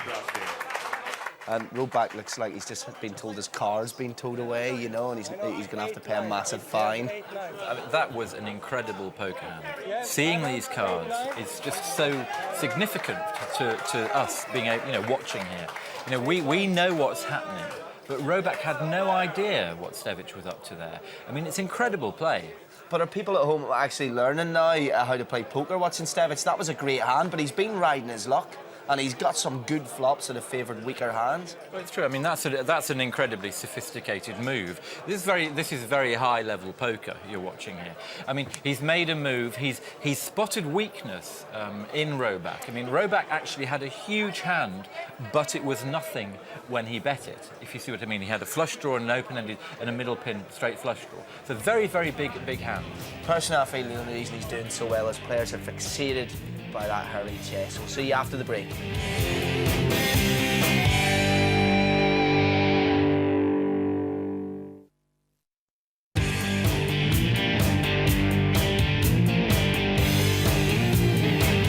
Thanks for staying with us. We're in Barcelona. It's the European Poker Tour, and here is the face of a very happy man. Alexander Stevic has almost half the chips of the entire table, and he's taken most of those from Roback. A massive battering to his confidence. Propping up the table, 40,000 chips. It's a bad rap for Stefan. Let's get back to the action. John Duthie calling it with me. More cards and more European Poker Tour. Here we go. Okay, so the blinds are still at 4,000, 8,000, and Callahan's got deuce 5, he throws that away. No interest in that. Rap takes a look. Oh, he's moving all in with Jack 9. Jack 9 unsuited. Well, he's got to make a move at some point, and maybe he feels it's probably the best hand he's had for a while. Maybe he's had 7 deuce for the last hour. Oh, and he's not going to like that. Not only it's also his top pair. And Luca Pagano has pocket jacks. This is a really bad hand for Stefan Rapp to be up against. Absolutely. I mean, he technically needs to hit 2 9s or four spades. So many things. Yeah, straight. Yeah, it's impossible. It's not impossible, but it's so unlikely for him to win here. I would have thought he was about 5% underdog. Dun dun dun dun dun dun dun dun. Absolutely nothing. Drawn dead now, and we have another casualty. That's the end for Stefan Rapp. Pagano's pocket jacks obviously going to take that. He's went out with a bit of a whimper there. Luca takes his chips. Let's hear Rapp's sob story. In my opinion, I was not very lucky. Maybe I made a little mistake just in the beginning of the tournament. Since that moment, I didn't have a good feeling. I didn't have a hand, and when I put my chips all in, it was a little bit unlucky, but however. How come you ended up playing in the European tournament? I decided to come here very late because I should have played a table tennis match in Austria, but I'm a little bit injured on my knee, so I decided to fly to Barcelona together with my friends. So it was table tennis or poker? Yeah, I think in future I'm going to concentrate on poker because it's easier to make a living in poker than in table tennis. There's the statement of the century there, and he's gone down to 5 players. And Alexander Stevic will love this. He is miles ahead. One big hand, maybe against Luca Pagano, could peg him back, but he's got to like where he's sitting now, John.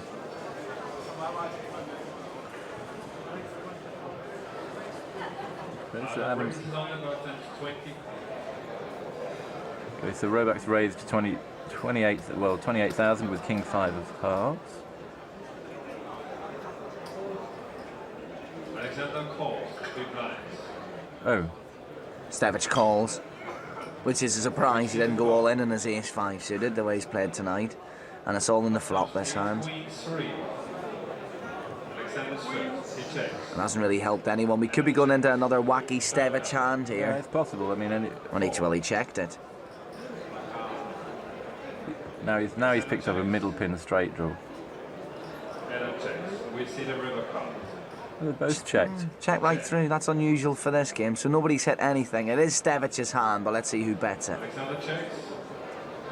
You'd imagine a rollback bet will take this, no? Well, it would have done probably, but. Has Stevic just got the Indian sign on rollback there? Or do you think any other player in rollback might have made the bet?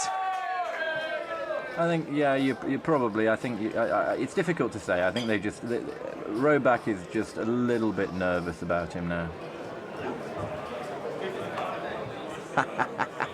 Stevic, I mean, plays the 7-4 suited earlier tonight, and he's throwing in everything but the kitchen sink. He's playing Roback again there. You're probably right in hindsight on the read that he has on him. He's able to check that right round. It was like playing with your mates in your living room. Roback wasn't even willing to make a small bet there, a cursory bet to take what was in the middle, to make it hard for him. He didn't have the read in Stevic at all. No, I think he's just the chip leader. Everybody on that table is wary of the chip leader at the moment. Everybody. Okay, so we're still at 4,000, 8,000 blinds. It's been folded right round to the small blind, Alexander Stevic, who's found a pair of jacks. Of course, the jacks were responsible for Stefan Rapp going home. Oh, he's just called. He hasn't. That's interesting. It's tricky play here. He's just called. He hasn't raised with his jacks. He's just called. It's kind of dangerous because if a queen or a king or an ace or any of those 3 overcards comes on the flop, he could lose it. But let's see what happens. Okay, it's a very good flop for Stevic. But actually, it's not. When you look at it, it's not a bad hand for Gary Bush either. He's got a top pair with a middle pin straight draw, so he's got quite a few outs here. And Stevic aggressive as usual. As we stand at the moment, the jack's taking it. Bush sitting with the top pair, and as you say, the middle straight draw. He's going to call this. He might even raise it. He's all in. Yep, he's moved all in. My own feeling is it's the right move to make at this time. Now Alexander Stevic is probably regretting slow playing this because he thinks, why didn't I raise? Well, he's saying exactly what you're saying. Yeah, but he still probably will call this. I mean, he's got a big overpair. He may put Gary Bush on a 5. He could be aggressively playing an open-end straight draw. He could be aggressively playing a flush draw. Well, he's called it now. We could be looking at another casualty here, John. The jacks did it last time for Stefan Rapp. Yeah. Will this be the end of Gary Bush? Well, Bushy's got 2 7s, 3 3s, and any of the 8 straightening cards. No good. No good to him. Just the river, John. And he's still got those outs. And he's out. He's gone. Stevic takes another casualty, and Gary Bush isn't going to be elected tonight. He's gone. 4 players left. Stevic increases his position as chip leader. Another one bites the dust on the jacks. No, I made a move to win the pot. I made a strong bet. he had a good hand, and I was a marginal underdog, and it didn't go my way. So You really must have thought you could have won tonight. you have to win one or two key hands, and that was obviously a key hand. And if I could have got myself down to the last three, I would have fancied my chances of winning. Yes. Well, if it's about key hands, and Alexander Stevic is the man, we've already seen him win 2 or 3 of those tonight, John. Yeah, I think Gary Bush was unlucky there. He could have made a. If he'd improved, he'd have been in a very strong position. And shock, Stevic folds. I'll make the back page of the Poker News. Okay, so Roback's raising with ace queen, suited, very strong hand. And he'll want to keep the only other player left in here. And O'Callaghan's went all in. I only saw a deuce. Oh, seven deuce. He's made a move really at the wrong time. Oh dear. Roback couldn't wait to call that. Well, all credit to David O'Callaghan. I mean, he came over the top of him, hoping that he was just trying to steal, but he's found Roback with a very big hand. And this is where poker logic goes out the window. Over 200,000 chips, and a 7 or a 2 will win it for O'Callaghan. Lovely. His hearts are dead. It's went fairly much with the odds tonight. Let's see if we can have an upset. There's the 2 sevens. He's hitting the trips. Absolutely fantastic. Look at his dad in the background. His brother. He's got his dad and his brother in the background going mad. Now he's got 2 cards to hit an 8. Oh, hello, he's got one. All he needs to do is hit another ace. It's not, it wouldn't, would it? No, it wouldn't at all. No, well, that's it, John. Roback, he's still alive, but there's only a faint heartbeat there. O'Callaghan's his second name, and tonight does he not half feel lucky, punk? Let's hear his story. I've only been playing for a year, so I just picked it up when I saw it on television and started playing online. I don't play cash games, only tournaments, because there's just so much more excitement. When you see the tables getting down, 3 or 4 people left, and every person that goes out, you're up the money. There are a couple of players out there that I think could outplay me, and I know if I get the cards, I can get anywhere, I know how to play them. I know when to get away from a hand. I know when to change gears up and down, and I know how to play a good hand. So that's about all I know. It's lucky. What he fails to mention is that he knows how to book cheap flights and Ryanair to Barcelona. Loads of his family in the background cheering him on tonight. David O'Callaghan, one of 4 players left in. Roback's almost on a chip and a chair, and there's your chip leader, Alexander Stevic. And he's found a pair of 8s, and he's raising what looks like 40,000. Stevic should just be allowed to pick his own cards tonight. He's been paired up in those hands. He's in the pocket pairs more times than I can care to remember so far. Luca passes, Adam passes. What, queen and looks like it might be an ace. That's your eyesight. It was an ace, yes. Okay, so he's re-raised him. How much has he re-raised him? Let's have a look. Massive, all in. It looks like he's raised him about 160,000. About 150, 160. And that's an all-in bet there from Callaghan. We know what happened in the last hand. Stevic is thinking about it. Given how aggressive he's been on a pair of 8s, you would imagine he's going to call this. You imagine we're going to have David O'Callaghan all in this hand, John. I think there's a strong possibility, but... And there's a general hub around the casino and around the final table at the moment. Oh, he has called. Just 4 players left. He's called it. Stevic slight favourite at the moment in this, John. It's like, it's virtually even money. Yeah. The pot size is what, 425,000. This is a really big pot for David O'Callaghan. Yeah, he's hit his queen. We knew that from the crowd before even seen the queen there. The Irish up in arms at that. No partisan commentary here. Go on, David. So just the 8, just the 8. Is it going to be? No, in fact it's the ace. So Callaghan finishes with a flutter with 2 pair there, and he takes 425,000 chips. That's a great time to double up. Great time. Let's take a breath and look how that actually panned out. Stevic with pocket 8s in his hand, and it never got any better with the community cards. O'Callaghan, he was dealt the ace queen unsuited and on board. He got the queen on the flop, and on the river he gets the ace. That makes 2 pairs, and that's a massive chip haul for O'Callaghan. Oh, the crowd loving that win for David O'Callaghan, and at the end of the day, most of the crowd are related to him. But Alexander Stevic, I mean, he thought a lot about going in the pair of 8s. We've seen him make very quick impulse decisions. It's down to 4. Is he taking it seriously? Is he getting down to business? He wanted to work out what hand David O'Callaghan had, whether he had a pair bigger than his, or whether he just had 2 overcards. You can't obviously establish exactly what somebody's got, but I think he made a decision, and therefore he called. In reality, it's the right call. Unfortunately for him, David hit an overcard on the flop. Now, this has dented his confidence a little bit, but I think he's still in a very strong position. Well, I must say, you know, you're sitting at home, we're in Barcelona, the heat in the casino is starting to get a bit unbearable. We're starting to see a bit of sweat, and also the Swedish flag is starting to droop. Cracks in Stevic's armour. We're back after the break.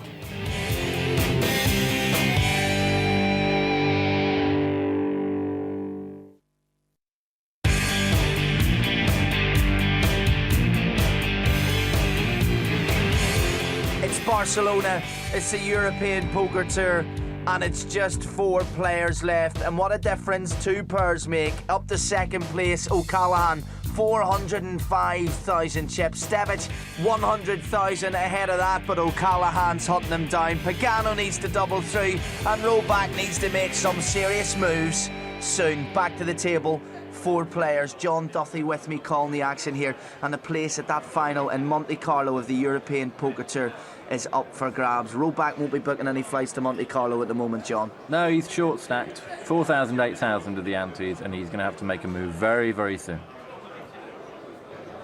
He just looks like he wants to get out of there, really. I don't think he doesn't look comfortable. He hasn't looked comfortable since that big loss. Stevic, though, let's look at it. He's lost a big hand. Maybe his confidence is taking a batter, and he might go in something. He might want to just get that confidence back, lift a hand, bet aggressively again. And he'll go against an ace-10, surely, if he's called here by Roback. And Roback's went all in this. Against the 7-6 suited, John. Who's favourite here? Who'd be looking at picking this hand at the moment? Call it for us. I mean, Roback's favourite. I mean, Stevic is going to call because he's not really calling. He's not really doing that much damage to his stack. Yeah.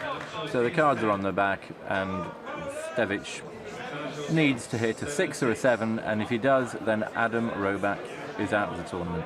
So he's standing up, but he's not walking away yet. Both men at attention for this flop.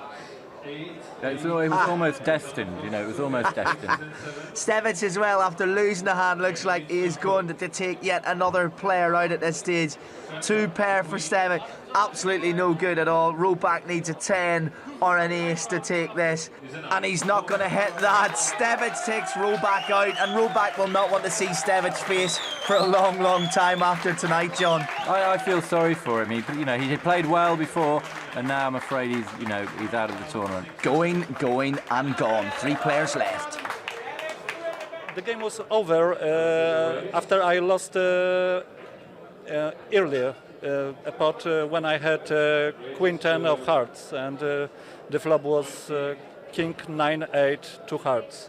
On the turn fall a king, and I was pretty sure I was against a full house, so my hand is dead. People have been saying that they don't really know much about you. You're a bit of a stranger in poker today. Is this one of your first biggest tournaments? Yes. As I remember, I never played live in tournament. I rather play money game just in the table. Sometimes in internet, because in Poland there are no clubs, so I'm playing in internet. You're a bit of a dark horse, really, aren't you? Yeah, that's an English expression. I'll leave that one. Okay. From judging everybody around the table today, who do you think's going to win? The chip leader. Alexander. Yes. Well, that's not exactly a brave call, but we have seen the back of Roback, and one of these people are going to win the Barcelona leg of the European Poker Tour. Alex Stevic, Luca Pagano. Unlikely he's short stacked at the moment, or David O'Callaghan, who's came good in the last couple of hands. So let's see what happens. Stevic with an early raise here, John, on a Queen 8. Okay, yeah. See what. Okay, Pagano wakes up with 8 ace. He hasn't got many good cards. Surely he's going to think about that. Well, it's not a very strong hand, really. The action is on Luca now. But he's sat and watched Stevic for the last few hours. Surely he's seen that Stevic will bet with less than that. And he's woken up with the same hand, Queen 8. David calls.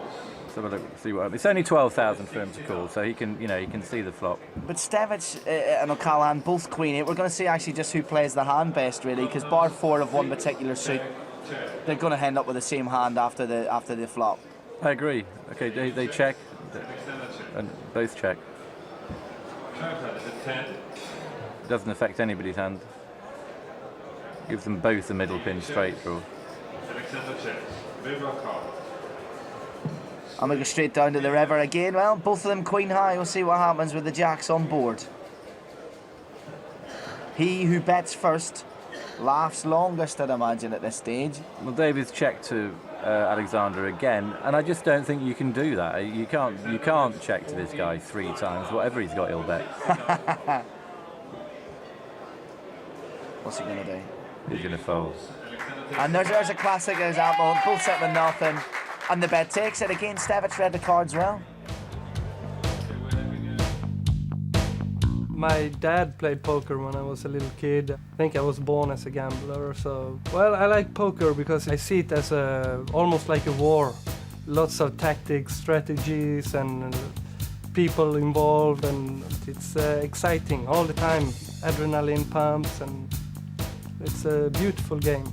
I don't know what makes me a winner, because I'm very often too aggressive, too loose, and yeah, definitely too loose. I'm not a good tournament player.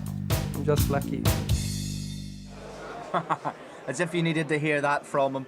We should have relayed that by loudspeaker across the casino. He says he's not a good tournament. Seems quite good to me. He seems to be doing all right, doesn't he? Our chip leader then, Alexander Stevic, and he hits some good cards. Okay, so he's got his ace-jack. He looks like he's 35,000. O'Callaghan and Stevic, they went up against each other in some similar cards tonight. Again here, ace-6. They'll both like the ace. 105,000 in the pot before the flop. Where's that leave us, John? Well, neither hand's improved. Stevic is still in the lead. He checks as well. A bet might win this. A 5 then again doesn't help everyone, and more than ever someone makes a strong bet, John, they're going to take what little's in the middle, 105. Comparatively little for what's sitting in front of them now. That's true, and it looks as though David might come out betting here.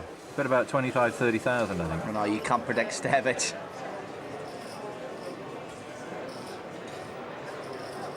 You're right, 35. And he's called.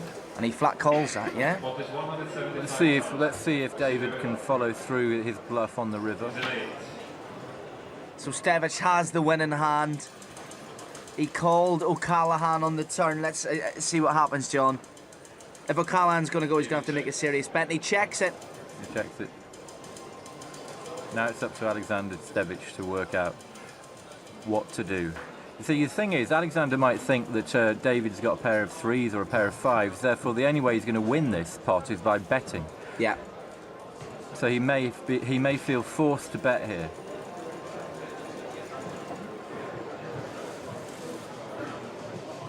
Either way, Stevic has this hand in the bag. If he bets it and he gets called... 90,000. You see, that is a big bet. O'Callaghan can't really call here.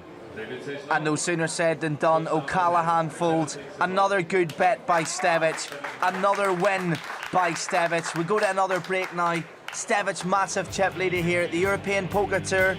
We'll see you in a couple of seconds.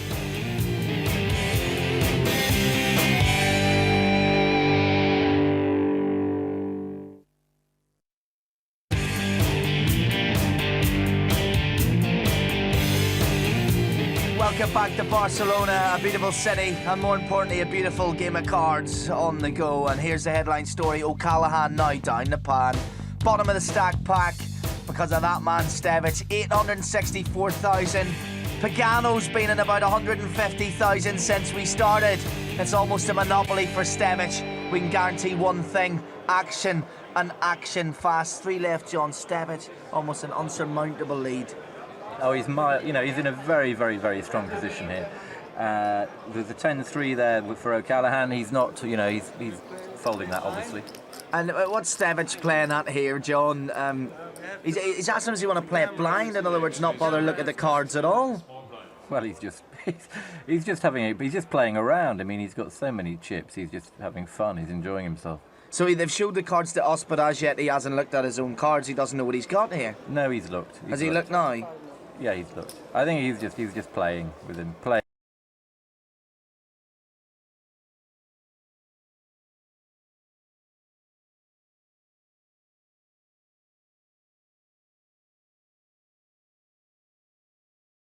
Pagano, don't forget, 157,000 chips at the beginning of this hand, up against a mountain. He's announced all in. Okay, this is strong. He's playing very strongly. He's got King 9 clubs. So he's just back raised, Stevic. Stevic said earlier, you'll remember, I'm not a good tournament player. I'm just lucky. He'll need to be if he calls this. King 9, way ahead of the Jack 7 offsuit. Look, he's feeling his pulse on his neck. See, if that was me, the Irish temper, I'd lay him out flat on the floor. Yeah, I mean, you're not supposed to do that, but, whatever. It's good fun. It's good for the game. They're enjoying themselves. And doing it because... Yeah, but I think he's decided to fold as he goes to do that. That's the key there. For sure. So you're playing for your £1 million that you won that you talk about quite a lot. If somebody had reached across the table and felt the pulse, what would you have done? I'd have complained. For that amount of money, you've got to make a complaint. But nobody would do that in that that stage. Well, you don't have a pulse. That's what you forgot to mention. Cool, calm, and collected. As are these 3 players around the table. Stevic, of course, in such a strong position. Pagano on the ace-2, John. Okay, he's just cool. He's cool. Stevic checks the blind. We'll get the flop. Pagano, big leader here, but not after that. Oh, a tricky little check. He's checked the top pair, hoping that Luca will bet. And let's see if he does just that. That's a 30,000 bet by the looks of it. Oh, just call. He didn't raise. He called. He's been trapped here. He's been absolutely trapped here. Now the trip 10s for Stevic. He's going to take another scalp if Pagano goes down the line of this hand. Of course, he's sitting in the 2 pair with the 2. It'll be interesting to see. Oh, he's bet. If he's anything, he's unpredictable, Stevic, and now he checked the top pair. He's bet the trips. I'd have been tempted to check there and let Luca have a bluff there. It's probably the first sort of mistake I've seen him make. But then again, he may well think that Luca's got a bigger pair than he has got, and that he won't put him on 10s because he only flat called the flop. If you understand what I'm saying. Well, this is a make or break hand for Pagano. You want to feel my pulse? Stevic also likes to talk. Of course, earlier he reached over and felt Pagano's pulse. He said he'll return the favour now. Yeah, but Luca doesn't look so happy about it now. He's put quite a few of his stack in and he's folding. Look. I think the humour's gone out of Luca a bit there. If Stevic had checked the trip 10s, though, we could have been looking at game over for Pagano. As you said, he would have opened the door for Pagano to make a semi-bluff bet there. He was sitting with the 2. It's true. I mean, there are 2 ways you can do it. You can either come out betting with your strong hand like that, hoping that the player thinks you're bluffing. That's probably what Alexander's plan was. More cards. O'Callaghan folded his last couple of hands. Let's see if we can get in some action. He's got the ace-4 of diamonds. And it's a good hand with 3 players left in, and he takes the chance to go all in. Wow. And Stevic having none of that. Looks like he's got about 130,000. Oh, and he's walked into ace, jack of hearts. Pagano all in as well, and favoured for this, John, but which side of the red is it going to fall? Who knows? Pagano's a big favourite here. I mean, O'Callaghan's got to hit a 4. Or diamonds. 3 or diamonds. I mean, but 3, he's got 3 outs, the 4s really. Well, we're about to find out. It's a crunch hand, and the 4 has fallen. And his dad and his brother and half of Ireland behind him like the look of that flop. 2 cards left to go. He's embarrassed. He looks embarrassed. And the queen comes. No good. 2 diamonds there for O'Callaghan as well. It has to be a jack. And it absolutely is not a jack. And again, O'Callaghan, a big underdog in that hand. He takes it. Pagano goes. 2 players left. And that gives O'Callaghan some collateral to play with now. And Pagano, of course, bided his time when he finally made his move. It didn't pay off. Well, Luke, I have to tell you, you played incredibly well. You started up a little fan club as well, especially with the women, with the ladies. And I want to give you this on behalf of the European Poker Tour for coming 3rd.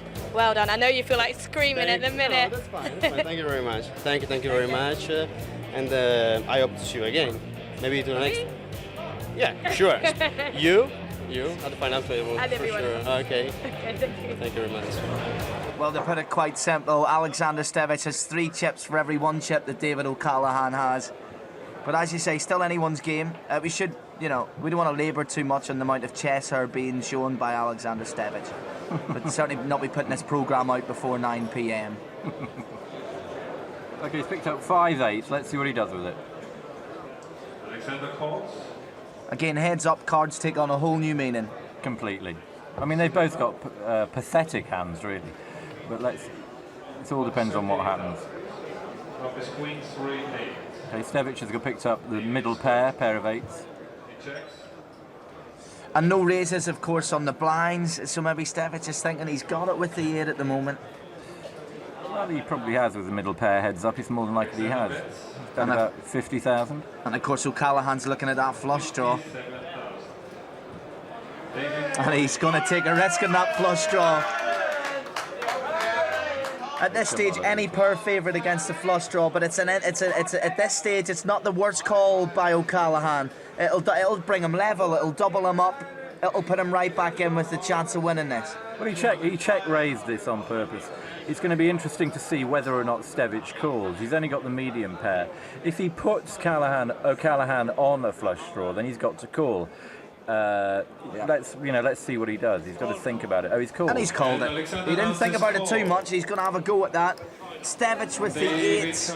A diamond takes it for O'Callaghan. The Irish contingent hold their breath. We wait for the turn. I mean, Stevic has read this hand well. He knows he thinks he thought he was ahead and he was ahead, and so now he thinks maybe he'll get lucky and O'Callaghan will miss his flush. And there it is already. He's hit it already. Stevic drawn, and we game on now. Game on now. Almost half a stack to each player, and O'Callaghan takes that gamble. Stevic calls him in the 8, and he lucks out. Yeah, he's doubled him up straight away. Listen, look at the audience behind. They've gone mad. That's wiped the smile off Stevic's face for now. He had the pair after the flop. He put O'Callaghan on the flush draw, and he was right to call. And even though he hit the queen on the river, 2 pair is nothing against the superior flush that O'Callaghan was banking on. He hit the jack of diamonds in the turn, and that gives him the chips. Stevic does not like that. Well, you can detect a bit of weakness now, and he doesn't like it. He looks a little bit deflated. It's the first time we've really seen him look deflated in the whole of the match. Well, here we go. 650 plays 500, chips wise. King Jack of Diamonds, very big hand, heads up. He's only flat called. Tricky play. He's trying to trap his opponent into betting, but he doesn't. And the flop again will determine who's going to be looking good for this hand. Oh my word, look, he's going to regret slow playing that King Jack of Diamonds because O'Callaghan's flop trip 8. And from being 3-1 up chip wise, Stevic could be looking at defeat here if he takes the bait. Oh, look, he's put in a little bet. O'Callaghan put in a little bet. David bet 16,000. The minimum bet 16,000. You'd think that Stevic might smell a rat there. Alexander makes it double. And he doesn't. Oh, he's raised it up to 32,000. 88,000 is the pot. Small for what's in front of them, but it's where it goes from here. A re-raise again from O'Callaghan. Of course, he's got trip 8s. I would have been tempted to just flat called if I were David. He's back raised him with a massive hand. I don't see how Stevic can call this. He really should have tried to get some money for his trips. And let's make it clear, Stevic is drawn dead. He's not going to call. He's certainly thinking about it. You can't call this man. He's reckless. I don't know what he's calling to hit here. That's a first another mistake I think he's made. Oh, now this is a horrible card for David O'Callaghan, because if Stevic had a 9, now he's winning. Yeah. So it's a horrible card. It's a horrible card. And a card that saves Stevic from ultimate oblivion. Absolutely, it's protected him. But now David O'Callaghan has had to check. I have to tell you that if Stevic had the courage to move in here, O'Callaghan would probably have to fold. This could be the hand of the night. We'll soon find out. Stevic, for some reason, is using the chip as a monocle, if that helps him. 304,000 in the pot, but it could be so much more severe. He's checked it, Ryan. He's checked. The full house to O'Callaghan takes it. 8s and 9s. Stevic getting himself into all sorts of danger for no particular reason based on the flop and the cards he had. Can you explain that, John, or is that just plain naivety? I think he was trying to go and outplay him on the river. Can't read this game. John, that for me, as you've just beautifully called it, the hand of the night. Great position for O'Callaghan, but Stevic had a chance with nothing. What a scare card there ever was. Well, it was a horrible card for David O'Callaghan. Stevic was played the hand very oddly, I thought. I mean, for some reason, I think he thought that David O'Callaghan was bluffing, and that if he hit a king or a jack, then he would probably be in the lead. It's a very difficult play to make. The thing is if you're playing against a moderately inexperienced player, which David O'Callaghan would freely admit he is, if you're going to try to make a move on the end, you've got to be pretty convinced that your opponent isn't going to call. Stevic was doing all that thing with the monocle. That's probably why he didn't make a bet on the end. Excellent stuff. Well, after that hand, you might not need a break, but we do. Get the sangria.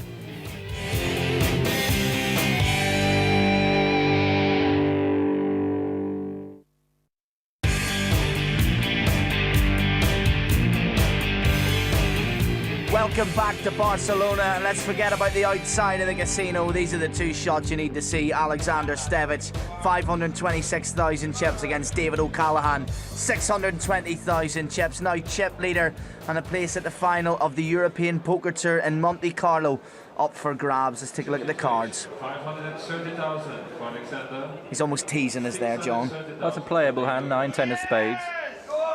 But he must be feeling a bit more vulnerable now, Stevic. He's now, for the first time, behind. That's a good hand. Suited connectors heads up. He's got to like that. If the flop's low, he's going to fancy that. Okay, here we go. Okay, an 8 comes out. O'Callaghan hits his 8. And of course, Stevic has got the open-ended straight draw now. Yep. So who'd be favoured at this stage with O'Callaghan on the 8s, Stevic open-ended straight? Is it still O'Callaghan, John, who would be favoured at this stage? Well, no, actually Stevic is favourite to improve. Okay. O'Callaghan bets, Stevic calls. Oh, and that's the queen. He's hit the queen. Stevic, he's back in business. Straight away. Well, yeah, if he gets paid off. Now, there are lots of scare cards here. The Jack and the Queen is enough to scare David O'Callaghan off. It's a bet of 55,000 from Stevic. It's very difficult to call this bet. He's only got he's got the third pair, pair of 8s. That's all he's got. Stevic seems to visibly lift when he's got a good hand. He seems to deflate very quickly at the end of a hand. I don't understand him betting here, really. I would have checked to give a free card. There's no flush draw out there. I would have almost definitely checked to give a free card and then made it look like I was bluffing on the river. Well, he's done this consistently tonight. He's made that aggressive bet. No, he's trapped him. Oh, this is a shame. O'Callaghan on a pair of 8s. He's back raised him. 275 in the pot, 150 for Stevic needed. Oh dear, O'Callaghan's made a big mistake here. And so, in my mind, actually, so Stevic, I would have just flat called here and set a trap for O'Callaghan on the river, but he's decided to raise again, and O'Callaghan just cannot call. Well, how many times have we said that tonight and the calls came in, so nothing's going to surprise me. Stevic is involved in the hand. Logic goes out the window when he's involved. Yeah, but he's got the nuts. You know, you can't. It's not difficult to play the nuts, but it's, you know, you want to get paid when you hit the nuts, and he's not. You know, he's not going to get paid. I mean, he's incredibly lucky that he's actually managed to get David O'Callaghan to come over the top of him by betting. I actually thought that was a bad bet, the 50,000, but David has come over the top. I think it's a bizarre bet. So what? He's folded that. That's what we expected. That's what we called. We've seen a bad bet after the flop from Stevic. Then we watched O'Callaghan make a worse bet, and then we seen it. And rather than flat calling that raise, we see Stevic going in again over the top. Strange hand. It was a strange hand. I would have played it completely differently, but that's me. A lot of other players would have played it completely differently. You never know. But you haven't won a hand, so, you know. You haven't actually won a game of poker since you actually won £1 million. Well, I've retired. I think that David O'Callaghan would admit that himself, that he's probably inexperienced in heads-up play. So, you know, the middle pair is actually a very strong hand in heads-up play if a player doesn't raise before the flop and an ace comes on board. So O'Callaghan's starting to get back down towards the doldrums again, where his stack shortening. He's going to have to make a move fairly soon if he wants to win that top spot and that trip to Monte Carlo.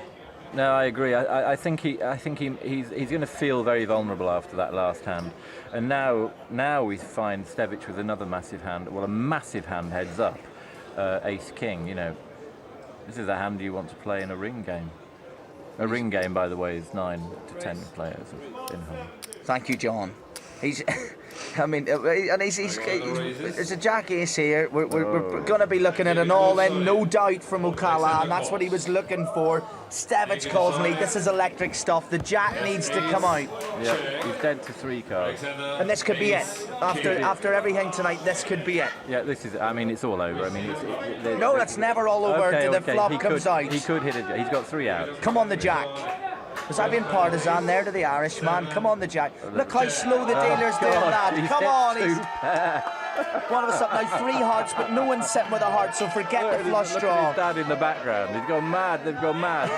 So the king still gives it to Stevic. The king now needed for Stevic. O'Callaghan in the 2-pair, but Stevic has that ace. I can't believe that our dealer's turning the cards so slowly. What are you doing to us? Let's see the river. If it's a king, it's all over. And it's not. Deuce. He lives to fight another day. It's amazing. 490,000 chips. Look at that face. I mean, it's just completely deflated again. It's one of those hands, John, that plays itself. It's as simple as that. We've got ace king one side, we get ace jack the other, and heads up. Any bet made's going to be called. We just sit back and watch the fireworks go off. It's a really difficult. This guy won't lie down. This is the problem. He won't lie down. And here we go. Queen king now for Stevic, and he's getting the cards. It's a big hand. What's he up against? That's the question. And it's a jack queen, so here we go again. Deep breath. We're going to see big bet, and we have to, John, in both these hands. Well, I think that, to be honest, I think David will just call here, because Alex has raised 55,000. He's going to call. I mean, I personally would probably not call this hand heads up. Now that I've got so many chips, I'd probably wait for a better opportunity. But he's going to call. He's going to call. But they're both players that like to go with face cards. We've seen that heads up. Yep, they're both. David's probably a bit more of a gambler than Alex. The queen comes. And that's bad for O'Callaghan. So far, he's been a lucky jack, but we're not dealing in jacks now. That queen, O'Callaghan feels he is the top pair. He feels he's leading, but we know Stevic says he's got the king kicker. And that's the thing, so many hands all said and done in poker decided by the other cards outside of your pair. And in this case, I mean, the king's the highest there. And he bets accordingly. He's bet 135,000. David just called this time, which is interesting. Given the last hand, it's interesting. He hits the top pair. Both players are very aggressive. Yeah. But they probably both think at the moment they're pulling one over on the other player. They're probably feeling the other one's flush, and that's another queen now. So we're looking at trip queens with the king kicker still winning it for Stevic. Like every queen in the deck is out, and there's only two, between two players. It's very unusual. Right, both players will feel invincible at this stage. Surely, John, this is going to... Oh, it's not looking good for David. It's really not looking good for David. He'll feel invincible at this stage. No, it's really, really unlucky. He's And here gone we all go. in. They've both gone all in. And he needs a jack. He needs the jack. This time, he's saying to ice, you've hit the jack. If you hit it again... Well, O'Callaghan is the lucky jack. Let's see if he makes it a hat-trick. It is all over. Stevic takes the win here in Barcelona. Look, they're like long-lost brothers now. He's done nothing but show disrespect the whole way through this. The hairy-chested man that takes it. What a win. And I mean, there was nearly tears from him there. He can't believe it. He's ridden his luck tonight. And O'Callaghan's family, everyone's giving him a nice round of applause. Good game, great last hand. Just played itself. Oh, it's great. I mean, Alex I think he's played really, really well throughout all of this tournament, and he certainly deserves to win it.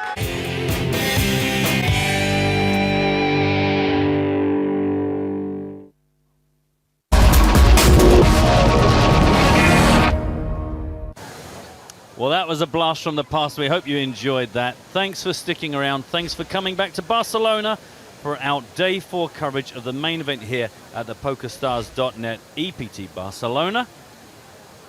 I don't know about you, but I've just had some food. I hope you all topped up, got your energy back. You feeling good, Joey? Hope you all enjoyed dinner. It was what for dinner? Woo! And dinner today, let me tell you, it was food. It was food. It was quite edible.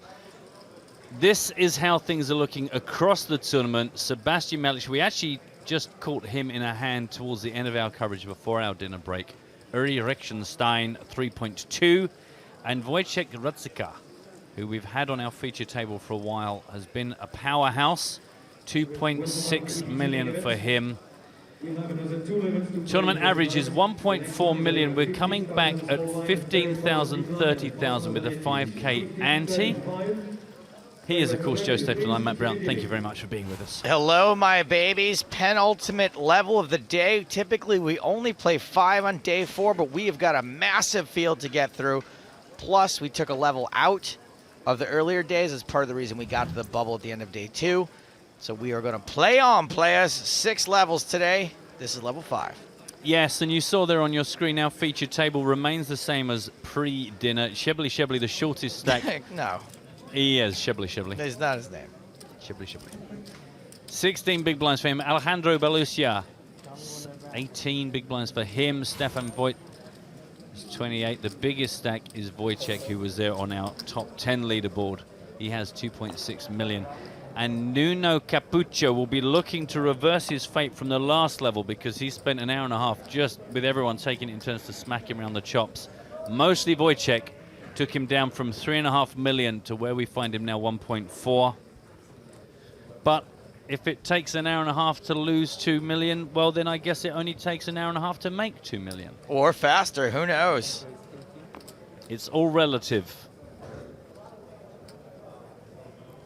And the funny thing is, the further away from the poker table you get, the faster time travels. That's Einstein, can't argue with it. Everything is relative, including my wife. He married his cousin. Oh, really? Yeah. Oh, well. Well, that's bad. That's just blown his credibility. Look, if your No. cousin's a knockout, No. once removed, who hasn't had a crush on a cousin? Come on, I'll say it. Well, you shouldn't. I'm drunk on crab. Crab, it's what's for dinner. I totally avoided anything that had at some point lived underwater.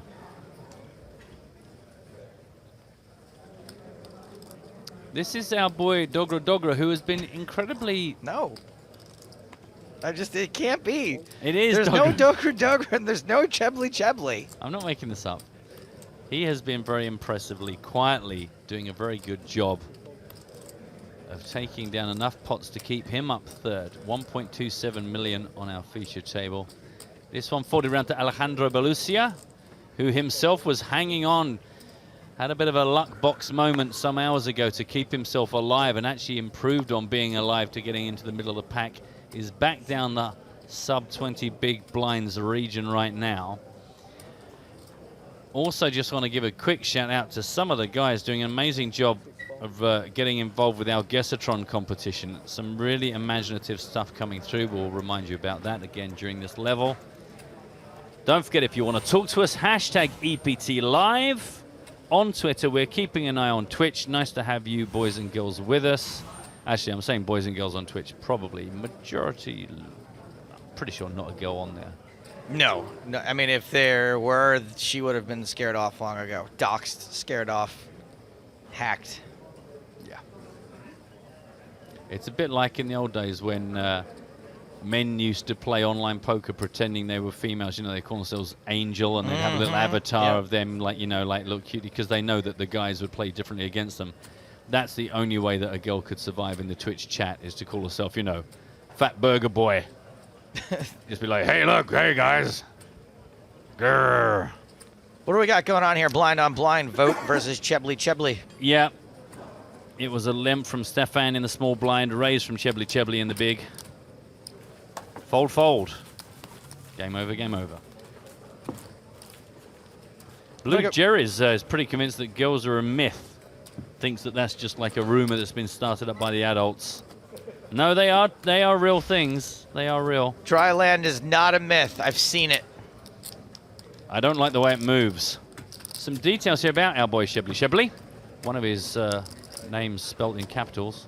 Qualified for a €250 online satellite. 2 recorded cashes, both at EPT 12 Grand Final. He is not just a consultant. He is a quality consultant. Yeah. There are average consultants. There are piss poor consultants. Oh, God, do you know what? This guy, he came around and he consulted me the other day. Not quality. Not quality.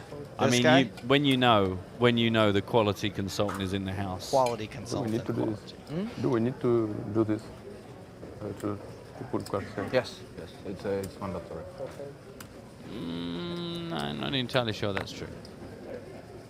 Oh, unless he was talking about his identity card rather than his cards. Anyway, blind on blind, Chebly against Dogra. No. Yes. Ace versus King. Russian? That'd be nice. I understand a bit. I'm checking. Soren Peterson saying, I can't find the password for the EPT Live free roll. It just says watch live here for the password, but I can't find it. It's called bribery. Is that we want you to watch, so we tell you that the password will be available here, and it will be, but you have to keep watching. And in return, you get entry into our free roll in about 45 minutes time, $2,000 in the prize pool. I don't know what doesn't make sense. You donkey, password, carrot. Exactly. I don't know if I would have put it quite so bluntly or honestly. This has been a real thriller so far. Limp, check. Finally, after the turn, an 8 of diamonds on a king, 10, 6, 8 board. Chebly bets, Dogra folds. All for All on Twitch asks, what are the names of the announcers? Those are the things that we go by. Yeah, it's just like a title, but it's a legally binding. It's like it's how we identify ourselves. Exactly. Thank you for your question.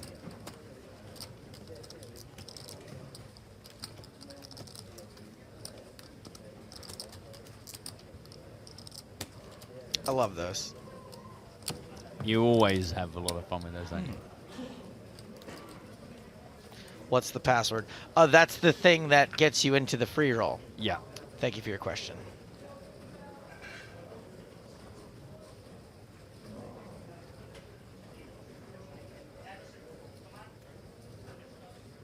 Someone is suggesting that the EPT free rolls are a complete shove fest. You think? What? I mean, stacks are deep. The structure's slow. I assume that autocorrect changed skill to shove. Yeah, sometimes that happens.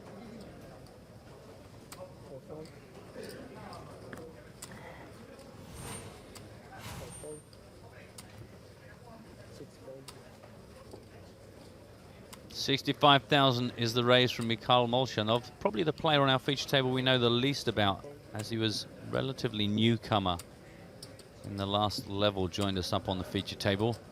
It feels like Sam Grafton should be by soon, because he has been on and off this table more times than quickly. Think of something that's on and off the table really frequently. Then Chebly's coffee cup. So glad I called a friend on that one. Anyway. So. He tweeted that he'd been moved 5 times today. Wow. So that's a lot. Well, he is very annoying. Just joking. Rutsker has decided to come along for the ride, so it is a big blind defense versus the under the gun raise.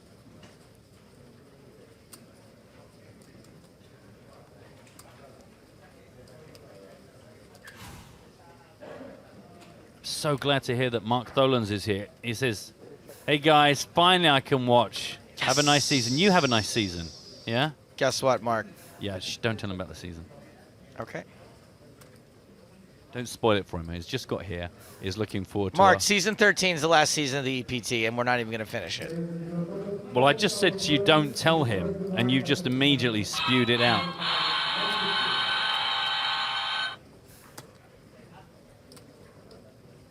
Yep. Joe's trailer that we ordered, we found out is not going to be ready in time, and he is refusing to continue. Also broke the show.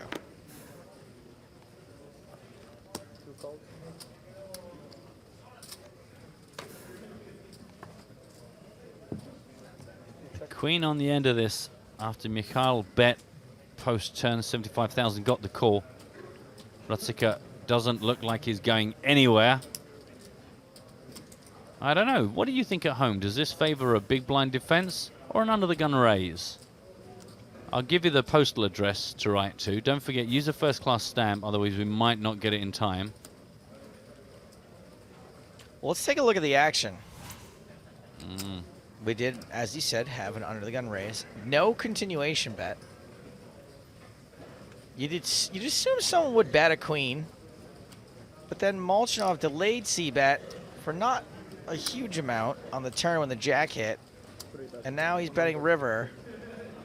I mean, I feel like even if I have a jack here, I'm going to feel safe value betting the river the way Rutsker played it.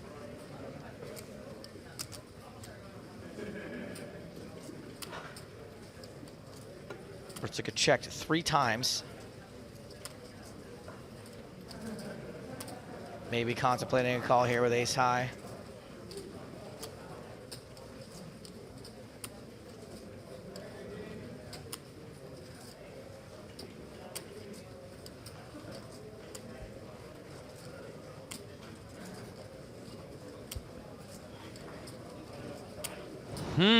Rutsker enjoying some of that November 9 run good. Those November 9ers, although they're playing in October this year, they always seem to go deep in various tournaments in the off season. Just they got the momentum. Yeah. They got the vibe. They've got that kind of unstoppable feeling about the whole game. You know who I am. That's right. In case you didn't, I'm going to win a bunch of money in like a month and a half.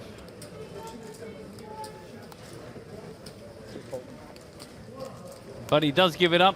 Bit of respect to Mikhail, who takes this one down and gets himself up to 1.26 million. And I mentioned a little while ago about the Brit player who keeps getting moved around the tables, Sam Grafton. He is in action again out on the outer tables against Berent or Norbert.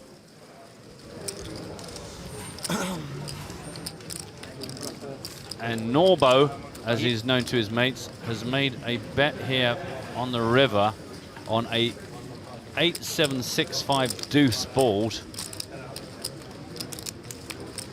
Grill. No, that's Sam. Nice looking boy. Cousin Sam. Again, remind you, it was a 8-7-6-5 deuce board.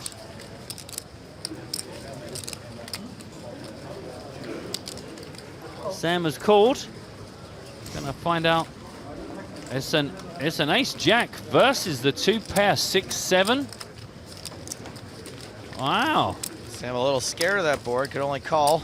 Yeah, understandably so, but after a little bit of deliberation, did make the correct decision. No words for the cameras. No words for the cameras, good lord. Well, technically that counts. I mean, he did say He something. said something. Or Well, as, by the way, as Aurora Chad puts it on Twitch, that's the British Sam Grafton. Right, okay. That's the British version. Right. Go on, it's fine. Okay. Ooh. So this one was a raise from Shibli Shibli in the cutoff. And in fact, that's the end of my sentence. And the end of the hand.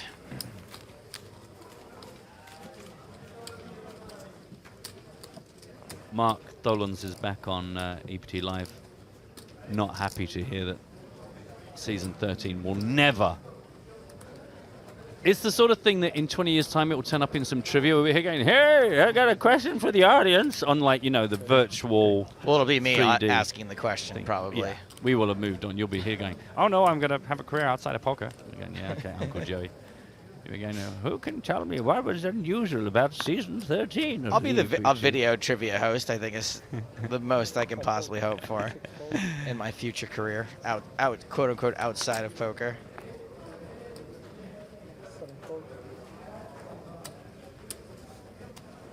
So we remember season 13 because it wasn't a complete one. And of course it was the one where James Hartigan was assassinated in Prague by Matt Broughton's agent. Just got to get more work. PokerSon93 asks, could you tell me how much is in Sam's stack? No, I cannot. Thank you for your question. Don't forget the PokerStars blog. What? The PokerStars blog exists for exactly situations such as this, where you have a question and we don't know the answer to it. We are quite exclusively focusing here on our featured table. We know exactly how many chips and quite often how many cards these players have. Not always, but often. But out in the field, 38 players in total still in the main event. The PokerStars blog. Remember also to follow them on Twitter at PokerStars blog. Well, we had Brad in earlier on, explaining how it works. The guys with their professional notepads walk in the room. If you're wondering who's in, who's out, who finished where the money went, that is probably a much better place to go asking than in the Twitch chat, where Joe will just simply be sarcastic and amusing. Story checks out. Dogra raised this one to 60,000. Got the call from Alejandro Belluccia, defending his big blind, not for the first time today, I'll wager. Out of position on a deuce 4-5 2 club flop. Half an hour till the free roll starts, incidentally.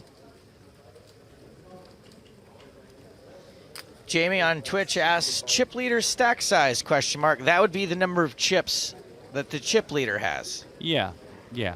It's how we keep track of who's winning. Thank you for your question. Continuation here.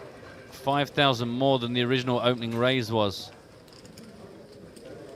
Hasharan Dogra.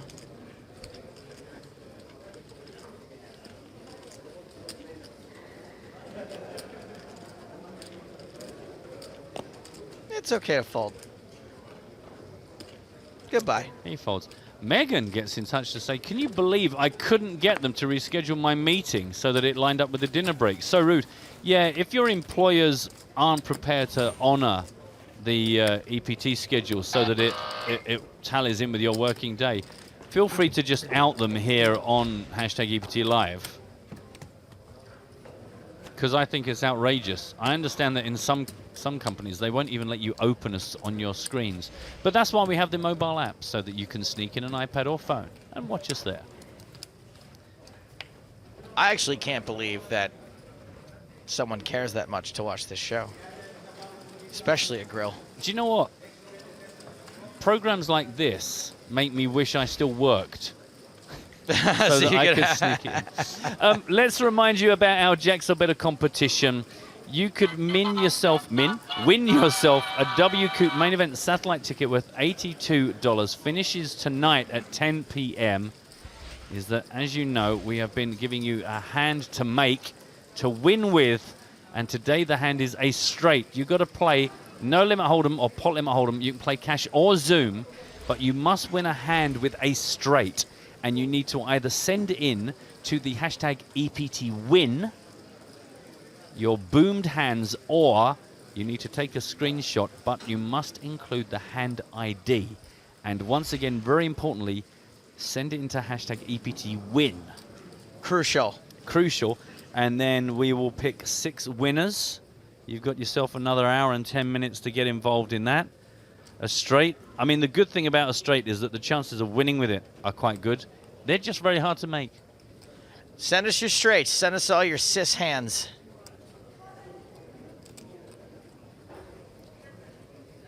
A raise here from the cutoff from Radzika to 75,000. Just the blinds to get through, which seems very much often the way here on our feature table.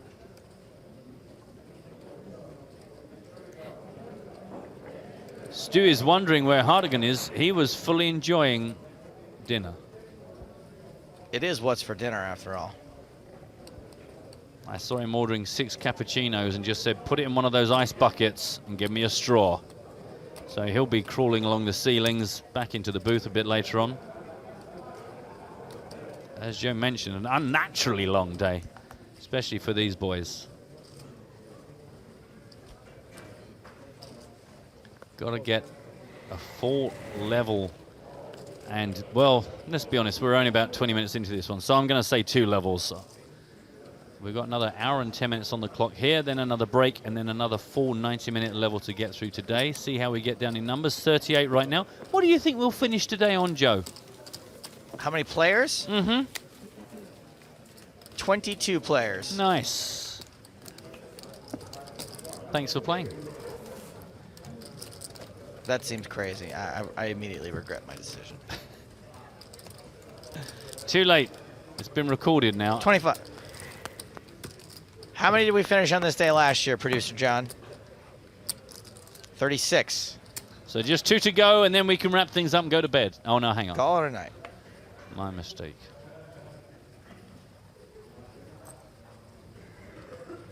Balance things down until I believe 24 is when we'll do a seat redraw. That's why poor old Sam Grafton has been moved tables 5 times. It's just the way the tables break. You hear lots of the pros talk about how one of the most important parts of the process as far as when they say, you know what, you know why I did so well in that tournament, table draws. Well, what they're doing is typically, Matt, they take the big blind to balance tables, but in Sam's case today, they've been taking the big mouth. Yes. Change of rules again. Lots of rules changing almost on an hourly basis here. They got to balance the volume. Just to give everyone in the room a fair amount of time of listening to it as it spills over the tables. Jay Smith is getting it, by the way. He says, we'll finish with the amount of players that still have chips. Ah, good for you, Jay Smith 84 Poker. Nice to have you at least on board. Full name recognition from Matt Brown. Yeah, I thought I'd do that. Wojtek Radzika making it 75,000 here. Into Michal Molchanov. Hey, have you guys ever thought of doing the EPT win thing with EPT lose? Like, it seems more like if you get beat with a straight, we should give a prize away. I don't know. What, just kind of flip it on its head? Yeah, why do we always reward winning players? Doesn't make any sense. Paul wants to know who won yesterday's Jacks or better. That will have been the 6 people that were picked randomly to win a prize. Thanks for your question. A re-raise there from Mikhail got the job done. Interesting to know whether this is Mikhail just kind of giving Wojtek some warning shots to say, just in case you were thinking about taking control of me, that, sir, will not be happening. To the guy on Twitch who says that I need better sarcasm, I would just like to say, have a good night. Have a great night. I really want you to enjoy yourself. Don't get sick. Don't have a horrible night, tossing and turning. Don't like just have like the worst night ever. Please have a great night. A warm and loving night in the arms of someone you care about. Don't do that. No, do that. Do that. You're right, I do need new sarcasm. Yeah, See? you're struggling right. there. It started off quite strong and then kind of tapered off. Son of a... Kappa. Oh, I forgot the Kappa. All right, what's happening poker-wise? Wojtek. Nothing's happened yet, Joe. Ruzicka. My life's bad, by the way, but my life isn't correct a guy on the internet for pronouncing a name wrong bad. Really? Yeah. See, I'm confused now because I was saying Ruzicka, and then you were never saying it that way, so I thought I better change because James has probably told you what to say. But now you've gone to a ch. It's apparently supposed to be a ch. Oh, man. I mean, that's what one person on Twitch said. I mean, far be it for anyone on the internet to ever be wrong about something. I don't think that's ever happened, ever. Stupid.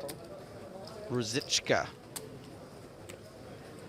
Ruzicka, perhaps, has raised to 75,000. Stefan Voigt has decided to call this from the small blind. Chibli chibli. The commentators don't realize the November burr on the table. I think we do. That's a great part of dinner. What's for dinner is being in the commentator. I find these words delicious.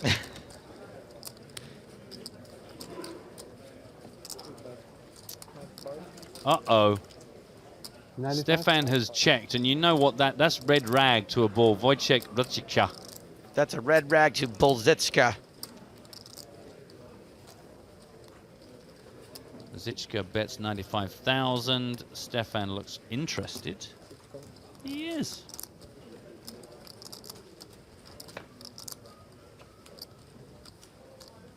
A 5. 2 hearts, 2 spades, 2 fours.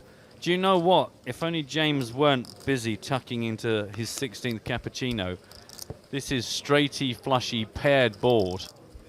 And that's the kind of thing he gets very excited about.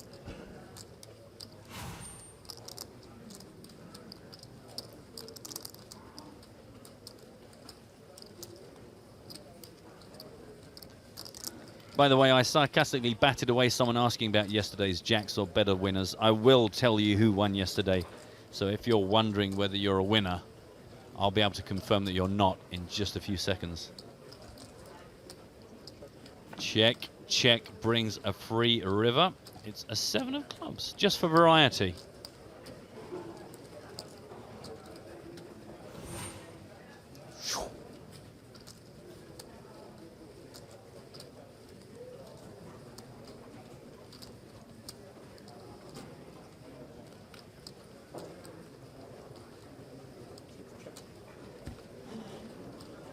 Checked in a fashion that was going, I hope no one notices I've checked.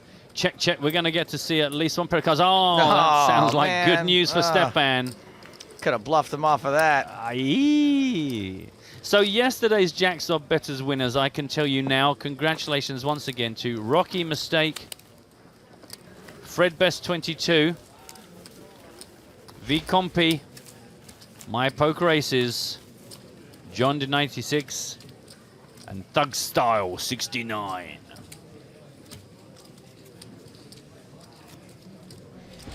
You want to handle this one from Tony Turner Alvarez, who says, do you get a chance to explore the tour cities?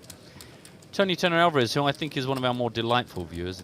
Quite delightful. Quite delightful. Do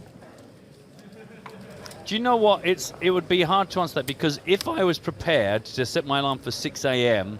and get up and go out, I could spend like 4 hours exploring my tour city. But the honest truth of it is, no, we get up, we meet for breakfast, we have a chat about things, and then either the boys are off to do filming stuff or we're straight in here to start the shows. It depends what our schedule's like. And similarly in the evenings, if I was prepared to be out until 2 in the morning, we could probably explore the city. But like today, what was your call time today? 8:45? Yeah, I mean 8:15 to have my first meeting with James. So. 8:15, and then we're due to finish at like midnight tonight. So, I mean, it's a bit extreme today, but as you might imagine, Tony Turner Alvarez, it doesn't really leave you feeling like you want to do anything other than just make sure you eat, stay hydrated, and get some sleep.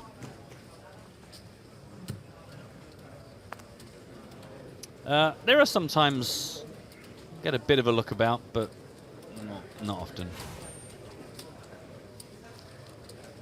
Michael Zajac may have just won the Gesatron competition. Certainly made my Twitter feed look a lot better than it was previous to his entry. Don't forget, hashtag Gesatron if you want to get your competition entries in. It's not going to win, but it's probably one of the few that I'll save to my own hard drive. Tony, to answer your question from my end, do you get a chance to explore the tour cities? If you mean do we get a chance to explore the 70 yards between our hotel and the casino? I'm all over that. Then yes. Oh, I mean, man. I could do it with my eyes closed probably. And have done. But no, we normally get, probably the first night, we get to go out and we'll go find a nice restaurant. And that's probably about as close as we get to really exploring anywhere other than where we live and where the poker lives. I'll often go a little nuts on the last night, but sometimes we finish even too late for that. Like, even though Barcelona is a late city, if the final table goes to 3 a.m., what am I going to do? Other than get murdered. I think we've got some compliments coming in, but I'm not entirely sure. Scott R says, just in, started watching EPT Live, loving the trolling of viewers from Stapes and the Waster. Keep up the good work, fellas. Okay. And the Suz also saying, painting a mural and listening to EPT Live nonsense, something about mindless rambling that keeps me focused. Thanks for the extra long stream. Again, I think you're welcome, or I'm incredibly insulted. I think you're welcome, though, on both fronts. A raise under the gun here from our boy Mikhail Molchanov, 65,000. And this is Nuno Capucho, who is no doubt hoping to get himself back up to the dizzy heights of earlier today.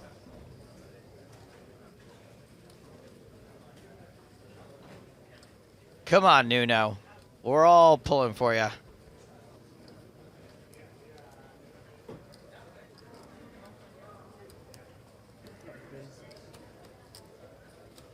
Stefan is out.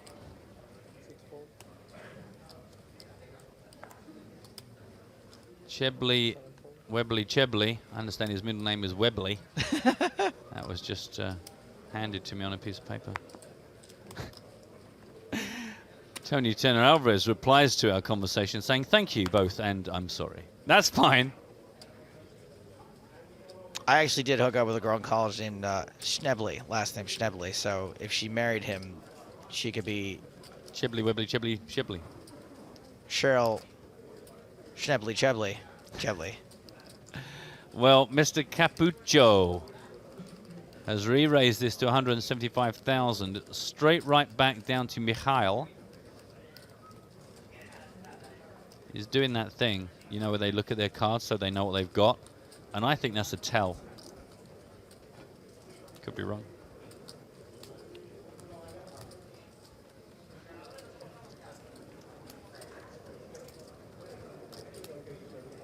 Gives it up.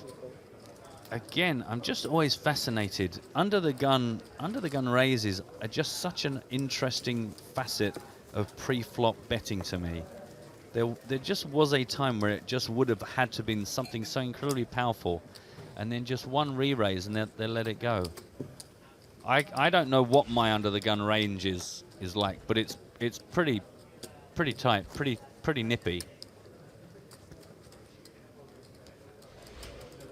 Slapdash has corrected me. He's saying that Shebly's middle name actually is also Shebly, which is well, it makes things easier, but by the end of the night it could be quite a long name. Have you ever seen that Harry? Do you know Harry Hill? Are you familiar with Harry Hill? He's like a fake old guy, right? No. He's a real old guy. He's bald? He's not old. I think he's younger than me, but he is bald. Okay. Wears a big collar and a strange suit. English comedian. And he had a long stand-up story about how his dad ran a bed shop called Beds. And then and it was successful for many years until across the road a rival shop opened called Beds. Oh, no. So one night when twice the beds. His dad went out and changed the name of his shop to Beds.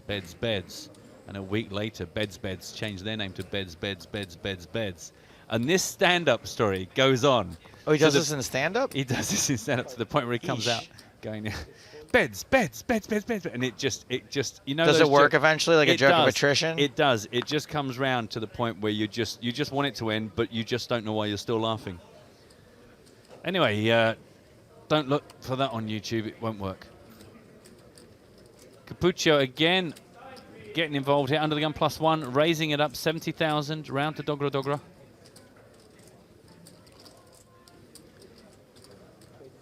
closets, closets, closets. Was that something out of Modern Family? Flaxseed. What, people's names on Twitch is they're really strange. Well, it's not just the names.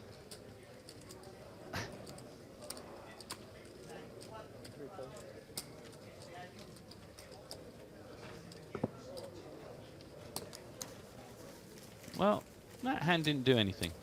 You're watching EPT Live. 9:05 here in Barcelona, which means 10 minutes till the free roll kicks off. Password in the top left of your screen. Don't know how many people are in. Let's take a quick look. Wow, we've got 26,500 in there. So still seats open. Late reg for 15 minutes as well. I'm going to make my usual plea, which is if earlier on you were watching us and thought you'd play in the free roll and for some reason now think you won't be playing, please unregister. Nothing more demoralizing than sitting at a table where only one other person is there and everyone else is sitting out. I actually like that, but I still think it's right to unregister if you're not going to play. So good luck if you're going to play in that. 2,000 bucks added. Don't forget there'll be more opportunities to play for nothing tomorrow.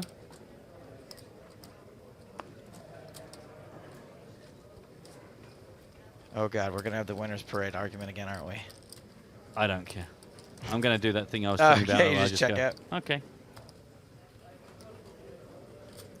I tell you what, we've dodged a bullet here because I can see that I don't know which language the conversation is being had on EPT Live, but somebody has used the phrase Casino Royale and then more conversation. Because if Hartigan was here, he'd be putting that into Google Translate and getting involved. Should we do it? No. Okay. Dogra raised it to 65,000 from the cutoff. Round to the blind, small blind here. Mikhail Molchanov deciding what to do about it with Alejandro Belluccia still to act behind him. Dogra sounds like a Hearthstone card that would cost about 4 mana and would also cast another Dogra at the same time. Nice. When you cast, bring another Dogra. An additional Dogra. What do you think his death rattle is? Summoning single Dogras. Oh man. For one last Dogra and Dogra. Kill one Dogra, kill both Dogras, but both summon another Dogra. But not a Dogra. Incidentally, there's been a re-raise. The 3-bet from Molchanov to 185,000. The Molchanov cocktail. Alejandro has got no reason to get fruity here unless he really has some decent hand to play with. I'm sure by now he has noticed, as we have, that young Mikhail is perhaps one of the more aggro players here alongside Wojciech. I don't know whether Wojciech's tendency to be the aggro player has fired up. It has enraged Mikhail and made him so, but... Nice, enraged. Here comes Belluccia for not the first or perhaps last time today. If he survives, we find him all in. He's done this with mid stacks, low stacks, and now Dogra, who again I'm going to say I would label as one of the more ABC solid players at the table, unlikely to be mucking around and turning over Jack 7 too often. You think Ace King plus here? I think maybe a little bit loose than that, maybe some sort of reasonable pairs. But I mean, again, the thing is, if Dogra's assessment of Alejandro is much the same as ours. Formats on Twitch says this move is Dogra style. Congratulations.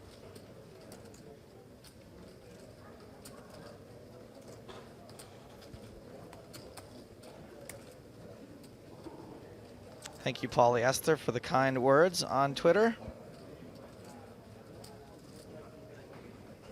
Was that just like a direct message to you then? Yeah. It seemed a little self-flagellating to read it aloud, but I did want to say thank you. While we wait to see what's up with... Didn't mention me then, didn't? No. So Belluccia at risk and dominated. That's just bad timing, and that just works so well for Mikhail, because there was me thinking this guy has been getting fruity. But of course, the good thing about when you are fruity is that sometimes you are allowed to just have a really good hand. Did somebody say fruity? I did say. Ace King.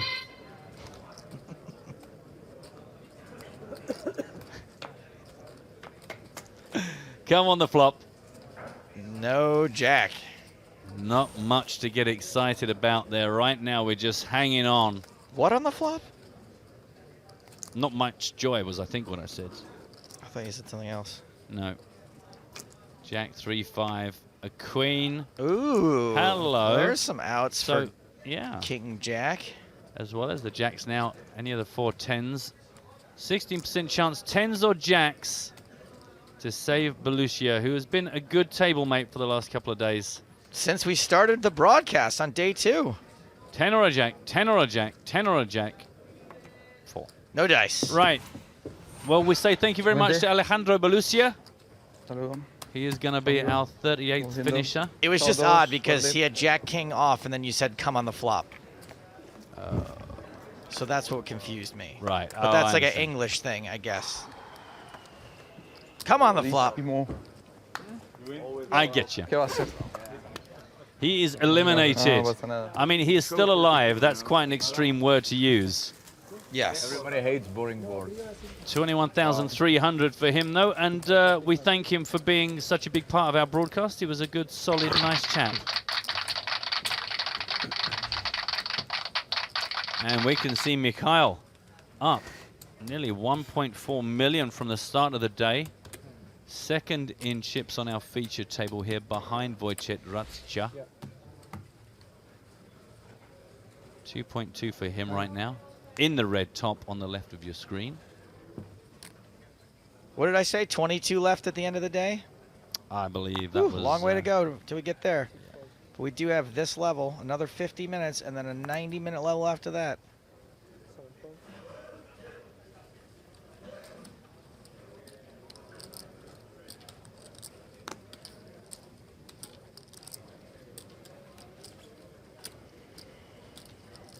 Come on, the Dogra.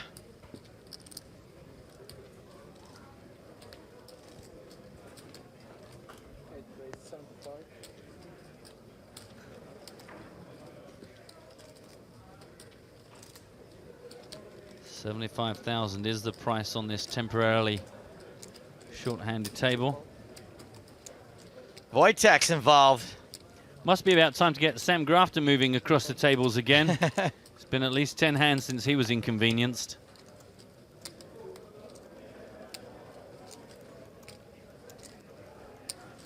Action on Nuno, who folds slightly clumsily but apologetically.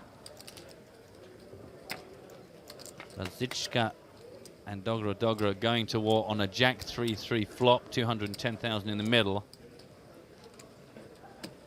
The action and impetus with Dogra having been pre-flop raise. Checks to Radzichka.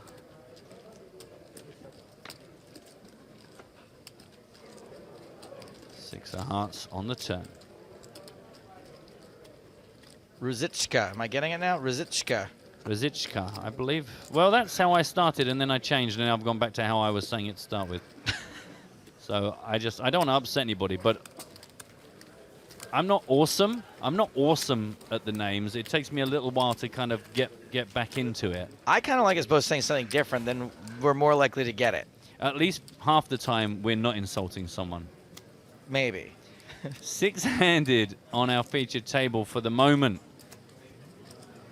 As Belluccia left us just a little while ago. Shebly, the shortest at the feature table. Wojciech Radzichka still top right now. It looks like Dogra might be drinking the Chablis.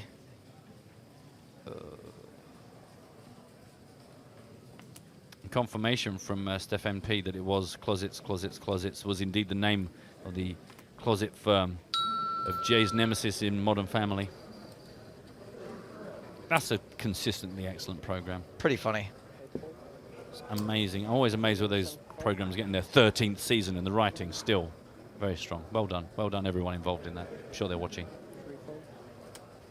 Radzichka making this 75,000 from the cutoff.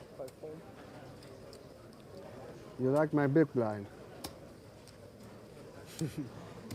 Yeah. He likes everybody's big blind. Yum. Of course, that is another thing that has changed the dynamics when Mikhail came in and changed the distance between Radzichka and the players he'd been picking on somewhat with their big blinds. Of course, now that space freed by Alexandra's departure. Ah, it's so hot here. Where's the technical? Well, I don't know exactly where Stefan is going, but I can tell you that someone is going somewhere. No, who? Because before the break, we caught up with Alexei Romanov, was involved in that three-way hand, and I'm afraid he is going to be out in 37th place. 21,300 euros and a man bag. Down the road, it keeps on calling he. Matt J. Smith, 84, wants to know if Dogra had the mahi-mahi for dinner.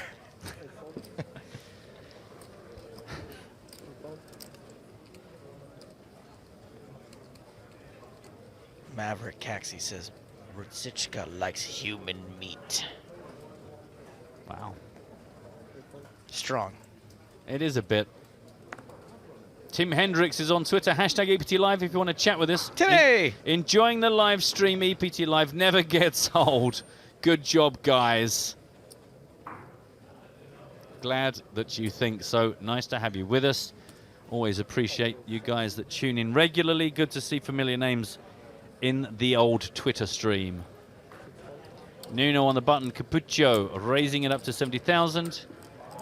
Our German representative Stefan out of there. And Chebly out. All right, Nuno. Still kicking. Who's this? We do have a new player sitting down. Hello. Hello. Is it me you're looking for? Thank you. Thank you. Good luck. This looks like in the one hole. Zorlu Turkish player, coming with 745. That's a good name, man. He's not early, he's late. Zorlu. I nearly hired a drummer once because his name was Zoltan. He couldn't actually drum, but I just thought, how cool would it be to have a drummer called Zoltan? You could just, you know, call a good drummer Zoltan, just change his name for the band. Like Slash, I'm pretty sure didn't. No, his name is Slash Jones. Yeah. Slash Schwartz. He just dropped the Schwartz bit because it wasn't the message he wanted.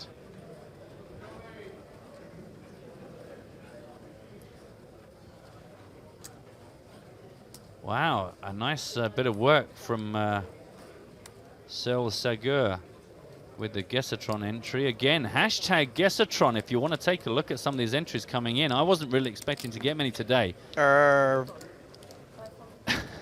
Raises? Previously on ER. This could have been like an 80s movie where someone's trying to come up with a fake identity and they're like, what's your name, sir? And he was like, Zorlu, and your last name? Okay, and is that 1 R or 2? 1. There you go. Thank you. Good luck in the tournament. Under the gun raise has, as it so often does, come round to the blinds. Shibli in the small blind. Speaking of Turkish people, you know who I miss? Uze. Uze. Oh. Hardly knew ye. It feels like you could replace us with, you know, the American auctioneers. And then we go, Shibli, dog, Shibli, dog. 75,000 the raise. Do I hear 150,000? No, I do not. Ship the money to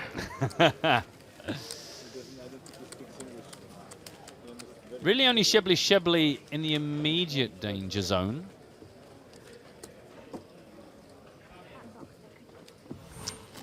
We are going to take a look at a winner's parade. So let us first and foremost ignore any potential use of apostrophes as we say well done, Nick Petrangelo. Won the 10K no limit hold'em 8-handed for 413,000. Of course, Fedor Holtz took down the 50K super high roller for 1.3 million. And Pratush Bediga took down the 25K high roller, 690,275 euros. The end. And of course, honorable mention to Harambe. Chips out for Harambe. That was quite exciting. It was like, that was just like being woken up by a brass band. You're like, it's 3:30 in the morning, you've been asleep for a couple of hours. And then the door just goes smash, and then and then as quickly as they come, they've left, and you're just lying there, just wondering, like, did that really happen?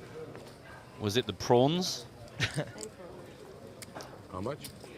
This one has folded all the way around to Stefan Voigt, who has had a cheeky pop at this. 65,000. 35,000 to call. Wasn't the name of one of the Moonanites from Aqua Teen Hunger Force? Do you know what? Come on now, I don't know what any of those things you've just said out loud are. Someone will.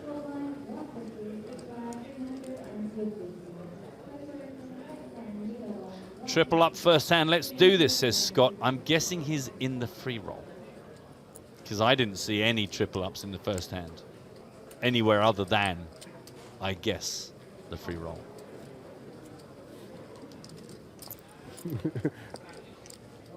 Almost. Well, nothing happened there. Well, it's not nothing to Stefan Vogt.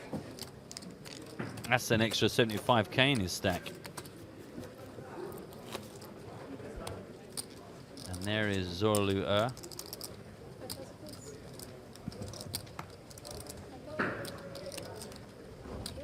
Morgan Freeman, look-alike. Do you know what? I would love to sing a song or say something, but I'm pretty sure that of the companies we don't want suing us, Disney is probably in the top 3. Near the top.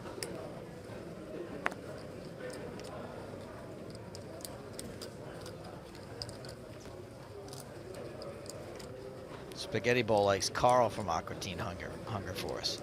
You and me, Fry Man! Blow the lid off the joint! Being asked where James Hartigan is, but I'm being asked via the medium of pictures. The band James, Russell Harty, and a gun. I would love to answer pictorially, but I really haven't got the time. So he's just elsewhere. He's just chilling on a break. And he will be back with myself for the last level of the day. If you just, in about an hour from now, we've got 40 minutes on the level, then another 20-minute break, and then the last 90-minute level of the day. So don't worry, if you have something to say to him, he will be ready to receive you in about 60 minutes.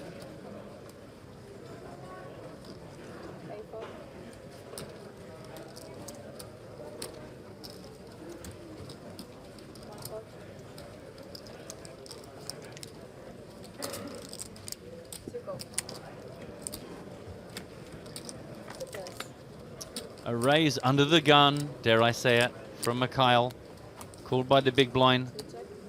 Ruts Ichka.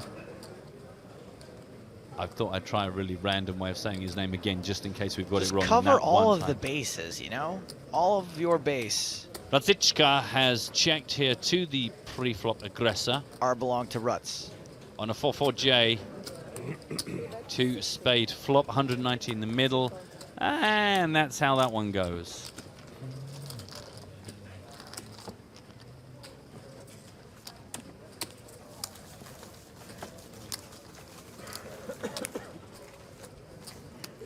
Rich is happy that his favorite dealer is back.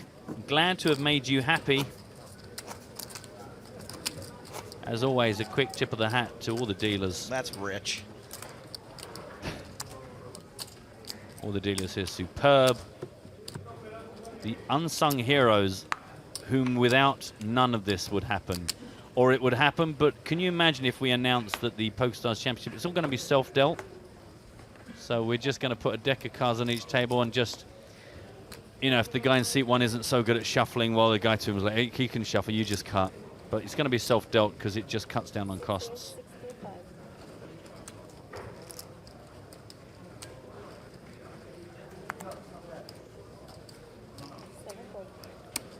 Under the gun +1 raise from Stefan Voigt. Round to our most recent chum at the table, Zorlu. How much? 65,000. He has 765,000.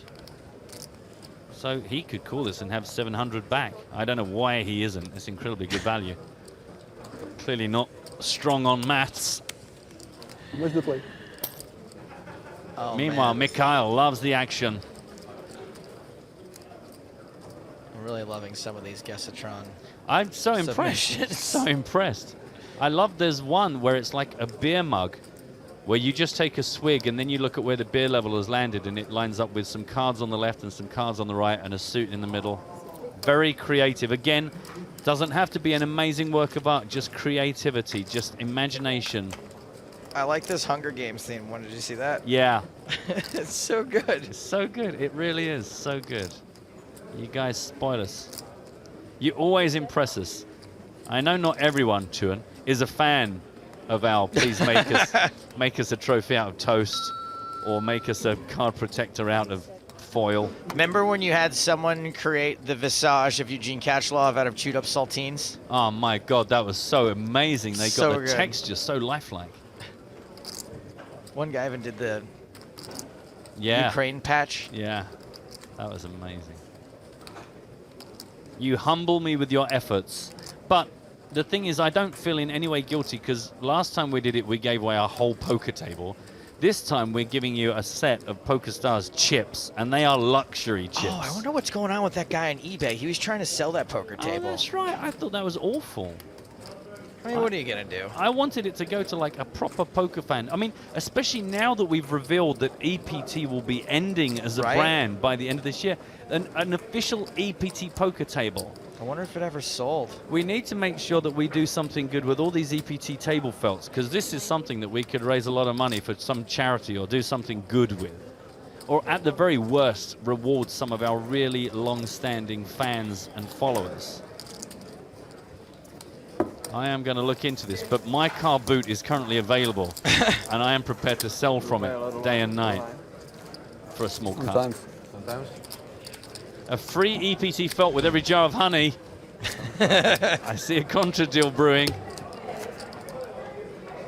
I probably shouldn't say this on the air, but when Mad TV got canceled, offline. Man, did I leave with so You many prefer LED offline, yeah? TVs and Yeah. IMAX I and prefer offline this way. Yeah. sling boxes. I can tell you play this online now in spring because the and, company doesn't exist anymore, sometimes probably even because of this. But a one Xerox. of the companies that I left, I went back on the weekend with my car, and all the security guards, of course, were like, "Hey, Mr. Brown, hey, come in, Mr." Because I was quite senior at the time, and I And just you were went like, out and with, you get an iMac, and you get an iMac. and I just took out archive box after archive box, and they were helping me basically steal all this stuff out of the company I was leaving. Just loads of like samples of games that I put on Amazon and eBay. I was not a good boy, and I'm not saying you should ever do it, but it just made me laugh that they were so happy to see me on the weekend. Oh, working on the weekend. Yes. Could you just carry this contraband? Thank you. Thank you so much. Don't do it, kids. Be good. I was young and foolish. It was about 3 years ago. And that company was called Ultimate Bet. I'd like to take credit for that one. This one has been folded around to the button. Wojciech Rociczka raises to 75,000. Kind of glad at the way that Mikhail has landed on the table right next to Wojciech here, because this is kind of good to see these guys constantly leveling each other.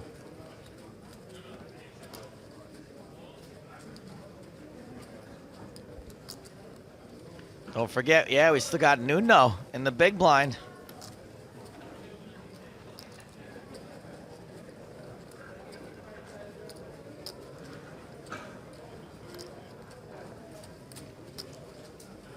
A lot of hatred for the guy selling the EPT table, incidentally, on Twitter. Good to know that we're not alone. If there's any good eBay detectives, I don't know if you can tell if it ever sold or if the guy just took it down. Feels to me like Zolu should be in some way related to Superman. Like Kal-El. Yeah. Zolu Yeah, it's not a long way off a Kryptonian kind of name from the House of They're not the brightest people on Krypton. They're saying, oh, that guy here from the House of Ur's here. Hey, you right, Zolu? Yeah, I guess I'm okay. So you got those crystals, yeah? Those educational crystals? Oh, yeah, crystals. Yeah. I could have got them to work, but yeah, I got them in my. I think I got them. I might have lost them. So we did get a fold from Nuno. 3-bet here from the Molchanov cocktail. I love the battle forming between these two maniacs.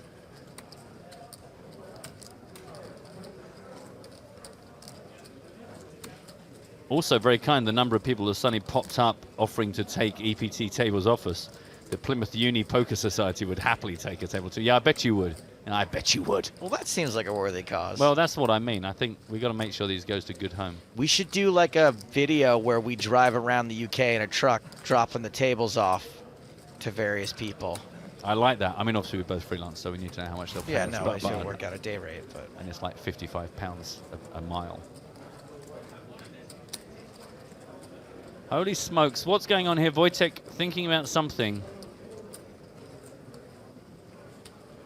Isn't the UK only like 75 miles across anyway? I wouldn't know if I never walked it. Oh, is this a 4-bet on the 4-bet button? alert. Radzicka has decided to continue the battle I'm rather sickly enjoying between the 2 and 3 seat here. Actually, it's more the 3 and 4 seat, but you know what I'm saying. So again, recap this. Wojtek made it 75. Mikhail re-raised from the small blind to 225. And now this superb move on the button. 570,000. The invitation being, do you want to go to war right now, out of position against me? Of all people at the table, do you really want to take on me?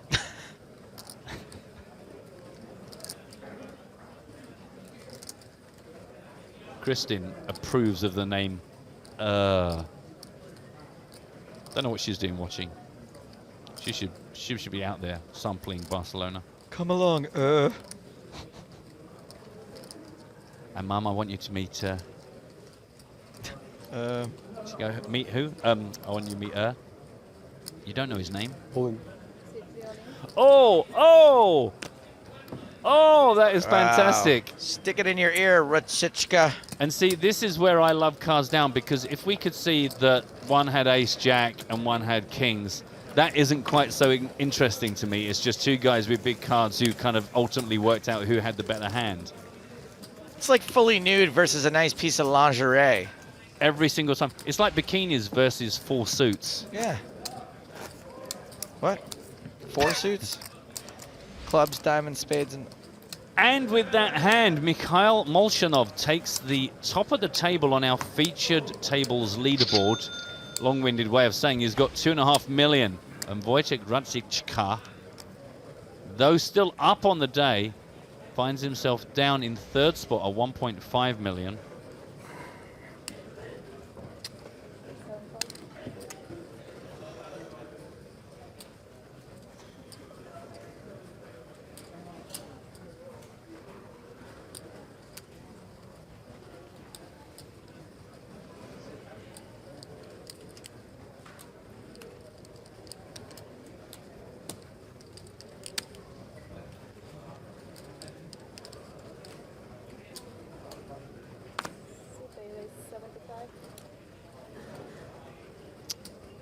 Dogra makes it 75,000.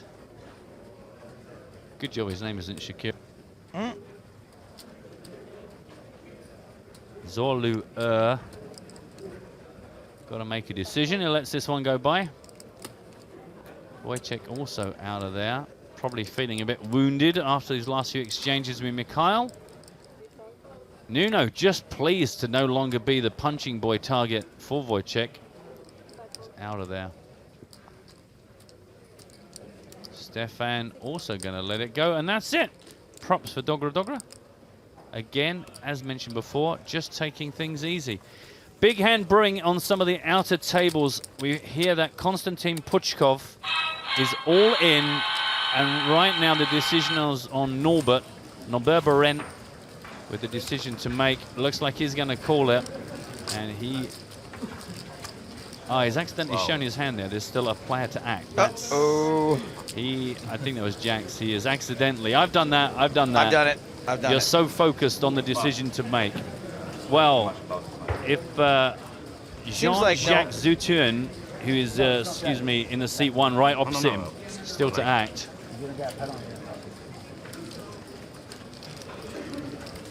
Seat 1 now going, oh, well, that's... It's fine. He folds anyway, so actually that slight faux pas. No harm, no foul. No harm, no foul, and it is the jacks, which I think we kind of already knew, versus the nines. Niners. 9. 9. 9, 9.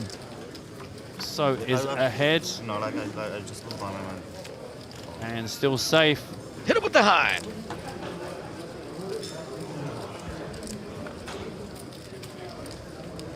Puchkov. Hit him with the 9.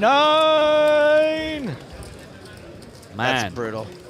That is pretty brutal. Oh man. Although there's still the river to come to spoil things. Oh. No. Man, that is a double up for Konstantin Puchkov. Norbert Berent going to be down to around 200,000. Right now the average is 1.5 million. So 200,000 I'm going to classify as not good.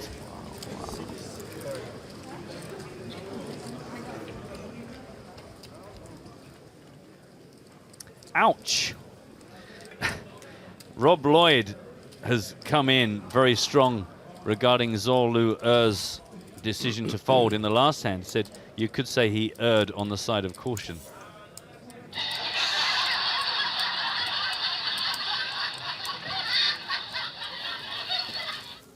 Well, there you go. Also, oh man, sorry, further news from the outside world is that Norbert Berent has not managed to turn his 200,000 into $1 billion. I'm afraid he is out of there. Another player down. 36th place for 21,300, but won't be feeling like celebrating what is actually a pretty good cash, because that was a hideous, that was hideous brutal. bad beat. Not cool. Not cool, Zeus. Yeah. Ill-informed bystander says, I scored my first royal flush on stars yesterday. I feel like I deserved a fanfare or something. I do feel like the software should perhaps make more of celebrating things like that. I know that if you make a final table, it slightly changes the color of the background. That, for me, I would prefer more. I think in this video games generation, we have come to expect a little bit more hoot and honk when something good happens. I'll work on that. Don't forget ideas at PokerStars.com. If you could say Matt sent you and that he wants more hoots and honks. I mean, if you could like opt in and out of the fanfare, right? Well, it's easy. You just have a whole set of stuff called, you know, fanfare. fun animations, and it's like you make a royal flush or a straight, and it gives you a little ka-ching and a little noise and a little, you know. You think when we win here, when we crown a champion at an EPT event, confetti. We set off the fire. Bang! Here comes the confetti. Just something like that. It's not like PokerStars is, you know, clearly against celebrating achievement. So let's build that into the software, I say.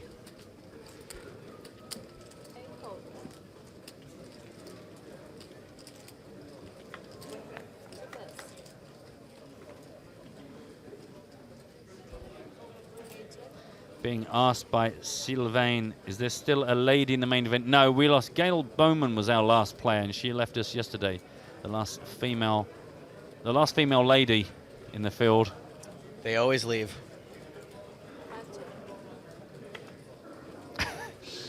Base Turkey clearly picking up our Spanish companion, saying, loving the dual language broadcast. We get both British. Oh, hang on. No, I've misunderstood that. We get both British and English in one stream. No, I've realized that I don't understand that comment. I thought you were about to mention the Spanish commentators next door. Did you get that one, Joe? Nope. Excellent. But I haven't even gotten the tweet yet. Everyone else's tweets coming before me. Patrick's asking, can you read my question? Yes. Thanks for your question. Loving the dual language. We get both British and English. Oh, he's saying that I speak a different language than you. So which one is he saying you speak? American. Well, he doesn't mention American. He says British and English. Right. Thanks very much for tweeting. But he's speaking American. Who is? So in American, English means American. Whereas in British, American means American. You follow?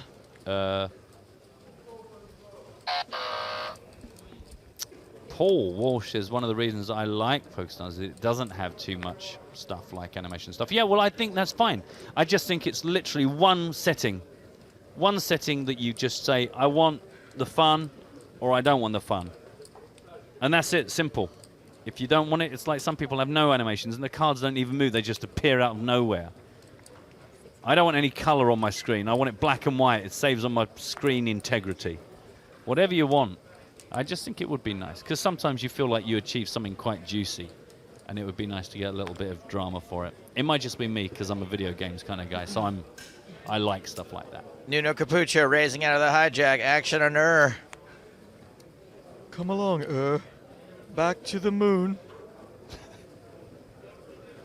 Big blind defense, or save your chips for another day.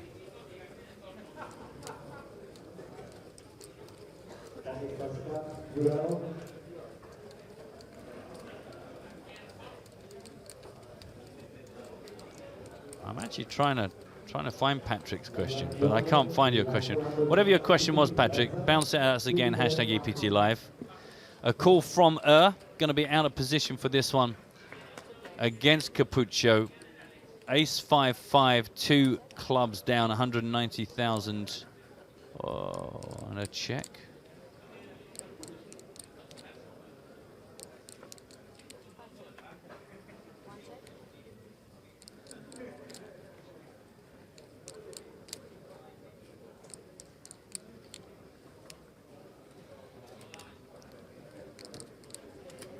Momentum with Capucho, raise pre-flop.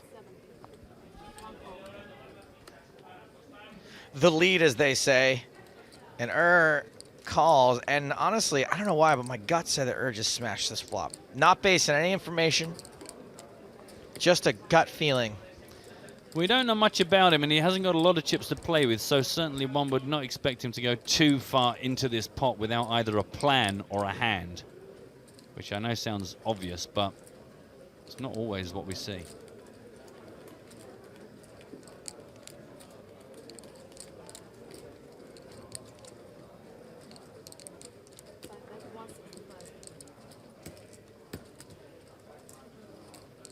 Capucho is like a cross between a cappuccino and a gazpacho. It's a cold coffee soup. With just a disturbing hint of fish.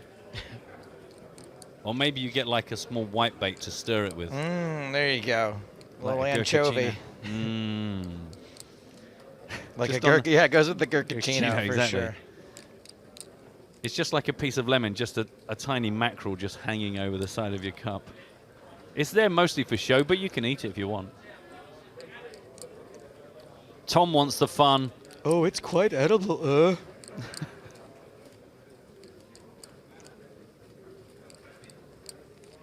You humans in your 3 dimensions, we have 5,000. A bet and a call. Did not smash the flop. Good instincts, Joe. Good instincts. I'm gonna take. I'm just gonna go ahead and say I was wrong on that one. Just gonna go straight out. Just get it. Just take clear the air. hit. Clear the air. Make it clear what happened. Now he did have an overcard to 2/3 of the board, though. That is true.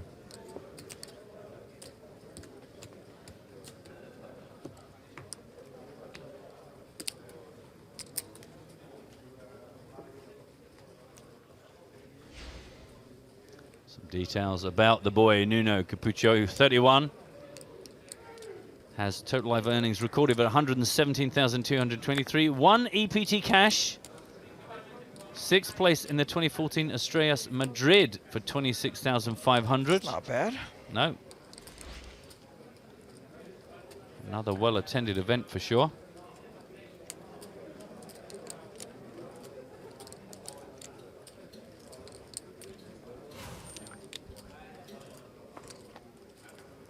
This one folded around to the button. Odogra Dogra doesn't fancy it, just the blinds. I don't know if Zorlu has much knowledge about Wojciech, if he appreciates he is one of the November Niners. That he is an aggro player here on our table for show. Treat yourself. He has just limped, which is way too inviting. Rzichka, who has raised it to 90,000. Do not try to limp into this boy's big blind. Uh-oh. Uh-oh. Oh. He's just tidying up before folding.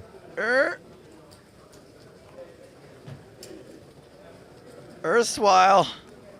Oh, look, it's Woo, protecting what is both happening cards. here? He's got monster hand here, an absolute monster hand. How much? Oh! The old how much and then all in. Kings. This guy gets a 10 out of 10 for showmanship. 10 out of 10 would again. What is that? Just a re-raise? An almost all in? Do you know what I've got guys like him in my card room. How much? I'm all in. It wasn't even an all in though. No, I know, bet but this many. But it was as good as an all in. It was Loved just it. It was Loved it. It was a way too many chips considering the face I'm pulling. I've clearly got kings. That is the second favorite thing I've seen so far this series. What's the first favorite thing? The call of the three-way all-in with the ace-5 suited. Oh, The super high roller final table. That was fantastic. Number 1 and number 2 moments for me, right there, neck and neck. Gonna be tough to beat that. Esteban, one of my favorite names, incidentally. If I ever have guinea pigs again, I'm definitely calling one Esteban. Esteban, just checking if you guys read tweets. No, we don't really ever pay them any attention. Sorry. Not into tweets. No. Hashtag EPT Live if you want to be ignored. Esteban. One of my favorite Estebans at the end of Kill Bill. When the bride goes to try and find out where Bill is and she stops by Esteban. And you only realize what an awesome actor that man is when he turns up in Django Unchained, being like a kind of an Australian guy. Oh, God, don't remind me. Alongside Quentin Tarantino. When you go, Quentin, please stop putting yourself in your own films. It's hard for a movie to jump the shark, but that scene might as well just included the Fonz on a ramp. Yeah. Yeah, they should have been so self-aware that they got Henry Winkler in to be one of those guys, just so that they would go, do you know what, we know this is dreadful, but at least we know it's dreadful and we're just embracing it. Nuno Capucho, under the gun. Again, do you know what, how many hands have we had with under gun versus big blind? Really, really weird, just over and over and over. Never learn.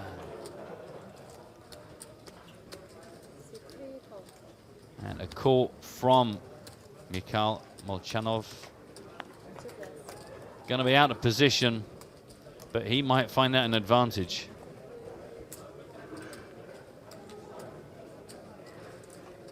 Caught a little Selena Lynn in the background.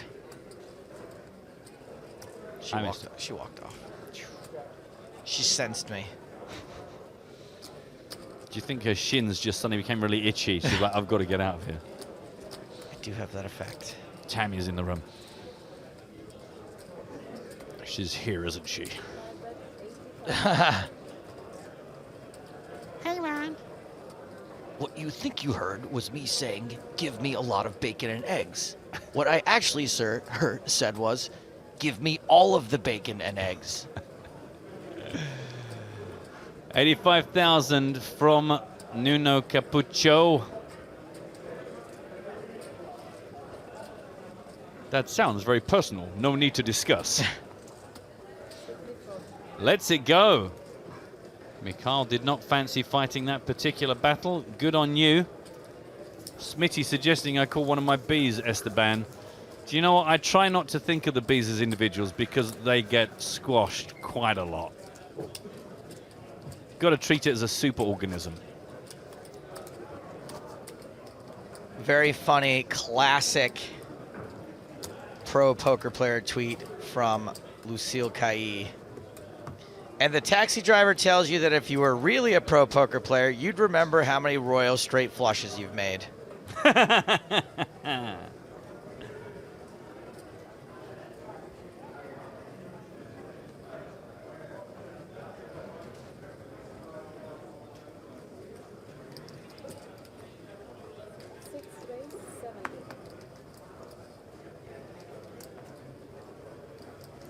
Guess what? It's an under-the-gun raise, 70,000.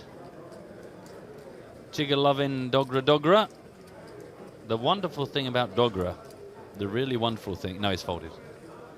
Saved me from a lawsuit. How much? Uh-oh. He's asked how much, and he's got a card on each. Each card is protected individually. This is going to be ace-queen. Ace, lady king.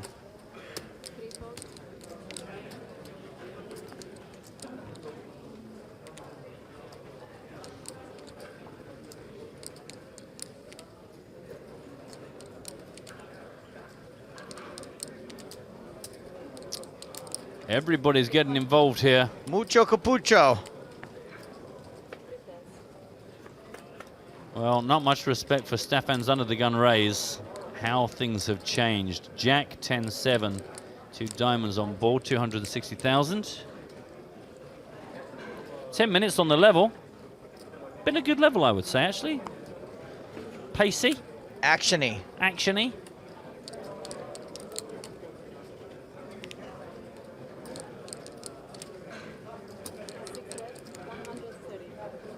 $100. Try and pay attention, please. 130. How much? 130. When? Now. Sorry, who bet that? Him. That guy. So the action's on me? Yes. But ace-queen is connected, but not as much as he'd want. We're going with that ace-queen read, huh? Yep. Okay. Taking it all the way to Rivertown.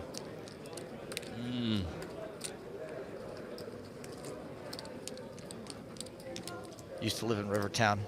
Moved to Turnville. Better schools. And the flooding was a real problem. Come on, Turkey.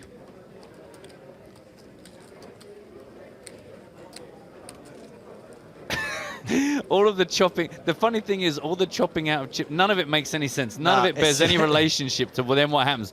He'll cut out all the blues and then just put 6 greens in. Oh, it's just it's all in. I told you. Yeah, no rhyme or reason. Ace, queen of diamonds, 100% of the time. Don't forget, it was actually Stefan Voigt that raised it early doors, got the call in 2 spots.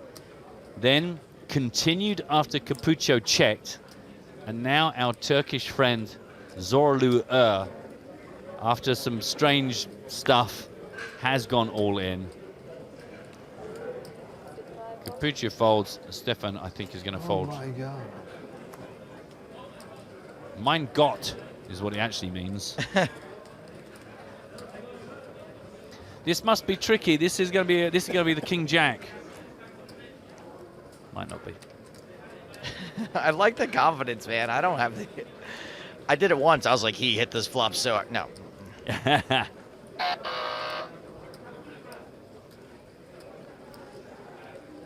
Oh, vote. How do you make a read based on Er's movements there? Is it extreme strength? Is it not really being sure what to do? Do you know what? Joking aside, he's the kind of guy I think if you spent a couple of hours with, actually you could pretty much play against him exclusively based upon his body language and what he does with his chips. Kind of uncomfortable. I just think it's a very old school, and maybe it's a cultural thing. It's just all the acting and the posturing and the movement of the chips and the apparently considering something. But a lot of the time, the actual action with the chips is quite straightforward. I think it's interesting, an interesting kind of player to have in the mix. But yeah, once you know what he's got there, yeah, you know what he's got in 10 different other spots. Yeah, that's the legend for knowing everything else. Yeah. But Meanwhile, he is down in the last 35 players from a 1,785 field. So let us be in no doubt whatsoever that he has clearly got game. It's just he very much reminds me of an old school style of player. He's got something. Michael Zajac is asking me a fun bit of trivia. The actor that I've been talking about, that's Esteban in Kill Bill, he also had a part in Kill Bill Volume 1. Do I know which part? Give me a minute to think about that, Michael. He's in all the Tarantino movies. Yeah, I can't even remember what the actor's name is, but I know what we're talking Michael about. something. Our boy Zorlu raising this one. Once again, finding himself up against Stefan. He wins this one also. Let me think of this.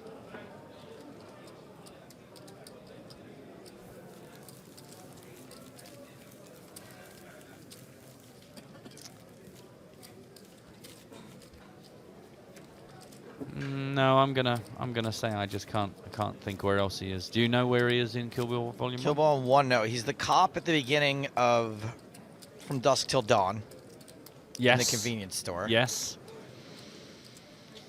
He also plays like the detective in the one with Jackie. Kurt Russell. Oh, Hateful Eight, yeah. No. The driving one. Stuntman Mike. Oh, sorry, okay. He's like the one that recovers the crash scene. In Kill Bill, I want to say he plays a cop also. Go on then. Go on then, Michael. Break it to us. Dogra. Raise it, under the gun.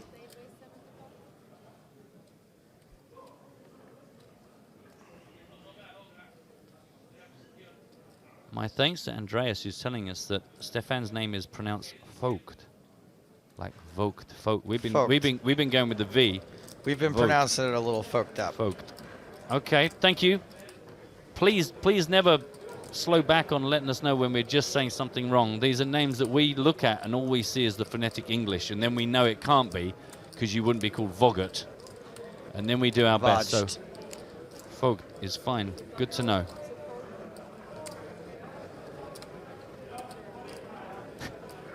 Ricardo's got involved. He says simply, Michael Madsen. I don't think you've understood what's going on here. Not Michael Madsen. Love From Dusk Till Dawn, incidentally. One of my all-time favorites. Just great fun. He's the sheriff at the beginning. Oh, do you know what I was going to say about the church scene? Yeah, that's the one. Do you know what? I wish I'd said that much because that would have made me look like I was at least half right. Dogra under the gun raise, obviously.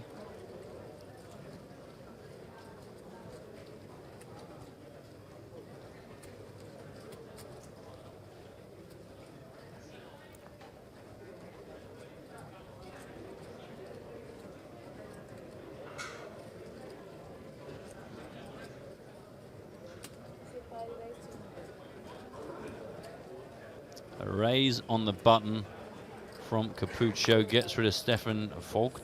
It's a re-raise on the button. So we've ticked down to the last 4.5 minutes of this level. Insane on Twitch says you actually say Capucho as kaboom. Nice try, Buster.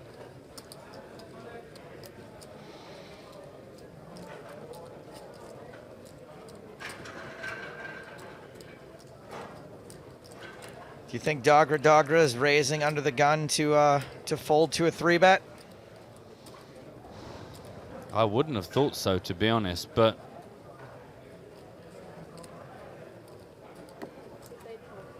I mean, there's a bunch of hands I would raise under the gun that I'd fold to a 3-bet. King, queen suited. yeah. I think Dogra's going to win this one.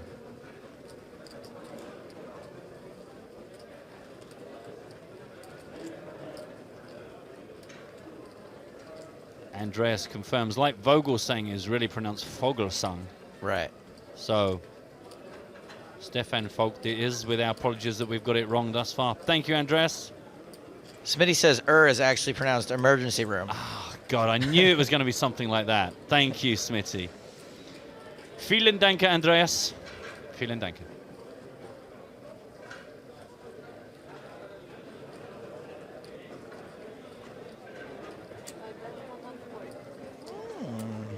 Capucho with a little bit of adrenaline. Ba-boom, ba-boom. Yeah.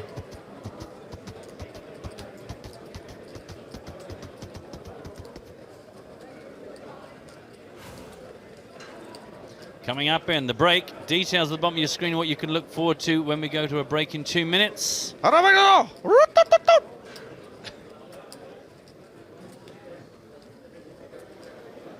lucky one. Remind you that after the forthcoming 20-minute break, one more level, 90-minute level still to play through here on our Day 4 main event coverage. Minute and a half left on the level. Very likely to be the last hand here. Agreed.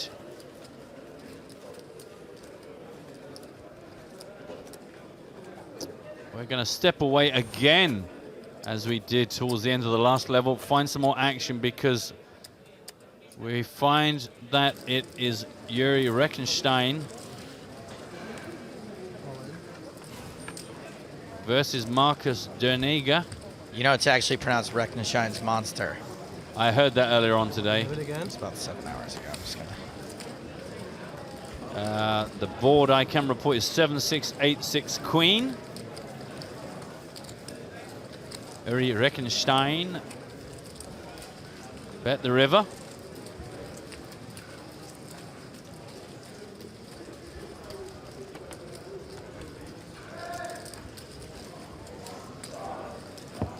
It's in. He thinks and calls. Calls and thinks. Wow. Top pair is good. Yikes. And Marcus is out. Another exit right on the cusp of the last break of the day. 35th place, but 21,300 euros. Sorry, Marcus. Sorry. Meanwhile, back on our feature table, Mikhail Molchanov has made a raise to 65,000. Working its way round to the blinds.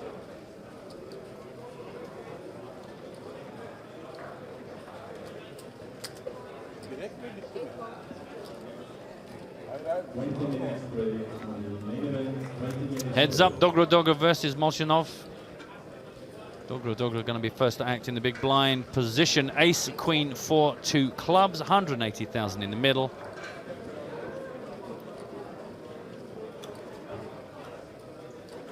And I'm afraid that's the break. So what we do is we just kill that hand. That hand is dead. The players get their money. Sorry, I might have jumped the gun there. That really confused me. It was great. It was method. I was completely method there. I looked exactly how you want me to look. Continuation from Mikhail, gets a call. Pretty fast call as well. Dogra not very likely to do any of that Turkish posturing and chopping his chips up and doing strange things. He knows what he wants to do and he does it. I can't remember the last time we saw him get to a turn. Yeah, I agree. Again, a pretty swift check as the 8 of clubs appears on the turn. Who's that guy with a hat and strange hair in the background? He's just lent out of the picture, but it's an interesting look, is I guess all I should say.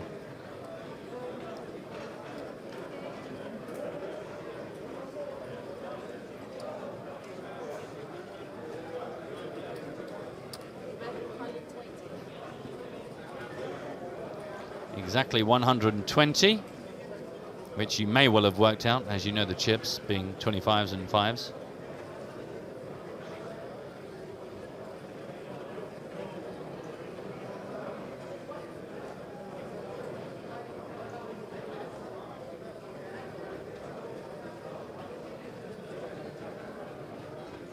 Okay. He means business. We don't see him do this very often at all. I think he has smashed this flop to take one of Joe's most famous catchphrases. Possibly even the turn. very deliberately deciding how to go about this. And that is a raisy daisy. So he's taken 120,000 from Mikhail. And he is covered it in sugar. I dogra your bet, and I dogra you this much more. 245, an additional 125 to Mikhail, who goes, whoa, no thank you, sir. And we are on a break. We are on a break, but only once we have made sure that there's no more action on the outer tables. Oh, it's like a Ross and Rachel kind of break. Yeah, we were on a break until we found out there was some more action. Don't forget, we had quite a juicy hand that we found on one of the side tables before the last break, so we always like to just make sure we're not missing anything exciting. As we see Mikhail put on his lady bag. Dog is going, do you know, I'm just going to stay here. Just going to stay here. We are going outside, more action on the table, right next to where our feature table is. Aces versus tens. Tens in trouble.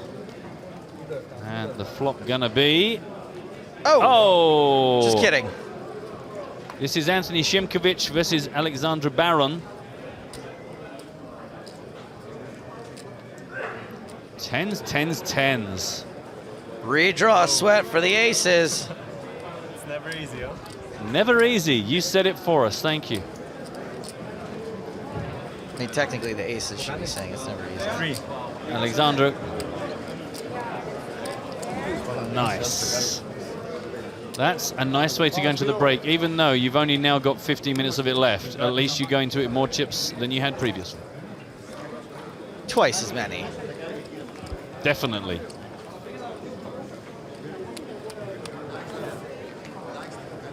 Now we're on a break? Well, you say that, Joe, but now, in fact, we're ready to start the next level. Now? Well, no, let's just watch these for a minute, because you never know, something might happen. Okay, I think that's all of the action. No, wait, it isn't all of the action. There is one more hand still going on. Yes, see, I told you. No, it's Byron Caverman tanking. No way. I'll see you guys tomorrow. See you tomorrow. Byron Caverman is indeed tanking somewhere out in the field. Stick with us. It'll be worth the wait. I promise you that much. Meanwhile, perhaps a song. No, let's just wait and see what happens. The hand is over. Just happy to bring you Byron there. Tanking and then it all being over. So now, I believe we have still got 40 minutes left on the break. Let's just check in with our feature table one last time. So Shebly still the shortest stack. Stefan Vogt, as we now know how to say his name, on 18. It's all about Mikhail, Nuno, and Dogra. Top of these three right now. Come back when we will be at 20,000, 40,000 with a 5 ante. Hear from more from our main event coverage on EPT Live.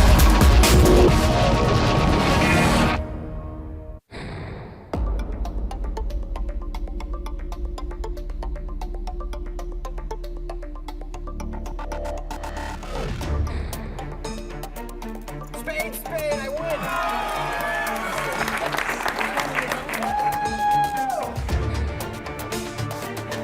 3 calls in 2 seconds.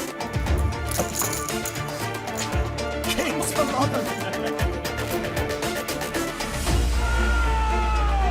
They colored is coming! Not a good feeling.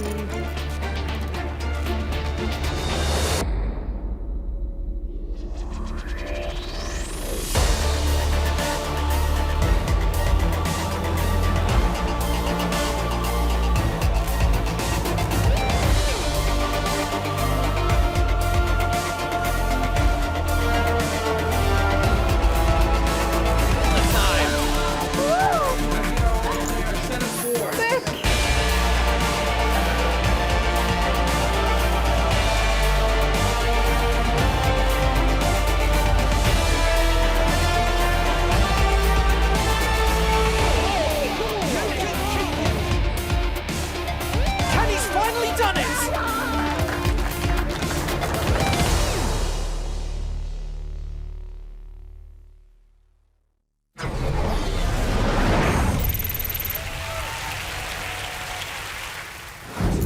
Pocket queens for Lucille Kai.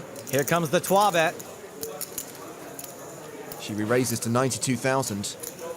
Ola Shemian has ace king. Oh boy, we could easily see a 4-bet. 191. He does re-raise to 191,000. Well, at least 2 players are going to see all 5 cards here. Javier Piazuelo has king 10 on the button. That'll be a fold. Maybe an eventual fold. I mean, the guy is wearing a scarf. Clearly he likes attention. 299. What? I'm not really sure this is a good spot for a cold 5-bet. It is not. I guess they don't want me to play this time. Yeah. It's pretty obvious he's stealing. Now, in spots like this, someone in there is going to have a real hand, and at that point, king 10 suited is going to hold up like a piece of wet toilet paper. All right. Juanda folds the deuces. Come on in. Lucille Kai shoves. Shemian's getting 2 to 1. All in. He reshoves. Wow. We got aces and kings, huh? Piazuelo finally folds. Queens. Yeah, it's a flip. All right. It's a familiar flip for Lucille. She busted the grand final ace-king versus queens. It's my first big flip. This time she has the queens. And once again, she's the player at risk. An ace on the flop. Literally nothing you can do. Lucille looking for a queen. Come on. She needs to hit on the river. Can she hit a 2-outer? No. The full house for Shemian. Good game. And the elimination of Lucille Kai.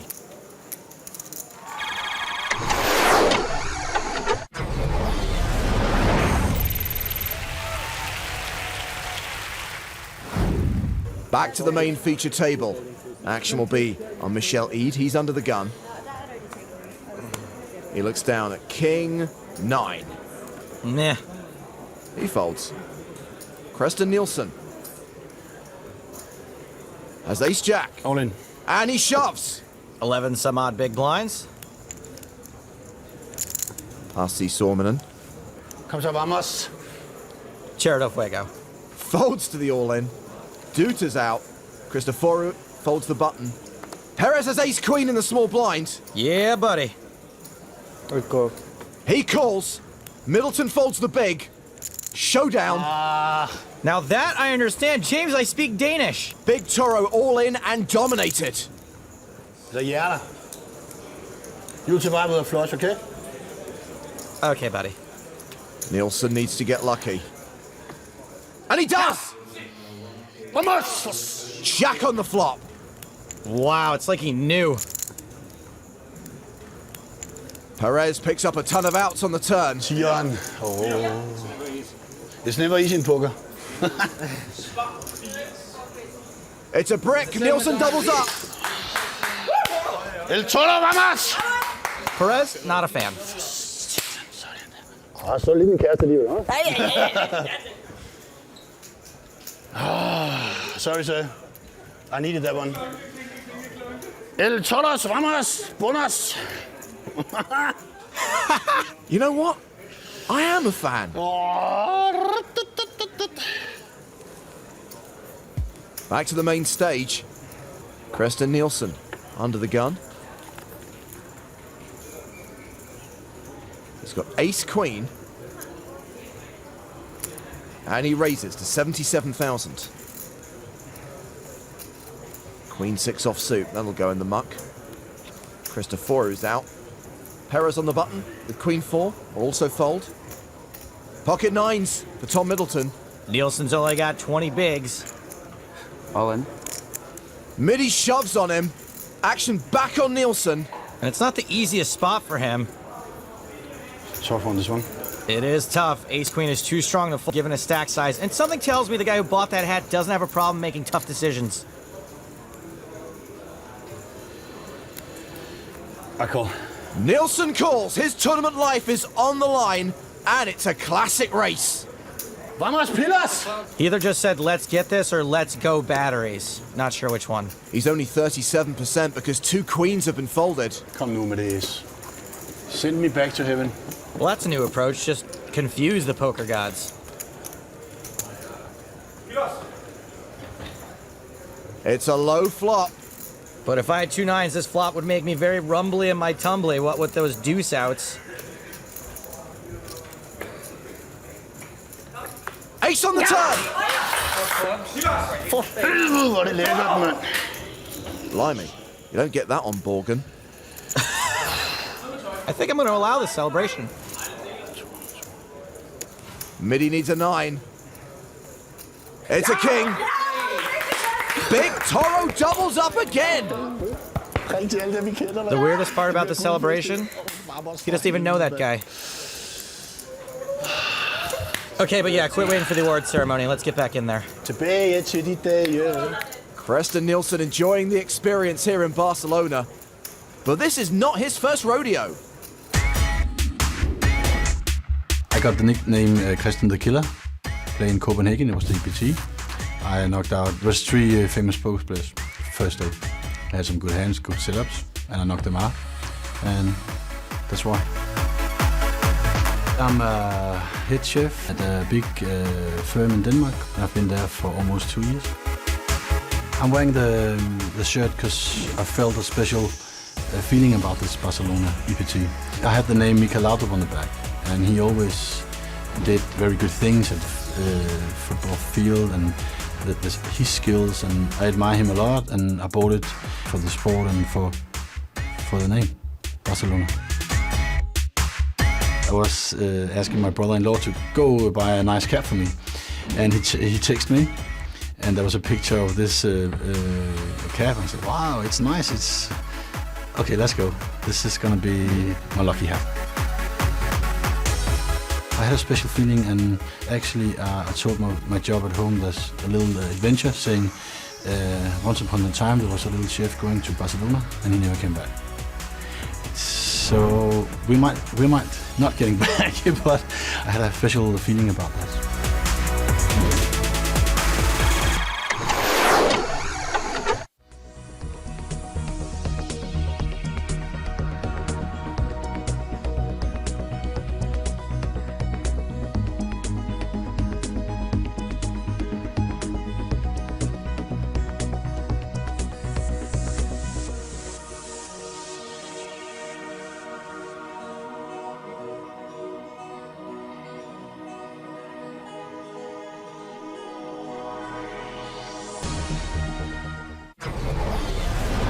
Finns in sparkly hats, we've been here before.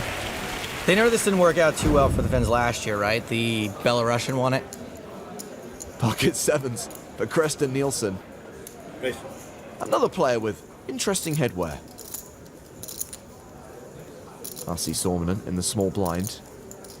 There's A6. He lets that go. Benoit Guri is in the big blind. And he's got a better ace, ace-queen. Looks like we're going to see a 3-bet. Guri's played quite aggressively when he's chosen to enter pots. He re-raises to 500,000. Quick call from Nielsen. Heads up to the flop. And we got quads. Okay, that's a good flop. For Nielsen. Guri was the pre-flop aggressor. He continues with just ace high for 350,000. Firing stone dead. Oh, what is he doing? You don't like me? Telegraphing, I have a huge hand. How much? 350,000.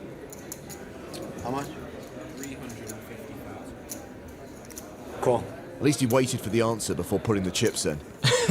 Guri's got to be seeing this, right? Deuce of hearts on the turn. Obviously changes nothing. Guri slows down, he now checks. Wisely. It will be amazing if he just snap folds to a bet here. Nielsen does bet. How much is it? Well, he isn't insta-folding. Is he going to pay this off? Signs point to yes. 2.5 million in the middle with one card to come. Irrelevant 10 of hearts. Really shouldn't be too much trouble Guri can get into here. He's just got ace-queen high. He checks a second time. And Nielsen is going to go for value. 755,000.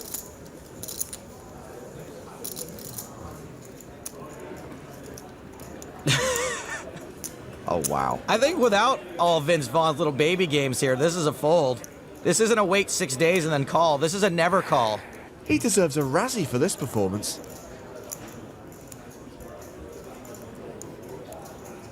Oh my, Guri calls! Show him the quads! 4-1, mand. Det ligger der krise. Vamos, Antonio! Det er sygt, vi var rigtig mané, den der, mand. Var det lækker lavet, eller hvad? I do like Crescent, but I don't like seeing anyone go through this, even if they're French. Sorry? Did you like the flop? I like the flop. Just squats. I'm probably going to catch so much flack for this, but I don't hate this guy. He's like the Big Bang Theory, a little annoying, but I like him anyway. Oh, I heart Big Toro. On TV, online, and unbelievable they gave these two another show. This is EPT Not Live. Hello, my babies, and welcome to EPT Not Live. In the booth with me, my wife, my work wife, James Hardigan. I will be filing divorce papers end of this week. There's always one girl that's always like, we gotta go, which leads to the final time I didn't get to have sex in the Bahamas. It's all fun and games till a sound guy throws up in a garbage can, okay? Superfan versus States. Do you, A, fold because you're scared, B, call because this guy? B all the time, this guy. I did have a sex dream, and it involved a poker player, Liv Barry. I was certain you were going to say Daniel Negreanu.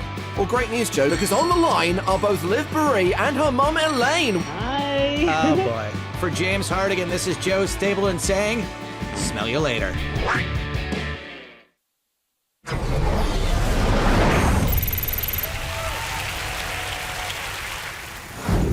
Blinds are now 600, 1200 with a 200 ante. Jack 10 suited for Duda. He will raise from under the gun +1. Pedro Pellicer has just arrived at the feature table. He folds. Horetsky's out. Raise it up, Jack 10 of spades, doo-dah, doo-dah. Flop real well and then get paid, doo-dah, doo-dah day. Royalty-free music for the win. Action has been folded around to Didier Sicarel. He's got 7s in the small blind. And 18K behind. I'm all in. He shoves. Probably the right move with his hand. There's a very strong chance this all-in gets through.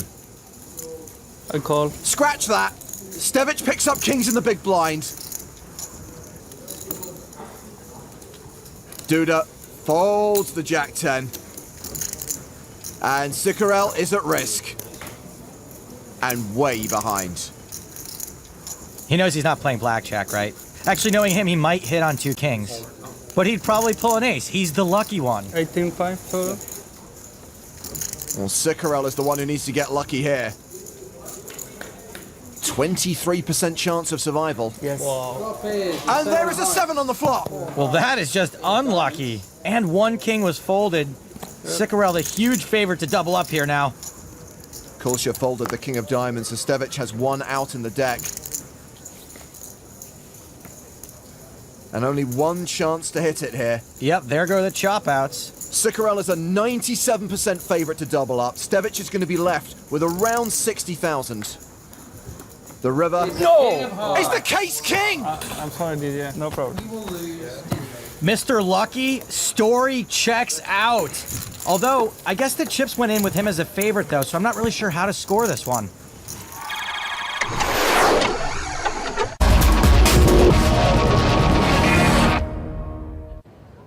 We are in Barcelona for the PokerStars.com European Poker Tour. Day 4 continues here at Casino Barcelona. The extra level on day 4. 6 levels being played today to try and get us down to a manageable number as we come back tomorrow to play down to the final table. Hello everyone, it's James Hartigan alongside Matt Broughton. Hello again. And these are the payouts, Matt. Everyone now guaranteed 21,300. make it to the last table in the tournament, make it to the last 9, you're guaranteed a 6-figure score with more than 1.1 million up top. Those are the sums we're going to see paid out on Sunday when we bring you cards up coverage of our final table. Today we've got 90 more minutes of poker. We're going to watch these guys play at the 20,000, 40,000 blind level, 5,000 ante, and we've got Shebly in the danger zone. Danger zone! Danger zone! I thought I'd give you 2, 1 for each name. This has been an entertaining table. I managed to catch much of the last level, and I enjoyed some of the pre-flop raising wars that we saw. Yeah, it's considering we don't know these players particularly well, you know, compared to some of the names that we've looked at in the last few days. It's been hugely entertaining and particularly interesting watching the battle for table captaincy. It's just been such a strange under the gun versus big blind constant battle. Wojtek Brzezica has raised under the gun. Action is on former tournament chip leader Nuno Capucho.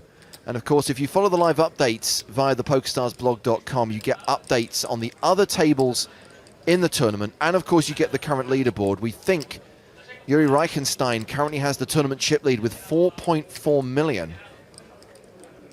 Average stack right now, 1.6 million. Slightly below 50 big blinds, actually significantly below 50 bigs.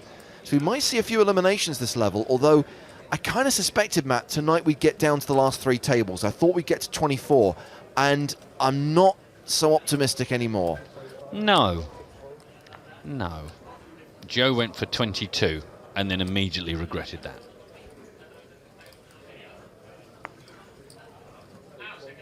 Crucially, we How much, sir? hope to get down to 6 tomorrow. Worst case scenario, 8. Coming back for the final table on Sunday. Yeah, just before the break, of course, we saw Uri knock out Marcus Derniger, and that saw Uri take the chip lead, roughly 4.5 million, with 34 players remaining.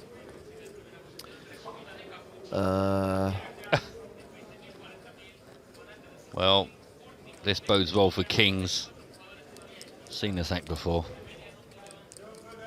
There's Oliver in the big blind, facing the 3-bet from Capucho. He's made it 245,000 with folding. It's back on Brzezica.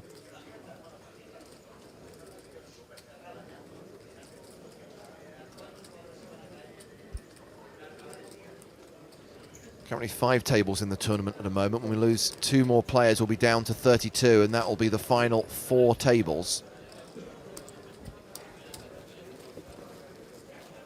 Gotta start wondering if Brzezica's aggro style is starting to negatively affect his chances of getting through this level with a healthy stack. He's sort of enjoyed the spoils of being pretty aggressive, but the table dynamics changed somewhat by Mikhail's appearance next to him, and now you realize he's down to 30 bigs and needs to decide whether this line of play is actually working for him or against him. Yeah, below an average stack. I hope you've enjoyed the extended coverage here on EPT Live today.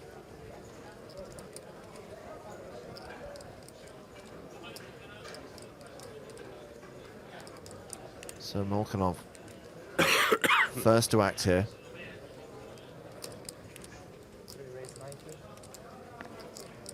Opens with a raise to 90,000.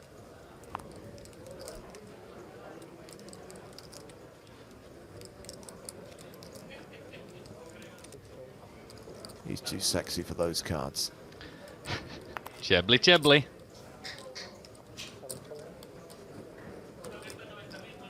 Dogra, dogra.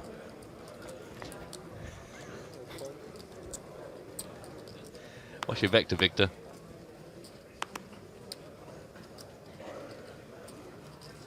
It's the only danger with extended coverage on EPT Live. Well, us. We're the only danger with the extended coverage. I am the danger.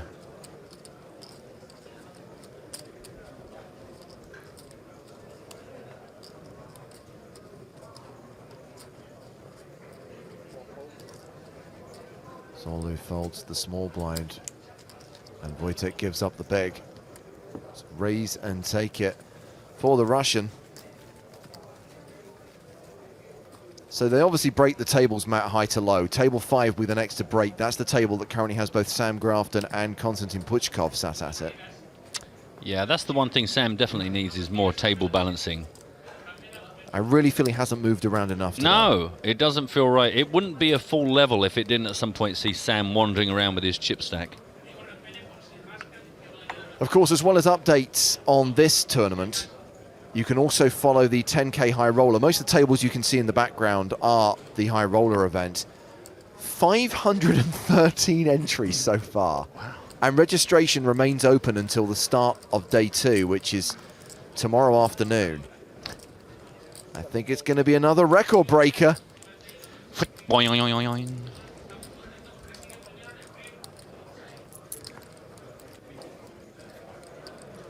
Incidentally, good luck to the remaining 2,000 players in the free roll. We had 29,578 entries in the end. $215 going to the winner of that. More of that tomorrow. I know this is really selfish, Matt, but I do kind of forget about the free roll when I'm not allowed to play in it. For anyone who's not aware, Spain is a segregated market. You have to play on PokerStars.es in Spain. So we can't join you in the free roll when we're on location in Barcelona. And obviously we give out the password and that's all well and good, but I kind of forget that it's running when I don't get the chance to actually compete alongside our audience. Well, I like to try and remember. We make such a fuss about it all day long. Oh, good lord. What was that? That sounded like feedback to me. Well, I refer you to my comments earlier on today about PA systems and just the general crapness of that technology. Or should I use the HAL 9000's line that the mistake can only be attributed to human error?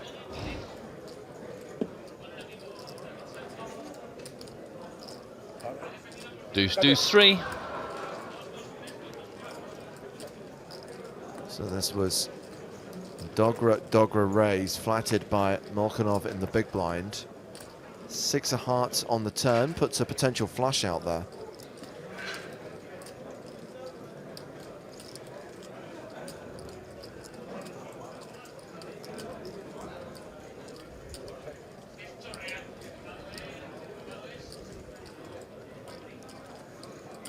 Did Molchanov check there? I don't know. I don't see that action being recorded, but the fact we're staring at Dogra, yes, he must have just checked. Action on Dogra. He was the pre-flop aggressor, so How much? Mikhail is interested. 110,000, so around about half pot.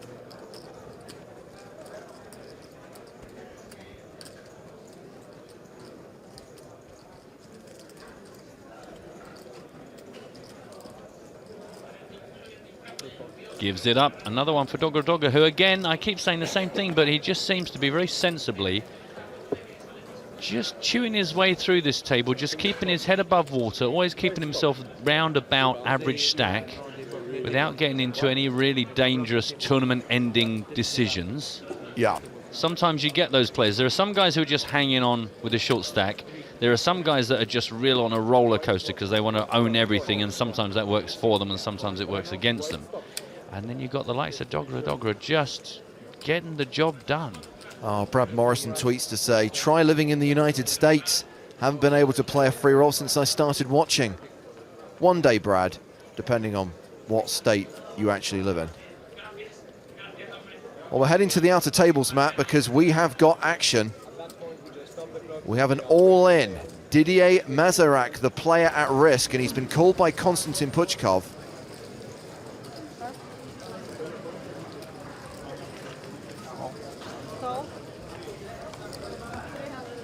There's Puchkov making the call. Pocket four's the hand for Didier. Puchkov has called him with jacks. Oh. Not a bad spot. All straight draw. Yeah, that's not what you want to see when you're feeling a bit vulnerable. Not sure if spades are a factor, but not an issue as Didier Mazarak is eliminated by Konstantin Puchkov, finishing in 34th place. Thank you. Another all-in on one of the other tables. Wow. This is Miroslav Forman all in with Jack-10 of spades against Oli Autio with the ace-10. Domination nation, and Forman is at risk and behind.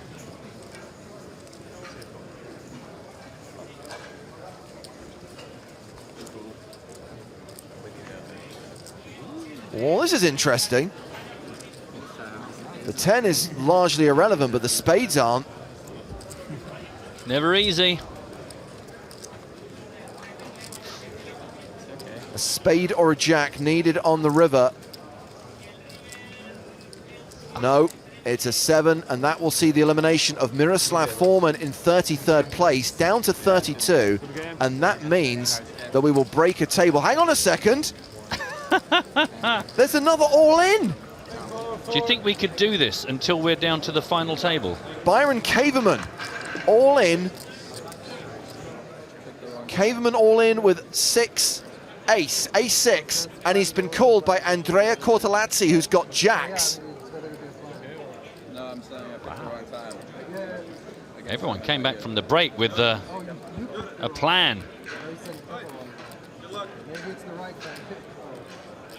Well, that might be top pair for Caverman, but it's a set for Cortellazzi. And Byron's getting out of his seat. He knows he's...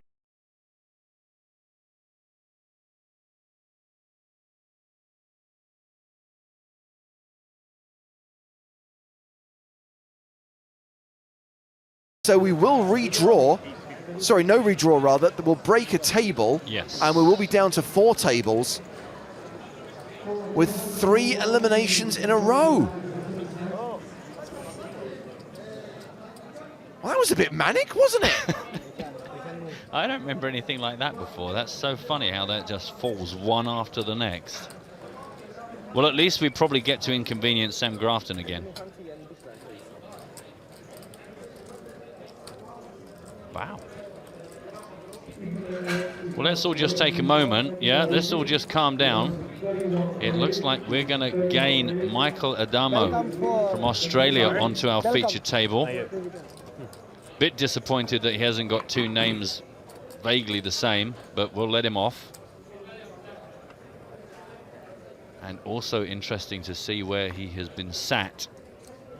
Again, breaking that sequence between Wojciech, Michal and Nuno, who have been at each other's throats because of the position for so much of today.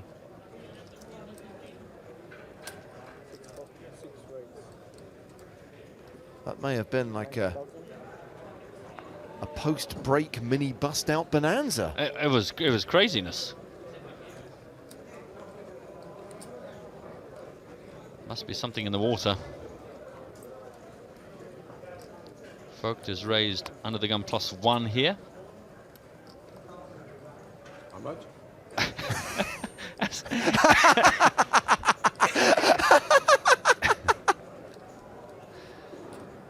Every hand, always the same. I absolve you of the rogue apostrophe sin from earlier today.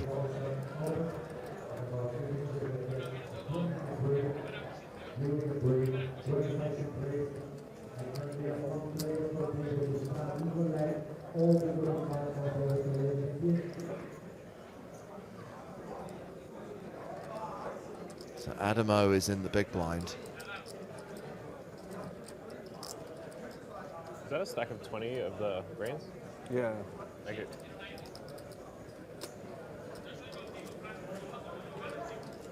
Yeah, also worth pointing out, Michael Adamo comes to the table with 3.2 million, so immediately leaps to the top of this featured table leaderboard. Not to be trifled with lightly. Yeah, Adamo probably 2nd or 3rd in chips right now.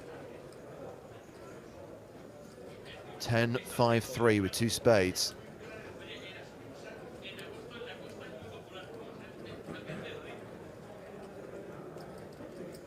Well, after that, Matt, suddenly it's game on, and the prospect of getting to 24 becomes realistic. Yeah. Yeah, a couple more like that. Although, of course, now that the table's broken and things perhaps slow down. Well, oh, mind you, I suppose every table was pretty much like this before the breakdown. I think it's worth pointing out that we're still playing less than a 50 big blind average, and there are still some shorties out there. Obviously, you've got Shebley on 8 big blinds here, but you look at players like Vogt, and they're not exactly comfortable. No. Yeah, and Shebley, by the way, has managed to ladder up. Everyone's now guaranteed 26,550 euros.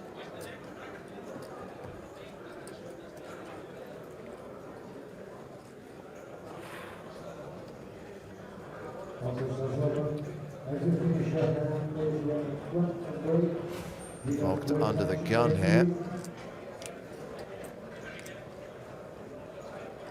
Won the last hand with a continuation bet on the flop.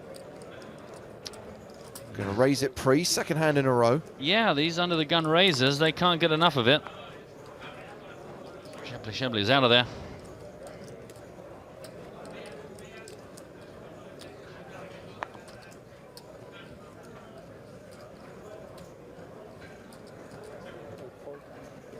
Dogra also passes. Watch him ask.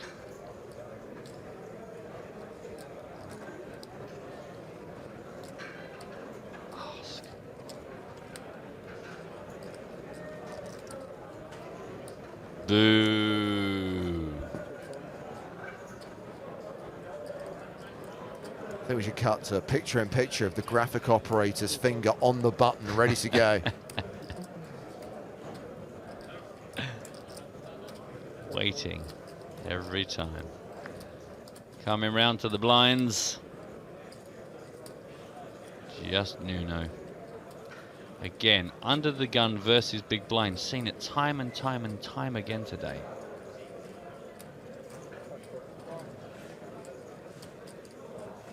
Nuno defends.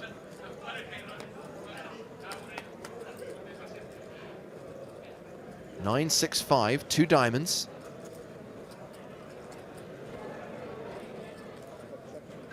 Come on, the check raise from Nuno. That's what I say.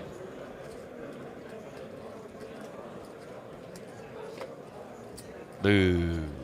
Check, check. 7 of hearts on the turn. 2 diamonds, 2 hearts, straighty. All we need is a pair on the end and James can go home. We're 2/3 of the way there. We've got the straightiness, we've got the flushiness.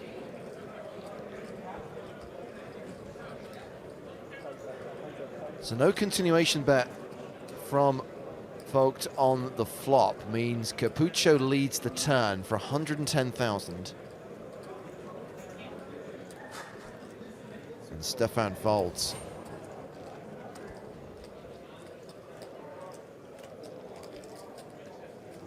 Nuno is clawing his way back up to the once giddy heights of the 3.5 million mark. He's got a way to go, but certainly this tact is a bit less damaging than his previous actions that saw him drop so very quickly.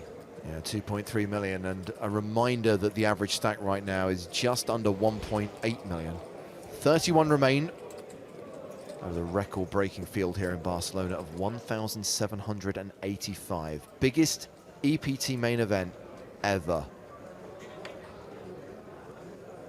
Being asked by Eddie on Twitch, at what hour does this end? Depends where you are in the world, but what I can tell you is that it'll be in approximately 1 hour and 17 minutes from now. Obviously, at the end of the day, the clock is paused and we draw a specific number of hands. So it's normally there or thereabouts our calculations. Hope you'll stay with us till the end.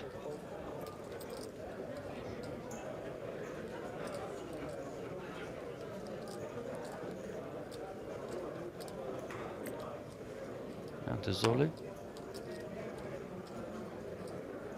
Folds.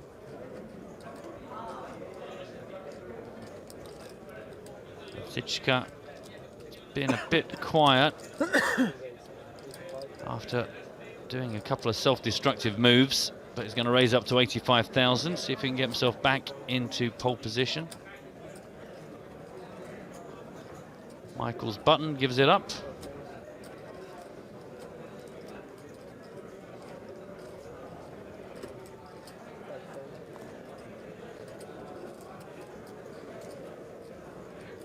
Yeah. Easy. Another hour and a quarter of this.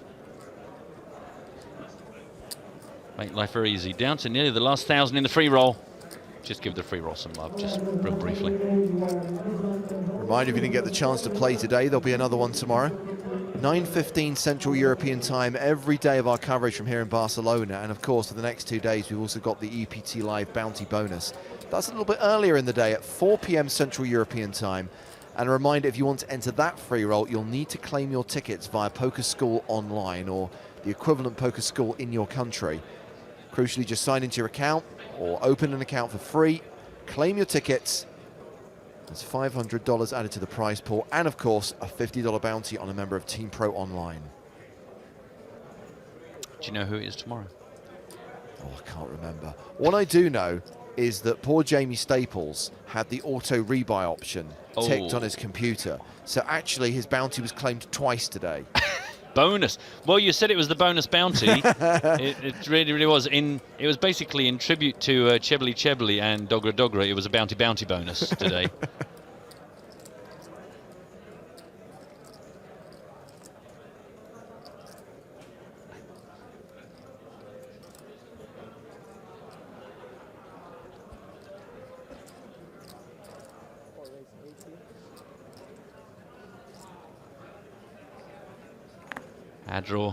Admiral Adabo from the Battlestar Galactica in the cutoff. So say we all. So say we all. Chebly gives it up.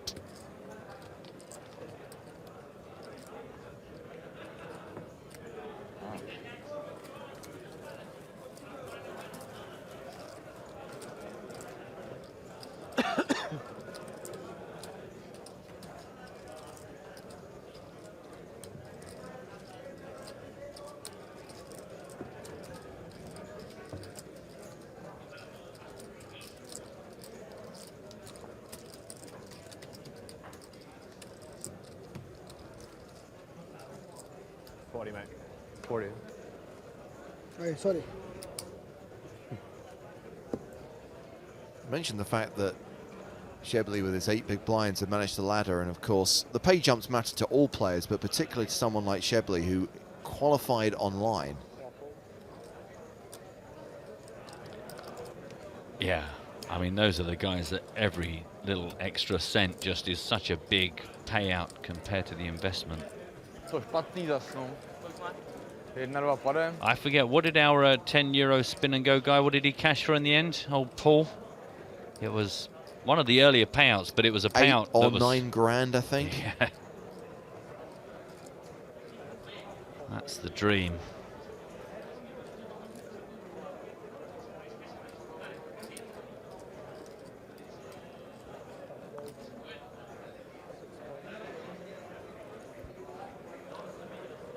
Folded round. Opportunity knocked surely in the small blind from Chebly, but his face has somewhat given away his interest in this hand. Yeah. Doesn't even think about it. Dogra shows the 4-9 just to prove the point. You could have had those blinds and antes. And with only 6 big blinds now in front of Chebly, every single chip's going to make a big difference.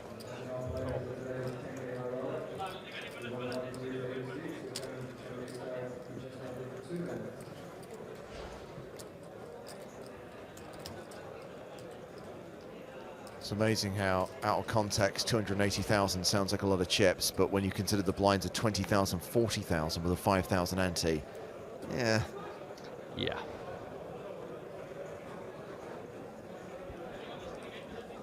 Kristen Mashman from the Ideation Station says, biggest ever European Poker Tour main event. The only tournament I played here was the biggest ever women's event too. Yeah, that was a delight to see so many ladies in the field.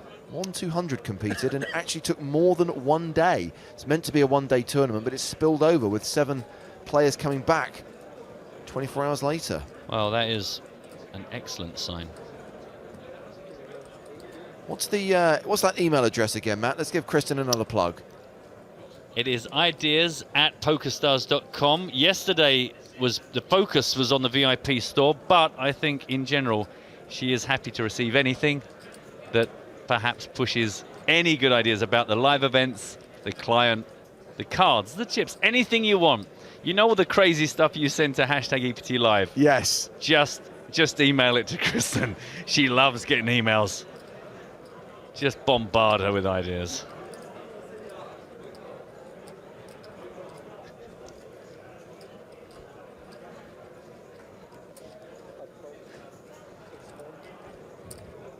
I was a little bit disappointed to find out that she was no longer manning the ideation station, as you call it, because I thought she would have been a perfect judge to get involved with the selecting the winner of the Guessatron. So I know she's still around in Barcelona. I think she's mixing poker with pleasure. But in all seriousness, it would be good to get Kristen involved in that, because otherwise you just have to rope in members of the tournament staff who just tend to be a bit confused. Well, yeah, they don't really get us. They're not familiar with us. And also, they've got proper jobs, whereas we're just sitting here getting people to draw napkins. But very impressed so far. He said it. How much? How much?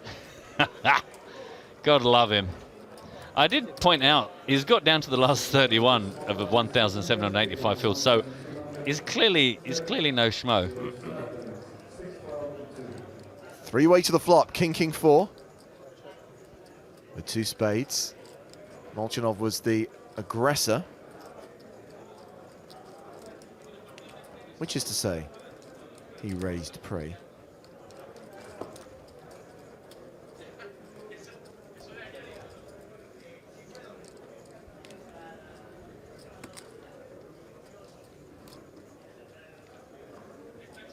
Check to the player in position, Nuno Capucho.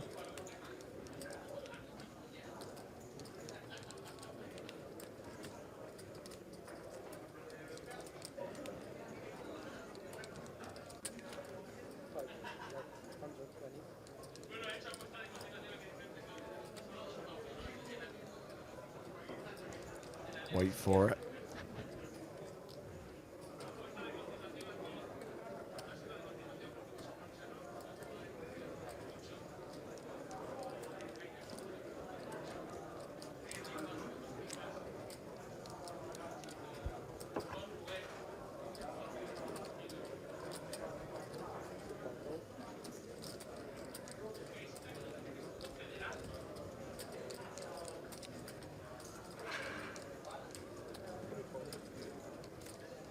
So Capucho's bet of 120,000 called by Molchanov, the original raiser, has folded. We get the Queen of Clubs on the turn.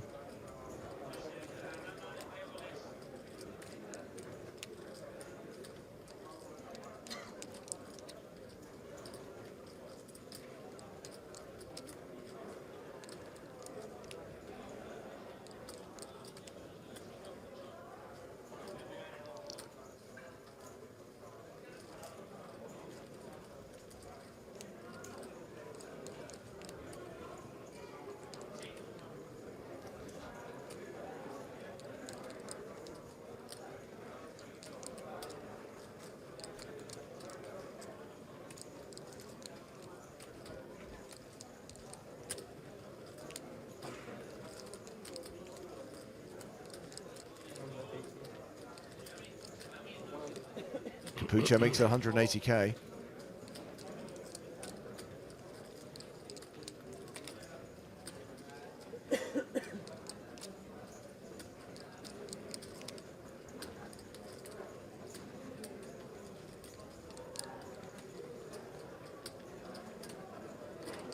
Definitely got Jack King, incidentally, in case you're wondering. Very specific.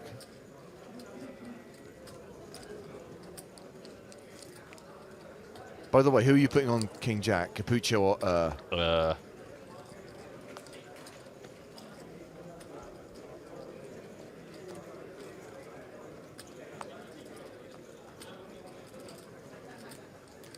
This spot how much? Hey! She can't actually tell you that. That many.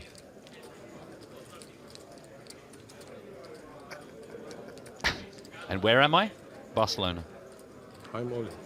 Wow. All in with his King Jack. All day long. Every last chip.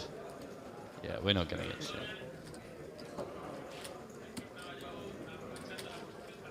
How much? 1.5 million. That's the answer. As current stack size. Nice. Nice work if you can get it. Well, let's get to the outer tables, because it's all kicking off. Who's in action here? Sam Grafton all in and at risk with ace-3 against queens. Ooh, gonna need a little help. I mean, they are suited. Oh. Well, backdoor diamonds, wheel draw.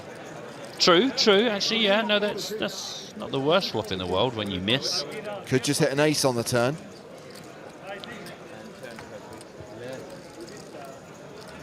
That's no help. No diamond draw. So just the ace or the deuce saves Sam. Will we see a Greenstein?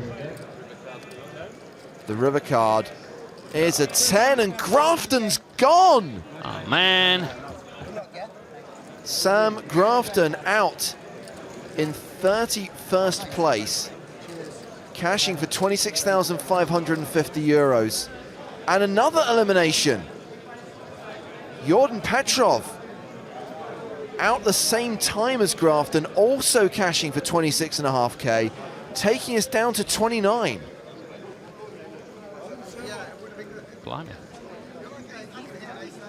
Well, meanwhile, on our feature table, we've had Stefan Vogt made it 90, and now Shebly has at last gone all in for his remaining 270,000. And we can be pretty certain that he's going to get called in at least one spot. We would expect Vogt to call here. By the way, don't worry about the fact that Wojtek Rzycka is not at the table anymore. He has not been eliminated. He has been balanced off. Obviously, got to keep the remaining 4 tables balanced with the same number of players across all 4 tables, and he's just been moved to one of the outer tables.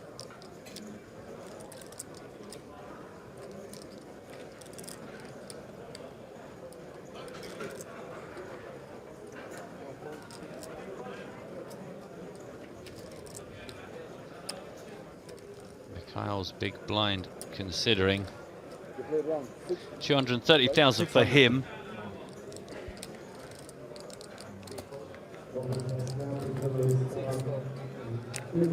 Round to Stefan. And he has called. Yeah, he has to, priced in. Yep. And also, he's got the hand, ace-queen, although with live cards, look at Shebly's equity, 40%. He's not that far behind. By the way, you'll see we've ticked down to 28. Word reached us that Jose Quintus is out. Another one falls, 3 in a row. Grafton gone, Petrov out, Quintus eliminated, and now Shebly at risk and behind. Oh. Queen on the flop. Running cards needed for Shebly to survive. Let's see a 5. It's an ace. Again, and that is the end of Shebly's journey. The online qualifier cashes out in 28th place. 26,550 euros. That's amazing how many eliminations that we've had in the space of the first half an hour of this level. And that takes us up to a 50 big blind average, which is where you'd expect us to be right now. Well, you did call it, Mr. Hartgen. You did make the observation that we had plenty of short stacks out there, and boy, did they get involved. Well, Vogt is still the low man at this table, playing just over $1 million, 25 big blinds with an hour to go on the level, an hour to go on day 4. A reminder, you can get in touch with the booth by tagging your tweets EPT Live. Luca Vivaldi tweets to say, thank you to James, Stapes and Matt for letting me be the superfan. Had a blast. Of course, we recorded the podcast earlier this week. Didn't win a t-shirt, but I did get to see Stapes naked. Luca, I'm so sorry. We forgot to give him his t-shirt. Oh! Luca, of course, gets the Everyone Loves a Chop Pot t-shirt for coming on the show. Luca, we will sort you out. When I say we, I'll delegate it. He's going to get one of his people on that, Luca, so some browbeaten minion will scurry up to you on their hands and knees at some point.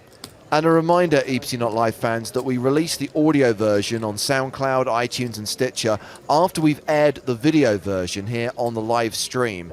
And that will be shown, if not tomorrow, then on Sunday. But over the weekend, you'll get to see it in 4 parts. And then, obviously, those of you who subscribe or regularly download the audio version will be able to enjoy that afterwards. It's a fun show. Looking forward to it.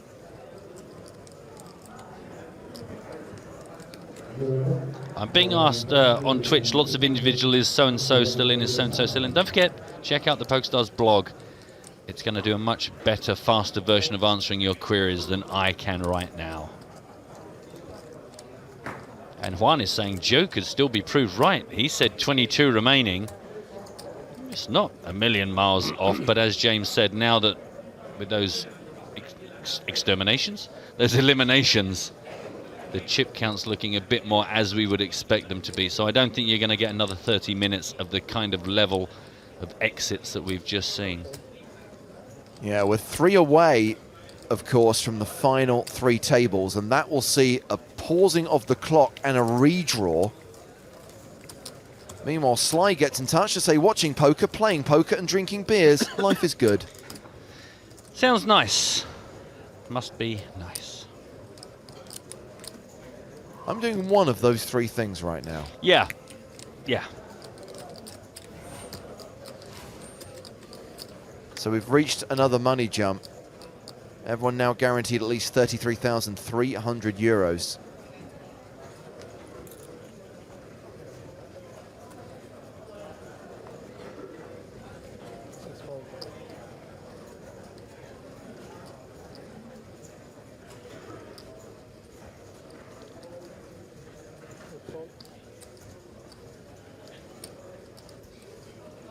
Are there any Sam Grafton-like players left?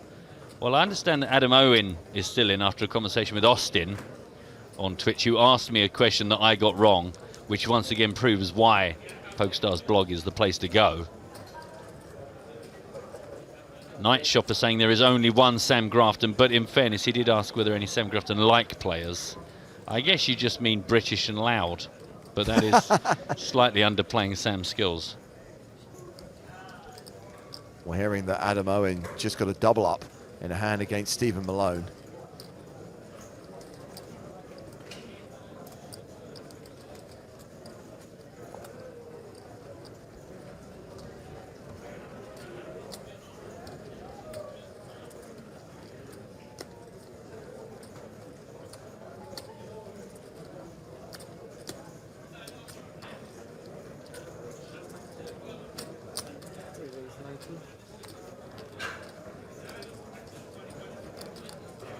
Of raising the button to 90k.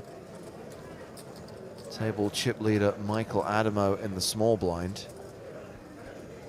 And with all those eliminations, just going to check and see if there's been a reported change in the tournament chip lead. According to our live updaters, Yuri Reichenstein retains the chip lead with 4.4 million.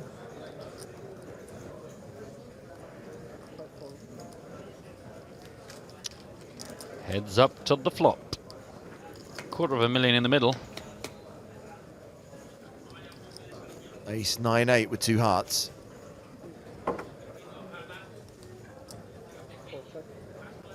Button versus small blind. Michael checks to the original pre-flop aggressor.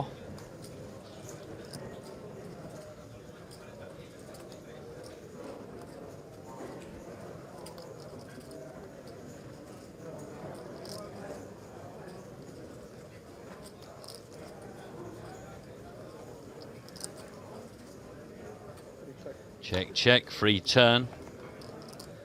5 of diamonds.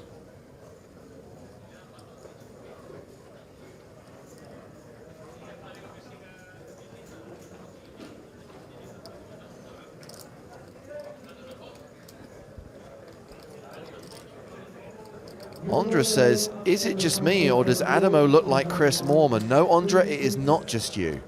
Yes, there have been a few people coming onto Twitch going, oh, Moorman. And you go, no. But understandable.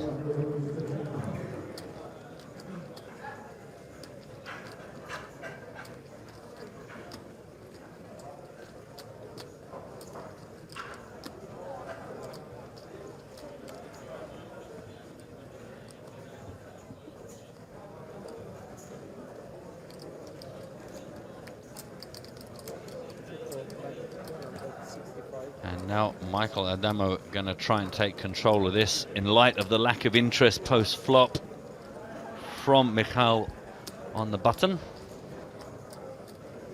165,000 into a 250 pot.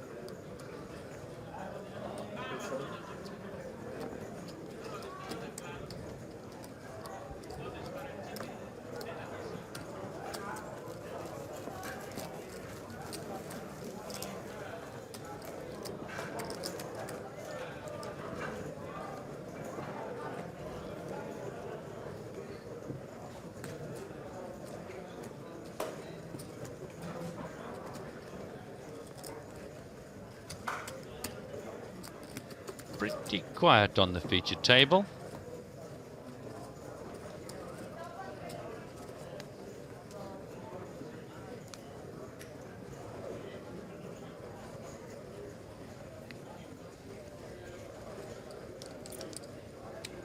And I guess these guys must be feeling the fatigue as well.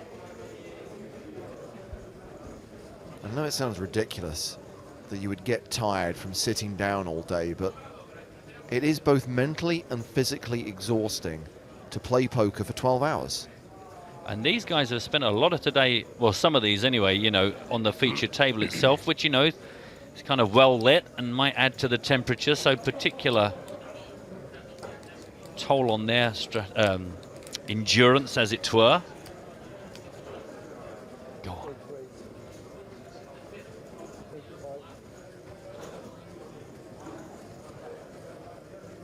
$85. Well, it's effectively saying the same thing.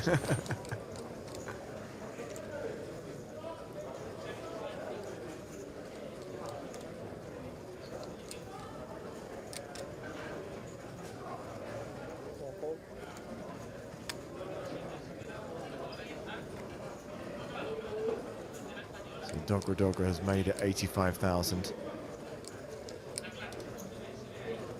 Followed to Molchanov in the cutoff. Starts the hand with 1.74 million, about 43 bigs. He passes. Adamo's on the button. He's out. Nuno.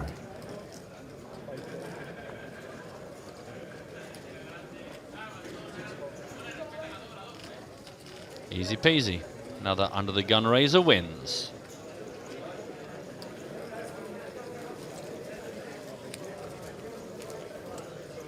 Well, time to head to the outer tables once again, as news reached us of a clash between Spiridon Kokoris and Adam Owen. I think it's Kokoris who's all in here with the ace-queen, Adam Owen with the eight. So classic race on the outer tables. Ace-queen at risk.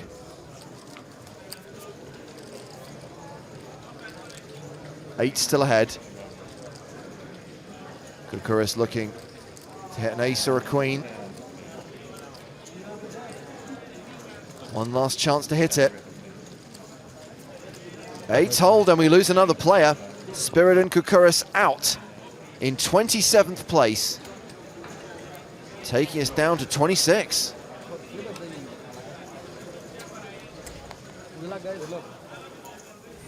At least you got a kiss. Yeah. We don't all get a kiss when we get knocked out of tournaments, but I think we should start that now. We should have someone on hand, maybe Luca.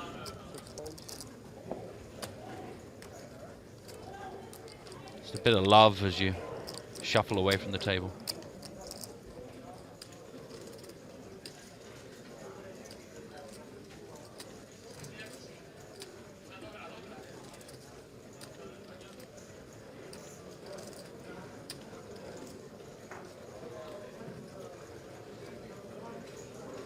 Looks like Dogra wants to play here with Michael Adamo. Again, not necessarily a player I think does anything too crazy too lightly, so Dogra is looking to get involved in a hand with this big stack out of position. I'm going to expect him to have what we would consider a decent starting hand. Flop is 10-10-4. 2 spades out there. And a quick update from the 10K high roller, courtesy of our friends at the PokerStars blog. We talked about registration being open until the start of day 2. I mean, bear in mind that they've been playing since 12:30. 10 hours into the tournament, Daniel Negreanu showed up. Ah. Can't help himself. Just over half an hour ago, Daniel took his seat in the high roller, sat to the direct right of Tobias Rettenmaier. So 513 total entries, 343 players remaining. But remember, that registration desk open until tomorrow. And live updates of that tournament on the blog. Meanwhile, Michael continues here, following up his 90,000 pre-flop raise with an 80,000 continuation, and that is good enough to get the job done. Increases his lead to 3.44 million. I see, Matt, that after an early flurry of entries... You like to absorb the TV time. Designs for a new Guessatron have kind of dried up. Well, the last one we had was an hour ago, but I guess it is quite late in many countries, so I'm not too worried because I didn't really expect any today. We always expected this to be a multi-day competition because, as I have tried to make quite clear, it ain't about the quality of the presentation, it's just creativity. This is what you're fighting for, a PokerStars chipset. Yeah, you can win that chipset by designing a brand new Guessatron. Just to be clear, this is the machine we use to put players on specific hands when we're cards down. Matt Broughton will use it, he will abuse it. We want good ideas, great concepts, don't worry about the artwork. No. Tweet the picture to hashtag Guessatron by 11 o'clock on Sunday morning. That's the last day of EPT Live from Barcelona, final table day in the main event. Yeah, had some great entries. Some have been photoshopped, some have been drawn on paper and photographed. I don't really mind how you enter. I particularly enjoyed one that was drawn, I think, by somebody's child, that has Stapes wearing a pointy hat underneath a number of balloons that have cards in them, and he jumps up and down, bursts the balloons, and finds out what the cards are. It's There's something both chilling. Yes, chilling is the word, but also quite inspired about that. Yeah. So I'm very keen on that.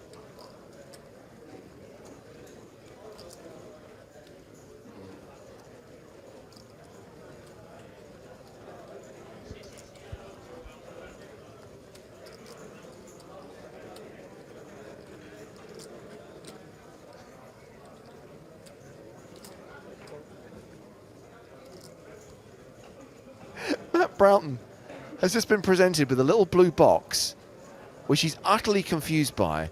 Matt has opened the box, and inside is something that looks like a very thin wax earplug.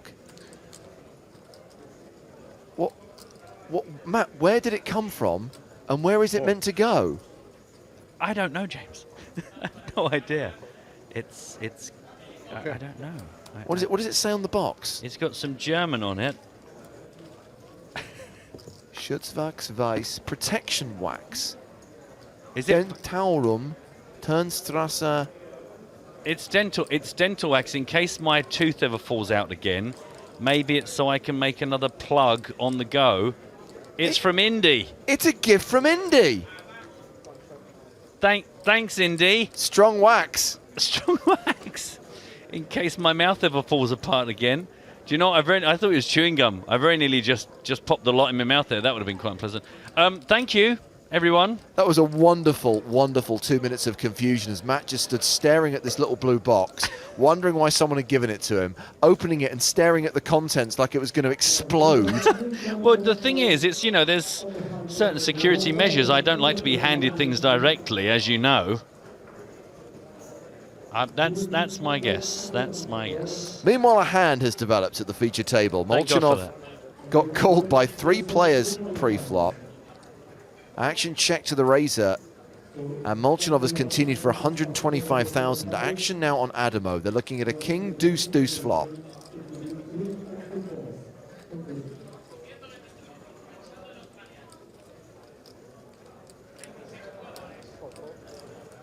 Adamo calls. Action now on Dogra Dogra.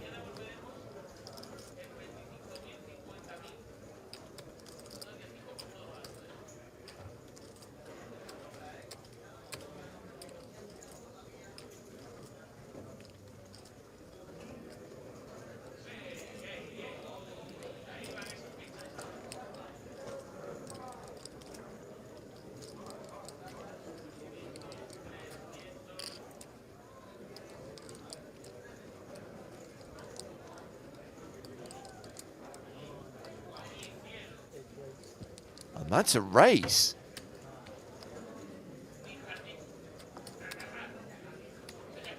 Well, this check raise is going to get a fold from Or is it?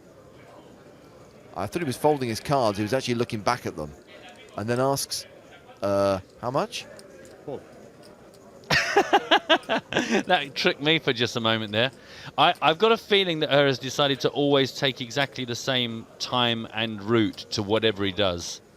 So often he makes us feel like he's more interested than he is, but he's just going through the motion he has decided it's best to stick to.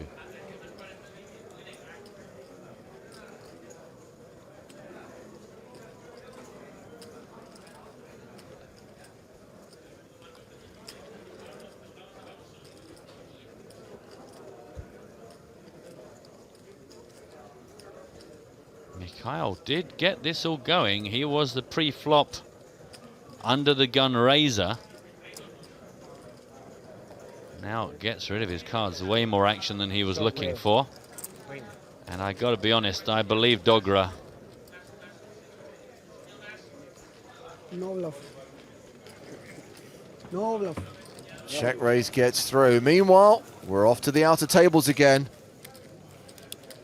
I've never had. Adam Sargassian is at risk here with queens, but he's ahead against Sebastian Malek with ace queen. I run, the ace should come on the river. Looking good for Sargassian. Maybe I'll lose my first. Just has to fade an ace on the river. Oh, Barry Greenstein! Gotcha. And that is the end of Aram Sargassian. And Sebastian Malek is big chip leader now. He's got more than 5 million. Yeehaw! That's the way to get to the top of the pile. That's a handy stack. Meanwhile, PokerStars blog says that the EPT Barcelona chip leader dances involuntarily when he's amused. Follow the updates, PokerStarsblog.com. Dances involuntarily when he's amused. Don't we all? Don't we all? Ish. Wow. Malek with more than 5 mil, with 25 players remaining now. A lot of love for Barry. They all love that on Twitch. That's their kind of thing. Conversation we had earlier on, James. I don't know what you think. We were talking about one of our viewers got his first ever Royal Flush and was rather disappointed there was no fanfare or confetti in the PokerStars client. Do you think they would ever consider like a fun button where you can turn on the fun and you get a bit more for your, you know, bit more pomp and circumstance when you have a big moment? Matt, I love the idea, and I know somewhere where you can send it. No, not the ideation station. Do you know what? I might put that forward. I just think in this modern video game... I think it's, in all seriousness, I think it's a really good idea.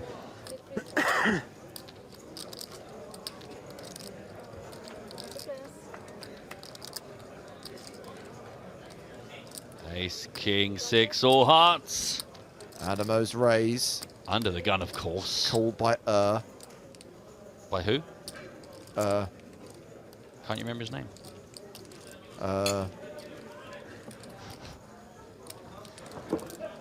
Good job Joe's gone to bed. He would have a good 20-minute chuckle with that one. Check, check.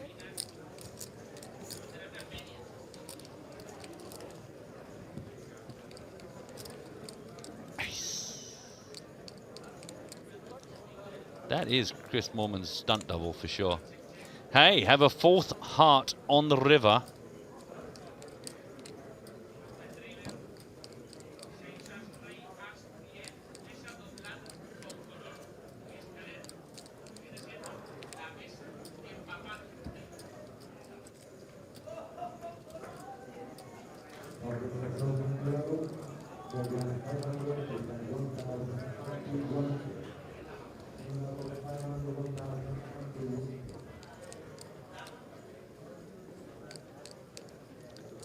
I do stand behind my suggestion that just has some very specific rituals he goes through so that he never gives a till away. He always does exactly the same games with his chips, takes about the same amount of time, always has one chip on each card. Very deliberate with everything he does. That'll be the nuts. Flush. Just checking that it was indeed the flush. Pretty sure that Zolu had a good hand there, but nothing's going to beat the nuts. That's why they call it the nuts.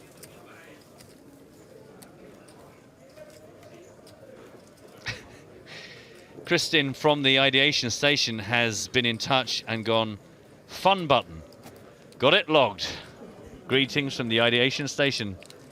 Fun button. In fact, I'm going to trademark that right now.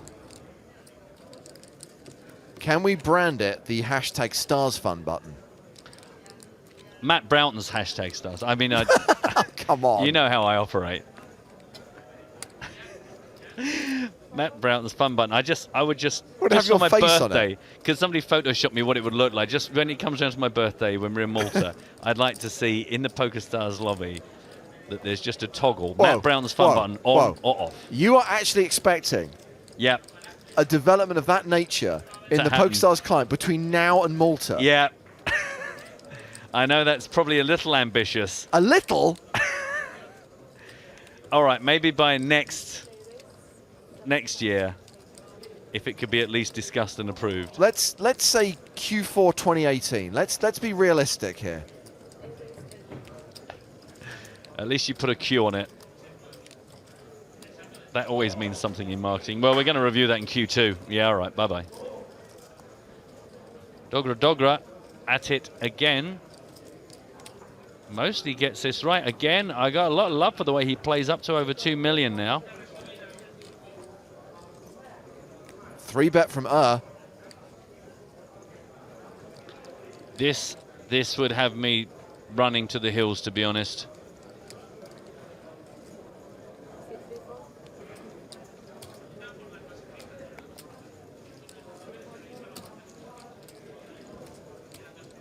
Did you come up recently with the ideation station, or is that a well-known concept? I just thought of it now. Right. Trademark it, have it.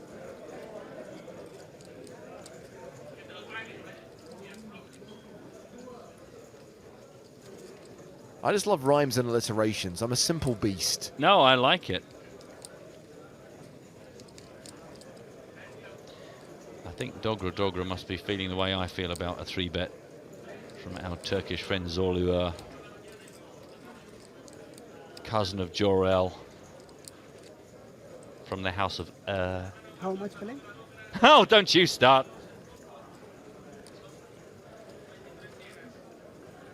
Definitely don't do 6 levels ever again. Everyone's just falling apart.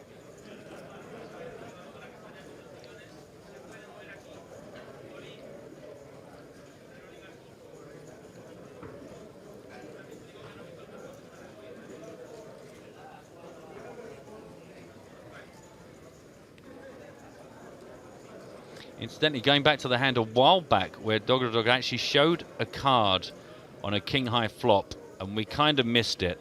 I was pretty sure he did show the king, showing that he did have it and had confirmation that it was the king. I think Dogra is pretty solid. I think he's very good at getting the most chips out of a strong situation. I don't think he's likely to suddenly start, you know, cold 4-bet jamming on bluffs. But here it feels a bit like one of our most solid players up against one of our more rocky. Yes, here we go. Oh, it's getting exciting. We've gone to 4-bet territory, 460,000. I think if this goes any further with it's going to be a cooler. I don't think he's going to play anything less than an ace-king here. He doesn't look like the kind of guy who 3-bet folds either. I agree. Well, as soon as he re-raised, I thought run to the hills. The fact that Dogger hasn't lets me know, I think, that both of these players have something in the very top of their range. Wow, he does fold. Wow, wee. And again, tip of the hat for Hakuran Dogra up to 2.38 million now. As we see Zolu drop down 23 big, so not exactly hanging on by a thread, but with 35 minutes on the level, a long, long way from feeling super comfortable.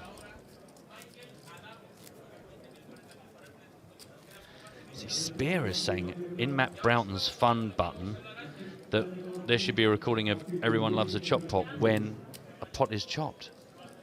Again, ideas at PokerStars.com, please, Spear. Get behind me on this one. Yeah, I mean, that's the thing. You put them on Twitter, you put them on the EPT Live timeline, we read them out and they're forgotten about. They won't be this time, Jack. I'm going to champion this. I'm going to make this my mission. Because I feel the same. I think there are also instances where it'd be great if once you're all in, the speed of the flop and the turn of the river should be slowed down, because the client doesn't acknowledge this is your tournament life. It just goes whap, whap, whap, end. Thank you for playing. Little bit of drama. That's all we want. You could take it a little bit further. In addition to the Chop Pot song, you could have like a Stapleton soundboard, like Domination Nation. It's a race, like Toast versus... Exactly. Toast versus bread. One of these is toast. I think the sevens, I think the Greenstein, I think some of the things we've established, they'll make no sense to anyone playing on the client who doesn't watch EPT Live, but maybe they might get curious and start watching EPT Live, and then it becomes a... It becomes a cross-promotional tool that you can charge to a different department. Just now thinking. We're talking. Probably falls under social media, I would imagine. Definitely social Definitely media. social media, so Yeah. we'll get onto that.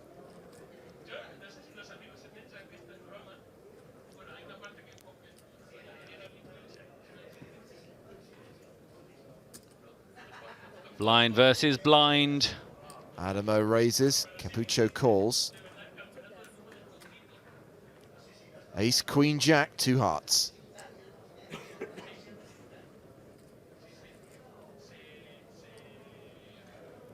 Keith Woodward is back from work, literally cutting the grass. I'm guessing you're not in the Barcelona region, because otherwise you are standing in the middle of a very dark garden. Be careful. Be very careful.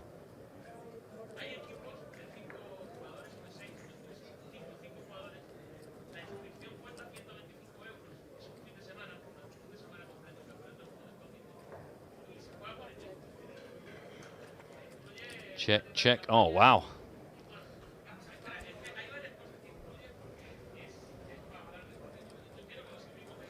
Any kings about? Jay Bubbs saying, I would get so tired if I was at the table. These guys have put in a long shift today, a long shift for the last few days. Yeah, remember this is day 4 of 6. If they survive today, they're going to do it all over again tomorrow. And if they make the final table, going to make some of the most important decisions of the tournament at the point when they've been playing for 5 days solid. Yeah, for sure. Whoever ends up ultimately walking away with €1 million plus is going to have certainly earned every single cent.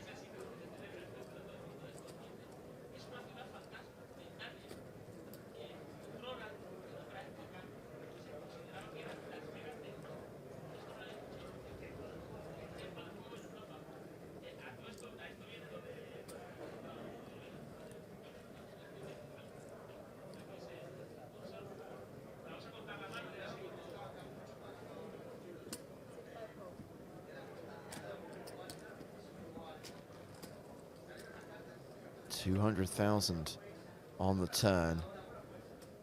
Board pairs on the river.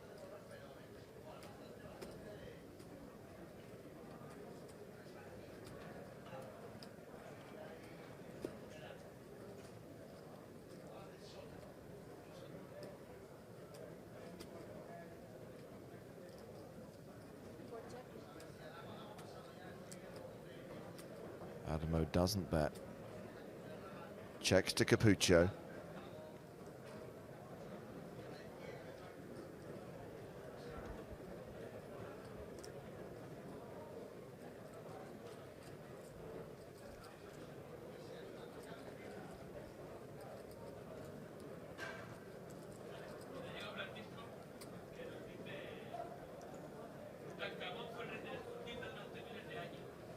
Remember, this is blind on blind. I'll play the board. Playing the board. Meanwhile, wow. What? Why did Capucho check that? Didn't he just have the nuts? Oh no, no, I suppose full house.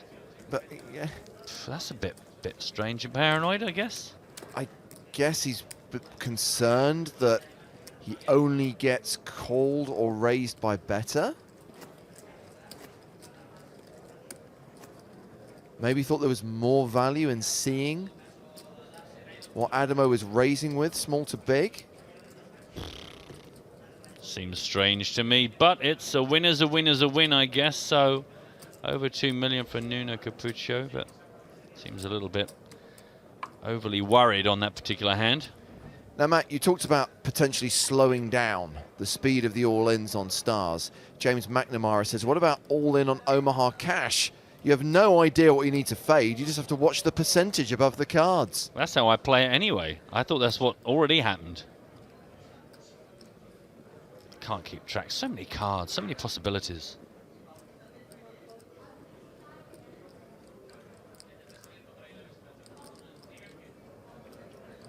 And Mikhail is out there round to just the button and the blinds.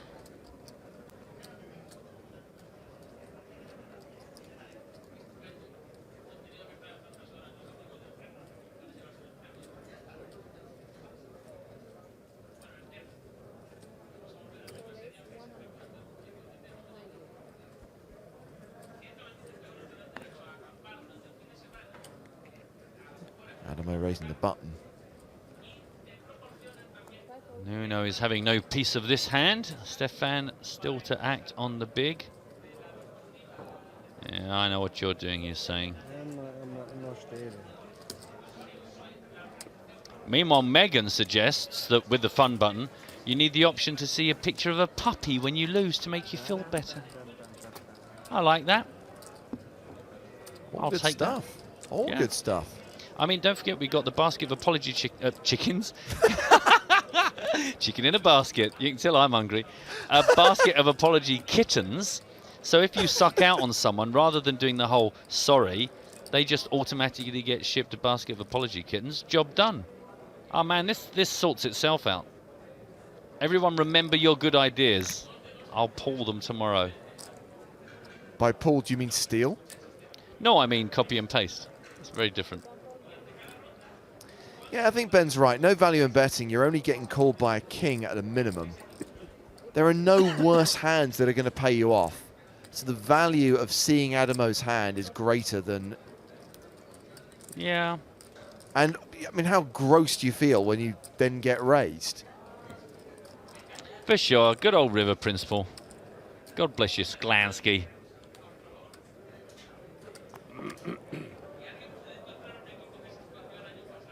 Why no whole cards? Don't worry, we're closing in on those Sunday. Come back Sunday. Well, you can keep watching. Don't have to go away. No, I mean, come here again tomorrow. But what I mean is, if whole cards is really your bag, on Sunday you will certainly at least be satisfied. If you're thinking, got to keep guessing.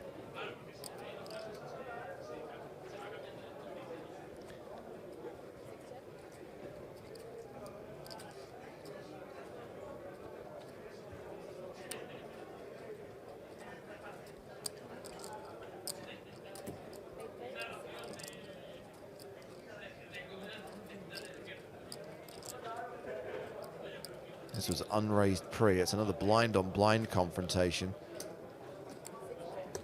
Dogra bets 60k and Vogt calls. Jack on the turn.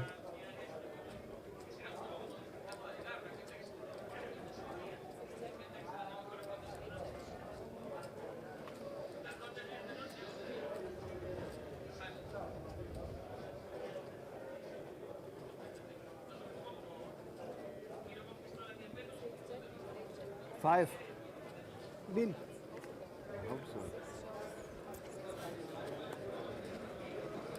Powerhouse hand connects on the river.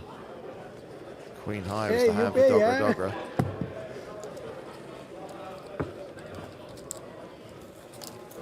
You can fold any time. Folding's boring. Andreas says, where in the UK are you two from? I feel like there is a difference in accent. Well, I'm from Essex, but I don't really sound like probably I'm meant to sound from Essex. So I'm just kind of East London, southeast of England. Where were you originally born? About a foot from where I live. Really? I was born in Upminster, moved to Hornchurch, which is two towns along. So no, that's where I've always been. Just never had a reason to leave. Yourself, James? South London. South London? Oh, mate, you don't sound like South London. No, well, then I got sent to a grammar school. I just had a dad who would hit me about the head and face if I dropped T's or started sounding too much like my chums. And look at me now, a job in talking. Thank God Dad hit me so much.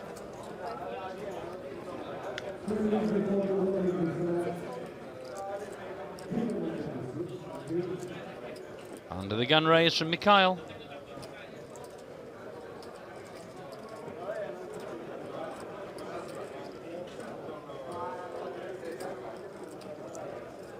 I like that Dogra is becoming more and more a feature of this table. He was kind of quietly letting all the other guys go to town. Since Wojciech left as well, it feels like he's blossomed somewhat. I mean, obviously, I guess we got unlucky in inverted commas to lose Wojciech. I know obviously he's got a lot of fans out there. He's a great player. He's had some great results in EPT high roller events. He's in the November 9 this year. But, you know, he got moved off. They had to balance one of the other tables. They just take whoever's going to be big blind next. It's purely random. Yup. Check, check. Everyone goes back to the original raiser who gives a free card. 7 of spades on the turn. 7, 8, 9, 3.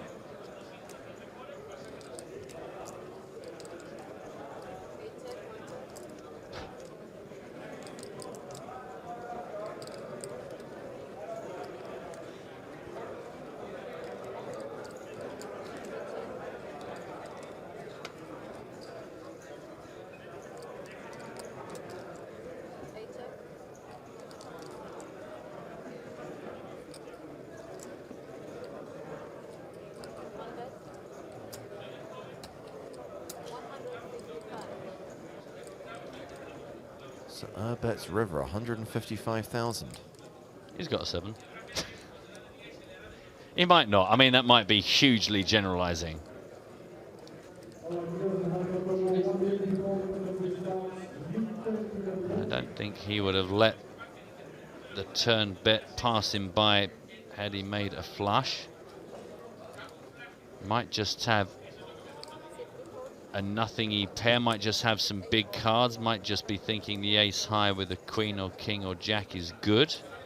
Looks like Dogra is going to look him up. And is he going to have to pay off a straight? Dogra has lost the hand because had a 7. Told you. I don't want to say that I can see through his game, but can see through his game.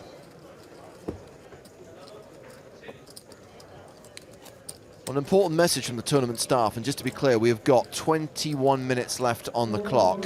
Obviously, we are 1 elimination away from the redraw. What they've decided to do with so little time left on the clock, if we do get to 24 tonight, if a player goes out before the end of play, they will simply stop now and do the redraw overnight and come back with 24 players tomorrow. That seems sensible, rather than pausing the clock, taking a 20-minute break, and then coming back and playing for another 20 minutes. Yeah, that does seem to be just forcing people into a late night when they could probably all really do with just chilling out for a bit before another big day ahead of them tomorrow. And finally, we get the 7. I mean, it's been a long time coming. We've had a couple of Greensteins, but It's just the way it goes. Bizarre, that's the first, considering that it's meant to always be coming 7. Well, hugely over-advertise that. Panzer suggesting the stream is getting darker and darker. No, it's just this happens when we get deep into a long day.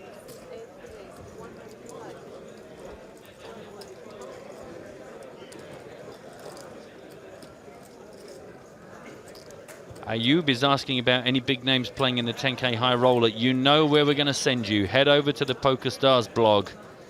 You would like to see all of the players involved. James mentioned Mr. Negreanu sat down a while back. I mean, all the heroes are playing. I walked out on the floor earlier on. It's a huge field, loads of stars, absolutely. Follow the live updates on the blog. Let's just say if you were an autograph hunter, you would not be disappointed. You would have a book full by now.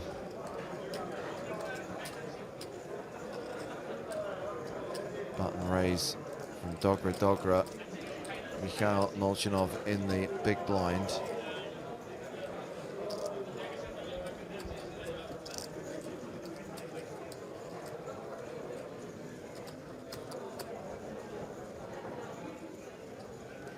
By the way, a tip of the hat to our mods on Twitch. They've had a long day, doing a good job, keeping everyone entertained and informed. Appreciate that. Thank you, guys.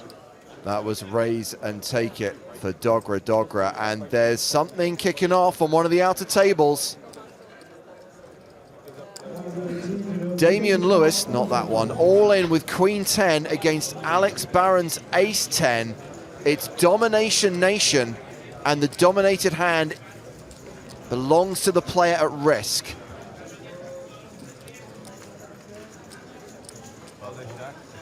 Well, going back to our conversation, Matt, if Ace 10 holds here and a player goes out, we're done for the night.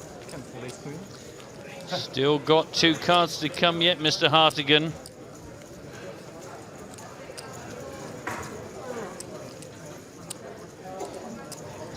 Oh, things get frisky. Open-ended straight draw alert, but a brick on the river sees the elimination of Damian Lewis. Not that one.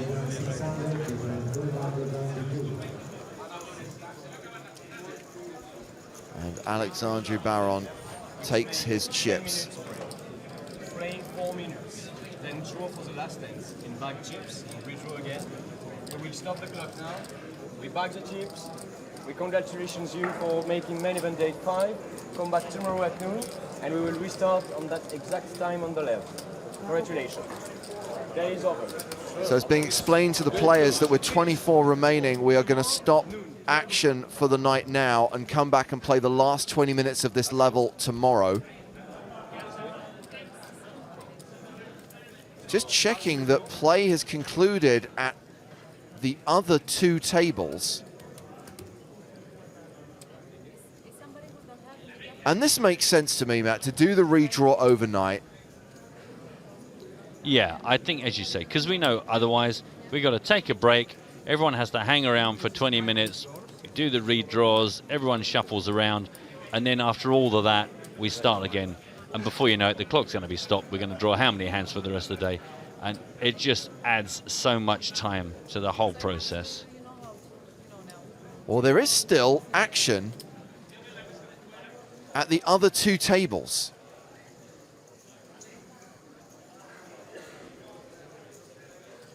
Our chip leader, Sebastian Malek, in action here against Pavel Plesov.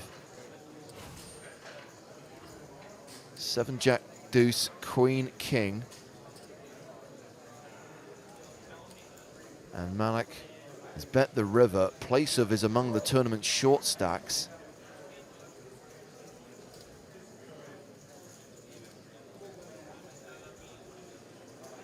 Malek's bet 185,000.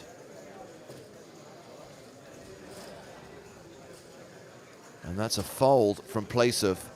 So the rich get richer.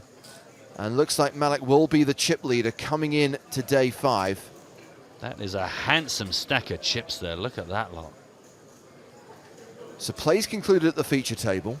Play has concluded at the table where Lewis was eliminated. Play's concluded at Malek's table, but there's still one more table in the field, and there's still a hand in progress. Poker, poker, poker.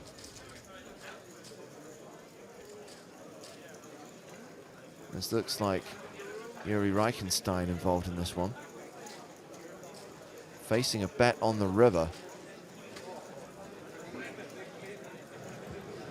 And folding. Well, that will do it. Players now concluded at all 4 tables. Tomorrow there will be 3 tables, 24 players. They'll do the redraw overnight, and we'll come back and play out the last 20 minutes of level 25 when we kick off the action at noon Central European time. So just to confirm, day 4 in the books. Here's how the stacks ended on the main stage on the TV table. 24 return for the penultimate day of the EPT 13 Barcelona main event. Tomorrow is the day when we play down to the final table, hopefully, Matt, the final 6. Yep. Don't forget, if you want to catch up with any of the action from today, as well as the high roller that people seem keen to learn about, the PokerStars blog is the place to go. Follow them on Twitter at PokerStars blog. And as always, thanks very much for being involved in the show today, everyone out there. Make sure you join us as we play down to the final table for day 5 of the EPT Barcelona main event. We look forward to seeing you here on PokerStars.tv. For now, good night from Barcelona.